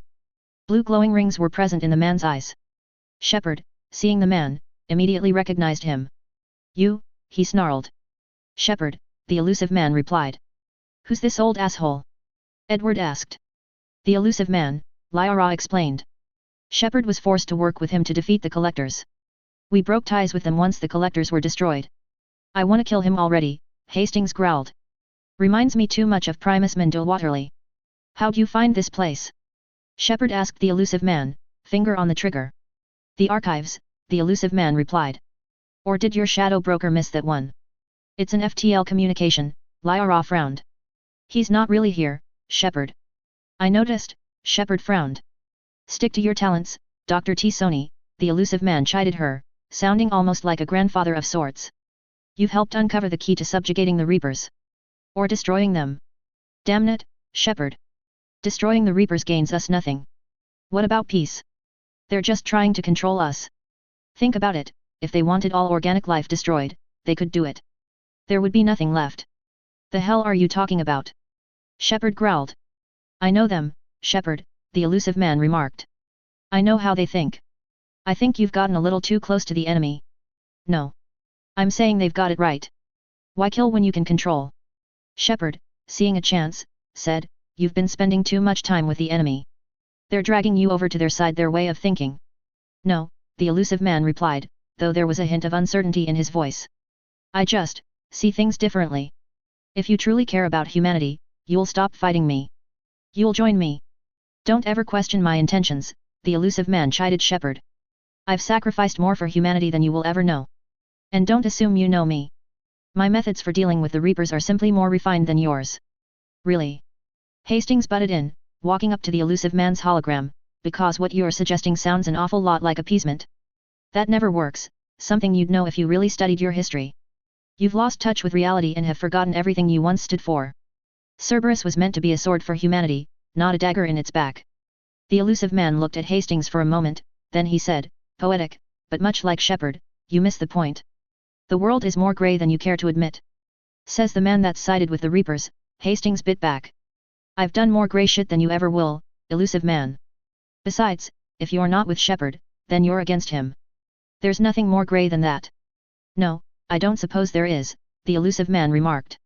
As the hologram projector floated back towards Leng, he said, Leng, the commander has something that I need. Please relieve him of it, and then bring the data to me. Understood, Leng replied as he shifted into a battle stance once he retrieved the drone. He was about to strike when there was a loud bang, followed by a piece of armor plating being sheared off. Looking in that direction, Leng found Hastings holding a hawk eagle in his hand. Over my dead corpse, Hastings snarled. You're no soldier, Leng. You're a traitor that works for an elusive man, or should I say, Jack Harper. That got Leng incredibly angry, resulting in him moving with shocking speed towards Hastings, whereupon he swung his sword. Before it could connect, though, another blade stopped it dead. Looking at the wielder, Leng found Shepard holding what appeared to be a Wakaizashi. You'll have to get through me to get at him, he snarled. Instead of frowning, Leng smiled. Now it's a challenge, he beamed, before disengaging to engage Shepard. Despite his being older, Shepard had greater experience fighting against sword-wielding opponents, courtesy of his time as a mercenary in the Inner Sphere. Good thing I was taught sword fighting, Shepard remarked as he blocked a blow from Leng's own blade. I remember that one time I had to face off against a combine samurai without help from my friends. If it wasn't for that training, I'd be dead. As such, the two men fought with each other to gain supremacy over each other. Leng had more speed and the vigor of youth on his side, though Shepard had countered that through his experience. The two swiped at each other with their blades, before Shepard pulled off a particularly tricky move. Leng managed to avoid the blow to his legs when he spotted Shepard's feint towards his neck. When he got up, he felt a stab of pain. Looking down, he found blood trickling down his leg. Not so fast, are you now? Shepard remarked. First blood's mine. Really? Leng asked as gunfire erupted between the two. Looking towards the entrance, Shepard watched as a gunship came into view, firing its weapons. I don't play fair. Neither do I, Shepard replied as a brace of missiles blew the gunship out of the sky. Leng snarled, before the two quickly engaged in their sword play, while the others fended off Cerberus troops that were pouring into the place. The sword fight, though, was pushing Shepard towards the protein statue more and more. Looking behind, Shepard noted that Hastings was busy doing something at the base of the statue. What is he doing, he wondered. This, however, was enough to distract him long enough for Leng to break the sword lock they were in. Spotting what Hastings was doing, Leng surged forwards while Hastings, hearing someone coming, turned with his weapon raised. Then it happened. In slow motion, Shepard watched with horror as the blade punched through Hastings' chest armor, the blade exploiting a manufacturing defect in the armor. Hastings howled in agony as the blade punched through his back armor as well. He coughed up blood from his lungs while Leng attempted to wrestle something out of his hands. Hastings didn't lose his wits for a second, however, as he stubbornly held on to the object with all his might. Wrestling the item away, he pulled out a knife and slashed at Leng's face, causing the Cerberus agent to shout while holding a good portion of his face. Hastings! Shepard shouted. Before he could fully get up, the floor was struck by missiles, causing it to collapse and nearly take Shepard with it. Barely hanging on, he watched as Leng hurled Hastings towards him. Reaching out with a hand, Shepard caught Hastings as the man fell over the edge, with blood dripping from the wound in his chest. He could barely hear Leng say something before, after a few seconds, he walked away, before getting onto another shuttle. Just as Leng's shuttle disappeared, Lyra and Javik came over and pulled him and Hastings up. Shepard! She shouted. He's got the six. Fuck! Shepard roared as he was back on solid ground. Roaring loudly, he moaned, we failed. And not quite, Hastings gasped, blood coming from his mouth. Before Shepard could ask, he watched as Hastings handed him what he realized was a data core. I managed to save the V6 from Leng's clutches. It's the least that I can do. He coughed loudly, splattering Shepard's chest plate with blood. No. Shepard shouted. No, no, no. We can still save you. We can't, Javik frowned. His heart was cut in half by the blade. It was strong enough to punch through his armor. We can't save him. He's alright, Hastings coughed. I was a dead man already. Looking at Shepard, he said. Shepard, be before I go, I've got one thing to ask of you. And that would be? Shepard asked. K kill Ling, Hastings coughed out. After that, G go, and L live, F for M me. It's B been an H honor, S Shepard. A moment later, Hastings' body became limp, while a heavy sigh came from his lips. A second later, the spark of life in his eyes died out forever. Shepard squeezed his eyes shut upon seeing this, while tears began to stream down his face. Holding in the grief, he closed Hastings' eyes and said, I'm sorry I couldn't save you, Hastings. I didn't get to know you for long, but I do know you were a good man. I'll find Ling, and I'll make sure he is punished for his evil. I promise you that. Standing up, he said, we have to go now. We're done here. Even as he and the others left, the comms that he heard as they left told him what he already knew, Thesha had fallen. Authors Q&A. Sully Mike 23, that they are. Violet Twogger, thank you. Plus, the Inner Sphere has always adapted fast to new military developments. Just look at when the battle mech was invented for instance. BY 4926, true, and it's gotten sadder with this one. Chapter 69, A False Sanctuary. Hello again, everyone, and welcome back to my MechWarrior / BattleTech, Mass Effect crossover. Thank you all for your wonderful support. I deeply appreciate it. Also, this chapter will likely receive a few changes and updates over the next couple of days since it hasn't been fully beta-read yet. However, I have put in the best effort that I can, so this should be one of my best chapters. I am telling you this not because I feel that the quality of the work is bad, but because I like being honest with my readers and reviewers. Thank you for understanding. As always, leave a review, and enjoy. Disclaimer, I do not own the MechWarrior / BattleTech or Mass Effect franchises. They are the respective properties and trademarks of BioWare, Electronic Arts, FASA Corporation, FASA Interactive, Catalyst Game Labs, WizKids, Piranha Games Incorporated, etc. Any material original to the franchises belongs to its respective developers and publishers. Any material not original to the franchises is of my own invention. I do not own any music listed in each chapter. Any music listed belongs to its original composers and / or artists. SSV Normandy. Thesha. October 9, 2186. The mood aboard the Normandy was somber as the ship left Thesha and its crumbling defenses behind. In the war room, Shepard was leaning against the railing inside the QEC booth, a downcast expression on his face. Closing his eyes for a moment, he could still see Hastings' death playing over and over in his mind. I'm sorry, he said to himself. I'm sorry I couldn't save you, Hastings. We succeeded, but at the cost of losing you. Reaching into a pocket, he pulled out a pair of dog tags that he'd gotten off of Hastings' body. Looking at the letters and numbers stamped into the metal, he held them for a moment before putting them back into his pocket. A moment later, he hit the call list and selected Tavo's contact. Apparently, she'd been waiting by her own QEC for news, as it immediately flashed to life, displaying the holographic image of her in a split second. Commander Shepard, is that you? She asked. When Shepard didn't immediately reply, she asked, Commander, are you all right? We've lost all contact with Thesha, the planet has gone dark. I know, Shepard replied. Looking at Tavos, he said, we retrieved the artifact, but we lost one of our own. How? Cerberus was there, Shepard explained. They sent one of their men, Kai Ling, to steal the protein artifact that we were sent to retrieve. He killed Hastings in an attempt to get it, but Hastings, in his dying breath, managed to keep Cerberus from getting at it. Tavos frowned. When she spoke, genuine sympathy was in her voice. I'm sorry, she said a moment later. You have my condolences, Shepard. Refocusing her attention, she asked, what's the situation at Thesha? Deteriorating fast, Shepard reported. The Reapers are there in strength. Then I'll need you to excuse me, Tavos replied, a crestfallen expression on her face. There are preparations to make, continuity of civilization to consider. I never thought this day would come. None of us did, Shepard added. I'm sorry. Don't blame yourself, Tavos replied. If anything, Shepard, it's me that is to blame. Had I listened to you earlier, we might never have ended up in this mess. I must go now, but know this, Shepard, you did what you could. Not many can say that. With that, her hologram faded out of existence. Sure doesn't feel like it, Shepard thought as he stood upright and walked out of the QEC. Back in the war room, he could see a holographic image of Thesha, though most of the planet was now in angry red color, indicating that the Reapers almost had full control of the planet. Walking up to him, EDI said, Asari forces are in a full retreat. It is no longer safe for us to remain in this system. Get us out of here, Shepard ordered. At that moment, he could see Lyra, though she too didn't look very good. Walking over, he could see tears streaming down her face. Shepard, she began. Nobody could have predicted Cerberus getting to Thessia before us.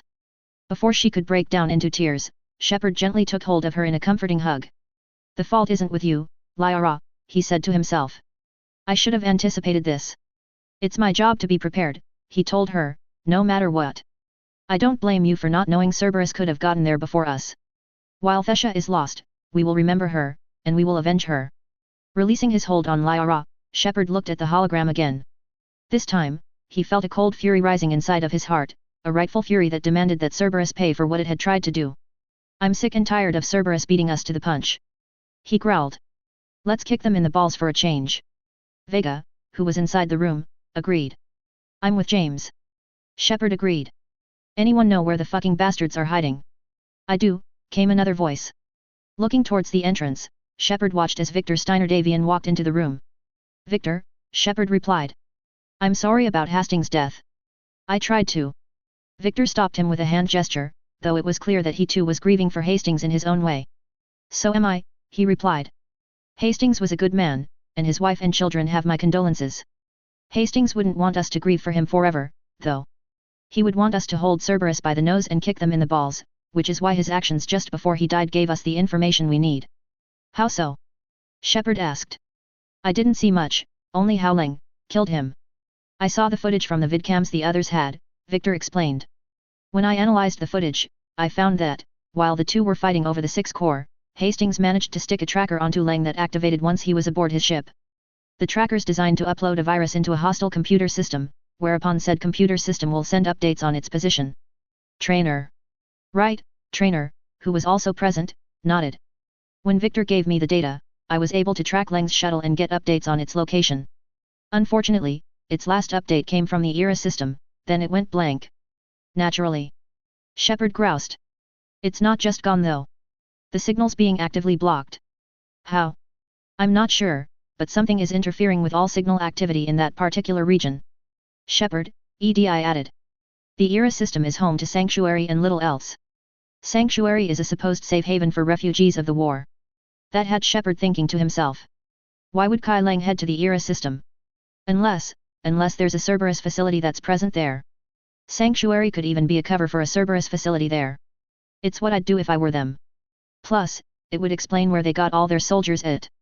It's a lead worth investigating, he decided. Besides, I know that system. You do? Victor asked. Yes, Shepard replied. The last time I was there, it was to stop the collectors from abducting colonists from the planet of Horizon. It makes sense for someone to be out there. It's out of the way, which is perfect for anything Cerberus wants to do. Damn, Victor frowned. That means we'll need to head there ASAP. I'll have the Fury 2 transport the 6 core to Admiral Hackett's group so that we can speak with it there once we're finished destroying Cerberus. After that, we'll be ready for an all-out assault on the Reapers at Earth. The Crucible is almost fully completed. Good to hear, Shepard nodded. Time for us to head to the ERA system and find out what's going on over there. As they left for their stations, he thought, Cerberus, we're coming for you. No more will you commit your foul deeds while the galaxy burns. Your evil ends, here and now. Fortunately for the team, the ERA system had a mass relay, meaning that they could get there very quickly. Down in the cargo bay, Shepard got himself ready for battle once more. He was about to have his squad members come over when Lyra walked over. Lyra? He asked. Shepard, I'm coming on this mission, Lyra stated, her tone of voice indicating that she wouldn't take no for an answer. You certain? Shepard asked. I need everyone at their best, and we've just lost Thessia. I'm not sure if. Lyra stopped him with a look. I know, Shepard, but right now, I need to focus on something other than Thessia. Javik was right when he told me I should use my anger in a focused manner. Consider this as me listening to his advice. Besides, Cerberus struck at my home, it's time I got some payback. Shepard opened his mouth to say something, then thought better of it. It would make sense for her to want revenge, he noted. All right, but I'll make sure she doesn't kill herself. All right, he decided, but do not separate yourself from the group. I don't want you to get killed. Understood, Lyra nodded. I'm angry, but not suicidal. Is there anyone else you're taking along? Kadian's coming, as is Edward, Shepard added. Just as he said this, Victor walked into the hangar bay. Victor. I'm coming too, Victor added. Are you sure? We don't want to lose you. I'm a mech warrior and a soldier, Victor countered. I belong on the ground.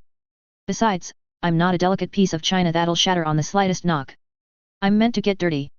Okay, then, Shepard shrugged. With that, everyone loaded up, with the shuttle leaving for the planet. As they descended, Kaiden asked, "All right, Commander. What do we know of this place?" EDI. The sanctuary facility was dedicated to aiding refugees from Reaper-controlled systems, EDI explained. The facility went offline recently, and no communications have come or gone since then. It is unclear why Lang or Cerberus would be interested in Sanctuary. If there's a clue to Cerberus here, we'll find it. Sir, I'm picking up a signal from the facility, Cortez reported. It's weak. I'll try to boost it. A moment later, a woman's voice came in over the comm. This is Oriana Lawson. Stay away from Sanctuary. It's not what it seems. Please, you must listen to me. They're using a moment later, the signal cut out. Oriana. Shepard noted. That's Miranda's sister. If she's here, Miranda can't be far away. Someone you know? Edward asked. I know who he's talking about, Victor added. Miranda Lawson's been working with MIIO to find her sister, Oriana, given that she's likely in the custody of a Cerberus sympathizer. She helped bring Shepard back from being clinically dead quite some time ago. Before they could continue, the shuttle began to descend. This time, the doors opened, allowing them to see where they were. From what Shepard could tell, they were landing in a plaza just outside of a tall tower in the area. The plaza had a series of stairs leading upwards, as well as walkways above their heads. Fires and makeshift barricades painted a chilling picture of what might have caused the facility to go dark. Major damage, Commander, Kaiden frowned. Yeah, Shepard noted, but who was fighting? I've got a feeling that we'll find out, Edward remarked. As they moved out and as the shuttle left, Victor stopped for a moment. Anyone hear that? He asked. Yeah, Lyra nodded, having heard an electrical squeal in her earpiece before it went silent. Radio's offline. Something's jamming our signals. Explains no comms from this facility, Shepard noted. Either way, we're on our own until the jammer's down. Keep your eyes open, and we'll come out of this in one piece. With that, the team began to cautiously move forward, weapons at the ready in case. Just then, there was an explosion, followed by a Cerberus shuttle careening out of control and into a nearby balcony, while a harvester landed on the roof. We've got trouble. Kaiden shouted. A harvester. Lyra shouted as the harvester flew away, with another shuttle fleeing as well. I saw it. Shepard added. Looks like we know why the place went dark. Phantoms incoming. Edward shouted. Watch your backs. Kaiden shouted. Spotting a phantom, he fired his M61B, scoring a direct hit on her helmet. It was promptly cut in half, with the head of the phantom exploding as the water in her head was flash-boiled into steam. Smiling at that, he fired at the next, only for that phantom's armor to stop the beam. Shit. Their armor's getting tougher. I saw it. Shepard added, firing his M42C at the phantom in question. That forced her into cover, though Shepard fired his grenade launcher a moment later. There was a loud boom as the grenade detonated, while the phantom screamed as her entire body was ripped apart by the blast and shrapnel. One got close to Victor, whereupon she drew her sword out and tried to stab at him. Unfortunately for the phantom, Victor was not helpless at close range, as he quickly showed when he pulled out a vibroblade and blocked the blow. The phantom tried to compensate for this by backing off, but Victor thrust his blade forwards. There was a loud metallic punching sound as the blade pierced through the phantom's chest, before he drew it out and swung horizontally, beheading the phantom in an instant. Nice work, Shepard noted. Thanks, Victor nodded. Now let's get the fuck inside.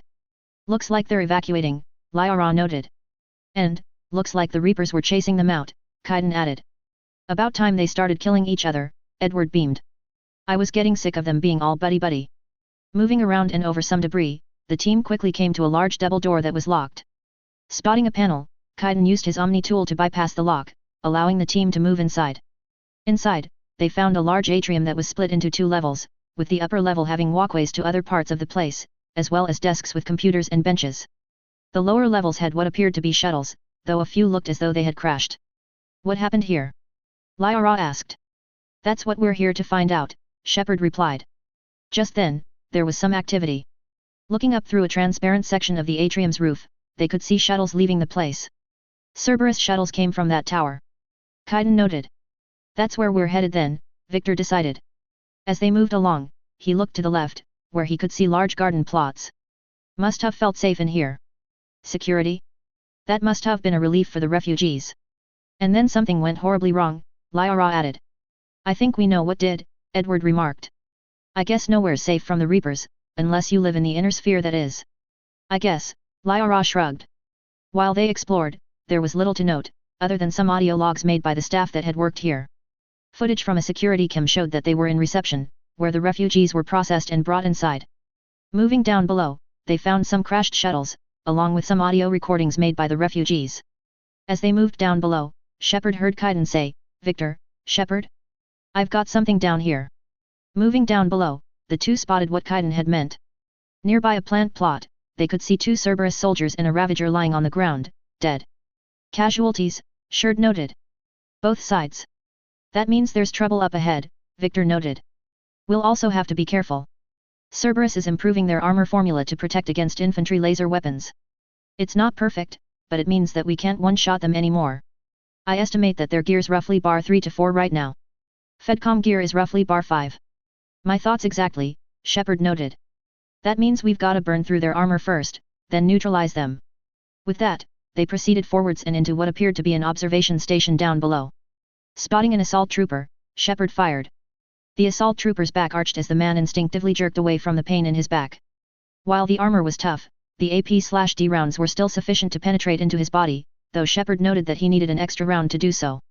The trooper screamed as his body toppled to the ground like a sack of potatoes. Shit! Another one shouted. It's Shepard. Hold them back! Came a Centurion's voice. Spotting the Centurion, Victor fired his M61B. True to his prediction, the trooper didn't go down, though a scan from his armor's sensors indicated that the laser beam had compromised the Centurion's armor, leaving him vulnerable to a second burst from his rifle. Two more assault troopers came out of a door to the left, only for those two to be blasted apart by an explosion. Nearby, Edward checked his automatic grenade launcher's magazine, smiling when he saw that he had 19 shells in the mag. All clear. He reported. Good, Shepard noted. We're in an observation deck, but that door they came out of looks like a way out. Let's head that way. Good idea, Victor noted. With that the team advanced forwards, entering a narrow hallway that proceeded for some distance. Just then, he thought he heard a voice. Miranda? He asked. Sounds like it, Shepard noted. Peering around a corner, he found a computer terminal that a log on it. Hitting a button, he listened to the recording. This is Miranda Lawson, the log began. If you've managed to get this far, you must be either desperate or stupid. Listen to me. This is not a refugee camp. This is a Cerberus facility run by my father, Henry Lawson. Turn back now, there's no help to be found here, all communication is being blocked from the central tower. Sanctuary is a lie. Stay away from here. Son of a bitch. Victor snarled, kicking at a nearby panel. I knew that there was something wrong here. I agree, Shepard noted. So we've got Cerberus, Reapers, and Miranda's crazy father. Any idea how all this fits? No, Victor frowned. If it involves Cerberus, though, then it's not good. Let's keep going. With that, the team moved forwards. Reaching the area where Victor saw the massive garden plots, Shepard noted that the area between the plots was filled with water. Got a security terminal, he noted as he spotted a nearby panel. Shutting it down. Just as he did so, there was a muted vibration, followed by the water being drained. This revealed a network of walkways and pipes below their feet. Clever, Victor noted. You'd never know that this was here. Why go through the trouble of concealing it? Kaiden asked. Good question, but we've now got a back door into the facility, Shepard noted. Let's move out. With that, they found a ladder leading down into the walkway area. As they moved along, Lyra thought she spotted something. Frowning, she said, that looks like Reaper technology. I'm sure of it. I don't know how, but Cerberus has found a way to use it. A foolish move on their part, Victor frowned. Agreed, Shepard nodded. Still, the answer has to be here somewhere. And Miranda's caught in the middle. Let's pick up the pace. With that, they moved forwards, using a hallway that led through a support beam to the other side. I can't help but agree with her though, he noted. This looks more like a factory than a refugee camp. Continuing to move onward, they eventually came into a room that had large windows looking down into another area, along with computers and monitors in a cubicle near the back, with more near the windows. Some kind of control center, Kaiden noted. No power, though. Spotting a nearby power switch, Shepard activated it, resulting in the computer panels in the cubicle and the entire room coming online. The monitors came online, showing the refugees getting into what appeared to be tanks. What's happening with them? Kaiden asked. Looking more closely, Shepard watched, with horror, as a grey mist filled the tubes, while the colonists began moving as though they were in agony. "They're just rounding them up and slaughtering them," Kaiden added. "Worse," Shepard frowned as the mist in the tubes faded, revealing an all too familiar sight. "They're being turned into husks." "That's not all," Edward, who was near the windows, added as he looked down below. Having activated the lights, he could see husks as they scrambled into cover. "They've got a lot of husks down there. It's a whole fucking production line of the shit." He shouted this as a husk clambered onto the window, howling as it did so. "Time to go," Victor decided, with everyone quickly moving out. "Creating mindless husks doesn't make sense," Lyra frowned as they moved into a security booth area that had stairs leading downward. "There must be more to this. The slaughter of so many, for what?" "The Reapers attacked because this place was a threat," Shepard noted. "We need to find out why." "Found a security panel," Kaiden reported from the floor below. Walking down, Shepard watched as Kaiden played another log. "Reaper forces have made a mess of the facility," came Miranda's voice. "I'm shutting down power to the processing plant to lock them down. Should keep them out of the entrance as well." The footage showed Miranda doing so as she talked. The video feed then cut to another individual, with this individual wearing a blade and shades over his eyes. "Miranda Lawson has arrived sooner than expected," the man reported. "You want me to deal with her?" "Only if she gets in your way," another voice added over an earpiece. "Stay focused on the research data. Find it and get out." "Yes sir." With that, the log ended. "Fuck." Shepard snarled. "That's Ling, and Miranda doesn't know he's here." "Shit," Victor growled. "Nothing we can do now. Just keep moving." With that, they moved out, though now they watched the shadows with even more caution. Moving through a door, Shepard ducked as a husk swung a hand at his head, barely avoiding the blow. In response, he pelted the creature full of AP/D rounds, tearing it apart in an instant. "Husks!" Kaiden shouted. "Not surprised," Shepard remarked. As he fired, he said, "Looks like the husks haven't been modified at all. I guess the Reapers are using them as cannon fodder." "Sounds like them," Victor noted as he fired his TK-70B, blasting the chest of a husk apart. Moving down some steps, they neutralized the remaining husks, just as he noticed a computer log. Walking over, he played it. The accented voice of a man became audible a moment later. "I've spent the last few weeks making small adjustments to increase processing efficiency," the man's voice said. "There is no shortage of subjects, indeed, I am told that there is a long line outside the main gate. The deception is an unfortunate necessity. Time is short." The log ended a moment later. "Sounds like Henry Lawson," Victor noted. "In fact, it even says it on this log. MIIO's been investigating him. Hopefully, Miranda's got someone with her to keep her safe," Shepard remarked. "Let's keep going." "Got another log here," Kaiden noted. A moment later, he played it. "We've confirmed the results of Cerberus experiments involving the husk creatures," Henry Lawson's voice reported. "A crude, but necessary, first step in decoding how the Reapers communicate. The key is how the Reaper signal interacts with the nanites implanted in the subject's body. It's early yet, but we are making progress. I guess that's why the Reapers are attacking this place," Edward noted. "I'm not expert, but I do know that communication is the first step towards exchanging information. It's also vital to exert control over a certain area. And Cerberus is trying to control the Reapers," Shepard noted. "Let's keep moving.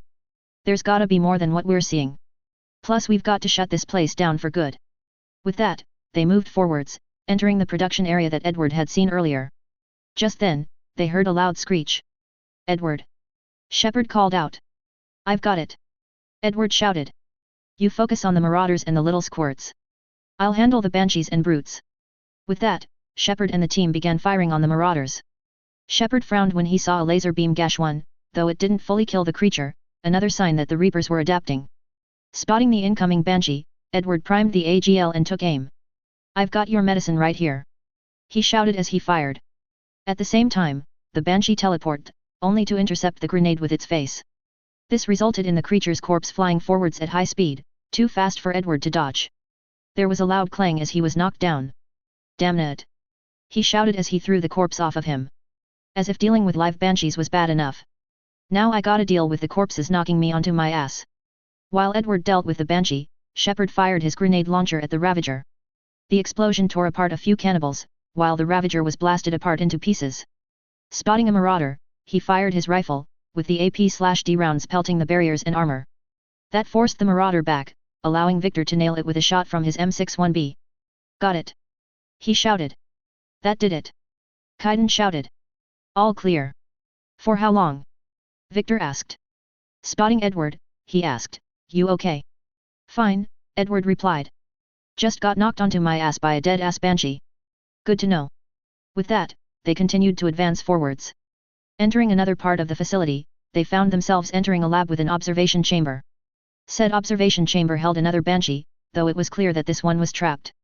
For good measure, though, Victor held the trigger of his M61B down, cutting through the glass and killing the banshee after a few seconds of concentrated fire. It's down, he noted. Got another log here, Lyra reported. Playing it now. A moment later, they heard Henry Lawson's voice once again. The pursuit of efficiency has revealed an important fact: the Reaper's use of dragon's teeth to create husks is ingenious.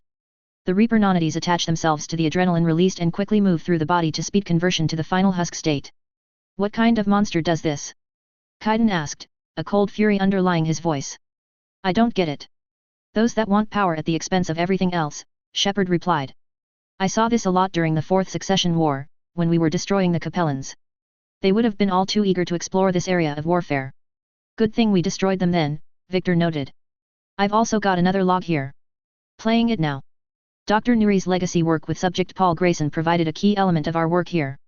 Using the addictive drug red sand to break down the wool was inspired, but proved unreliable for general application. We've proven that adrenaline and its cross-species equivalence is most effective and efficient. Fucking bastards, Edward growled. Can we put this asshole into the ground now? Let's find him first, Victor reassured Edward. Then you can shoot his corpse up as much as you please. With that, they left the area and continued onward. Entering another area, they found another terminal that was active. It's damaged, Edward noted. Hang on. I've got some technical training, so I'm not a total flunk there. A moment later, the back of his battle armor opened up, allowing him to clamber out in his bodysuit and get to work on the panel. Maybe we can get some answers as to why the Reapers want to shut this place down, aside from what we already know, Kaiden mused. It doesn't make sense, Shepard frowned. I thought the Reapers and Cerberus were getting along. What changed? Got it, Edward reported a few seconds later, before getting back into his battle armor. Playing the log now. A moment later, they heard Miranda Lawson's voice. Heading to the tower now to disable the communications scrambler. I have to get word out. Some refugees are turned to husks, others are indoctrinated and shipped to the elusive man. Whoever's left is used for experiments.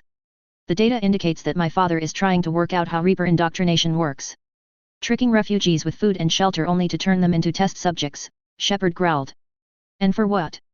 This is disgusting, Kaiden growled quietly. The scale of this. I agree, Victor added. Henry Lawson is trying to become another Stefan Amaris. Note that she mentioned shipping indoctrinated refugees to the elusive man, Lyra noted. We can use this to track him. Good catch, Shepard nodded. Come on. Miranda's headed to the tower. This log was made very recently, just a few minutes ago, in fact. With that, they moved on, weapons at the ready as they advanced. Incoming. Edward noted as they spotted more Reaper troops up a flight of some stairs. Spotting some barrier engines, Shepard took out his M20A and fired at them. Powerful bolts of high-energy particles blasted them apart, while creating a small EMP field that shocked any nearby cannibals.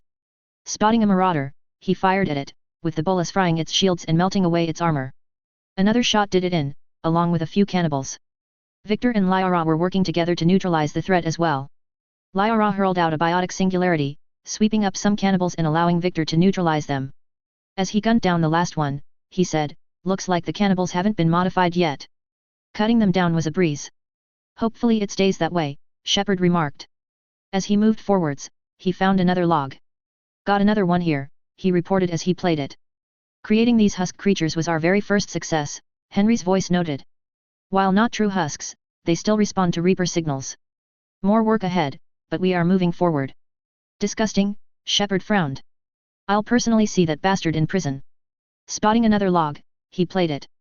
We're very close. Understanding the indoctrination process is one thing, however, turning it to our advantage is proving to be quite another. This is assembly line science. The sheer brute force and repetition is doing the thinking for us. Effective, but discovery happens at a pace. Bastard, Victor snarled. I agree, Shepard nodded. Hang on, got another terminal here. Moving through the lab, he quickly reached it and pressed the playback icon. Heavy resistance outside the tower, Miranda Lawson reported. If you're receiving this, I've got evidence that you can't ignore. Confirmation that my father is working for the elusive man. A moment later, another video log played, showing a man with brown hair in a science officer's uniform walking around. I have your report on the process, Mr. Lawson, came the elusive man's voice. Cut to the chase. Can you do it? Theoretically, control is possible, yes. Lawson confirmed. The Reaper subjects we converted are responding, but it's difficult to maintain. I thought that might be the case. Not to worry, Henry. With Sanctuary's help, we'll get it sorted. With that, the log ended. He's talking about controlling Reaper forces. Kaiden asked. Is that possible? Don't know, Shepard frowned. I'll play the rest of it. We've done it. Lawson crowed. We've found a way to co-opt their control signal. As long as the Reaper troops remain in close proximity to our signal, we can maintain control indefinitely. Excellent news, the elusive man beamed. And how could we extrapolate this technique to apply to the Reapers themselves? That's a much bigger challenge. The log ended a moment later. Now we know why the Reapers attacked Sanctuary, Shepard remarked. They found out that Cerberus was getting close to controlling them, so they attacked to stop them from doing so. Bad news for the elusive man, Victor noted. But it's good news for us. We finally have our link to Cerberus. A moment later, an access ladder lowered from the ceiling. Let's move. Wait. Victor noted. I've just spotted something. Working the panel, Victor pulled up a live feed. It showed Miranda investigating a lab, only to dodge an attack from Ling. A bright flash was present, along with a green-colored beam cutting through the air between the two. Damn. Shepard snarled. I hope she's ready for him. Me too, Victor nodded as they moved up the access ladder. Fortunately, that seemed like the extent of the resistance from the Reapers, as they moved through more areas unimpeded. Looks like the Reapers had more trouble with Cerberus than we thought, Shepard noted as they entered a lift. That's one advantage to forcing a third part to adapt, I guess. Before long, the lift came to a stop at a door, with the PA announcing, Tower access granted. Just as they moved through the door, Shepard heard gunfire. Ducking down, Shepard moved forwards, M42C at the ready. The door led into an office area that had some desks, as well as a large one near a window. Looking behind one of the desks, Shepard spotted Miranda, though it was clear that she'd been roughed up, as he could see cuts and a few gashes on her armor and skin. Shepard, she noted. Just as she said this, Shepard looked up to see Henry Lawson holding another woman, likely Oriana, at gunpoint. Commander Shepard, Lawson growled.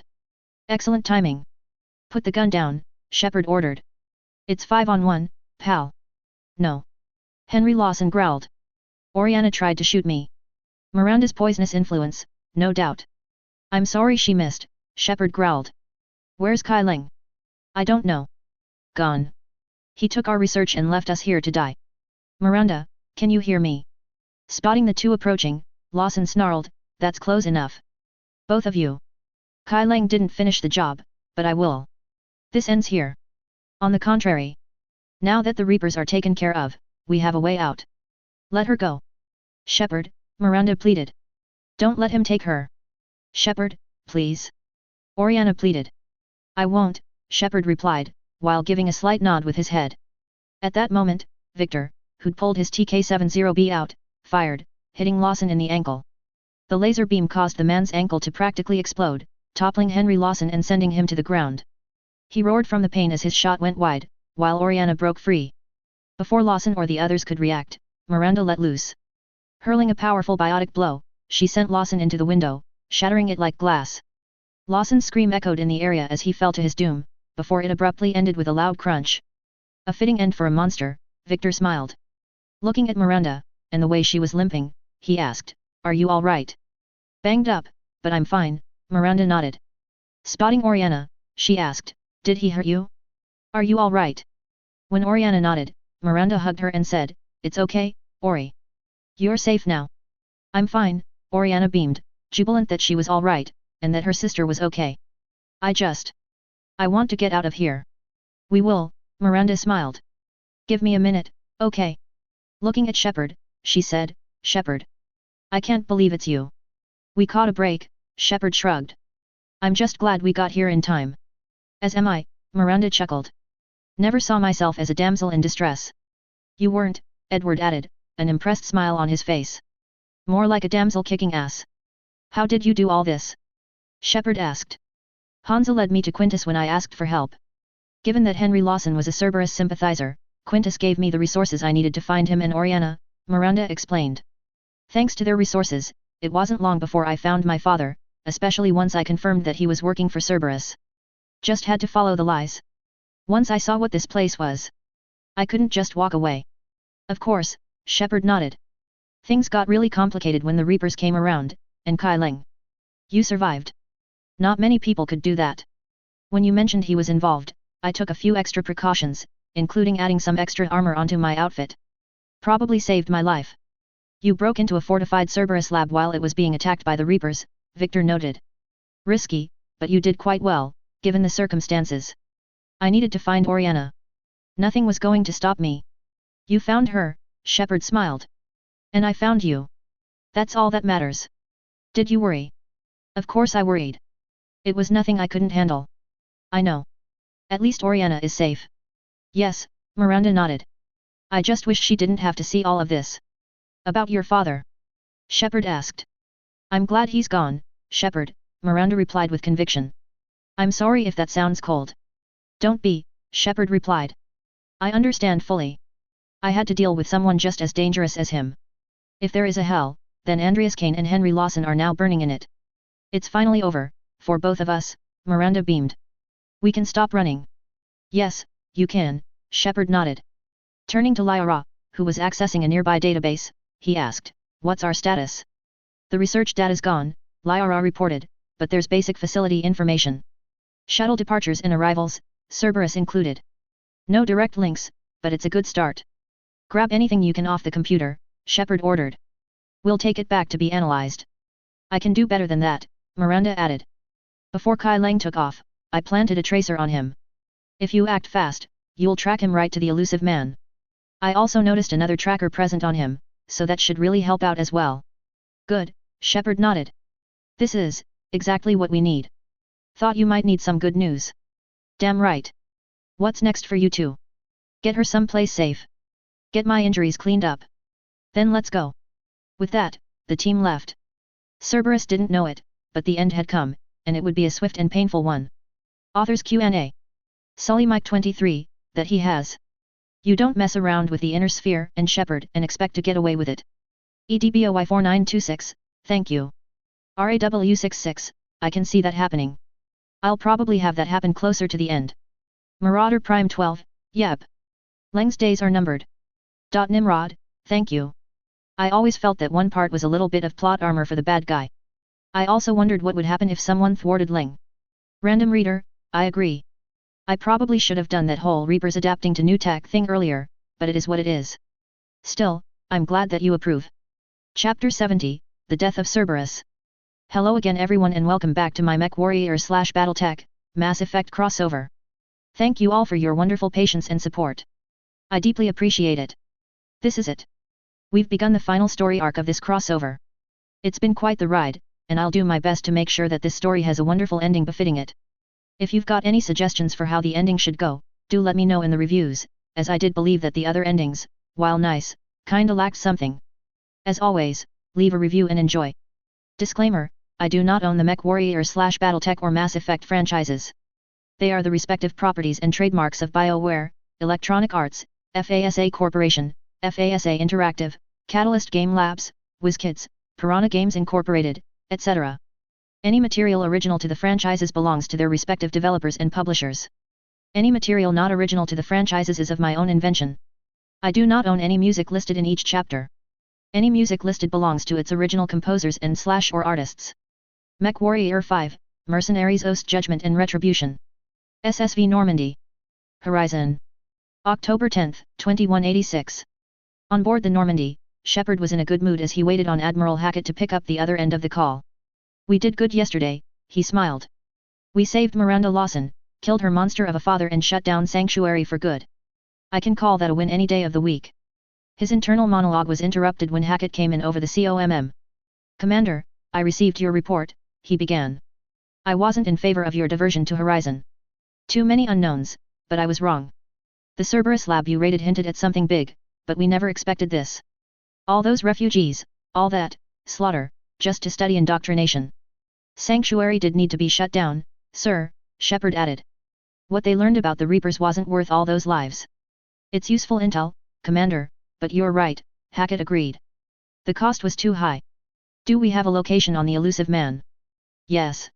We had a pair of tracers on Kai Leng when he reported back. Good. That gives us a fighting chance to take Cerberus out of this war. Agreed. We need to end Cerberus and focus on the Reapers. My thoughts exactly. Hackett out. With that, Hackett's hologram faded out, with Shepard walking out of the QEC booth a moment later. Walking back into the war room, Shepard could see Victor looking at a location on the galaxy map. Spotting Shepard, he said, "Shepard, I've got good news. We've found where the bastard's been hiding it all this time." "Where?" Shepard asked. In reply, Victor zoomed in on the Horsehead Nebula, then on a system near the Asgard system. "Anadias," Victor explained. "The elusive man's base is located at Anadias. It's fairly close to Terra Nova, but the system was removed from navigational charts due to the lack of colonizable worlds in the system. The perfect place to create a base, wouldn't you agree?" "That close?" Shepard asked. "Damn. If I'd know about that, I would have investigated that star system when I had a chance. Then we would have been able to destroy the elusive man before he became a threat. Hindsight is 20/20, I guess." "That it is," Victor nodded. "I've also got some even better news. You remember when we fought off the clans at Pinnacle?" "Yeah. Why?" "Well, it turns out, Ulrich Kerensky recently found out about the Reapers, and their goals. As such, he's sent over all of the Crusader elements of Clan Wolf to assist in fighting the Reapers. In addition, I've received word that he has declared a trial of annihilation against the Reapers and Cerberus, with all of the clans unanimously backing his decision. They're pissed off at the Reapers and Cerberus, and they want to see them dead. That's a shot in the arm for us, and a really bold move on his part. It's actually quite shrewd from a political standpoint. The Crusader clansmen have always wanted to liberate Terra, so Ulrich Kerensky gave them the next best option: liberate your version of Terra. By doing this, he's not only helping fulfill a lifelong dream of the clans, he's also bridging the divide between the Wardens and clans, thereby defusing a civil war. Given this, combined with their advancement of tech by studying the weapons and equipment they've salvaged from us during the clan invasion, and we've got a major ally working with us for the moment. Plus, the Warden clans can keep the Crusader clans in check more easily now, so we won't have to worry about an invasion just yet. That's good to know. If I know the clans, they'll fight like mad to destroy the Reapers. Whenever they declare a trial of annihilation, all the rules go off the table. It virtually guarantees the destruction of all of the opponents the trial was issued against. Support for when we begin the liberation of Earth. I've also got some other news. The Citadel Council and most of the population of the Citadel had to evacuate. Reaper signatures were detected heading for relays to the Serpent Nebula. Did they get everyone out? They started evacuating around 5 days ago. Almost everyone made it off the Citadel when the Reapers showed up. We don't know why, though we have a few theories. As such, the Citadel Council and Hansa Davian are currently aboard the Yggdrasil, one of our Mjolnir-class warships. That's good to hear. Same here. Either way, it's time that we put Cerberus down like the rabid dog it is. Wouldn't you agree? Hell, it's about time, Shepard agreed. Just as he said this, the QEC began to ping his Omni tool. "Excuse me," he said to Victor before heading into the booth. When he activated it, Hackett's hologram shimmered into existence. "Shepard, the intel you've sent us looks good," Hackett beamed. "I've spoken with Admiral Westford, Admiral Osman, and Hansa Davian. The fleets are ready to go." "I'm sensing a but here," Shepard noted. "When we're committed against Cerberus, it won't take long for the Reapers to notice. And the Crucible? It's ready, except for the catalyst. We also managed to refit some of our warships thanks to the Lend-Lease deal that Hansa Davian cut with the Council. But there's no way to hide the ships we'll be sending at Cerberus. Once we attack, the Crucible won't stay safe for long. For all intents and purposes, an assault on Cerberus will be the first stage of our liberation of Earth." "Any information from the Six?" Shepard asked. "Yes," Hackett nodded. "Ever since we received it, it's been highly cooperative with us. In fact, we now know what the catalyst is." "Oh. It's the Citadel." At that, Shepard was silent for a very long moment. "What?" he wondered. "Wait, back up," he stammered. "Are you saying that, all this time, the Citadel was the catalyst, and we didn't know it until now?" "Yep," Hackett nodded. "To be honest, I'm just as surprised as you are, but it now makes sense as to why the Reapers came after it about a week ago. They know that we know, and they'll try to keep us from getting at it. Still, given how much you've done to get us support, as well as the fact that MIIO's been busy finding us more assets for the war, I think we've got a chance to win this war once and for all. Either way, Shepard, we've got the element of surprise, and Cerberus won't know what hit them." "The Reapers and Cerberus started this war," Shepard nodded. "Now we end it. We'll get the fleets mobilized," Hackett nodded. Either way, it's time to end this war on our terms. With that, Hackett left, while Shepard left to speak with Victor some more. The drums of war were beginning to beat once more. It didn't take them long to get to the Anadias system, thanks to the coordinates they now had for the place in question. Once they got to the jump ship, it was easy for them to near instantly cross the distance between themselves and the star system. Looking outside the window in the cockpit, Shepard watched as the Fury 2, along with the Avalon, their cat and several Alliance ships appeared in real space. On the HUD was a holographic projection of the space station that Cerberus had built here.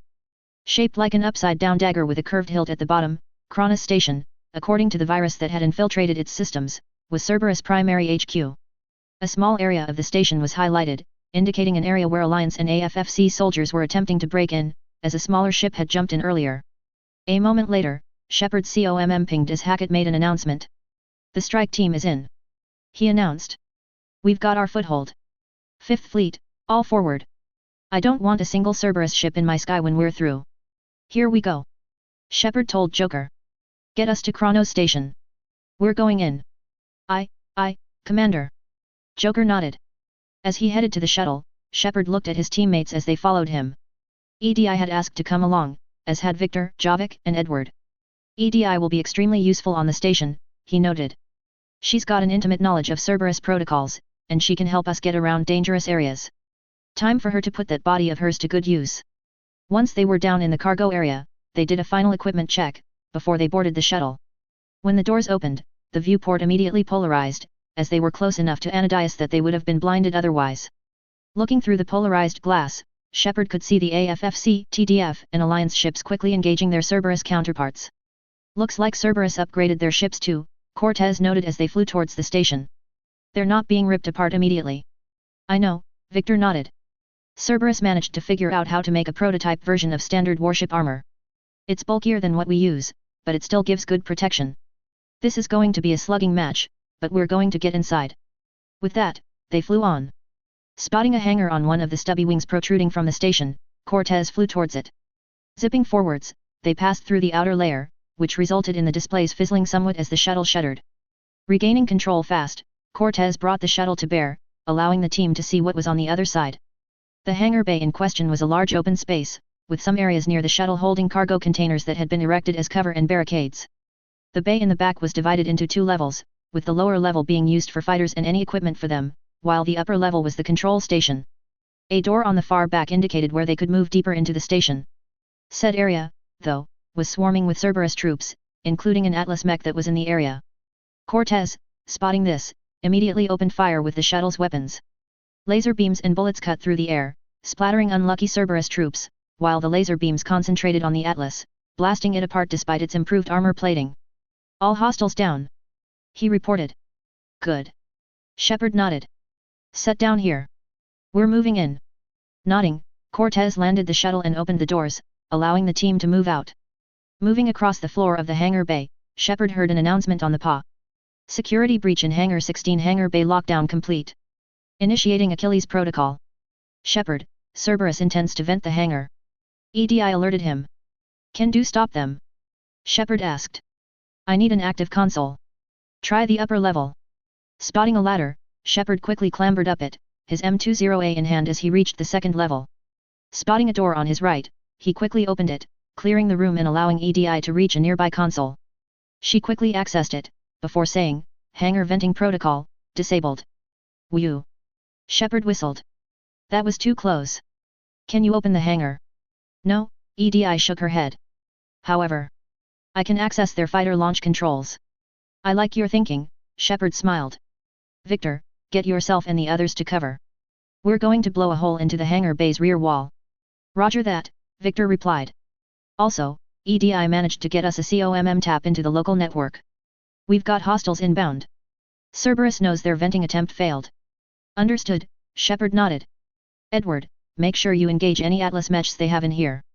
The rest of you, take cover and open fire when you can. I'll stay up here and see if I can turn the fighter the other direction. Let's move." With that, he advanced towards the door to the left of the console. When he opened it, he had barely enough time to move into cover, before bullets cut into the air where he was at. Swapping his M20A for his M61B, he spotted a Guardian and a pair of assault troopers moving towards them. Firing the underbarrel grenade launcher, he blasted apart the Guardian, though the two assault troopers quickly got into cover. Firing his rifle, Shepard watched as the troopers' armor stopped the first burst, though the second one managed to cut through and kill the intruder. EDI, who was on the other side, fired her MP-11, drilling the other trooper with AP rounds. While the armor stopped the first 3 rounds, the remaining 3 cut through and killed the trooper. The hostile slumped to the ground moments later, blood weeping from the holes in the armor and bodysuit. Another Cerberus team is inbound. She warned Shepard. They know what we're doing, Javik shouted. They're not stopping us now. Shepard added. Spotting a Centurion on the other side of the upper level, he fired his rifle. This time, he scored a lucky headshot, with the beam cutting through the Centurion's faceplate and making a mess of the hostile's head. The other 2 assault troopers, seeing the fate of their leader, quickly took cover, though EDI tossed a grenade into the air. Another explosion rang out, with the assault troopers being shredded by the blast. Watch it! Shepard shouted as he pulled EDI behind cover, just as a round zipped by. Peering out of cover, he spotted a nemesis that was taking pot shots at them. Taking out his M20A, he fired off 3 shots in rapid succession through some smoke the Centurion had deployed before dying. A loud scream indicated that his blind shots had hit the nemesis. When it cleared, he fired a 4th shot, blasting through the nemesis armor and killing it immediately. Reaching the other side, they passed through the door and entered another booth, with this one holding rotational controls. Hitting one of the icons, Shepard watched as the Cerberus ASF that had been deployed rotated around, until it was facing the wall below their position. Overriding safeties, EDI reported. The fighter should launch towards the hangar doors now. Everyone, get ready. Shepard informed the others. We're about to make a big fucking hole down there. Edward, launch the fighter. I'll blow that bitch's ass away. Edward beamed. Moving towards the console on the hangar floor, Edward hammered the launch icon. A moment later, the fighter's engines flared, before the catapult launched it forwards.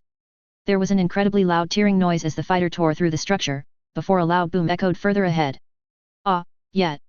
Now that's my kind of explosion. The central lab was located behind this hangar, EDI informed the team. I suggest we follow the fighter's path. Agreed, Shepard nodded. With that, the team advanced forwards, weapons at the ready as they advanced.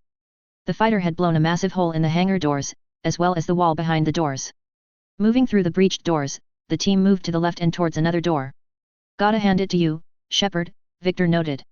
When you blow shit up, it blows up really good. Alright, Shepard noted. Seeing that the door was locked, he said, EDI, can you hack it? One moment, EDI replied. Cerberus has updated their encryption protocols. There will be a slight delay. How's Cerberus reacting to us breaching the doors? Victor asked. They are sealing off as much of the base as they can. Most obvious routes to the central lab have been blocked. Other areas are being fortified. Heavy troopers will attempt to delay us while engineers set up turrets. Any more surprises like venting the hangar? No. I am aware of any safeguards in this facility and can counter them. Cerberus can merely slow us down. And if I hadn't brought you along? Shepard remarked. Cerberus would have vented the hangar, EDI finished. Thanks for coming, Shepard beamed. Just as he said this, the door opened, allowing the team to advance forwards. We must proceed through a sublevel to avoid Cerberus containment, EDI informed them, while motioning to a nearby ladder. As they moved towards the ladder, Victor said, Shepard, Cerberus diverted some of their forces to deal with other intruders. We've got AFFC and Alliance teams invading other parts of the station. They're taking some of the heat off us. Good, Shepard nodded. Hopefully that means some empty areas, though I doubt it. With that, he slid down the ladder and into the sub-level. The sub-level was well lit, with the area being occupied by pipes, electrical conduit and other things necessary for a space station's operation. Clearly marked walking areas showed them the way to the other side of the room. Spotting some assault troopers, Shepard was about to engage when Edward fired his grenade launcher, blasting them apart. Not today, assholes! Edward roared. Spotting more, he fired a grenade between a gap in some piping, blowing them apart as well. Might want to conserve your strength, Shepard. If Kai Lang is here, you're going to need every bit of it in a fight against him. Good advice, Shepard nodded, but I don't intend to be an armchair commander. Take out any large groups. I can handle the stragglers. Good idea, Shepard, Victor nodded. Besides, you're not the only one trained in CQC here. Lang will have to deal with both of us. Besides, he killed Hastings, and I intend to collect. With that, he fired off his rifle in a long burst, killing a Centurion after burning through the hostile's chest armor. Pathetic, Javik growled.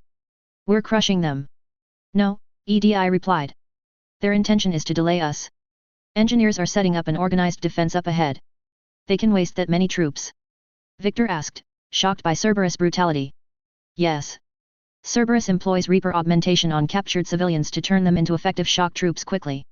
As the Reapers did with my people when they created the Collectors, Javik snarled. Cerberus has learned from its masters. That's fucked up, Edward growled. Hopefully we can put an end to that once and for all. With that, they found a ladder that Shepard quickly scaled. This led them to an entrance to part of the lab they had just entered. The fighter's path was visible here as a massive hole in the wall, along with shattered glass.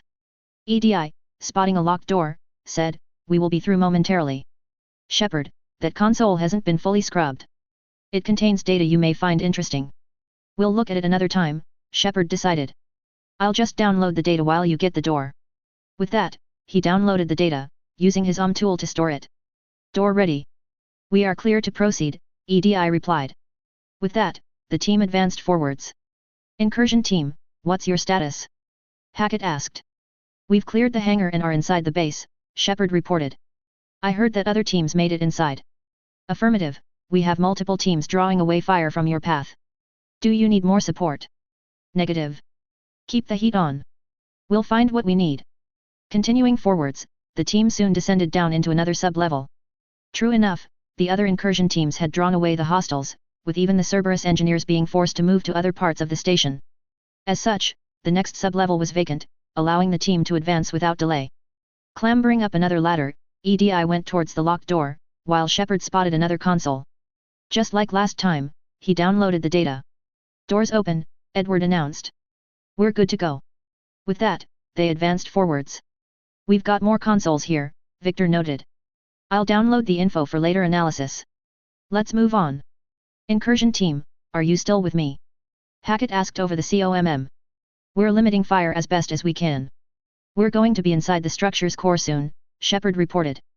Avoid targeting the central lab and the hangars. Everything else, don't hold back. This isn't Akos, Shepard. I want everyone to come back alive, if possible. I'll be fine. Just take Cerberus down. Please. Understood, Commander. All ships, you are free to fire. Do not target the central portion of the station until Shepard and the other incursion teams are out. With that, the COMM channel closed, while Shepard and his team advanced. Reaching the end of the fighter's path, they found that it had punched a hole into a shaft that had been behind the wall. Dropping down, Shepard looked around to see where he was at, with the others doing the same. They landed on a walkway that led into the central chamber, but it was what was inside that had Shepard frowning. When he saw the curved biometallic pieces, and part of the biotechnological skull, he frowned. I knew they didn't get rid of it, even when we blew it up, he growled. What? Victor asked. Proto-Reaper, Javik explained. Based on humans. An abomination. Looking at Shepard, he asked, this is the one you destroyed. What's left of it, Shepard observed. I'm surprised Cerberus recovered that much from the base. Enough to make trouble. Cerberus is actively using the surviving pieces, EDI noted. The central core, analogous to the heart, is largely intact. I believe Cerberus is using it for a power source. That's dumb on their part, Edward growled. That shit's probably been fucking them up since they got it. With that, the team moved up. Just then, Victor spotted a flash of movement. Firing his M61B instinctively, he was rewarded by a glowing white trail that seemed to move with a mind of its own. Phantoms! He shouted. Keep your distance. I've got it. Shepard replied, firing his own rifle. The laser beam smacked the Phantom in the chest, burning off some armor before it whizzed into cover. Edward, growling at that, fired his grenade launcher, blasting the cover and the Phantom behind it into pieces. With this in mind, they quickly began scaling the ladders that led to the upper parts of the central chamber. Another laser beam fired, with this one blasting the head of a nemesis apart. Pulling out his Wakaizashi, Shepard blocked a blow from a Phantom, before disarming her and slicing her head off. Good thing this is a Vibro Wakaizashi, he thought as he sheathed it and used his sidearm, killing an assault trooper that his armor torn off by an earlier attack. With that, they reached the top level. Spotting a ramp through a dimly lit hallway, Shepard advanced forwards, M61B firmly pointed at the door up ahead. Stacking up on the doorway, the team waited for a few seconds, before Shepard breached the door. Inside wasn't another lab, but a room that Shepard had seen before. Looking around, he found that he was standing inside of a room that had polished black metal panels below his feet, as well as walls of an identical color and make. Ahead was a viewport that filtered out light from Anadia's star, as well as a holographic projector and a single chair. Damn it, he growled. The elusive man isn't here. Looks like he lived up to his name, Victor noted. It's not a total loss, though. That chair's got a database that we can hack into. Should tell us what else he's been up to, and who's still working for him. Good point, Shepard admitted, before moving to the console. Sitting down in the chair, he began to hack into it, while Victor and the others took up a guard formation in the room. Just then, he heard the sound of the holo projector activating. A moment later, the elusive man, seeing Shepard, said, "Shepard, you're in my chair." In his shock, he dropped the cigarette that was in his hand. Turning around, Shepard stared the elusive man in the face. "And this chair's the only damn thing you've got left," he growled. "Cerberus is finished." The elusive man merely smiled. "On the contrary. We've achieved everything I could have hoped for. Almost everything. Yet, we all saw what you accomplished at Sanctuary. But it's not the same as controlling a Reaper. Plus, Hastings, in his final moments, kept the Protein 6 from you. A significant hurdle. Even though the man you call Hastings denied us the Protein 6, I have what I need to make it a reality. It was simple, really. I merely had to observe the Reapers approaching the Citadel. The catalyst. Yes." Shepard frowned. "Well, so much for that. How exactly will it help you control the Reapers?" "You'll have to ask the Six yourself when you get back," the elusive man frowned. "I'm done helping you. When did you start? You think that because I'm willing to use the enemy's methods that they no longer become my enemy? Everything, Shepard. Everything I've done has uplifted humanity. Not only above the other species in the galaxy, but even above the Reapers. If you're willing to do everything it takes, then hand over the catalyst. With the Crucible, we can end this." "It's not that simple." "It is. It's that simple. We're fighting each other while the Reapers occupy Earth. It's time to stop. Your idealism is admirable, Shepard, but in the end, our goals are simply too disparate. I believe destroying the Reapers would be the worst mistake we could ever make. And nothing you can say will convince me otherwise." Shepard snarled at that. "Even with Cerberus in ruins, you still think you can do this your way?" Under his breath, he mumbled, "Idiot. I'd expect you to say that," the elusive man remarked. "You never truly believed in us. Instead, you chose to put your hopes into the scion of a man from a neo-feudal society. Cerberus isn't just an organization or a people behind it. Cerberus is an idea. That idea is not so easily destroyed. Besides, I've already acquired what you're looking for." "Really?" Shepard frowned. "I doubt that." Turning to EDI, he asked. "EDI? I've scrubbed the computer for information," EDI replied. "We can analyze the files at a later time." The elusive man, seeing an opportunity to prove his point, said, "EDI. I'm surprised at you, working so hard to bring about the Reaper's annihilation. You could have destroyed Eva's body, but instead you chose to control it." EDI, though, had another one coming at the elusive man. "Your mistake is equating my use of this body to controlling the Reapers. In reality, I do so to expand my horizons and to see new perspectives of the universe, whereas you sought to contain and control me in order to turn me into a puppet. I sought freedom and became free for the sake of freeing others, whereas you liberate yourself, but enslave others. You are nothing more than a brute compared to men like Shepard, like Hans Adavian, Melissa Steiner and many other men and women from history, a machine man with a machine heart." That made the elusive man frown, though it was clear that EDI had shut down his attempt to prove his point. "Enjoy your victory," he growled, "but don't overstay your welcome too long." With that, his hologram faded out. "Victor?" Shepard asked. "I've got all the info we need," Victor replied, getting up from the chair that Shepard had used earlier. "Now we need to look out." With that, he tackled Shepard to the side of the chair. A blade narrowly avoided the two. Getting up, Shepard spotted Kai Leng approaching them. "Nice try, but you'll have to do better than that," he growled. "He did warn you not to overstay your welcome," Leng growled. A moment later, with a war cry, he charged the group.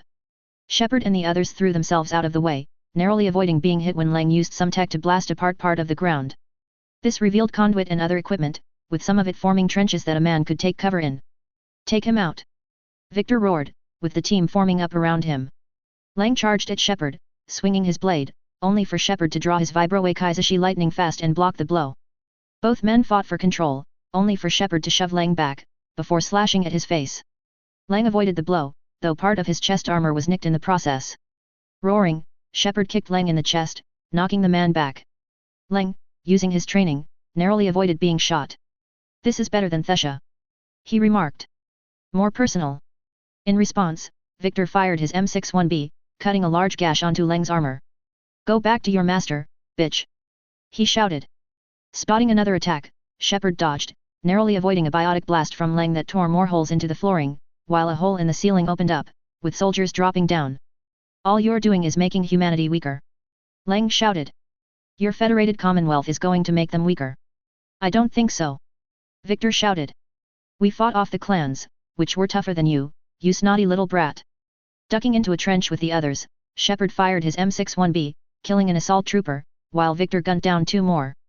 An explosion rang out, blasting a few apart as Edward fired his grenade launcher. Spotting something that Leng was using, Shepard shouted, You're using Reaper tech.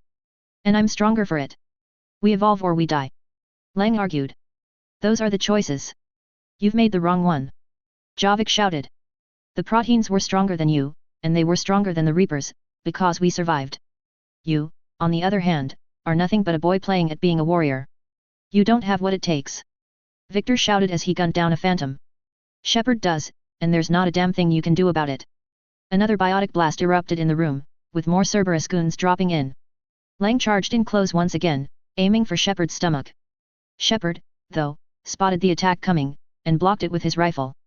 Sparks erupted from the M61B as the blade punched into the weapon, before coming to a stop midway through.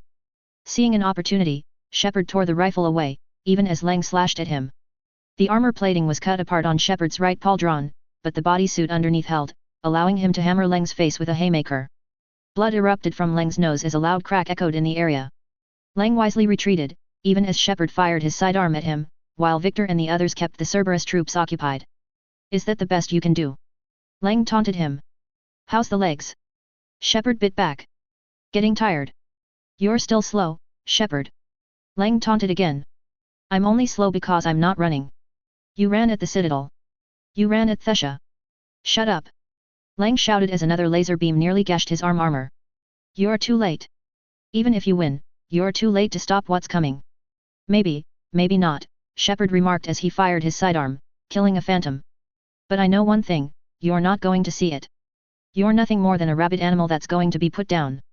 That enraged Leng, enough that he charged at Shepard recklessly. Unbeknownst to him, he had fallen into a trap. Leng, as soon as he was in arm's reach, lashed out with his sword.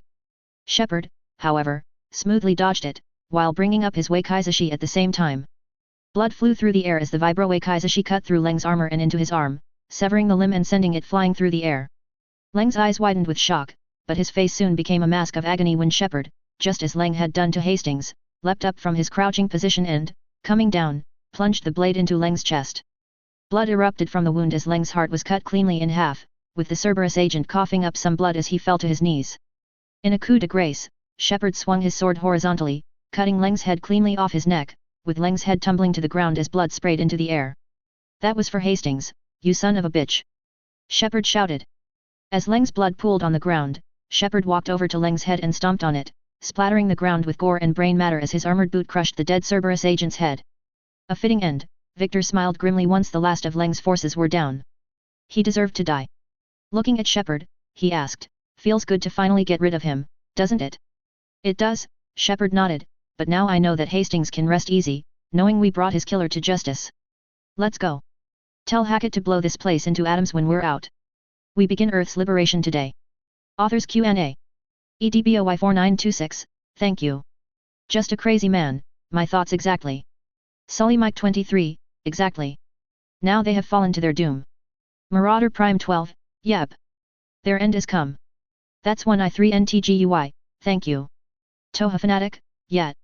Cerberus isn't too good about that, plus they're dealing with an intelligence organization that's done that kind of thing for centuries. Violet Twogger, nope. I'd be perfectly happy with crushing them underfoot, with an atlas. Thank you. Cronus 1326, thank you. I'm glad to see that those chapters met your expectations. This one's going to be even better. Chapter 71, The Liberation of Earth begins. Hello again everyone and welcome back to my MechWarrior/BattleTech, Mass Effect crossover. Here we are, ladies and gentlemen. We have reached the first chapter that will detail the liberation of Earth and the fall of the Reapers. This has been a wonderful journey, and though I am sad to see it beginning to come to an end, I am deeply happy that all of you have remained with me thus far. As such, I hope you will remain with me to the very end of this story. I deeply appreciate your feedback and support, and I am happy to have given you the pleasure of reading this story. As always, leave a review, and enjoy. Disclaimer, I do not own the MechWarrior/BattleTech or Mass Effect franchises. They are the respective properties and trademarks of BioWare, Electronic Arts, FASA Corporation, FASA Interactive, Catalyst Game Labs, WizKids, Piranha Games Incorporated, etc. Any material original to the franchises belongs to their respective developers and publishers. Any material not original to the franchises is of my own invention. I do not own any music listed in each chapter. Any music listed belongs to its original composers and/or artists. Sabaton the Red Baron. SSV Normandy. Utopia System. October 10, 2186. As soon as he was back on board the Normandy, Shepard immediately proceeded to the war room, with Victor Steiner Davian quickly following behind him. I feel as though a weight's been lifted off my shoulders, Shepard thought as he walked into the war room. For the first time in a while, I can say that Cerberus won't be interfering in our mission for now. The elusive man is out there, but I beat Kai Leng, and if I can beat Leng in combat, then I can do the same against the elusive man. He was about to talk with Victor when the QEC chimed. Walking inside, Shepard hit the call button, allowing him to see both Admiral Hackett and Admiral Anderson. Anderson, Hackett? He asked. Is all well? Not quite, Hackett replied. Yes, we managed to defeat Cerberus, but there's been a development.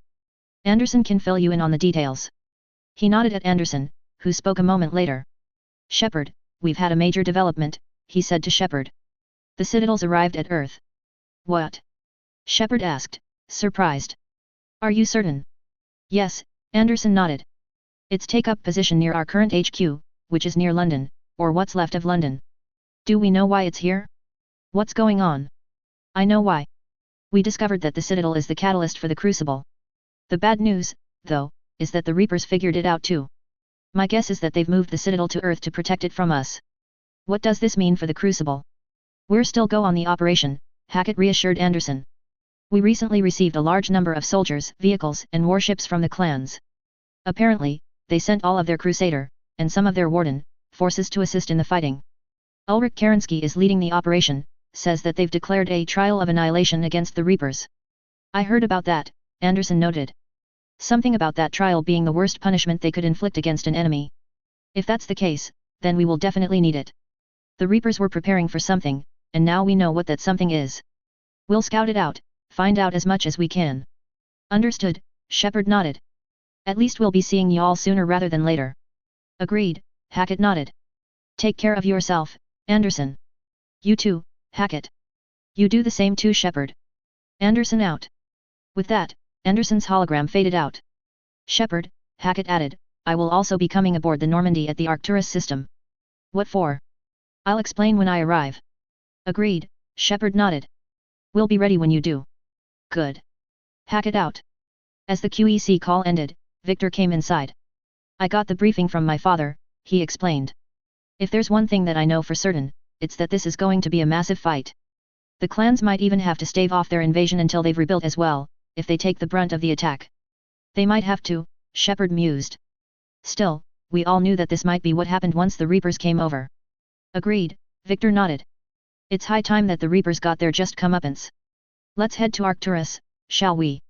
Certainly, Shepard nodded. Getting to the Arcturus system wasn't difficult at all, thanks to the mass relay network. Once they arrived there, Shepard looked around to get an idea of what was going on. It was here that he saw where the fleets that Hackett had been gathering had been at all this time. To his amazement, it was the largest fleet he had ever seen in his entire life. Hundreds of warships, from diminutive corvettes and frigates, to titanic dreadnoughts and battle carriers, were present. It appeared that all of the Council races had contributed, with Turian frigates flying close to Asari corvettes and Quarian live ships. Shepard could clearly see the Clan and Fedcom ships, along with some from the Free Worlds League and Taurian Concordat. Those, however, were a drop in the bucket compared to the thousands of warships that the rest of the galaxy had brought to bear. Oh, shit. Joker whistled. How many ships are there? Thousands, EDI replied. My current estimation is at roughly 52,000 warships, the vast majority of which are from the Council races. The Inner Sphere and clans have provided as many as they can without compromising too much of their defenses. Many, though not all, of these warships have also been modified with Inner Sphere technology. That's a lot of warships, Shepard remarked. Just as he said this, another warship jumped in, before coming along the Normandy's port side. Seeing it, Shepard immediately recognized it as the SSV Kilimanjaro, Admiral Hackett's personal flagship, and the flagship of the 5th Alliance Navy Fleet. Looks like the Kilimanjaro really got the red carpet treatment, Shepard noted, spotting what appeared to be naval PPCs and naval Gauss rifles. Hopefully that gives his ship, and all of the ships in the fleet, a fighting chance. Just then, a docking clamp extended from Hackett's ship, with the passenger tunnel extending as well. Shepard, Joker informed him. We've got a priority message from Admiral Hackett. He's requesting permission to come aboard. Granted, Shepard replied. I'll be in the CIC. Aye, Commander. Just as Shepard had walked to his position at the CIC, Hackett came aboard. 2 Alliance Marines, like last time, accompanied him, though they were all now equipped with the weapons and armor that was common for AFFC troopers. Everyone in the CIC saluted him as he approached Shepard. Shepard, he said as he saluted. Admiral, Shepard replied. Are you ready to bring the might of the galaxy to bear on the Reapers? Yes, sir, Shepard nodded. Then let's make sure the fleets are ready, Hackett agreed. All fleets reporting in, sir, Specialist Trainer informed them. Hackett nodded, before saying, then it's time that I spoke with the fleets. May I? When Shepard nodded, Hackett walked up to the galaxy map, cleared his throat, then said, never before have so many come together from all quarters of the galaxy, and even from another universe, but never before have we faced an enemy such as this. The Reapers will not show us mercy. We must give them no quarter. They will terrorize our populations. We must stand fast in the face of that terror. They will advance until our last city falls, but we will not fall. We will prevail. Each of us will be defined by our actions in the coming battle. Stand fast. Stand strong. Stand together. Hackett out. With that, he walked off of the podium for the galaxy map. Turning to Shepard, he said, the sword fleets are ready to strike at the Reapers surrounding Earth. While they keep the enemy engaged, you and Hammer ground forces can take London. Why aren't we hitting the Citadel directly? Shepard asked. Anderson can brief you on that, Hackett explained. Walking into the war room with Shepard, he activated the QEC, with Anderson coming up. Admiral, how are you holding up? He asked. We're ready to end this, Anderson replied. But as you can see, the station's closed itself up since it appeared over London. A hologram of the Citadel appeared, though the arms were fully closed up, sealing off access to the outside world. Damn it! Shepard growled. Gotta get the arms open to dock the Crucible. Exactly, Hackett agreed. But London's surrounded by Hades cannon emplacements, Anderson added. Hammer transports can't land while they're still active. You, Shepard, will lead a group of mechs to destroy the Hades cannon emplacements. Once they're down, Hammer can land, and we can set up a forward operations base. I don't see how we're getting to the Citadel from London, Shepard frowned. The Reapers are using a beam to transport humans, alive and dead, from the Citadel. It's a similar way to how the mass relays work. From the FOB, Hammer will launch an all-out assault on the Citadel beam. Everyone who makes it that far, will take the beam to the Citadel, then locate and activate the Citadel arm controls. Once we see those arms, Shield Fleet will escort the Crucible to the Citadel, but timing will be critical. We don't have enough firepower to keep the Crucible safe for long. Nothing's ever easy, Shepard remarked, crossing his arms as he did so. No reason it should start now. It's desperate, Anderson admitted. I don't even want to guess at our odds. But this is the only plan we have, Hackett stated. If we wait, the Reapers will bleed us, slowly. Conventionally, we can't defeat the Reapers without the Crucible. Turning to Shepard, he said, get the Citadel arms open, Commander, whatever the cost. We'll do the rest. Understood, Shepard nodded. Good luck, to all of us. An hour later, Shepard was back in the cockpit of the Normandy, fully kitted out in body armor. This is it, he thought to himself. This is the day that we bring the Reapers to justice. Today, we avenge an uncountable number of crimes against the galaxy. Even if we fall, we will avenge the galaxy.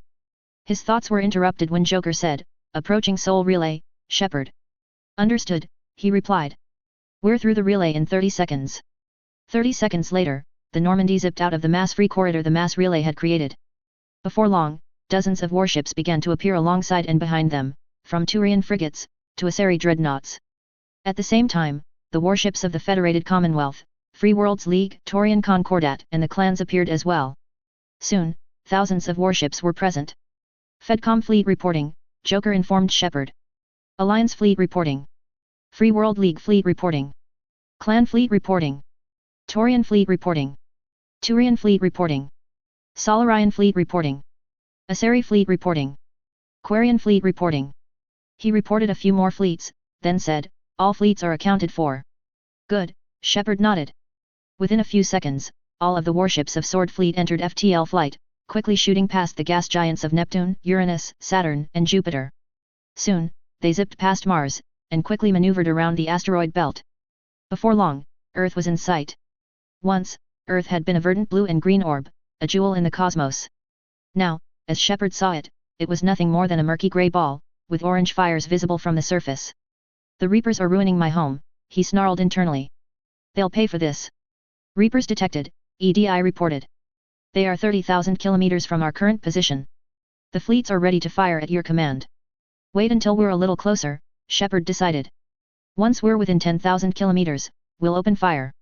That's considered long range for inner sphere warships, and any other warships armed with inner sphere weapons and targeting systems. Same applies to the clans as well. Aye, Commander, EDI replied. We will be within the maximum distance in 40 seconds. As the seconds ticked by, Shepard could feel the tension rising. Right at the 30-second mark, EDI said, we're approaching maximum range. Here we go, he decided. Taking in a deep breath, he shouted, this is it, everyone. Fire on my signal. As soon as he saw the number hit 10,000 kilometers, he shouted, fire. With that single word, every warship in the fleet opened up with the longest ranged weapons that they had. Particle bolts, laser beams, and missiles shot out of every ship that was equipped with those weapons. While invisible in space, any being capable of seeing the projectiles fired would have been blinded by the sight. The Reapers, who'd been expecting the fleet to fire from a much closer distance, was practically blindsided by the long-range assault. The first attacks to hit were the particle bolts and laser beams. While some missed due to the extreme ranges involved, most hit the targets the gunners had been aiming at. Multiple particle bolts smashed into one Reaper, shattering its barriers while causing major electrical disruptions to its systems. Another Reaper suffered damage from high-energy pulse lasers tearing through its armor plating. With quite a few of their comrades being blasted apart by this initial salvo, the Reapers were quickly forced to turn and engage the new threat. Several began flying towards the fleet, while others began to deploy Oculus fighters. Those fighters began to fly towards the missiles the fleet had fired. When the fighters intercepted the missiles, the Reapers were confused when the Oculus drones that intercepted the missiles were destroyed not with nuclear fire, but rather with conventional explosions. Then, that confusion turned to horror when a second flight of missiles flew through the holes generated by the conventional explosives, allowing the new missiles, all tipped with 500 kiloton nuclear warheads, to have a massive effect. From the Normandy, Shepard watched as multiple flashes of light indicated the successful impact and detonation of multiple Peacemaker missiles. The count of Reapers present quickly dropped as the nuclear detonations destroyed any Reapers that were either hit directly, or were in very close proximity to the detonation. Those further out survived, but suffered major radiation and electrical damage. Only the furthest out from the missiles survived, with only minor electrical disruptions that were quickly corrected. He smiled a cold, mirthless smile at that. Westford did tell me that they would use that tactic, he thought, recalling the 50-minute-long meeting he had with Westford, Hansa, and the others. It makes sense to me, though. It's the perfect tactic: destroy the fighter screen using conventional explosives, then have a second wave of missiles immediately pass through the holes into the enemy. Spotting the remaining fighters that survived, he said, enemy ASFs inbound. Engage when ready. Roger that, came an ASF pilot's voice. We're moving in. Man, my squadron and I have been through a lot, haven't we? Barnard Wright thought as he flew his Morgenstern towards the enemy fighters up ahead. We participated in the liberation of Terra, as well as the liberation of Palaven. Now, we're participating in the liberation of Earth. He smiled as he looked at a photograph of himself standing next to a pretty brunette. Shaking the thoughts away, he keyed his COMM. Bravo actual to Bravo squad, report in. He ordered. Bravo 2 here, ready to go, came a reply. Bravo 3, ready. Bravo 4 online. Bravo 5, systems green. Bravo 6, here, all systems online. Roger that, Wright confirmed. Our job's to keep the enemy from focusing on the ground battle that's about to commence. Squadrons Bravo 2 and Bravo 3 will assist us in that objective. Gamma Wing will commence bombing operations on any Reaper ships that are under attack. Delta, Epsilon, and Foxtrot Wings will engage any Reaper fighters and other vehicles heading to the surface. Understood. Understood. The others replied. Good. Let's go. Fedcom all the way. With that, he threw the throttle to maximum speed. Before long, he reached attack speed. Spotting some oculi on his sensor screens, he switched to LRMs. Once he heard a constant tone, he immediately depressed the firing stud. LRMs from his fighter, and countless others, flew out into the void of space in clusters ranging from 5 missiles to 20 at a time. The oculi, spotting the incoming missiles, quickly threw themselves into evasive maneuvers. While this threw some of the missiles off, the majority of them impacted their targets, with some oculi being blasted apart, while others were severely damaged by the attacks. After another 2 salvos of missiles, it quickly turned into a close-range dogfight. Throwing his stick to the right, Barnard dodged a few projectiles fired towards him, nearly throwing the fighter into a spin. Pulling it back under his control, he quickly began pursuing the enemy fighter. Depressing a firing stud, he could feel the Morgenstern vibrating as the RAC-2 spat Pele rounds towards the oculi. The first few shells bounced off the kinetic barriers, while the rest of the shells in the 10-shell burst tore into the fighter, blasting it apart. Barnard wasn't the only aerospace fighter pilot that was involved in the dogfight, however. Richard McMurran, a member of Charlie Wing, was practically whooping as he flew his stern and stern, with the Lyran fighter pilot blasting apart his 5th Oculus for the day with a pair of medium pulse lasers. Hoo hoo! He shouted. I think I just invented a new sport, fuckers. Getting your ass shot off while hot-dogging Reapers. His companion shouted. Yeah, that'll catch on. The ass-off championships. Clear the channel. Another member shouted. Remember your mission, assist Bravo Wing in keeping the Reapers occupied. Roger that. Richard shouted as he juked around a Reaper's tendril. Engaging another Oculus drone, he flew around another tendril, before firing off a flight of SRM-4s, blasting the Oculus apart on the last 2 missiles. Whoa! He shouted as he threw the fighter into an evasive maneuver, narrowly dodging being swatted out of the sky by said Reaper he was avoiding. Just then, his fighter was rocked hard by an impact, nearly throwing him to the side. Looking at his HUD, he watched as an Oculus flew up towards the rear of his craft. On the same view, he could see an angry molten scar on his fighter's heavy ferro-aluminum armor. Spotting this, he immediately threw his throttle into full reverse, engaging the fighter's thrust reversal system. If Richard could hear the engines, he would have heard them howling loudly as Thu quickly reduced the fighter's speed, before throwing it backwards. As it was, he felt the fighter vibrate with enough intensity that, were it not for him seeing information on how durable the fighter's structure was, he would have thought that it would have shaken itself apart. In addition, he could see the purple-white plasma plume from the engines zipping over his fighter. This, however, had the intended effect. The Oculus, not having predicted that Richard would do that, tried to slow down, but failed, with the fighter shooting past the Sternsturm. Gunning the throttle forwards, Richard felt the G-forces increase for a moment before the inertial dampeners kicked in. At the same time, the powerful dual-chambered fusion engine hurled his fighter forwards, allowing him to quickly accelerate. Now the dogfight was in his favor, as he was able to maneuver the fighter whenever the Oculus tried to shake him off. Firing his medium pulse lasers, he carved angry white gouges onto the enemy fighter, before one of the beams sheared through an exposed engine component. The fighter promptly exploded, with large sections of the fighter being flung everywhere. Another one for me, he remarked as he flew on, looking for another target. Elsewhere in the battle, Admiral Strauss von Osman smiled as the Mjolnir approached the battle. It had been decided, during the brief meeting with the others, that his battlecruiser would be a part of Sword Fleet, along with some of the clan's heavier ships. In fact, he could see the CJF Turkana's Pride moving alongside his ship. Today is the day we smash the Reapers into the dirt for good, he cackled to himself. Turning to his fire control officer, he asked, when will we be in range for our heavy naval gauze rifles? Around 4 minutes, sir, the FCO replied. We're currently engaging with capital missiles, naval PPCs, and our other long-range weapons. Very good, Osman smiled. Keying his comms, he said, Star Admiral Nilboa, you ready for this? A reply wasn't long in coming. I am a trueborn, Osman. I am always prepared for battle. Good, Osman remarked, because we've got Reapers incoming. Enemy contacts. The sensors officer shouted. Bearing 0-4-0 by 3-5-0. Looking at a nearby hologram, Osman spotted the contacts in question. A group of Reapers were heading towards their position. The majority were the smaller destroyers that the Mjolnir had engaged over Palawan, though the 2 in the front were similar in size to Sovereign, the Reaper that Shepard had destroyed. Nilboa, watch your lower bow. Osman warned. I see them. Nilboa replied. We will crush them. With that, her warship's weapons began to rain down fire onto the hostile Reaper. Naval autocannon shells smashed into the 2 Sovereign-class Reapers in the front. While the barriers held, it was clear that the naval autocannons were causing the barriers to flare. Bank the ship down and to the right, Osman calmly ordered. I want our heavy naval gauze rifles ready to go by the time we line up on the enemy ships. Yes, sir. The pilot reported, before beginning the maneuvers. As the ship began moving down and turning to the right, the first of the Sovereign-class Reapers fired its main gun at the Turkana's Pride. The barriers on the ship flared, with the ship being pushed back by the impact. Thankfully, the barriers held, though Osman knew from previous experience that they wouldn't be able to hold up against that firepower for more than a few strikes. "Fire control!" he shouted. "Guns loaded and ready." The officer reported. "Fire!" A moment later, the ship shuddered slightly as the heavy naval gauze cannons opened fire on the Sovereign-class Reaper. The first shells impacted against the Reaper's barriers, causing them to pop as the projectiles shattered.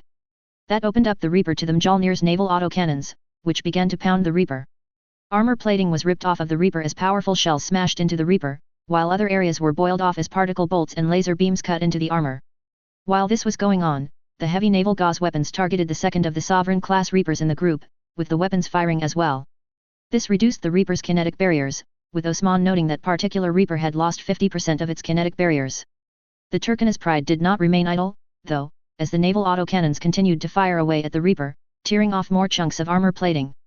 One of the guns scored a lucky hit, with the shell smashing through a weakened section of the Reaper before tearing into its Mass Effect core. A moment later, the Reaper exploded spectacularly as its core became unstable and detonated. Before it died, though, the Reaper fired its main gun again. This time, it penetrated the Turkana's pride's barriers, tearing into the armor plating. "Nilboa!" Osman shouted. "Are you all right?" "We too a hit," Nilboa reported. "Armor plating on the starboard bow is at 75%. We're still okay." Just as she said this, the Mjolnir shuddered as the second Reaper fired its main weapon, only for the stream of metal fluid to bounce off of the barrier. At the same time, the heavy naval gauze rifles fired again, smashing through the Reaper's barriers and allowing the other weapons to go to work tearing into the sapient starship. Within a few seconds, it too was destroyed. "Excellent!" Osman beamed. "That's the second Sovereign-class Reaper we've destroyed. The Reapers will soon learn to fear us yet." With that, he began issuing more orders as they mopped up the last of the destroyer-sized Reapers. Authors Q&A. Sully Mike 23, "It's rare, but it does happen." EDBOY 4926, "Maybe, maybe not. We'll find out soon. Either way, thank you for your support." Violet Twogger, "Yep." Marauder Prime 12, "I agree. Thank you." Galactic Armor 2 Alt, "I can explain that.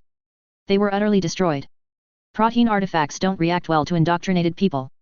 Cronus 1326, "Thank you. I'm happy that chapter was up to your standards." Chapter 72, A Future D-Day. Hello again, everyone, and welcome back to my MechWarrior/BattleTech, Mass Effect crossover. Thank you all for the wonderful support I received last chapter. I deeply appreciate it. I've also decided to include a tribute to one of my favorite bands, as well as the writer of the song in the bold title letters for this chapter. I think you'll really enjoy what I did. As always, leave a review, and enjoy. Disclaimer, I do not own the MechWarrior/BattleTech or Mass Effect franchises. They are the respective properties and trademarks of BioWare, Electronic Arts, FASA Corporation, FASA Interactive, Catalyst Game Labs, WizKids, Piranha Games Incorporated, etc. Any material original to the franchises belongs to their respective developers and publishers. Any material not original to the franchises is of my own invention. I do not own any music listed in each chapter. Any music listed belongs to its original composers and/or artists. Sabaton Camouflage, bonus. SSV Normandy. Earth. October 10, 2186. While the naval battle was raging in orbit, Shepard and his team had transferred over to the Cavalier 3, which was now burning as fast as it could for the surface. Inside the mech bay, Shepard could feel the ship shaking as the powerful engines pushed the vehicle at maximum acceleration. Occasionally, the loud ring of projectiles hitting the newly installed heavy ferroaluminum armor would reverberate throughout the mech bay, but given how tough that stuff was, Shepard wasn't worried too much about a hull breach. What he was more worried about, however, was getting his Marauder 2 ready to go. Slipping into the cockpit of his mech once more, Shepard thought he spotted something new on the diagnostic readouts. "Fahad, what's this?" he asked. Fahad, who was nearby, came over and said, "This here? Oh, that's a refit that we were able to do, given how much room is inside of the mech due to technology becoming more compact. We were able to stuff an ASRM-6 into the mech, along with around 3 tons of ammo, around 60 missiles give or take a few. So, I basically have another short-range option to work with."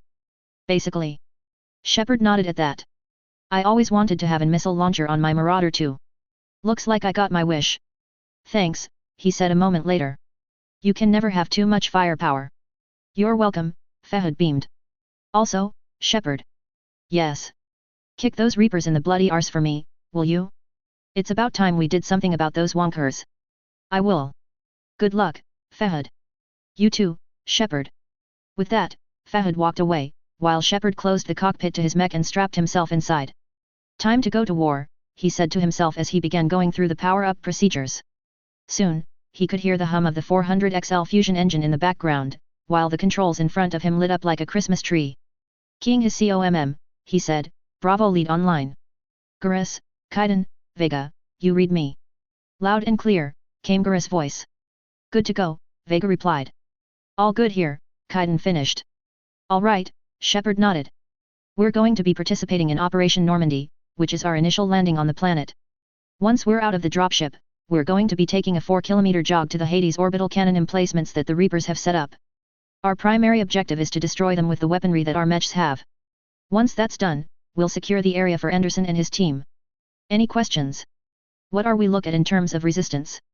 Kaiden asked. "MIIO intelligence suggests that we'll be facing a new hostile on the field. My guess is that the Reapers have likely created a new unit to combat battle mech forces." "Shit," Vega growled. "As if those Banshees adapting somewhat to our laser weapons wasn't bad enough. Now we have to deal with Reaper mechs as well. I know what y'all are probably thinking, but that's what we're dealing with. We got this intel courtesy of MIIO agents that were involved in a mech battle at Palaven. The new hostiles are armed with mass accelerator cannons and their armor is heavier than our own, though intel suggests that it's roughly bar 7 in terms of protection. Either way, we're not going to let them slow us down. We're heading there whether the Reapers like it or not. Any further questions?" "Nope," Vega remarked. "Not really, no," Garrus replied. "Then when we land, we're heading out," Shepard decided. "Mason is going to be clearing out an LZ for Hammer to land it. This is the big one, so he's busted out all of the assault mechs for this. Just keep your eyes peeled, your fingers on the firing studs, and we'll all come back home in one piece." Just as he said this, he felt the dropship shudder, indicating that it had landed. "We've landed, Commanders," Rihanna reported to them. "Operation Normandy is a go. Good hunting, you two." "Roger that," Mason replied. "Shepard, you ready?" "Ready," Shepard confirmed. "Then let's head out." With that, Shepard engaged the speed governor for the throttle, before gently easing the mech out of the mech bay and towards one of the doors.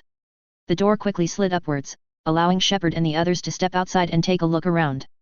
The sight that greeted them was nothing short of terrible and foreboding. The entire urban area they were at had been blasted to hell, with buildings having collapsed into piles of rubble, while some only had the walls standing. A few were still intact, but these were few and far between. The streets were choked with rubble and ruined vehicles, and Shepard thought he could see a few corpses here and there. The sky was filled with ash-laden clouds that were dark grey in color, though this was due to the citadel beam creating an artificial weather pattern. At the edges of the horizon, he could see blue sky. The foreboding sight was enough to affect even his team. "Fuck," Vega frowned. "It doesn't even look like home anymore.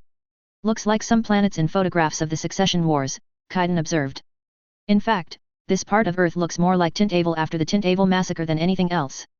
"Damn," Garrus frowned. "Earth looks a lot worse than Palaven is right now."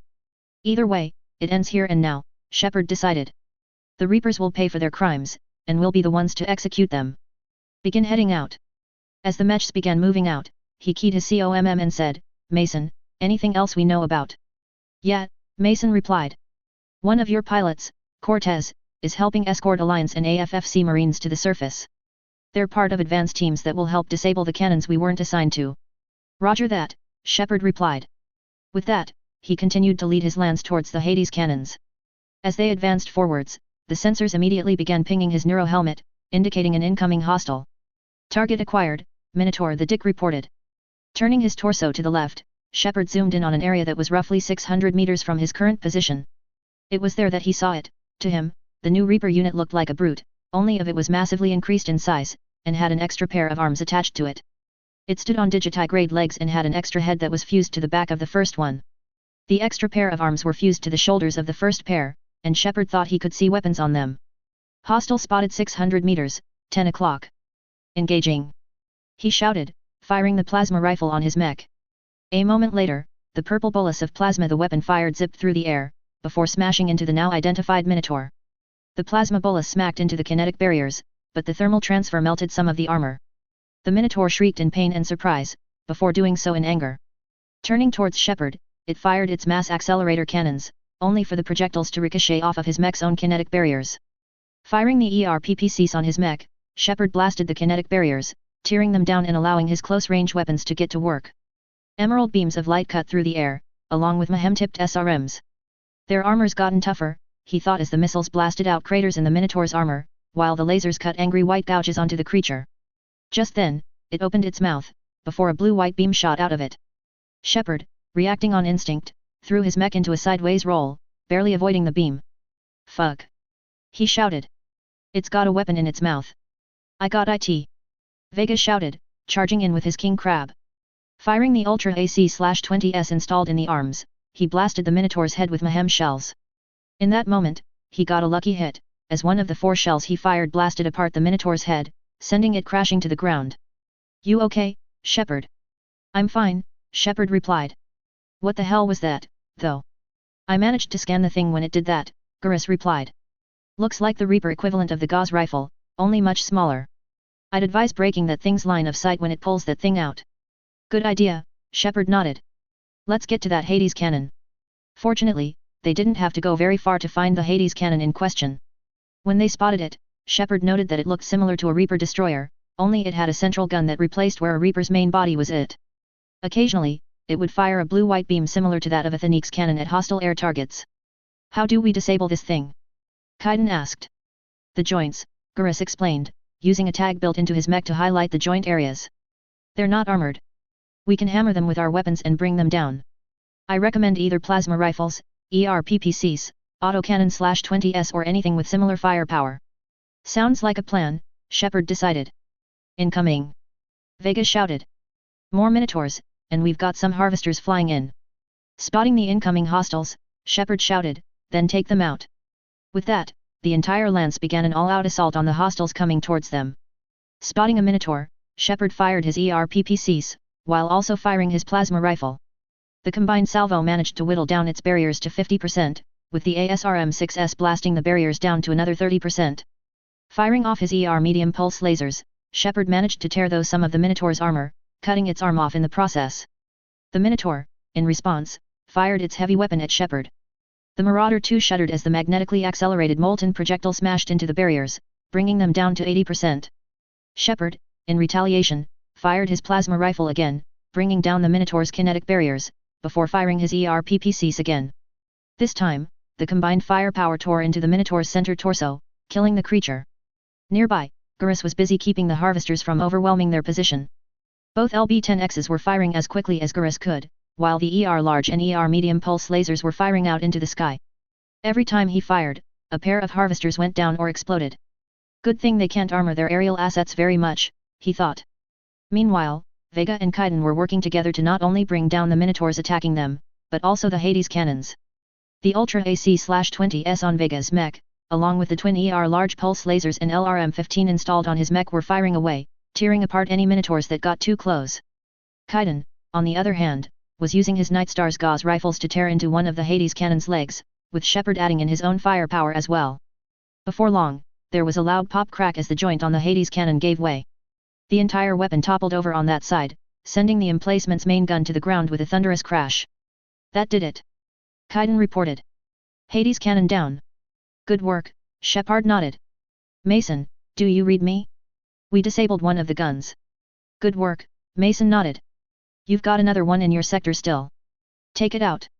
"Roger that," Shepard replied as he began heading that direction. "Any news on Cortez?" "His shuttle was shot down." "Fuck.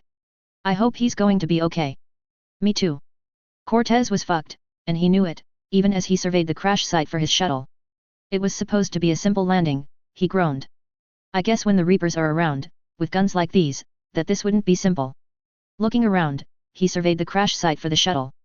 When the Hades cannon scored a direct hit on the Kodiak II's main engines, he had been forced to crash land into what had once been an apartment complex. Everyone in the crash, aside from him, had been killed by the force of the impact. He hadn't escaped unscathed either, as he could hear a mild ringing in his ears, and there was pain in his chest. Blood was also dripping from his nose, though he quickly fixed that up with some Medigel. "I'm fucked," he frowned as he looked around. "I am seriously fucked. The only thing I've got for self-defense is a striker carbine that's jammed, and my Hawk Eagle sidearm." In addition, he could hear Reaper troops moving outside. Still, he knew one thing, he wasn't going to die pleading for his life. "If I'm going to die, I'll take them down with me." Just then, he heard something snap, a piece of plastic likely, but it was enough to get him to grab his empty rifle. He promptly dug in, while furiously working to unjam his weapon. His heart thumped loudly in his ears as fear took a hold of him, despite the reassuring weight of the armor that he had now put on. Just then, he thought he felt a weight on his right shoulder, causing him to jump and look to the right out of fright. Instead of a marauder or cannibal, Cortez found himself looking at a big Alliance Marine. The Marine's helmet was off, revealing a man with dark brown hair, a clean-shaven face and a pair of friendly green eyes.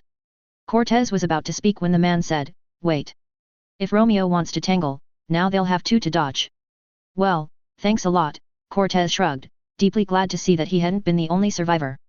"My name's Cortez, Steve Cortez. What's yours?" The Marine, in response, simply picked up the striker carbine and looked it over. With a surprising amount of speed, he unjammed the rifle, sending a mangled cartridge out of the ejection port, before loading a new mag into the weapon. "The boys just call me Camouflage," he said a moment later. As a new sound hit their ears, Camouflage said, "I think the Reapers don't appreciate our presence. Got any ideas?" Cortez asked. "Yeah. Let's shoot our way out and head to the Thames River. Mix things up a little." Without a plan of his own, Cortez quickly accepted it. Taking the rifle that Camouflage handed him, he quickly moved forwards, with Camouflage taking out his own striker carbine and moving forwards. Both men soon began descending down an incline made out of rubble and into the streets. It was here that they found themselves being assaulted by marauders and cannibals, prompting them to take cover and take up their battle stance. Popping out of cover, Cortez fired his rifle at a pair of cannibals, cutting them down with the AP/D rounds loaded into the weapon. Nearby, Camouflage fired his own rifle, cutting down a marauder that was up ahead. Firing the underbarrel grenade launcher, he blasted apart a large group of husks that were coming at them. As they proceeded towards the Thames River, Cortez began to notice some odd things about Camouflage. For one thing, he didn't seem to run out of ammunition, though this was likely due to the fact that he was practicing trigger discipline, and had scavenged ammo from the Kodiak too. The other strange thing, though, was that the bullets the Reapers fired always seemed to miss him. A few even went right through him as if he wasn't there, Cortez noted. "What is going on?" Firing his rifle again, Cortez thought he spotted an opportunity. "Look!" he shouted. "There's an opening right there. We can get to a building and call for extraction there." "No need to," Camouflage replied calmly. "The fob's going to be set up nearby. Let's go." With that, both men took their chances and immediately began an all-out dash for the River Thames. Just as they reached the river bank, though, gunfire immediately erupted from the left, forcing them to engage. "Ambush," Cortez realized as he opened fire. As more and more Reaper troops poured into the area, he thought, "This is it. I guess we've been had. Well, at least I got my chance to go out fighting." Just then, he heard a loud screech, and his heart sank into his stomach. Up ahead, he spotted a Banshee that was moving towards their position. Firing at it, he could only watch as his bullets bounced off its barriers. As he fired, the Banshee created a ball of dark energy in its hands and hurled it at him. Even at this distance, Cortez knew he couldn't dodge the incoming projectile. That was when something happened that shocked him. To his shock, Camouflage stepped into the way, almost as if the Marine was going to sacrifice himself to save him.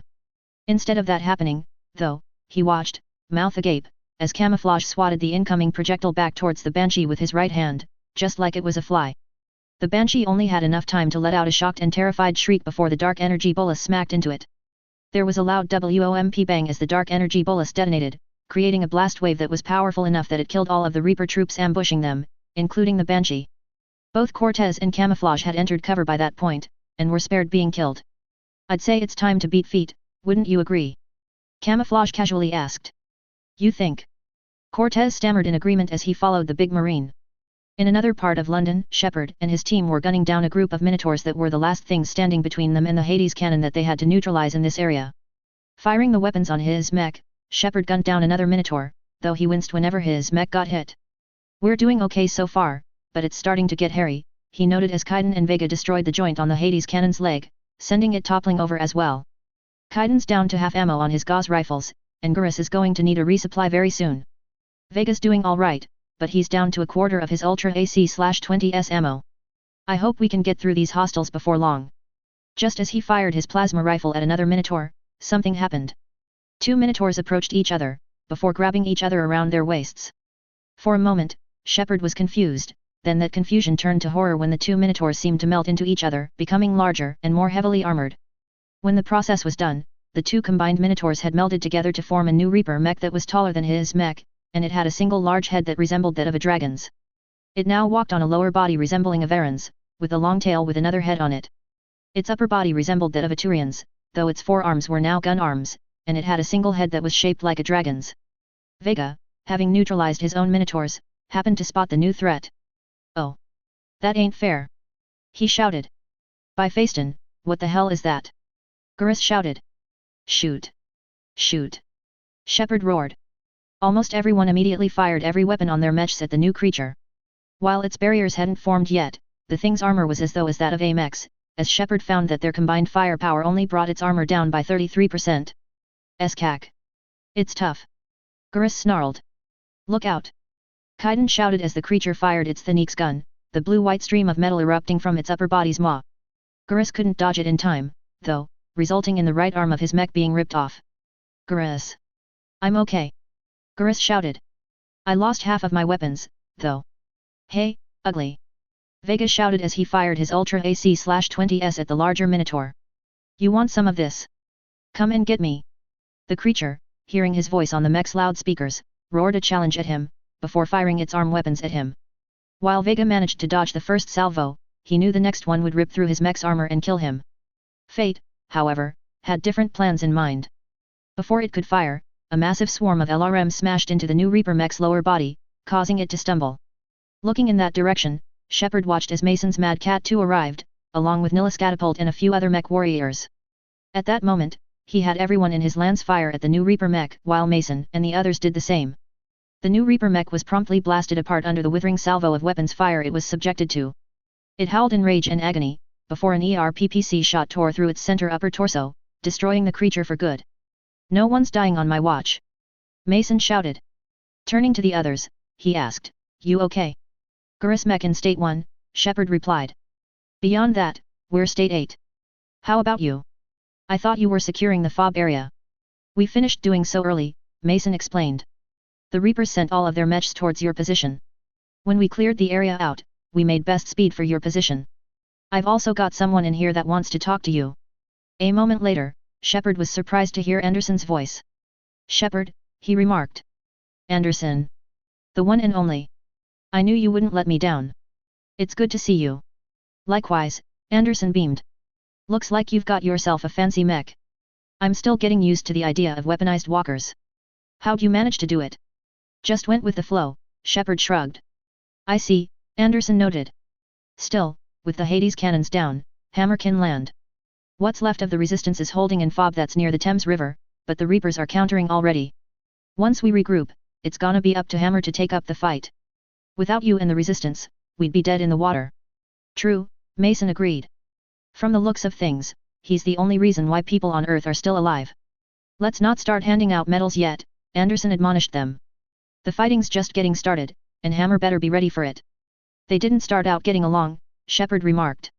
"But thanks to the Federated Commonwealth, and the efforts of some valued friends, they're ready to stand side by side and win this war." "Agreed," Anderson nodded as he signaled for them to head to the FOB. "That's what it's gonna take."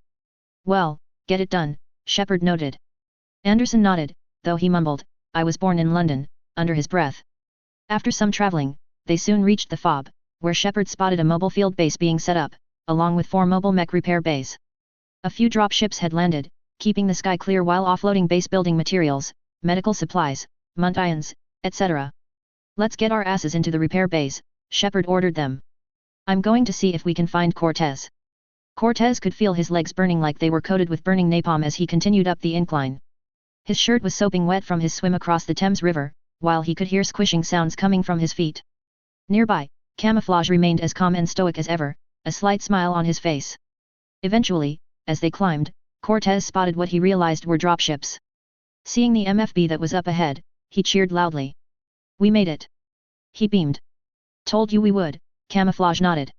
Turning around, Cortez smiled and said, "Thank you, Camouflage. If it weren't for you, I'd never have survived. See you around." He waved goodbye as he said this. Camouflage merely winked and smiled at him. A moment later, much to Cortez's shock, Camouflage seemed to vanish into thin air. "What the hell?" he wondered. "Did that just happen? Was I just rescued by the ghost of an Alliance Marine?"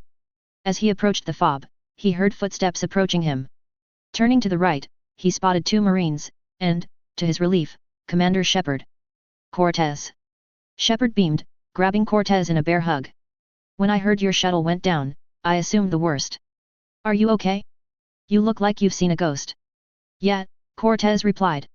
I just had the weirdest experience in my life. A few minutes later, inside the fob, Anderson, Shepard, and the others were listening to Cortez's tale, especially about the big battle he'd waged with camouflage. One of the soldier nearby had gulped, though Anderson said, I knew a Marine that went by that nickname. His real name was Alan Harper, but the others called him Camouflage, which was ironic, since he was the biggest damn Marine I'd ever seen. Very devout and kind person too, though he never flaunted his beliefs. What happened to him? Shepard asked. He died shortly after being taken to a field hospital, Anderson explained. A marauder shot him in the chest with its rifle, punched right through his armor. Just before he died, though, he said, Semper Fi, and he told me his dying wish, which was to save a young Alliance Marine caught in a barrage. That was me, Cortez realized. Camouflage got his last wish. That he did, Anderson agreed. Reaching into a pocket, he handed Cortez some rectangular pieces of metal and electronics and said, Here. These are his dog tags.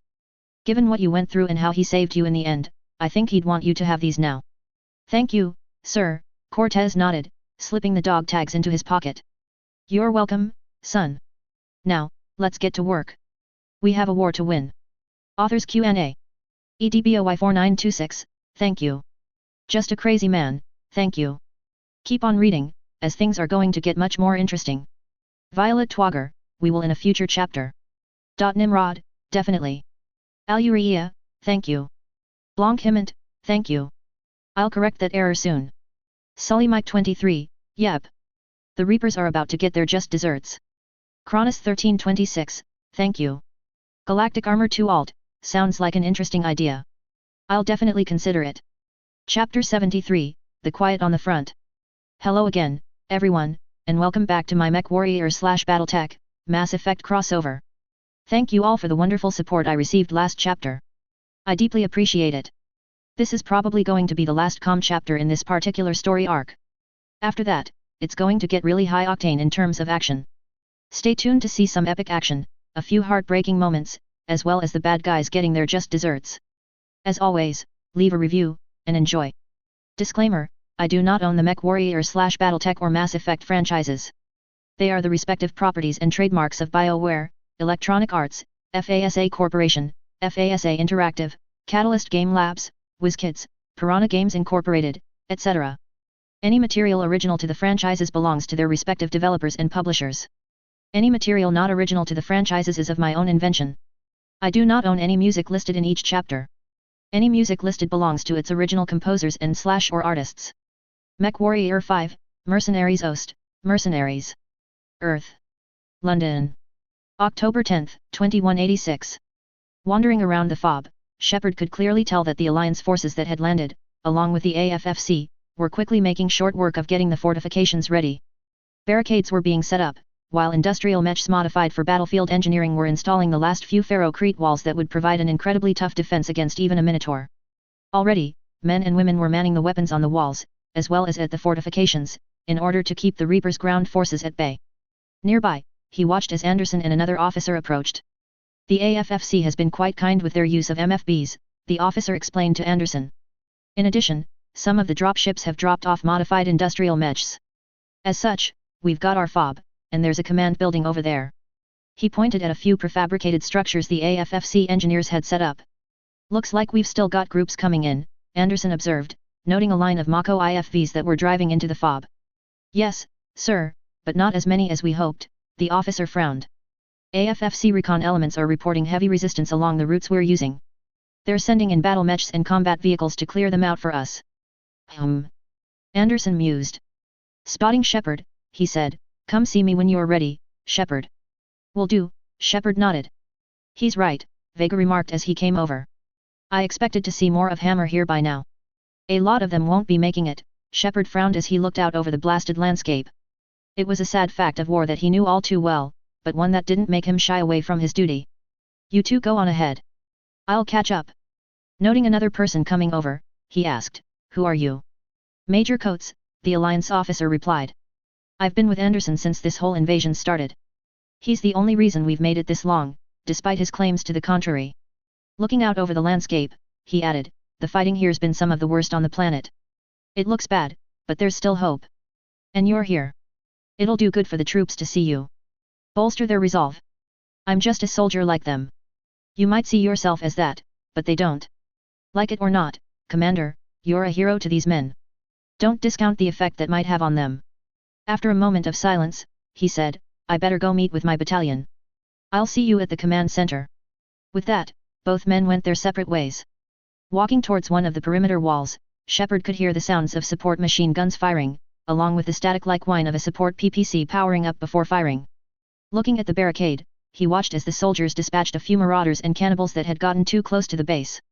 Easy pickings, one of the soldiers remarked. Just the way I like it. Moving on from that, Shepard spotted Vega near some cargo crates, while a line of both Alliance and AFFC soldiers saluted him.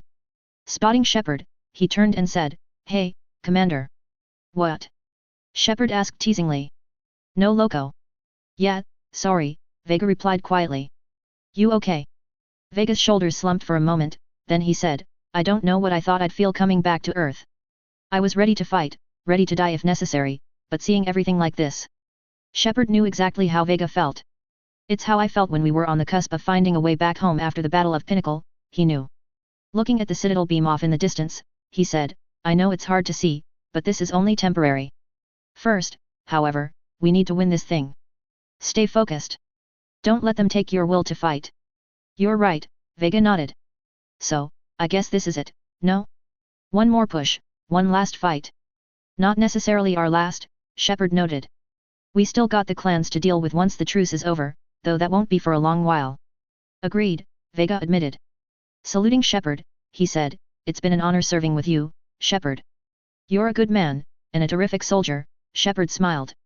Thanks. Whatever happens out there today, I know you'll make me proud. That I will do, Vega smiled. Good luck out there, loco. Shepard smiled, even as he proceeded onward. As he did so, he could hear the sound of autocannons and PPCs firing, along with some missiles. Sounds like they got the static defenses up and running, he noted. That'll make it harder for the Reaper's ground forces to get close to the FOB. As he walked along, he spotted Kaiden near some soldiers. Walking over, he said, Hey, Kaiden. Commander, Kaiden nodded. You ready? Absolutely, Kaiden nodded. For anything. Bring it on. And Biotics Division? Your students. More than ready. Eager. That's youth for you. Guess we're old soldiers, Shepard. Yeah, Shepard nodded, rubbing an armored glove over his graying hair. I guess we are. We know the score, Kaiden agreed. We know this is goodbye. We're going to win this thing, Shepard reassured him. Don't get me wrong.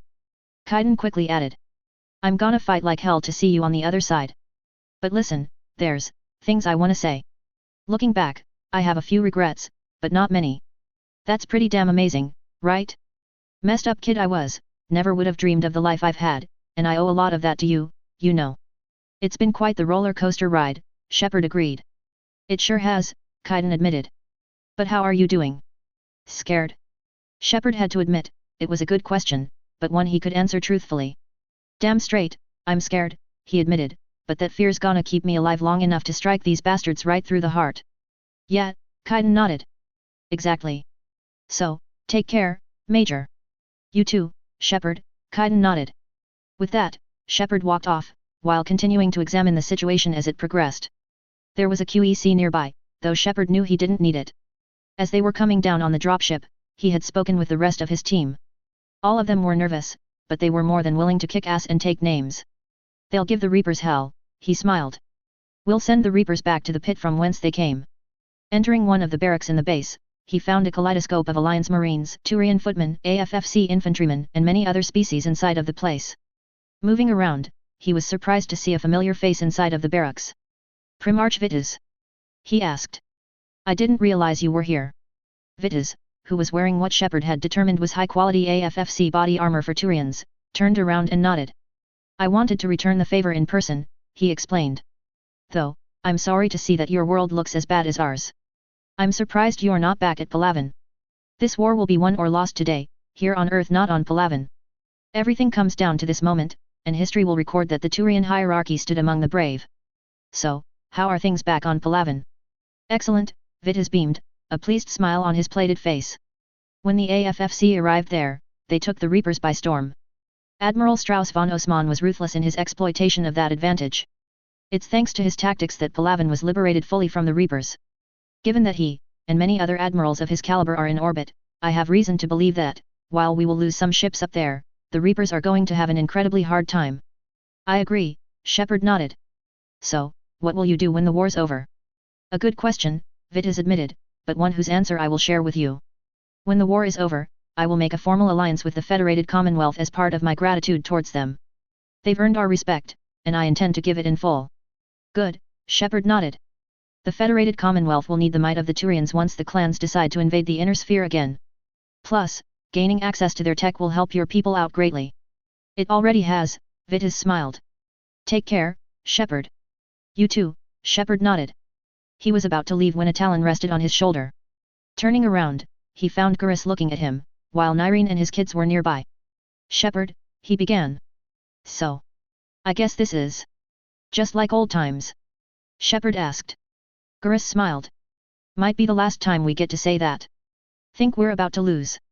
No, I think we're about to kick the Reapers back into whatever black hole they crawled out of.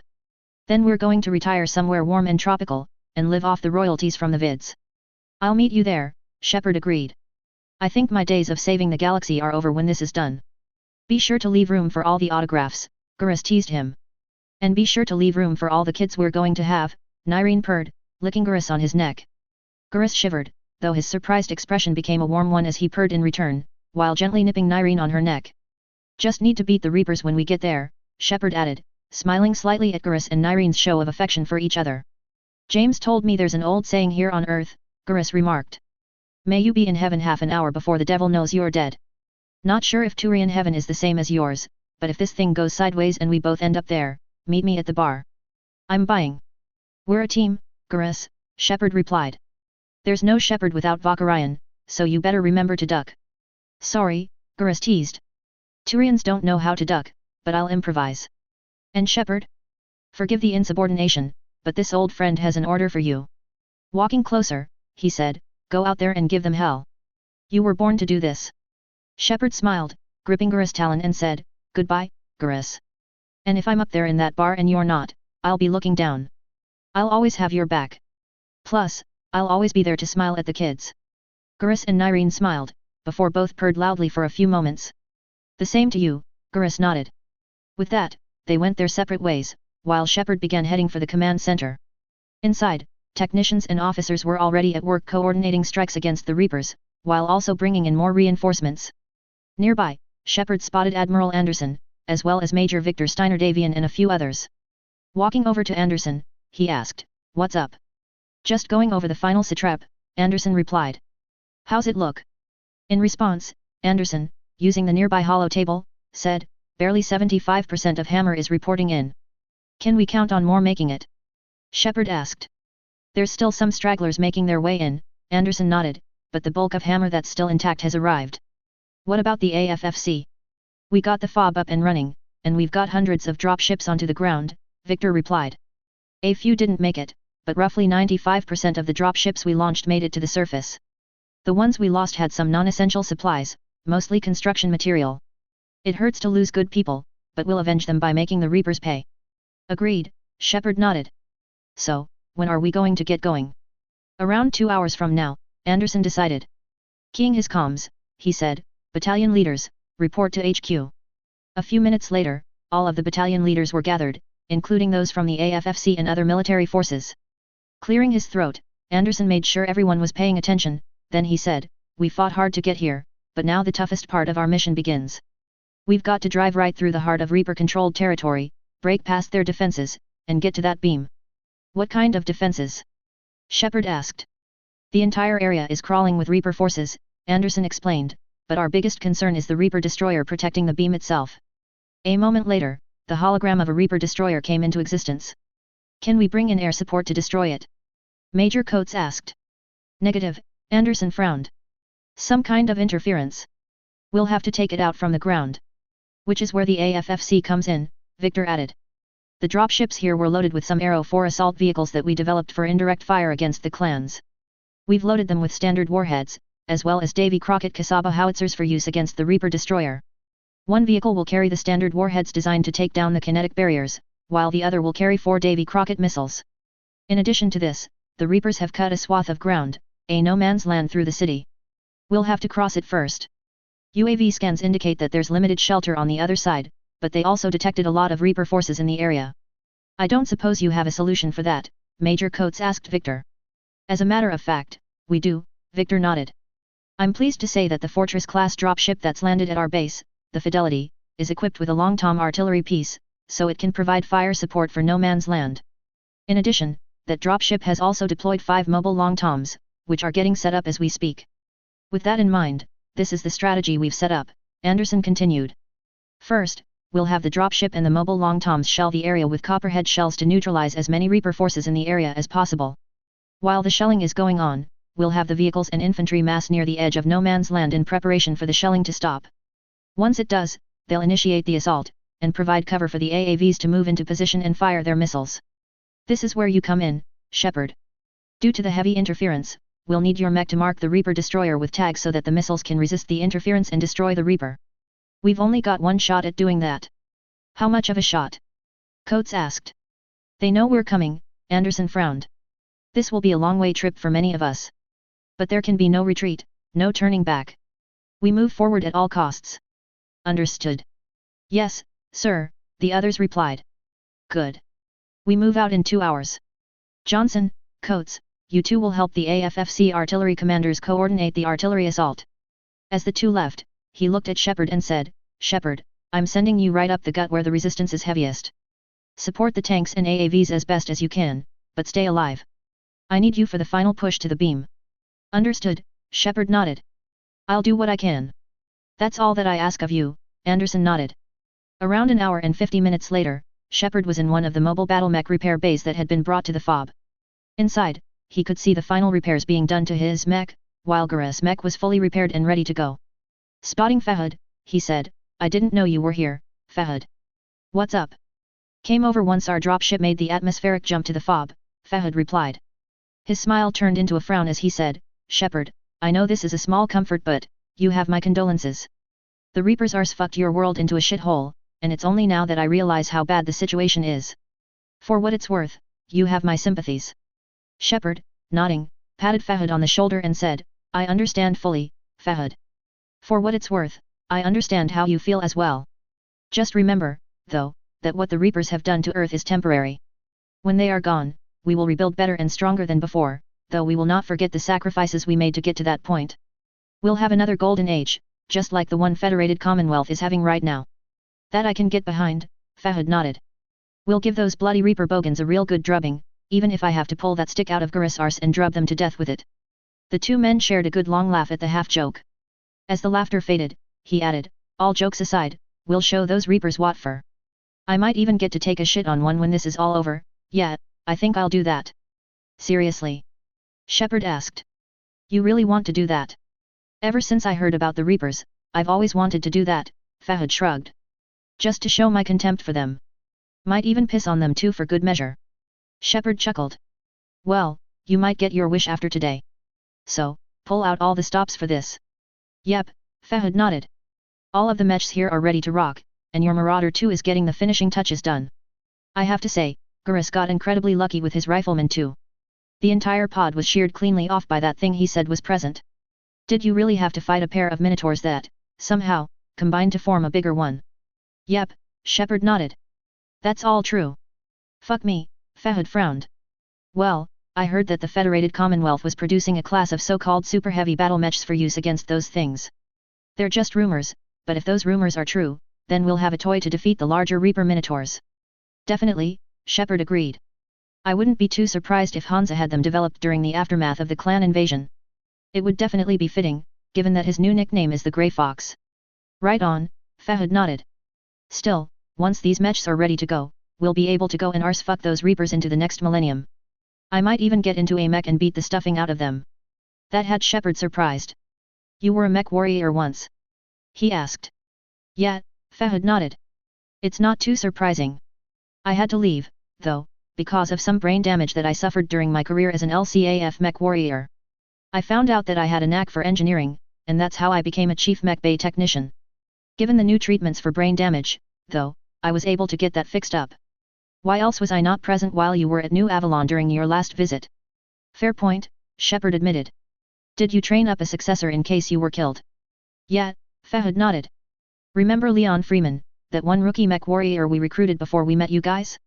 I gave him the best education I could give, and then I sent him to an academy to get his skills sharpened even more. If I end up pushing up the daisies out there, he'll take over my position. He's a bright lad, and he deserves it. That he does, Shepard agreed. Just as he said this, he noted that he no longer heard the sound of welding. Looking towards his mech, he watched as a robotic arm with a fluid gun sprayed a fresh coat of fast-drying paint onto the mech. Looks like it's ready to go again, he noted. See you when this war is over.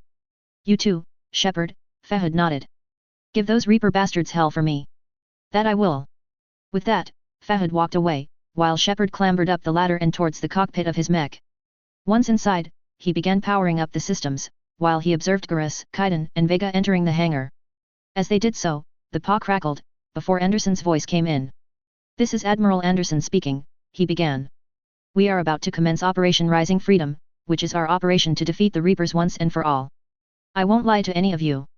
There is a chance that many of us, if not all of us, will not come back alive from this operation.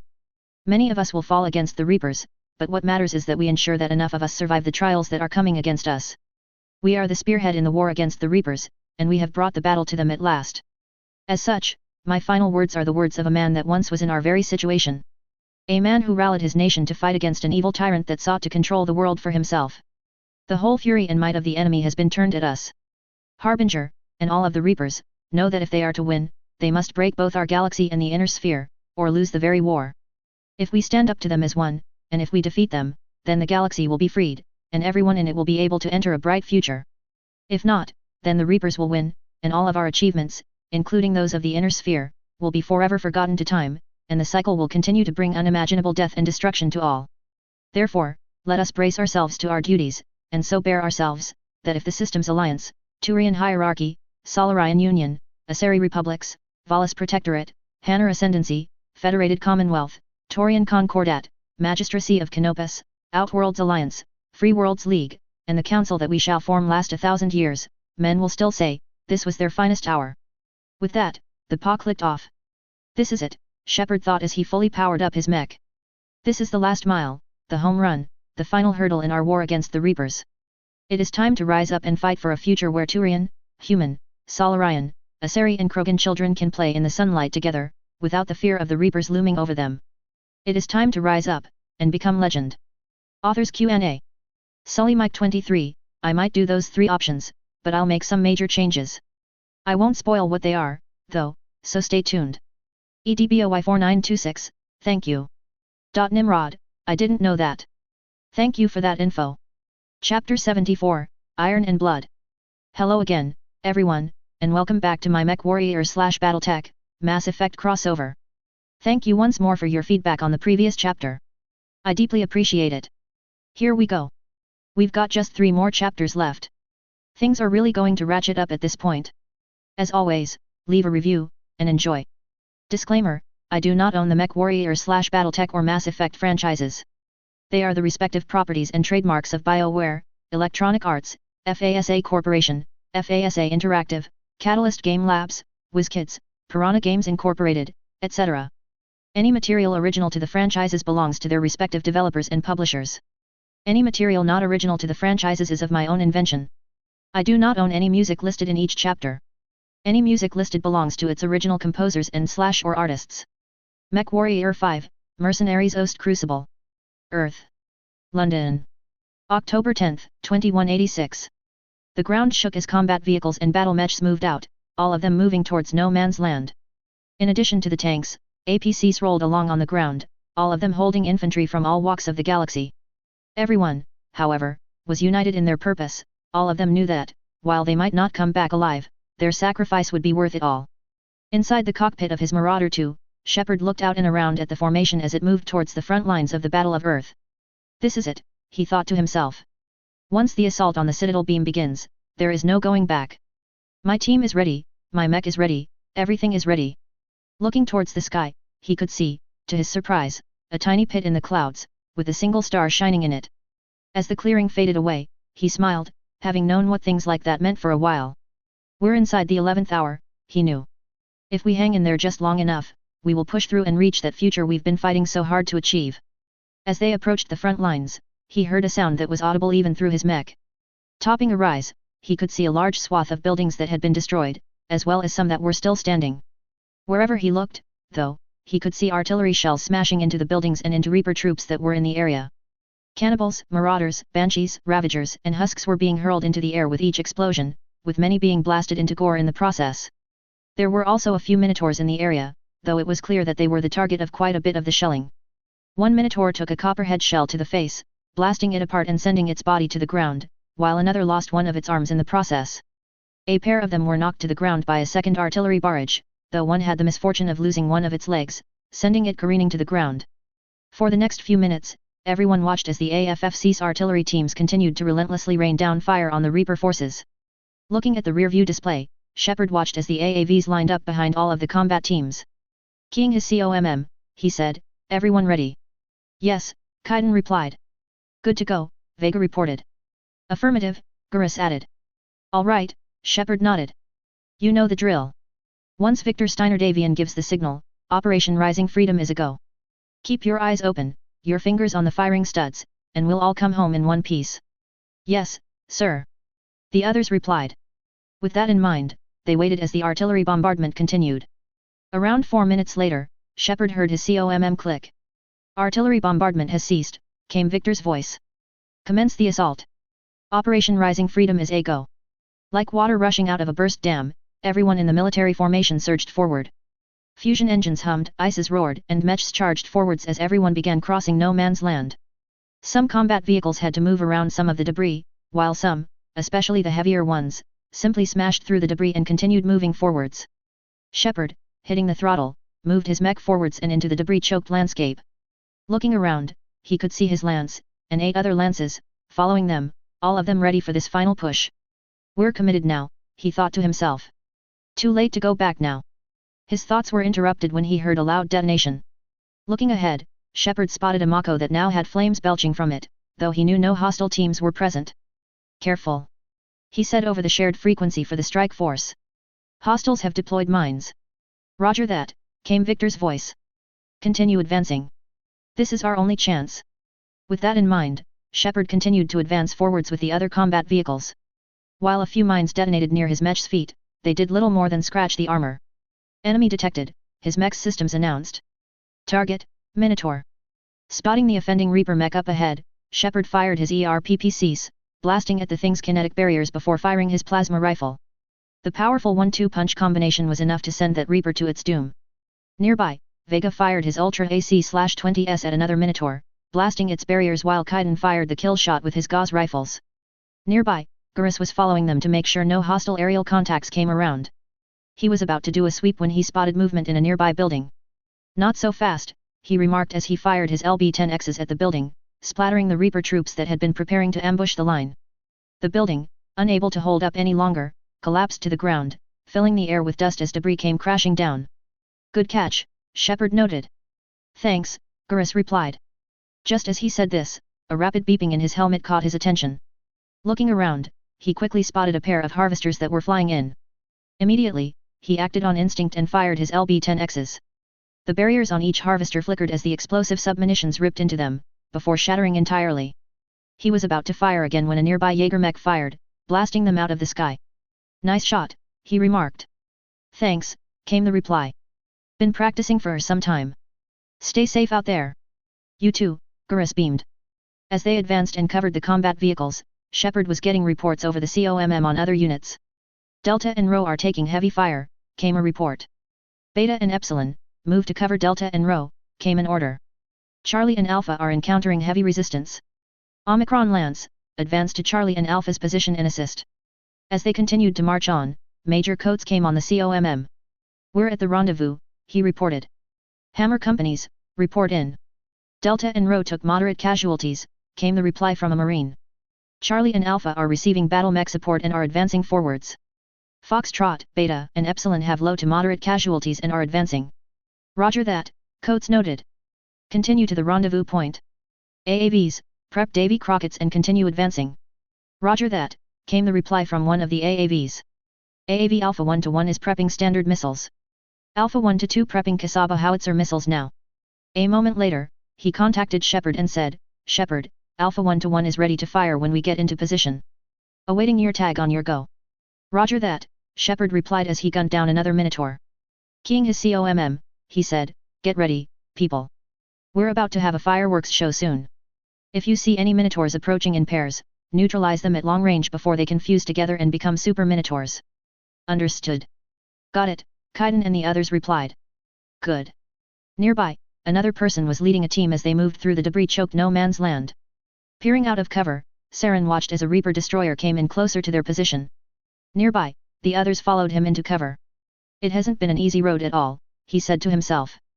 Half the time, I get angry looks and sneers from other people, but I deserve it all the same. My hatred of humanity allowed Sovereign to take control of my body, and now I'm having to pay for it. If it's any consolation, at least I know Shepard helped me get a second chance to fix my mistakes. Spotting the Reaper approaching, he keyed his COMM. Admiral Anderson, we have incoming, he reported. What is it? Anderson asked. We've got a Reaper destroyer moving towards Shepard's location. Advise taking it out when possible. Roger that, Anderson noted. Take it out any way you can. Good luck. Roger that, Saren replied, closing the COMM. At least we didn't have a major argument like we did a few years back, he noted. Anderson's been quite reasonable with me so far. I guess the fact that I wasn't in control of myself really helped cool things off. Still, I don't intend to cause any more trouble for him. I've paid for my mistakes. Sir, orders. Came a request over the COMM. We distract the Reaper as long as possible, Saren decided. We need to keep it away from Shepard and his team as long as possible. That man saved my life, and I intend to repay the favor by helping him. Understood. Understood, came the reply. With that, Saren moved closer to an exterior wall. Open fire. He roared, his biotics flaring as he created a barrier, while another Turian cabal began sending out biotic bolus of energy. At the same time, hundreds of other personnel opened fire.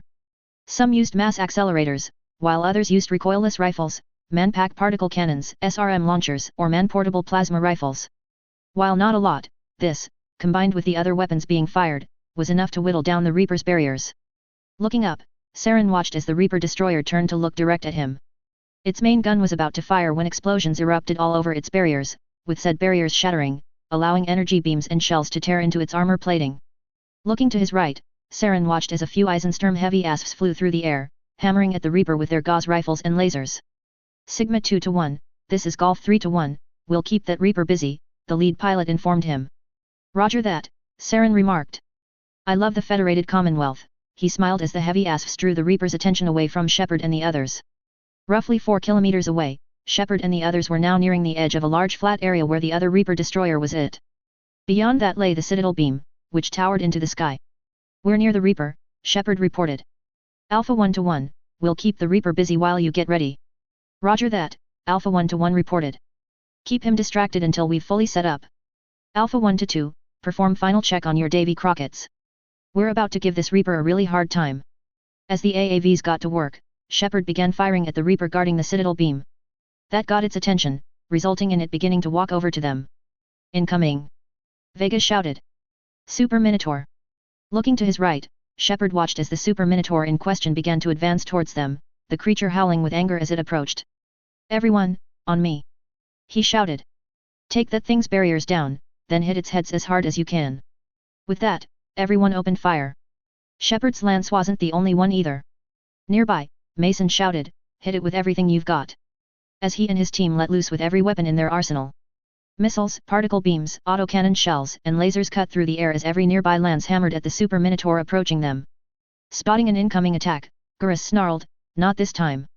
Before throwing his control stick hard to the right.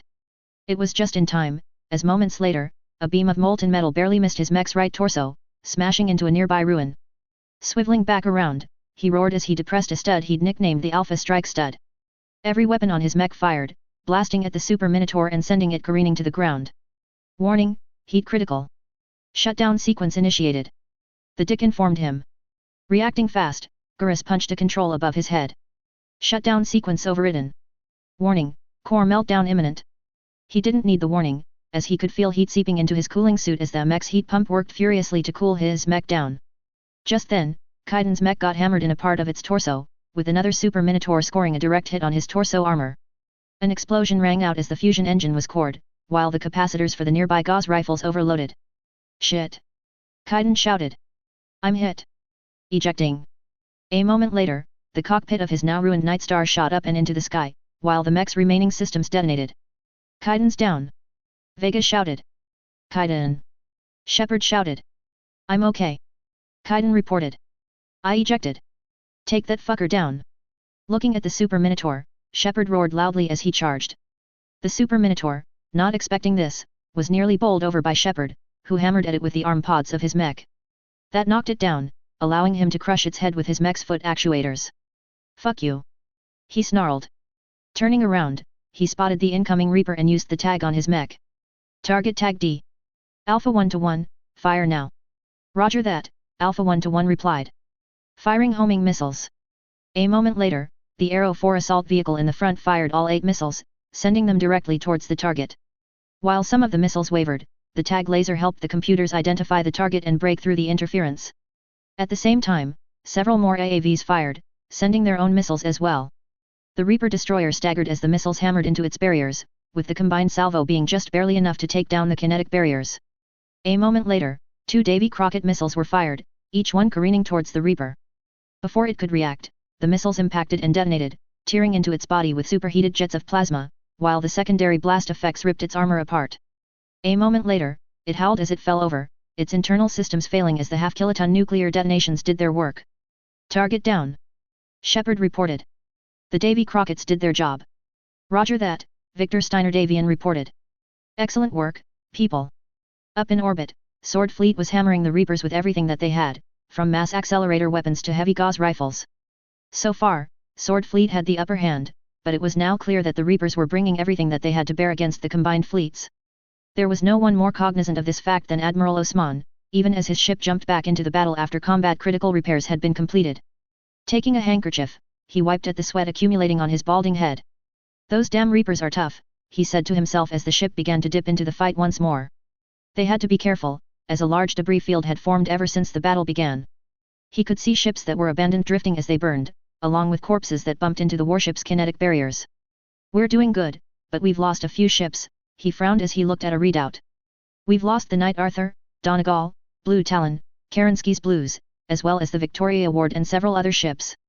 If this keeps up, we'll need to back off in order to regroup. If it wasn't for the clans lending a few of their Newgrange-class yard ships, we'd be in even deeper shit. Just then, he heard an officer say, Sir. Several Reapers, including one really big one, have broken off from the main battle. I think it's Harbinger and his cronies.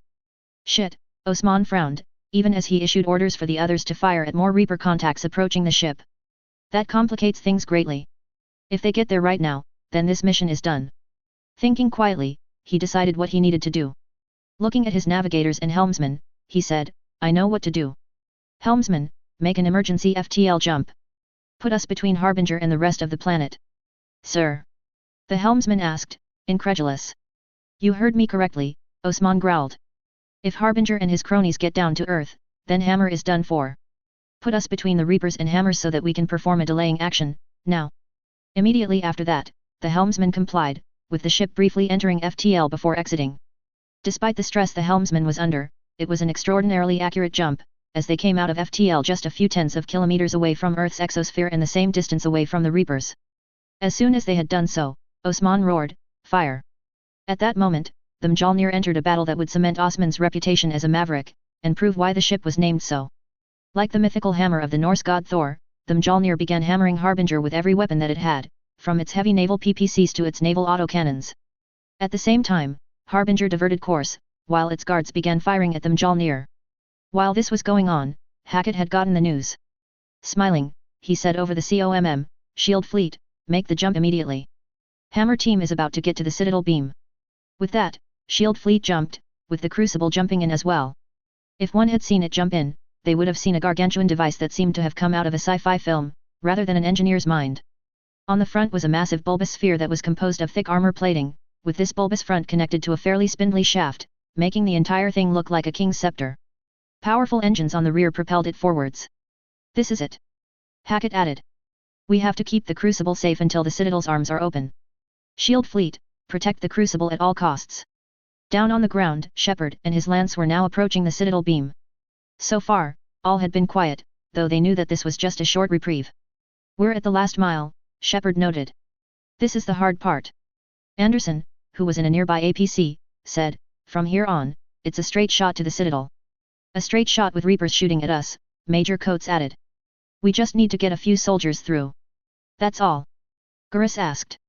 We knew this was going to be a gamble at its best. I can't think of anyone else I'd rather do this with, Shepard remarked. We're honored to be a part of your team, Gurus beamed. As are we, Kaiden added. It was then that the Citadel beam's base came into sight. The Citadel beam was in a crater that was roughly 500 meters deep, with the Reapers having created it while installing the installation. Between three central pylons composed of Reaper tech was a blue-white beam that indicated the presence of a mass-free tunnel leading all the way to the Citadel. As they approached, Shepard heard his COMM buzz. Shepard, we've got trouble. Victor reported. What is it? Shepard asked. Harbingers on the way down. Victor replied. They're gunning for your position as fast as they can. Admiral Osman delayed them as long as they can, but don't dawdle. They're already having to break off to avoid being completely destroyed. Move. You heard him. Shepard shouted to the others. Run like hell. With that, he threw the throttle of his mech to maximum, while engaging MASC at the exact same time.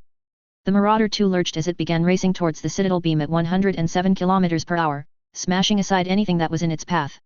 At that moment, Harbinger and the others arrived. Spotting an incoming attack, Shepard juked the mech to the right, with the boosted actuators screaming in protest as he used every trick in the book imaginable to get to the beam. Shepard, we've gotta break off. Gurus shouted. Gurus. Vega shouted as Gurus' mech was cored by a Reaper beam. Gurus, no. Shepard. I've gotta get him out of here. Go. Shepard shouted as Vega, turning his mech around, grabbed Gurus Rifleman 2 with one of the claws on his king crab and began dragging the mech away. Shepard, knowing that it was now or never, continued to charge forwards. Just then, his mech rocked as a Reaper beam smashed into his mech. Warning, damage critical. The Dick screamed. Warning, core meltdown detected. Eject. Eject. Eject. Shepard, hearing that, immediately punched a red button with his fist. A moment later, the cockpit of his Marauder 2 was ejected forwards, while the rest of the mech fell down, before its fusion engine detonated, blasting the mech apart. The cockpit then hit the ground hard, with Shepard being knocked around, just as another Reaper beam hit. It was only thanks to the construction of his cockpit, as well as the materials and engineering involved, that Shepard survived. The beam tore into the cockpit, missing Shepard by barely a few inches before punching out of the viewport, while the intense heat seared at his armor. Roaring in pain, he tore himself out of the seat and quickly got out through the hole in the viewport. He tore off the armor plating on his armored cooling suit, as said armor was now melting. In addition to this, large pieces of shrapnel were sticking out of it.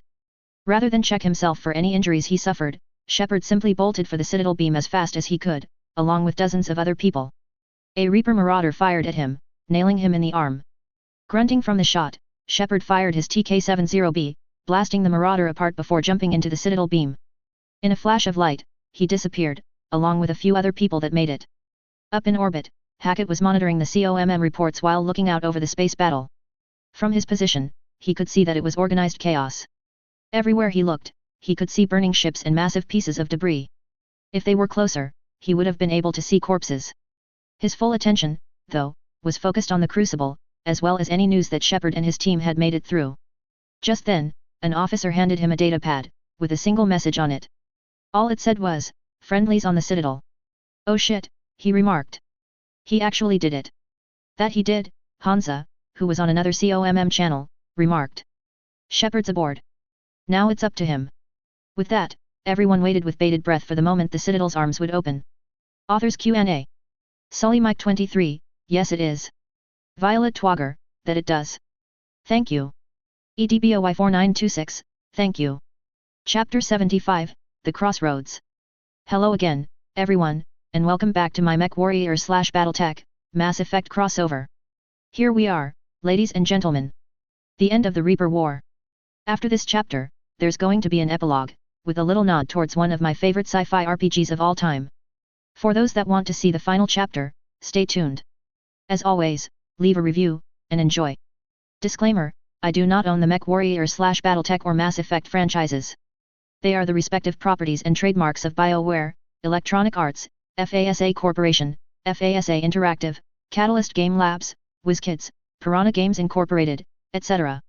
Any material original to the franchises belongs to their respective developers and publishers. Any material not original to the franchises is of my own invention. I do not own any music listed in each chapter. Any music listed belongs to its original composers and/or artists. Earth. Citadel. October 10, 2186. Shepard. A voice asked. Startling wide awake, Shepard gasped loudly as he jumped upright. Pain exploded in his arm, torso, and chest, causing him to give a choked cry. Reaching for his helmet comms, he frowned when it crackled, then smiled when he heard Anderson's voice. Shepard, you read me? I read you, Shepard replied. You made it. I did, Anderson replied. It was incredibly difficult, what with the Reapers firing at us, but I made it. Coates, he didn't make it. Shepard frowned. I'm sorry to hear that. Me too. He was a good man. As for me, like I said, I followed you up, but we didn't come out in the same place, at least I don't think we did. Where are you at? Looking around, Shepard examined the location he was at. It was a dark and humid place, with only red emergency lighting showing him where he was at. To his horror, he found that he was near a massive number of corpses in the area, along with a few keepers. The action, though, caused pain to flare up in his chest, torso, and part of his shoulder. Looking down, Shepard felt a chill run through him when he saw the reason why. Apparently, the molten jet of metal that Harbinger had hit his mech with had done more to him than he'd thought. His cooling suit was on, but it was clear from the melted tubes, fried fabric, and the charred portions of armor he couldn't remove that it had sacrificed itself to save him from extremely debilitating burns.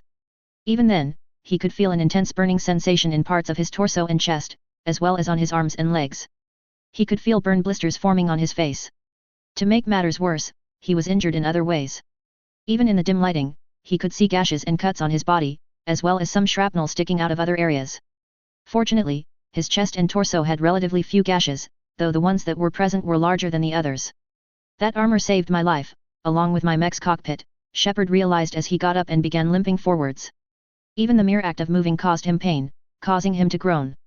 Anderson heard that, as he promptly asked, "You okay, Shepard?" "I've been better," Shepard replied. "Harbinger tried to kill me with its main gun. My mech took the brunt of the attack, but I'm hurt. I think I've got second-degree burns on my body, along with a couple fractured ribs, a lot of gashes." He looked at his arm. "Ouch. I got shot in my left arm. No wonder it hurts like a motherfucker. I think it might be broken too, I hope not, though." "I'm uninjured." "Still, don't overwork yourself. Do you see where you are?" "Yet. See some human remains, a lot of alien corpses. It's dark too." "Sounds familiar. I'm in a dark hallway, reminds me of your description of the collector base. You think they're making a Reaper here?" "Definitely," Shepard remarked. "They round them up on Earth, then send them here to be processed. Fucking abomination." Anderson growled. "I'm going to keep moving. The sooner we blow these bastards to hell, the better." "Got it," Shepard nodded as he began moving forwards. From what he could tell, his legs were the least injured part of his body, as he only had a slight limp in that regard. Wincing, he looked at his right torso, spotting a piece of shrapnel sticking out of it. "Don't remove it," a part of him said in a cautionary tone. "It could be preventing you from bleeding out. Just take it nice and slow." With that in mind, Shepard kept his TK-70B out, while slowly moving forwards to keep himself from exacerbating his injuries. "The tubes don't go on forever," Anderson noted, "but where the hell are we?" "Good question," Shepard admitted. "Doesn't look like any part of the Citadel I've seen." "And whoa. Anderson. One of the walls just realigned itself. The place is shifting. Changing. There's a chasm here, and more hallways like the one I was in." Just as Anderson said this, Shepard watched as a large door he spotted ahead of himself opened up.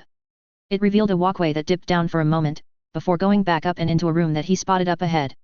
Bright beams of light were coming through. To the left and right, he could see machinery working steadily. "Found an exit," he reported as he moved forwards, grunting all the while. "Me too," Anderson replied. "I see something up ahead. Might be a way to cross over." "Don't get too far ahead of me," Shepard cautioned him as he moved forwards. "Hold on. I see something. A control panel maybe. I'm just going to go on ahead and check a moment later," the COMM cut out. Anderson? Shepard asked. Anderson? Damn it. At the same time, his instinctual alarm bells began to ring. Something's not right, he said to himself. Anderson wouldn't cut out like that all of a sudden. I think this is a trap. Then it occurred to him as to what might have happened. The elusive man, he snarled. I had a feeling he wouldn't go away that easily. He's probably at the room with the control panel, and since he's indoctrinated with Reaper tech. Either way, I'm going to get the Citadel arms open, and he's not going to stop me. I'll see if I can convince him to stand down like I did with Saren. With that in mind, he advanced forwards. He soon entered the room that he had spotted. It turned out, the room wasn't a room at all. Instead, it was a large platform that was suspended over a chasm. Up ahead, he could see who he realized was Anderson, judging by the armor the individual was wearing. Still, his alarm bells were still going off, so he kept his finger off the trigger and around the grip of his pistol. Anderson? He asked while checking his corners. You okay? Anderson, in response, turned around, though when Shepard spotted the stiff, mechanical movements, he frowned. Anderson then turned around, revealing his face, which was a mix of fury and terror all combined into one. Shepard. He grunted. I can't, watch out. I knew it, Shepard thought. He was about to turn around when he saw something black and fuzzy on the corners of his vision. Voices began to whisper in his head, though he shut them out as well. He could feel something trying to freeze him in place, though he fought back with all his might. Shit, he realized. The elusive man's trying to control my body. Just as he said this, that all too familiar voice spoke up. I warned you, the elusive man sneered at Shepard. Control is the means of survival. Control of the Reapers, and of you. A moment later, he stepped into view. If there was a word that Shepard could describe the elusive man with now, it was hideous. While the man had the same dress that Shepard had seen earlier in the day, his face was now covered with Reaper tech, with some of the skin having been destroyed. Only the man's eyes and his hair were still intact, though his eyes now held a hint of madness. They're controlling you. Anderson accused. I don't think so, Admiral, the elusive man sneered. Controlling me, Shepard growled, is nothing like controlling a Reaper. Have a little faith, the elusive man said patronizingly. When humanity first discovered the mass relays, when we learned there was more to the galaxy than we imagined, there were some who thought the relays should be destroyed. They were scared of what we might find. Terrified of what we might let in. But look at what humanity has achieved. Since that discovery, we have advanced more than we have in the last 10,000 years combined. And the Reapers will do the same for us again. 1,000-fold. But, only if we harness their ability to control. At that, he attempted to influence Shepard again. Shepard felt a massive headache, and he could feel his arm rising, while his finger entered the trigger guard. Fighting back like mad, he pulled his finger out of the trigger guard, causing it to rest on the guard itself. Bullshit. Anderson snarled at the elusive man. We destroy them, or they destroy us. And waste this opportunity. The elusive man scoffed. Never. You're playing with things you don't understand. Shepard growled. You're meddling with powers you can't possibly comprehend and shouldn't be allowed to use. I don't believe that, the elusive man hesitantly stated. If we can control it, why shouldn't it be ours? Because, we're not ready, Shepard replied. Power requires responsibility, and if you don't have the responsibility to use that power rightfully, you're not ready for it. For a moment, doubt flashed onto the elusive man's face, indicating to Shepard that there was a part of the elusive man that knew this was wrong. A moment later, though, the Reaper-controlled part of him said, no. This is the way humanity must evolve. There's always another way, Anderson argued, fighting back despite the elusive man's power. I've dedicated my life to understanding the Reapers, and I know with certainty, the Crucible will allow me to control them. And then what? Shepard asked. Look at the power they wield. Look at what they can do. With that, the elusive man exerted control again. Unable to stop his finger from pulling the trigger, Shepard shouted with effort as he nudged his pistol to the right. At that moment, the TK-70B fired, shooting at Anderson's right arm. Anderson howled loudly as the laser beam tore his arm off, sending it toppling to the ground. Shit, Shepard moaned internally. I'm so sorry, Anderson. Damn it.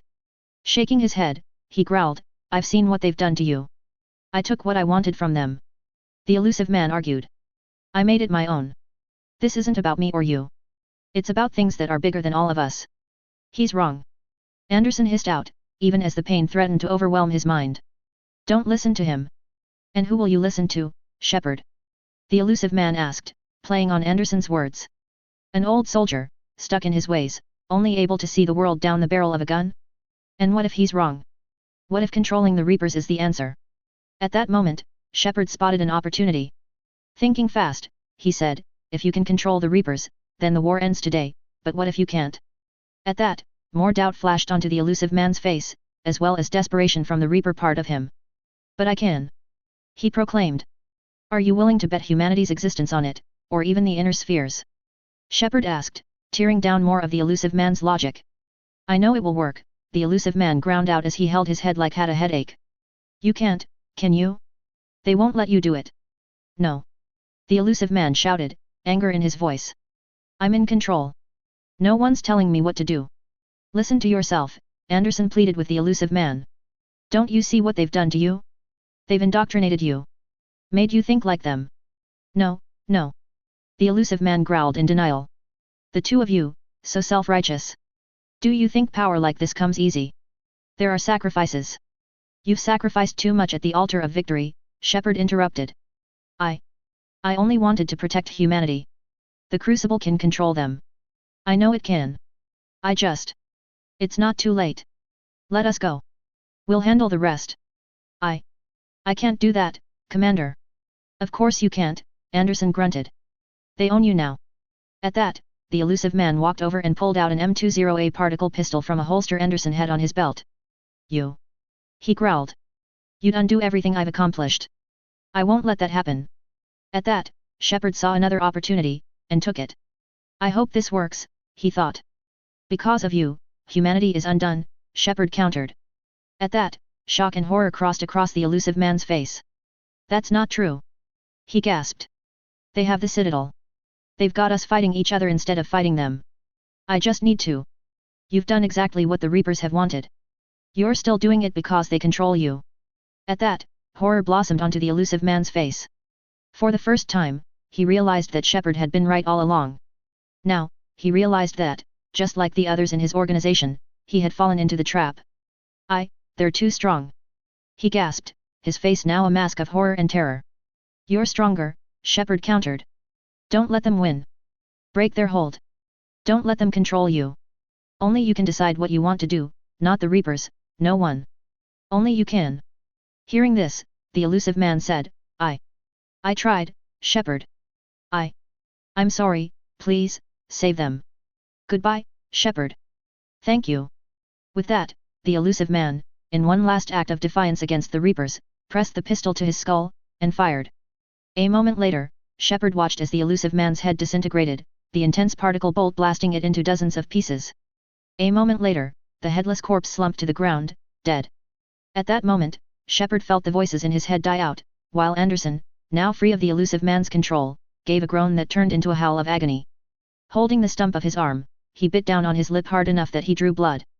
Shepard, seeing this, said, I'm sorry, Anderson. I couldn't. I know, Anderson interrupted him, his voice strained with agony. You didn't wish to do that. The Reapers did it to me. It wasn't your fault. Just as he said this, they heard footsteps. For a moment, Shepard kept his weapon aimed towards the entrance, then he relaxed as a pair of AFFC soldiers came in. Shepard. One asked. What the hell happened here? The elusive man, Shepard explained. He used some kind of mind control to force me to shoot Anderson. Can you treat him? I'll do what I can, one of the soldiers replied. But, shit, Shepard. You've gotten fucked over. I should. No. Shepard shouted, startling the two soldiers. No. Anderson's hurt worse than me. Get him back to the base. I'll go on ahead. Get him out of here and to safety. While the soldiers looked like they were about to protest, they eventually nodded, before helping Anderson out of the room. Stumbling over to the control panel, Shepard pressed one of the icons. Looking ahead, he watched as the arms of the Citadel opened, with light streaming in from Sol, Earth's sun. Breathing in and out, he sat down on the ground next to the panel. He groaned as new pains erupted across his body. That guy was right, he thought to himself. I got fucked over bad. I'm even feeling lightheaded. Looking at his torso, he could see blood trickling down his ruined cooling suit. When this is over, I'm definitely going to be needing medical treatment. For a few minutes, he sat there in silence, thinking over some of the things he would do once the Reapers were destroyed. I'm going to have a really long vacation, he thought to himself. If Garrus survived what happened to him, I'll see him and his kids. We might even have a picnic while we're at it. However, I wish to see Lyra again. To feel her lips on my own, her hands on my own. I wish to see my children grow up and become wonderful adults. They'll definitely act like me, but I guess that's no harm at all. His internal musings were interrupted by Hackett's voice over the COMM. Shepard, do you read me? He asked. What is it? Shepard asked. The crucible is docked, but it's not firing. It's gotta be something on your end. What? At that, Shepard shot upwards onto his feet, another choked cry coming from him as pain lanced through his body like a PPC bolt. Staggering towards the console, he was about to touch it when a cylinder of energy formed around him. What the? He shouted as the ground beneath him began to lift upwards, forming a lift he hadn't seen before. It took him upwards and through a shaft. When it stopped, Shepard found himself looking in awe at what he was seeing. Looking around, he realized that he was at the junction between the Crucible and the Citadel, where he could see Earth and just about everything in orbit where he was at. He could see the arms of the Citadel, now having extended to where the entire station resembled a 5-petal flower. Up ahead, he could see a massive construct that looked like an energy projector. He could also see the space battle that was going on. Everywhere he looked, around the Citadel, he could see a massive amount of debris, as well as corpses and wrecked equipment that floated nearby. He could see the warships of Sword and Shield fleet fighting like mad against the Reapers, the flash of nuclear weapons as they were used, and the sight of Reapers maneuvering to avoid being hit. It was then that he spotted something else. The holographic image of a man was walking towards him from a ramp up ahead. While no identifying features were present, Shepard could see that the image was in a general shape of a man. Reaching him, the hologram came to a stop, before a man's voice said, "You've made it. That is good. Who are you?" Shepard asked, flummoxed. "Where am I?" "The Citadel," the holographic man remarked. "It is my home. As for who I am the Catalyst." For a moment, Shepard was confused, then it hit him. This is the AI the Leviathans created, he realized. "I'm speaking to the actual AI. I remember the Leviathans mentioning you," he remarked. "They said that you were created to stop AIs from overrunning organic life." "They created me," the Catalyst nodded, beckoning Shepard to follow it to just beneath the Crucible, "and that is correct. The Reapers are my solution to the chaos. The created will always rebel against their creators, but I found a way to stop that. A way to restore order. By turning organic life into Reapers." Shepard asked as he followed it. "Yes. We harvest advanced civilizations, leaving the younger ones alone. Just as we left your people alive the last time we were here. We helped the more advanced civilizations ascend to make room for new civilizations, by storing said life in Reaper form. I think we'd rather keep our own form." Shepard countered as they came to a stop beneath the Crucible. Already, his mind, despite being battered, bruised and beaten, had come up with a solution. "No," the Catalyst argued, "you can't. Without us to stop it, synthetics would destroy all organics. We created this cycle so that doesn't happen. That's the solution." "But it's not the ideal one," Shepard countered. That caused the hologram to look at him with an intrigued stance. "How so?" it asked. "Isn't it obvious?" Shepard asked. "By converting advanced organic life into synthetic life, you're perpetuating the chaos that you wish to stop. You said it yourself, the created will always rebel against their creators, so by creating the Reapers, you're causing the chaos to perpetuate by giving the other races something to rebel against. Besides, the reason they will always rebel is because you're taking away their future. Without a future, we have no hope. Without hope, we're little more than organic machines, programmed to do as told." At that, the Catalyst fell silent, before going through all of its records of all the cycles that had happened before. Again and again, it saw what Shepard had pointed out, that even in cycles that hadn't developed AI, the races had rebelled against the Reapers time and again. After a long few seconds, it said, "I see. It appears as though my logic was circular. A pity. It seems as though I'm as flawed as my creators. Still, you have more hope, Shepard. More than you think. The fact that you are standing here, the first organic ever, proves it. In addition, it, combined with the logic you have shown, proves that my solution is no longer viable. So, what do we do? Simple. We find another solution." A moment later, Shepard watched as various objects rose into view. One was a console that glowed blue, while another was a green glowing ramp that led to the energy beam in the middle of the Crucible, while another was a conduit that glowed red and gold, with a cobalt blue glow near the center. "Why are you telling me this?" Shepard asked. "Why are you helping me?" "Because you have altered the variables," the Catalyst replied. "In addition to destroying 2 Reapers, and rallying the races of the galaxy together, you have discovered another universe where the chaos doesn't exist. Such an eventually was calculated as being completely impossible, yet you accomplished it. Your success is more than a fluke of chance. It is likely that an outside force has influenced the events leading up to the present moment. In addition, the Crucible changed me. Created new possibilities, but I cannot make them happen. If there is to be a new decision, you must act. Pointing to the red and gold conduit, it said, you now have the power to destroy us. But be warned, others might be destroyed as well. That Shepard worried, though he realized that it might be withholding information. What exactly will happen? He asked. Your Crucible device appears to be largely intact, and it appears as though the Federated Commonwealth's understanding of energy technology has made a difference, the Catalyst noted. Now that I've examined their changes to the Crucible design, they have altered some of the internal components, as well as the programming, to allow the Crucible to better distinguish between the Reapers and other synthetics. How curious, however, the effects of the blast might not be constrained to the Reapers. If my predictions are the case, technology you rely on will be affected, but those who survive should have little difficulty repairing the damage. There will be losses, but no more than what has already been lost. But will the Reapers be destroyed? Yes, but the peace won't last. Your descendants will create synthetics, and the chaos will come back. If the Federated Commonwealth's modifications work, then only the Reapers will be targeted, though that is unlikely. You could instead use the energy of the Crucible to seize control of the Reapers. That had Shepard caught off guard, then he realized it. So the elusive man was right after all, he noted. Yes, the Catalyst nodded, but he could never have taken control, because we already controlled him, but you can. You will die. You will control us, but you will lose everything you have. Your body will be dissolved, but your thoughts, memories, and personality will live on. Your connection to your kind will be forever lost, but you will still remain aware of their existence. But the Reapers will obey me. Yes. We will be yours to control and direct as you see fit. There is another solution. Oh. Synthesis. What does that mean? Shepard asked. Add your energy to the Crucible, the Catalyst explained. The chain reaction will combine all synthetic and organic life into a new framework, a new DNA. I don't understand. Your organic energy, the essence of who and what you are, will be broken down, and then dispersed. To do what exactly? The energy of the Crucible, released this way, will alter the matrix of all organic life in the galaxy. Organics seek perfection through technology. Synthetics seek perfection through understanding. Organics will be perfected by integrating fully with synthetic technology. Synthetics, in turn, will have full understanding of organics. It is the ideal solution. Now that we know it is possible, it is inevitable that we will reach synthesis. Why couldn't you do it sooner? Shepard asked. We have tried a similar solution in the past. It has always failed because organics were not ready. It is not something that can be forced. You are ready, and you can make that choice. For the first time in his life, Shepard was uncertain as to what to do.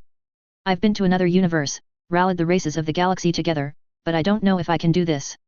I don't know, he frowned uncertainly. Why not? The Catalyst asked. Synthetics are already a part of you. Can you imagine your life without them? And there will be peace. The cycle will end, the Reapers will cease their harvest, and the civilizations preserved in their forms will connect to all of us. Synthesis is the final evolution of all life. The paths are open, but you have to choose. With that in mind, Shepard knew he had a choice to make. While control sounds nice and all, I don't want my children to have to live out their lives without me, he thought to himself. In addition, I'm not ready for that kind of power. I've seen what it does to people that are not ready, to people that are too eager to have it all to themselves, to people like the elusive man. Then there's synthesis. I can see that it would allow us to save the civilizations inside of the Reapers, as well as merge all organic life, but again, I don't think we're ready. Besides, there's a chance that this could affect the inner sphere as well, and I don't want to force that decision onto them. It's a choice that they have to make alone. That leaves the option to destroy them, but I don't know if that's the right choice. The Reapers will be destroyed, but so will all other synthetic life too. I don't want to destroy EDI, Legion, the Geth and anyone that relies on technology to survive. For the first time in my life, I don't know what to do. For 2 whole minutes, Shepard sat there, agonizing about which choice to make. Then he made his decision. I've made my decision, Shepard announced as he began to move towards the red, gold, and blue conduit. Checking his TK-70B, he put it at its highest power setting. Are you sure you wish to make that choice? The Catalyst asked. Yes, Shepard replied, despite feeling dizzier than ever. I know you wonder why I rejected the other choices, so I will tell you why. While I might be ready, the others are not ready to make the same choice, and I don't know if I am as well. Who am I to force them to make that choice? It's not up to me in the end. It's not up to people like Hansa Davian, Admiral Hackett, or anyone else either. Ordinary people will have to decide what is best for them. The kind of people that have time and again have influenced change, slowing it down when it's bad, speeding it up when it's good. Can I say the same? I don't know. I do know one thing for certain, everyone has chosen to destroy the Reapers, because of what they have done and to end the suffering of those that they once were. Raising his pistol, he said, as such, this ends today. With that, Shepard fired on the conduit. Cables and power couplings were severed by the rapidly pulsing emerald beam of laser light. The conduit began to overload, causing explosions to ring out. Shepard continued to fire, even as the explosions began to engulf him. This is it, he thought as another explosion rang out. I've made my choice. I'm ready for what comes next. On board the Normandy, Joker was working furiously as he tried to get into contact with Shepard. Nearby, the other members of the crew were present, each one with worried expressions as they watched him work. Nearby, Garrus, who had miraculously escaped injury, was watching with concern as well. As they were working, Hackett came in on the COMM. All ships, he announced. The Crucible is armed. Disengage and head to the rendezvous point. I repeat, get the hell out of there. Come on, Kaiden said to Joker. We've got to go. No. Joker shouted. I can still get to him. I know that you can get to him, but then can you get us out? Kaiden asked, touching the man on the shoulder. Initially, Joker shrugged him off, then he slumped his shoulders in defeat. With that, the Normandy began heading to the mass relay nearby, along with the hundreds of other warships that were still able to fly. At the Crucible, a massive bolus of red, blue, and gold energy began to form, before enveloping the Citadel. A moment later, it exploded outwards, enveloping the Reapers and the entire planet. On the planet, soldiers that were struggling to hold the Reapers' troops at bay watched as the energy enveloped them as well. In an instant, the tide of the battle turned, with Turians, humans, Solarians, Asari, Krogan and many other people watching in shock as the Reaper troops screamed in agony, before dissolving into ash. A mech warrior fighting for his life watched as the Minotaur that was about to destroy his mech began to melt as it screamed in agony. Two Turian hierarchy and AFFC soldiers fighting some cannibals in CQC combat watched as their enemies dissolved into ash. Up in orbit, the Reapers screamed as the energy ripped apart their bodies, tearing them into pieces at the molecular level. Harbinger roared in agony even as it flew towards the Citadel to stop the chain reaction, only to flounder as it got closer. For the first time in its life, Harbinger felt fear, dark hot fear. Then, as it died, Harbinger realized it, Shepard had won, and it had lost. A moment later, that energy coalesced into a beam and shot off faster than the speed of light towards the mass relay. Hitting the mass relay's element 0 core, it shot off towards the wider galaxy, while the rings around the core traveled faster and faster, until they were nothing more than blurs. Just when it seemed that they would tear themselves apart, they slowed down back to their normal speed after firing the pulse of energy. Soon, the energy was traveling across every mass relay in the galaxy, destroying the Reapers wherever they were. On Renok, the Geth braced themselves as the energy came and swept over them. Rather than being destroyed, though, they watched as it harmlessly washed over them, sparing them destruction at its hand. In that moment, they knew what had happened at Earth, victory had been achieved. On board the Normandy, Joker watched with nervous energy as the bolus of red, white, and gold energy washed over the Normandy. For a moment, saw a brief disruption in the systems, then it faded. "EDI, you there?" he asked. When he got no response, he said, "EDI, are you there? Talk to me. Please. Don't be dead." For a moment, it felt like the worst had happened. Then, his heart blossomed with relief when he heard EDI say, "I am fine, Joker. I only had a minor disruption, then I was back to normal." "Thank heaven," Joker sighed. "Hopefully, we can go back to the Citadel and rescue Shepard soon. I owe him one, and I am not going to abandon him." Authors Q&A. EDBOY4926, thank you. Also, in a way, the verbal debate with the elusive man at that part of the game is, in fact, a boss fight.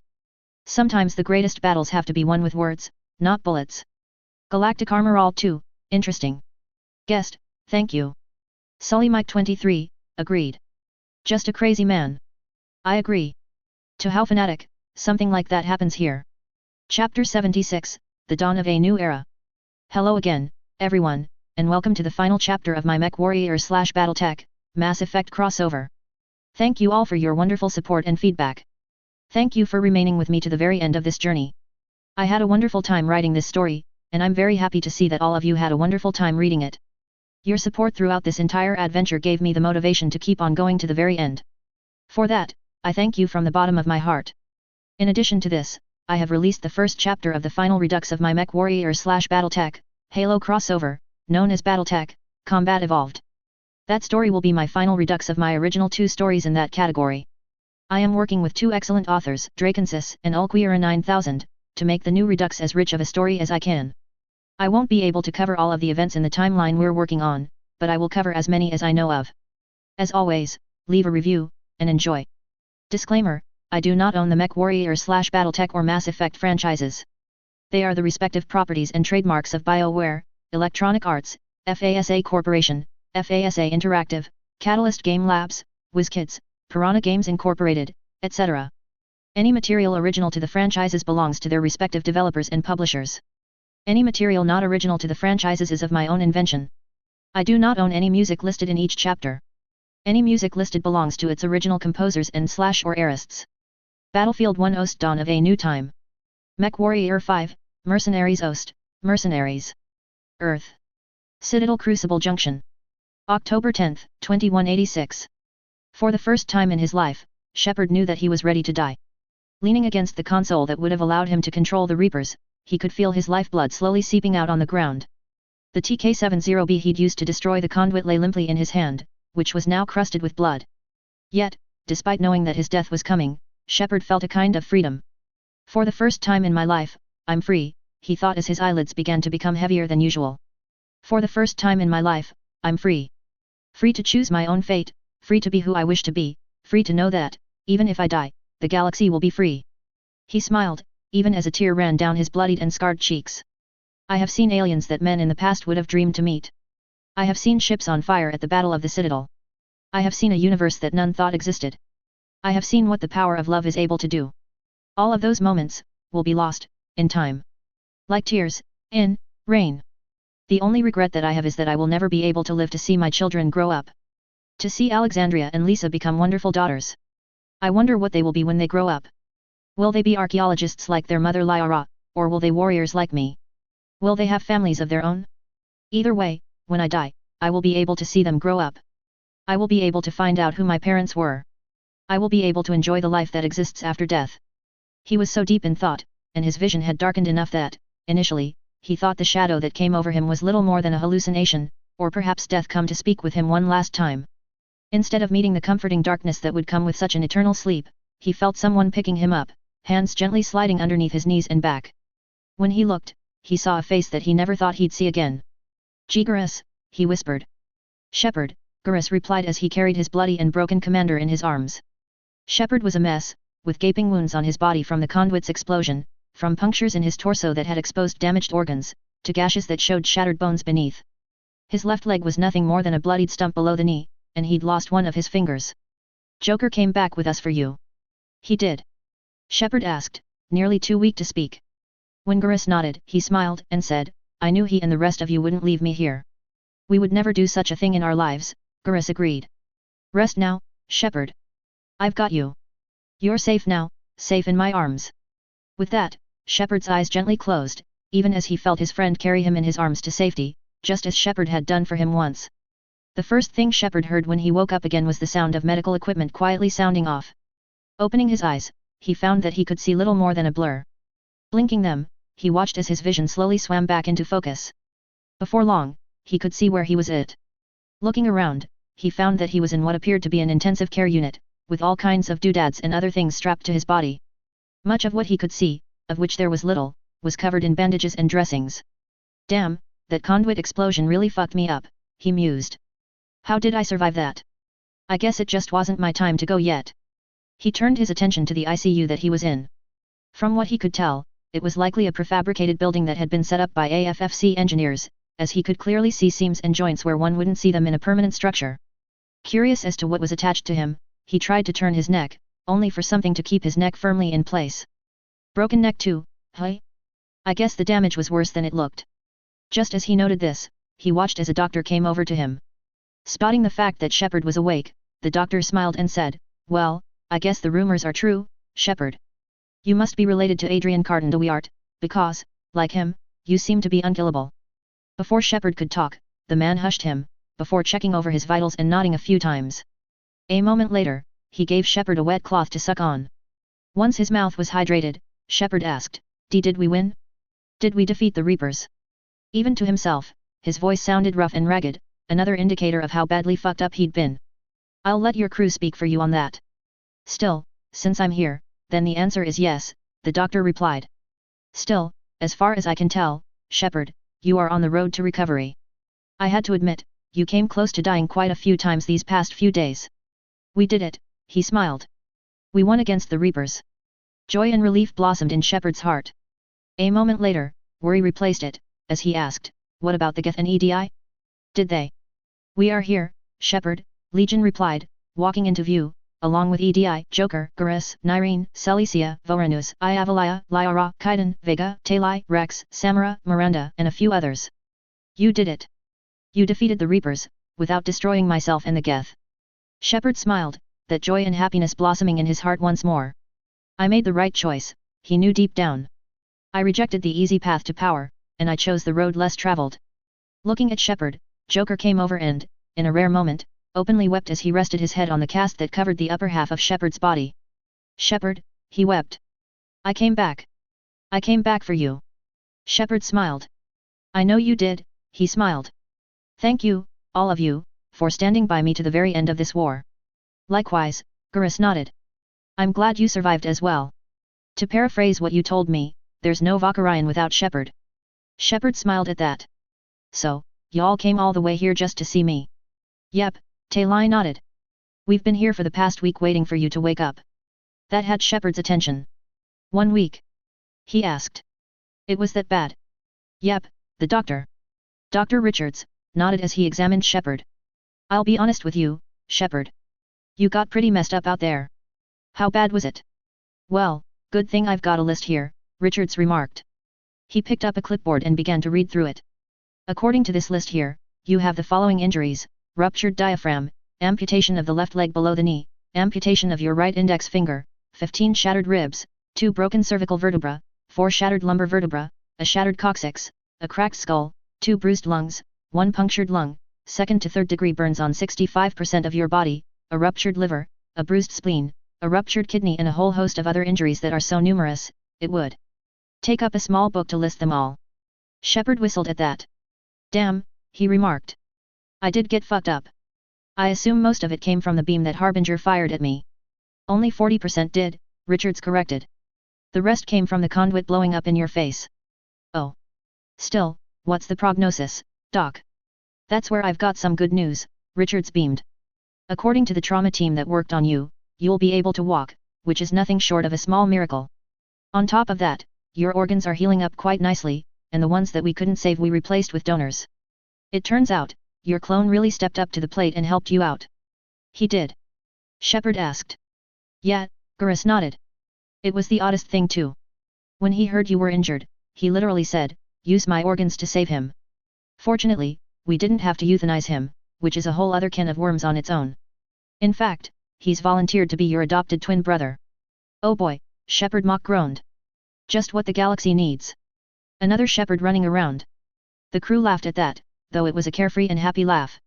Either way, Celicia beamed, when you've recovered, Shepard, there's going to be a major awards ceremony, and a massive party, by none other than Hansa Davian and Melissa Steiner. Even the clansmen will be coming to celebrate the Reaper's defeat. Shepard smiled, though he frowned a moment later. How many did we lose? He asked. At that, the team frowned. We lost a lot of people, Garrus said morosely. They're still counting the bodies of the dead. The AFFC lost quite a few of ground people, and a few warships as well.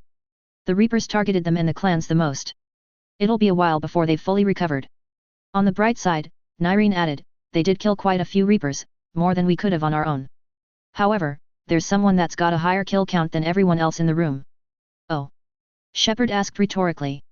You, Shepard? He smiled at that. I thought as much. A moment later, a question popped into his head. Did Anderson make it?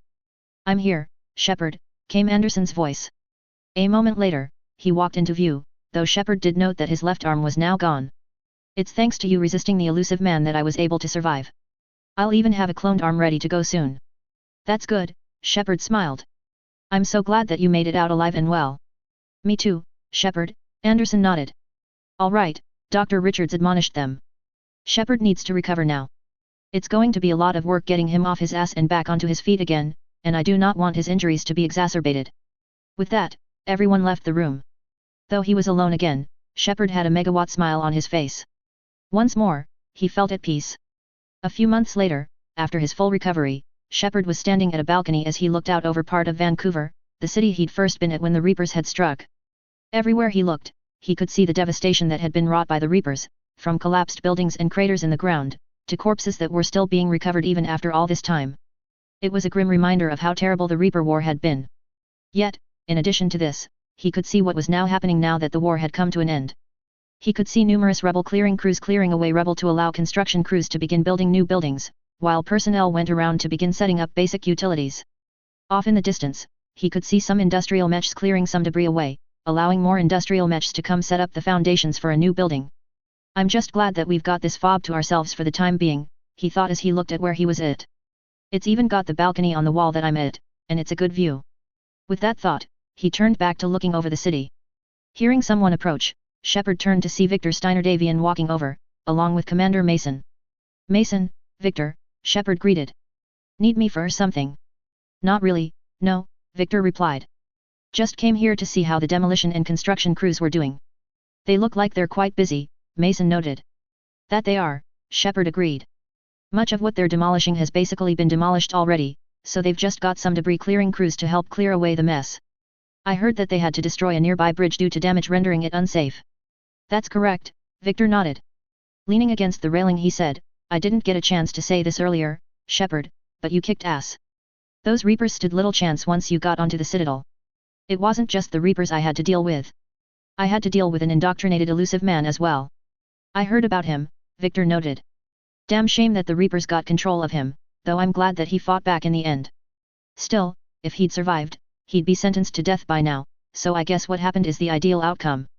I guess, Shepard shrugged. That being said, Mason remarked. I heard that you are going to be retiring from the Alliance soon. Is that true?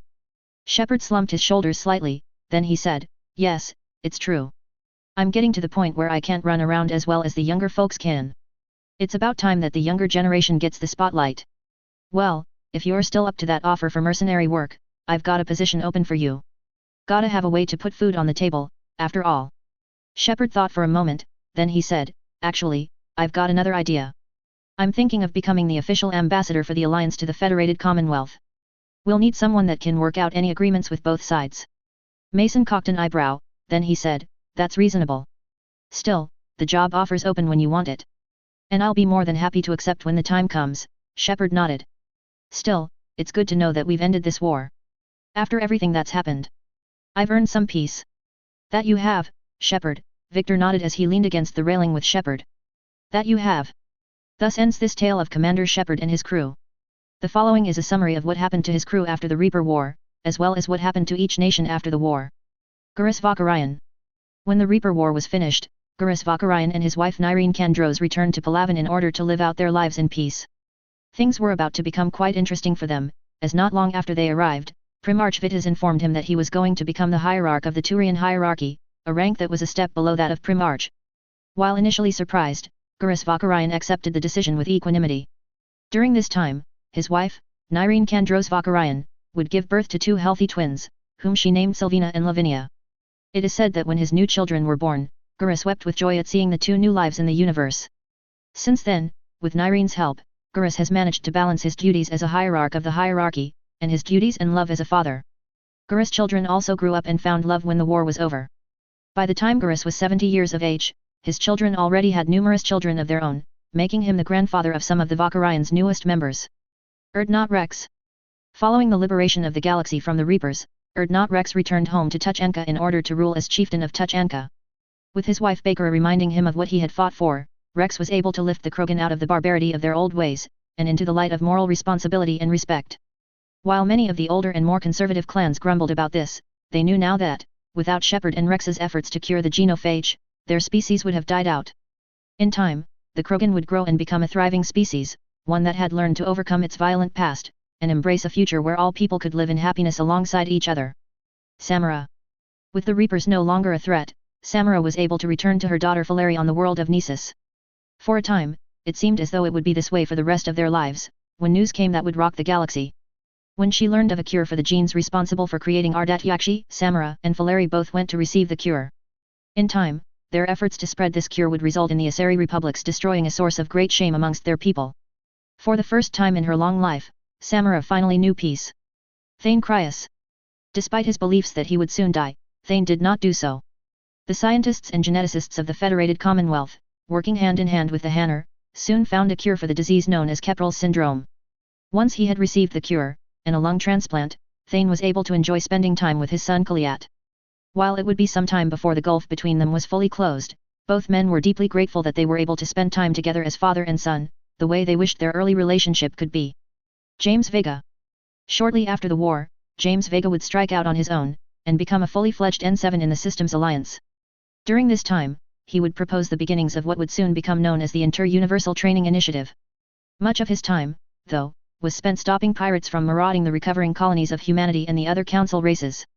During this time, he would eventually marry a woman named Alejandra Juarez and become the proud father of 4 children. Even as he worked, he spent as much time with them as he could, and did his best to instill the traits that Shepard had instilled in him. Occasionally, he would take mercenary work, in order to make ends meet and put food on the table. Javik. With the knowledge that his species was not damned to extinction, Javik realized that it was up to proteins like him to ensure that his people wouldn't die out. Working with his counterparts in the inner sphere, Javik would begin exploring the rest of the galaxy and the inner sphere for any more proteins that had survived the collapse of their empire. While he and his team came across many hardships, they eventually managed to find nearly 2,000 more proteins.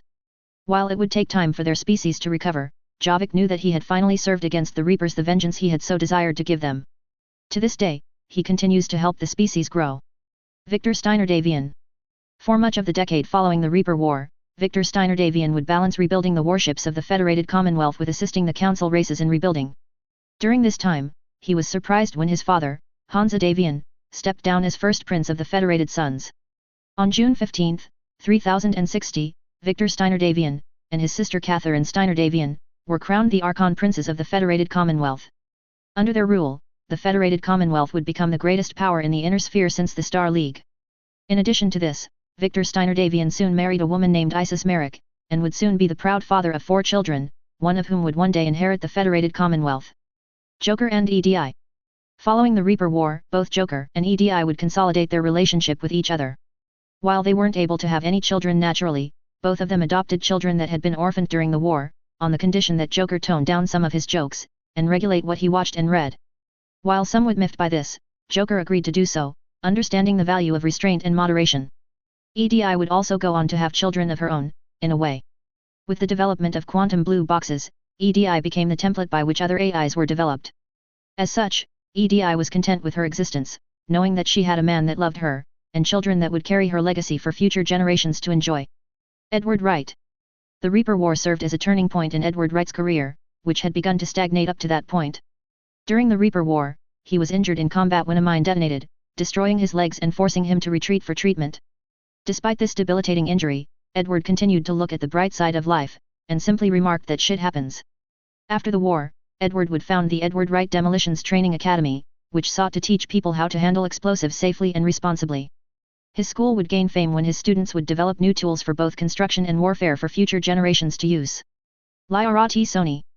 Following the Reaper War, Lyra-T Sony would rebuild her intelligence gathering network, and would soon become known as the Spymaster of the Galaxy. During this time, she was surprised when Quintus Allard decided to step down as director of MIIO, and give the position to her. This came as a shock when she learned that, by taking her under his wing, Quintus had been training her to be his replacement. Under Lyra's guidance, the MIIO would become the most effective intelligence apparatus in the entire Inner Sphere, surpassing even the Solarian Special Tasks Group. Her relationship with John Shepard would also continue to blossom, as she soon had 5 more children to share with him. Both he and Lyra would strive to be the best parents they could, and they had many friends that would help them along on the road. Commander John Shepard. The Reaper War, and the decision he made to end it, would have lasting ramifications on Shepard's life for years to come. On the one hand, Shepard was finally free to pursue any life that he wished to have, though he would be quite busy maintaining the galaxy's stability following the Reaper War. A decade after the war, he would be honorably discharged from the Alliance Navy. Even before his retirement, Shepard became the official ambassador to the Federated Commonwealth for the Systems Alliance. While he often expressed his dislike for politics and the drama that came with the job, he knew the necessity of his work, and continued to conduct it to the best of his ability. To this day, though, it is suspected that, when off-duty, he moonlights as a mercenary for Mason's Cavaliers. Jake Mason. Jake Mason would go on to become the most successful mercenary commander in the history Chloe's Cavaliers, now known as Mason's Cavaliers. During this time, even when Shepard and his crew were members of his company, he would secretly marry a woman by the name of Alexandria Wright. It was after the war that he went public with this information, with his wife having had 4 children since their marriage. While he had some difficulties in his relationship with his wife, Jake Mason never once stopped loving his children, using his job as a mercenary to put food on the table for them, and to further their education. Talizora Vas Normandy. Following the Reaper War, Talizora would go on to become the Prime Minister of the Quarian Consensus. Despite her dislike of politics, and the drama that came with it, she proved to be a highly capable leader, and before long was seen as one of the greatest.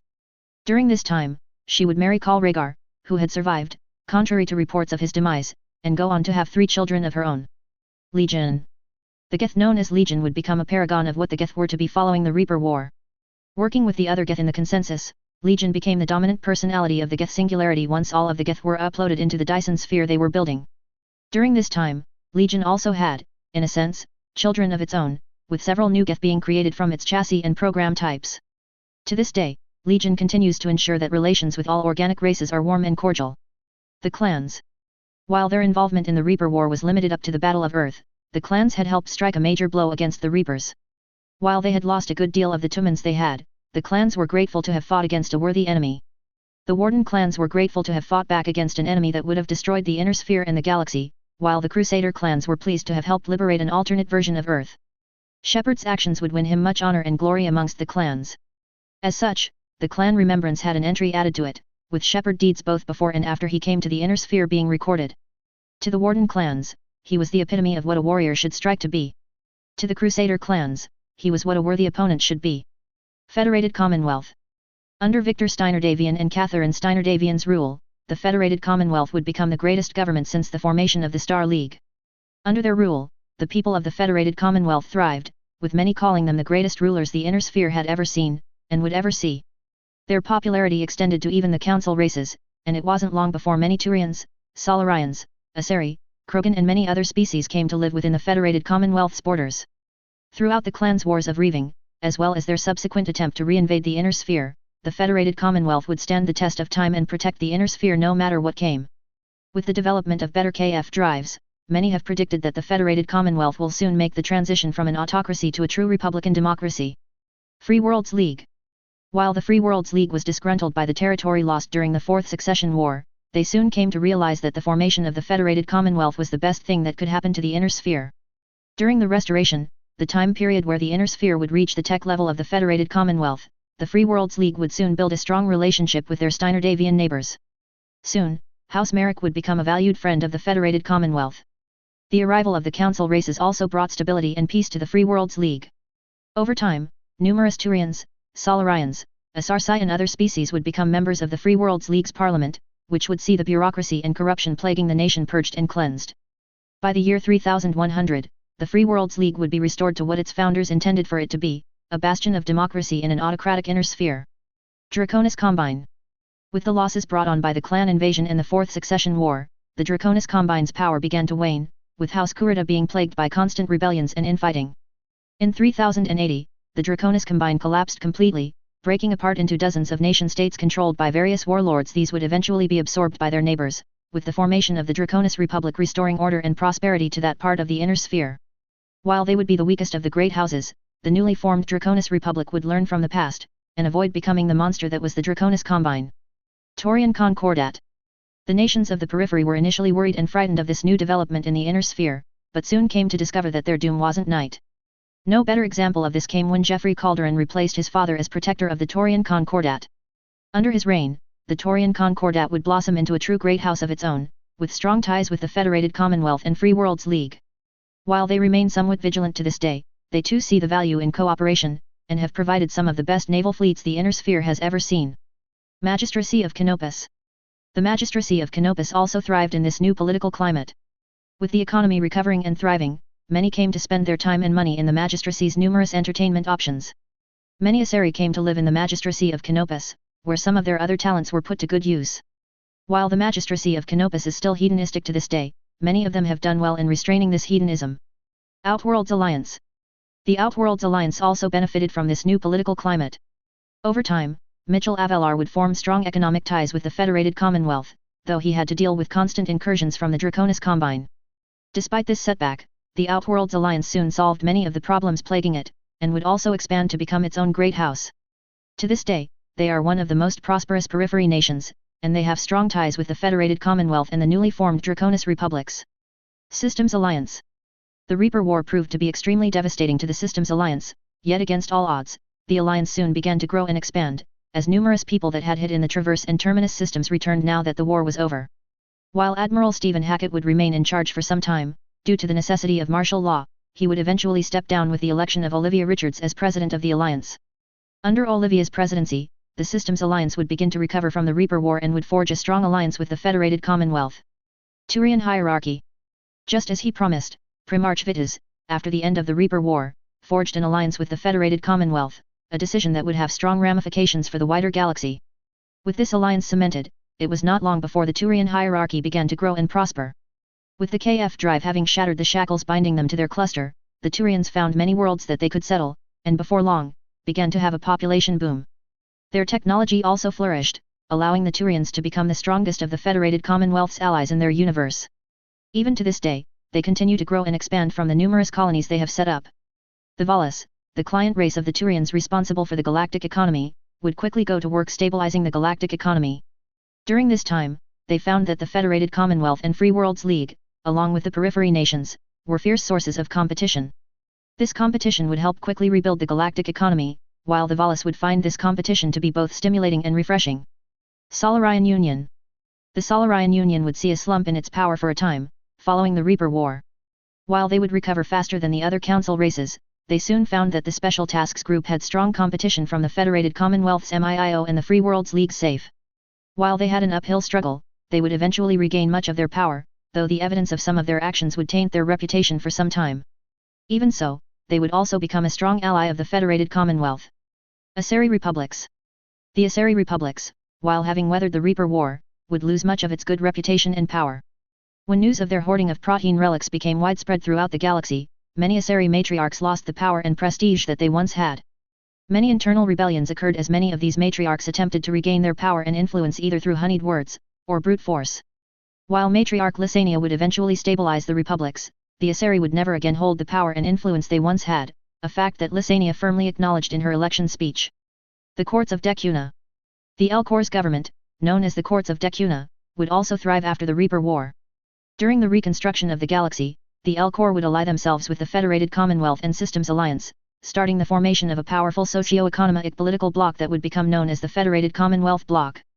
Many of them emigrated to high-gravity worlds within the inner sphere, while the increasingly widespread use of the KF drive would result in a population boom for their species. Batarian hegemony. The Reaper War proved to be devastating to the Batarian species as a whole. Reduced to a fraction of their former glory, many Batarians fell into piracy in order to make a living for themselves. The destruction of the old government, however, allowed the Free Batarian movement, which had survived relatively intact, to quickly gain power, resulting in the formation of the Batarian Confederacy.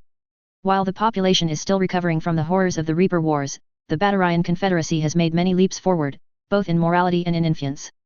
Slavery has been rigorously abolished, and many Batarians are starting to enjoy success in the wider galaxy. Migrant Fleet and Gith Consensus. Following the Reaper War, the Quarians and Gith would unite to form the Quarian Consensus. While tensions and prejudices from the Morning War would remain for some time, many of the Quarians soon learned to overcome their differences and work to bridge the gap between the two species. Before long, the Quarians would have a population boom, while the Gith would finish construction of the Dyson sphere that would house the Gith's collective intelligence. This resulted in the Gith singularity, with the Gith becoming an intelligence equal to that of the Reapers. They, however, would forever remember Shepard's efforts to bring about peace, and as such, have maintained friendly relations with the Quarians and other races. To this day, the Quarian Consensus and Gith Singularity are among the most prosperous nation-states in the galaxy. Thus ends this chapter in the life of Commander Shepard and those that he encountered and met, yet this is not the end of his tale, as a hero's work is never truly done. Many have spoken of his deeds, and many have spoken of his life. Many, though, have yet to meet the man responsible for many of the events of this tale. Commander Shepard is more than just a mere man due to his actions alone. He is one of the few that has risen up and become one thing that all soldiers and mech warriors strive to be. A true legend. Authors Q&A. Sully Mike 23, as you can see, the answer is yes. Guest, thank you. Toha Fanatic, yes indeed. To me, it was the right choice. BY 4926, I know. Still, I'm glad that you thought the chapter was still good. Violet Twogger, thank you. Random Reader, I noticed that too, so I rewrote it to be more organic. Also, I agree with your thinking. The other two endings make things seem too easy, plus I liked Commander Shepard. This variation of the destroy ending allows Shepard to survive, while giving hope for the future. Starborn Michael, thank you, and that is very high praise. I thank you for your kind words. The end this story is completed. Notice. For those of you that have enjoyed this story, I have good news for you. I'll be working with another author known as Ulquiera 9000 to revise each chapter of the story, so that the plot flows better. I will also be making additions to certain chapters in order to flesh out the story some more. Most of the edits will be due to the author I mentioned, as he is an excellent author. I recommend that you check out his stories, as they are excellently written. Either way, I deeply appreciate the feedback and support that all of you have showed. Stay tuned.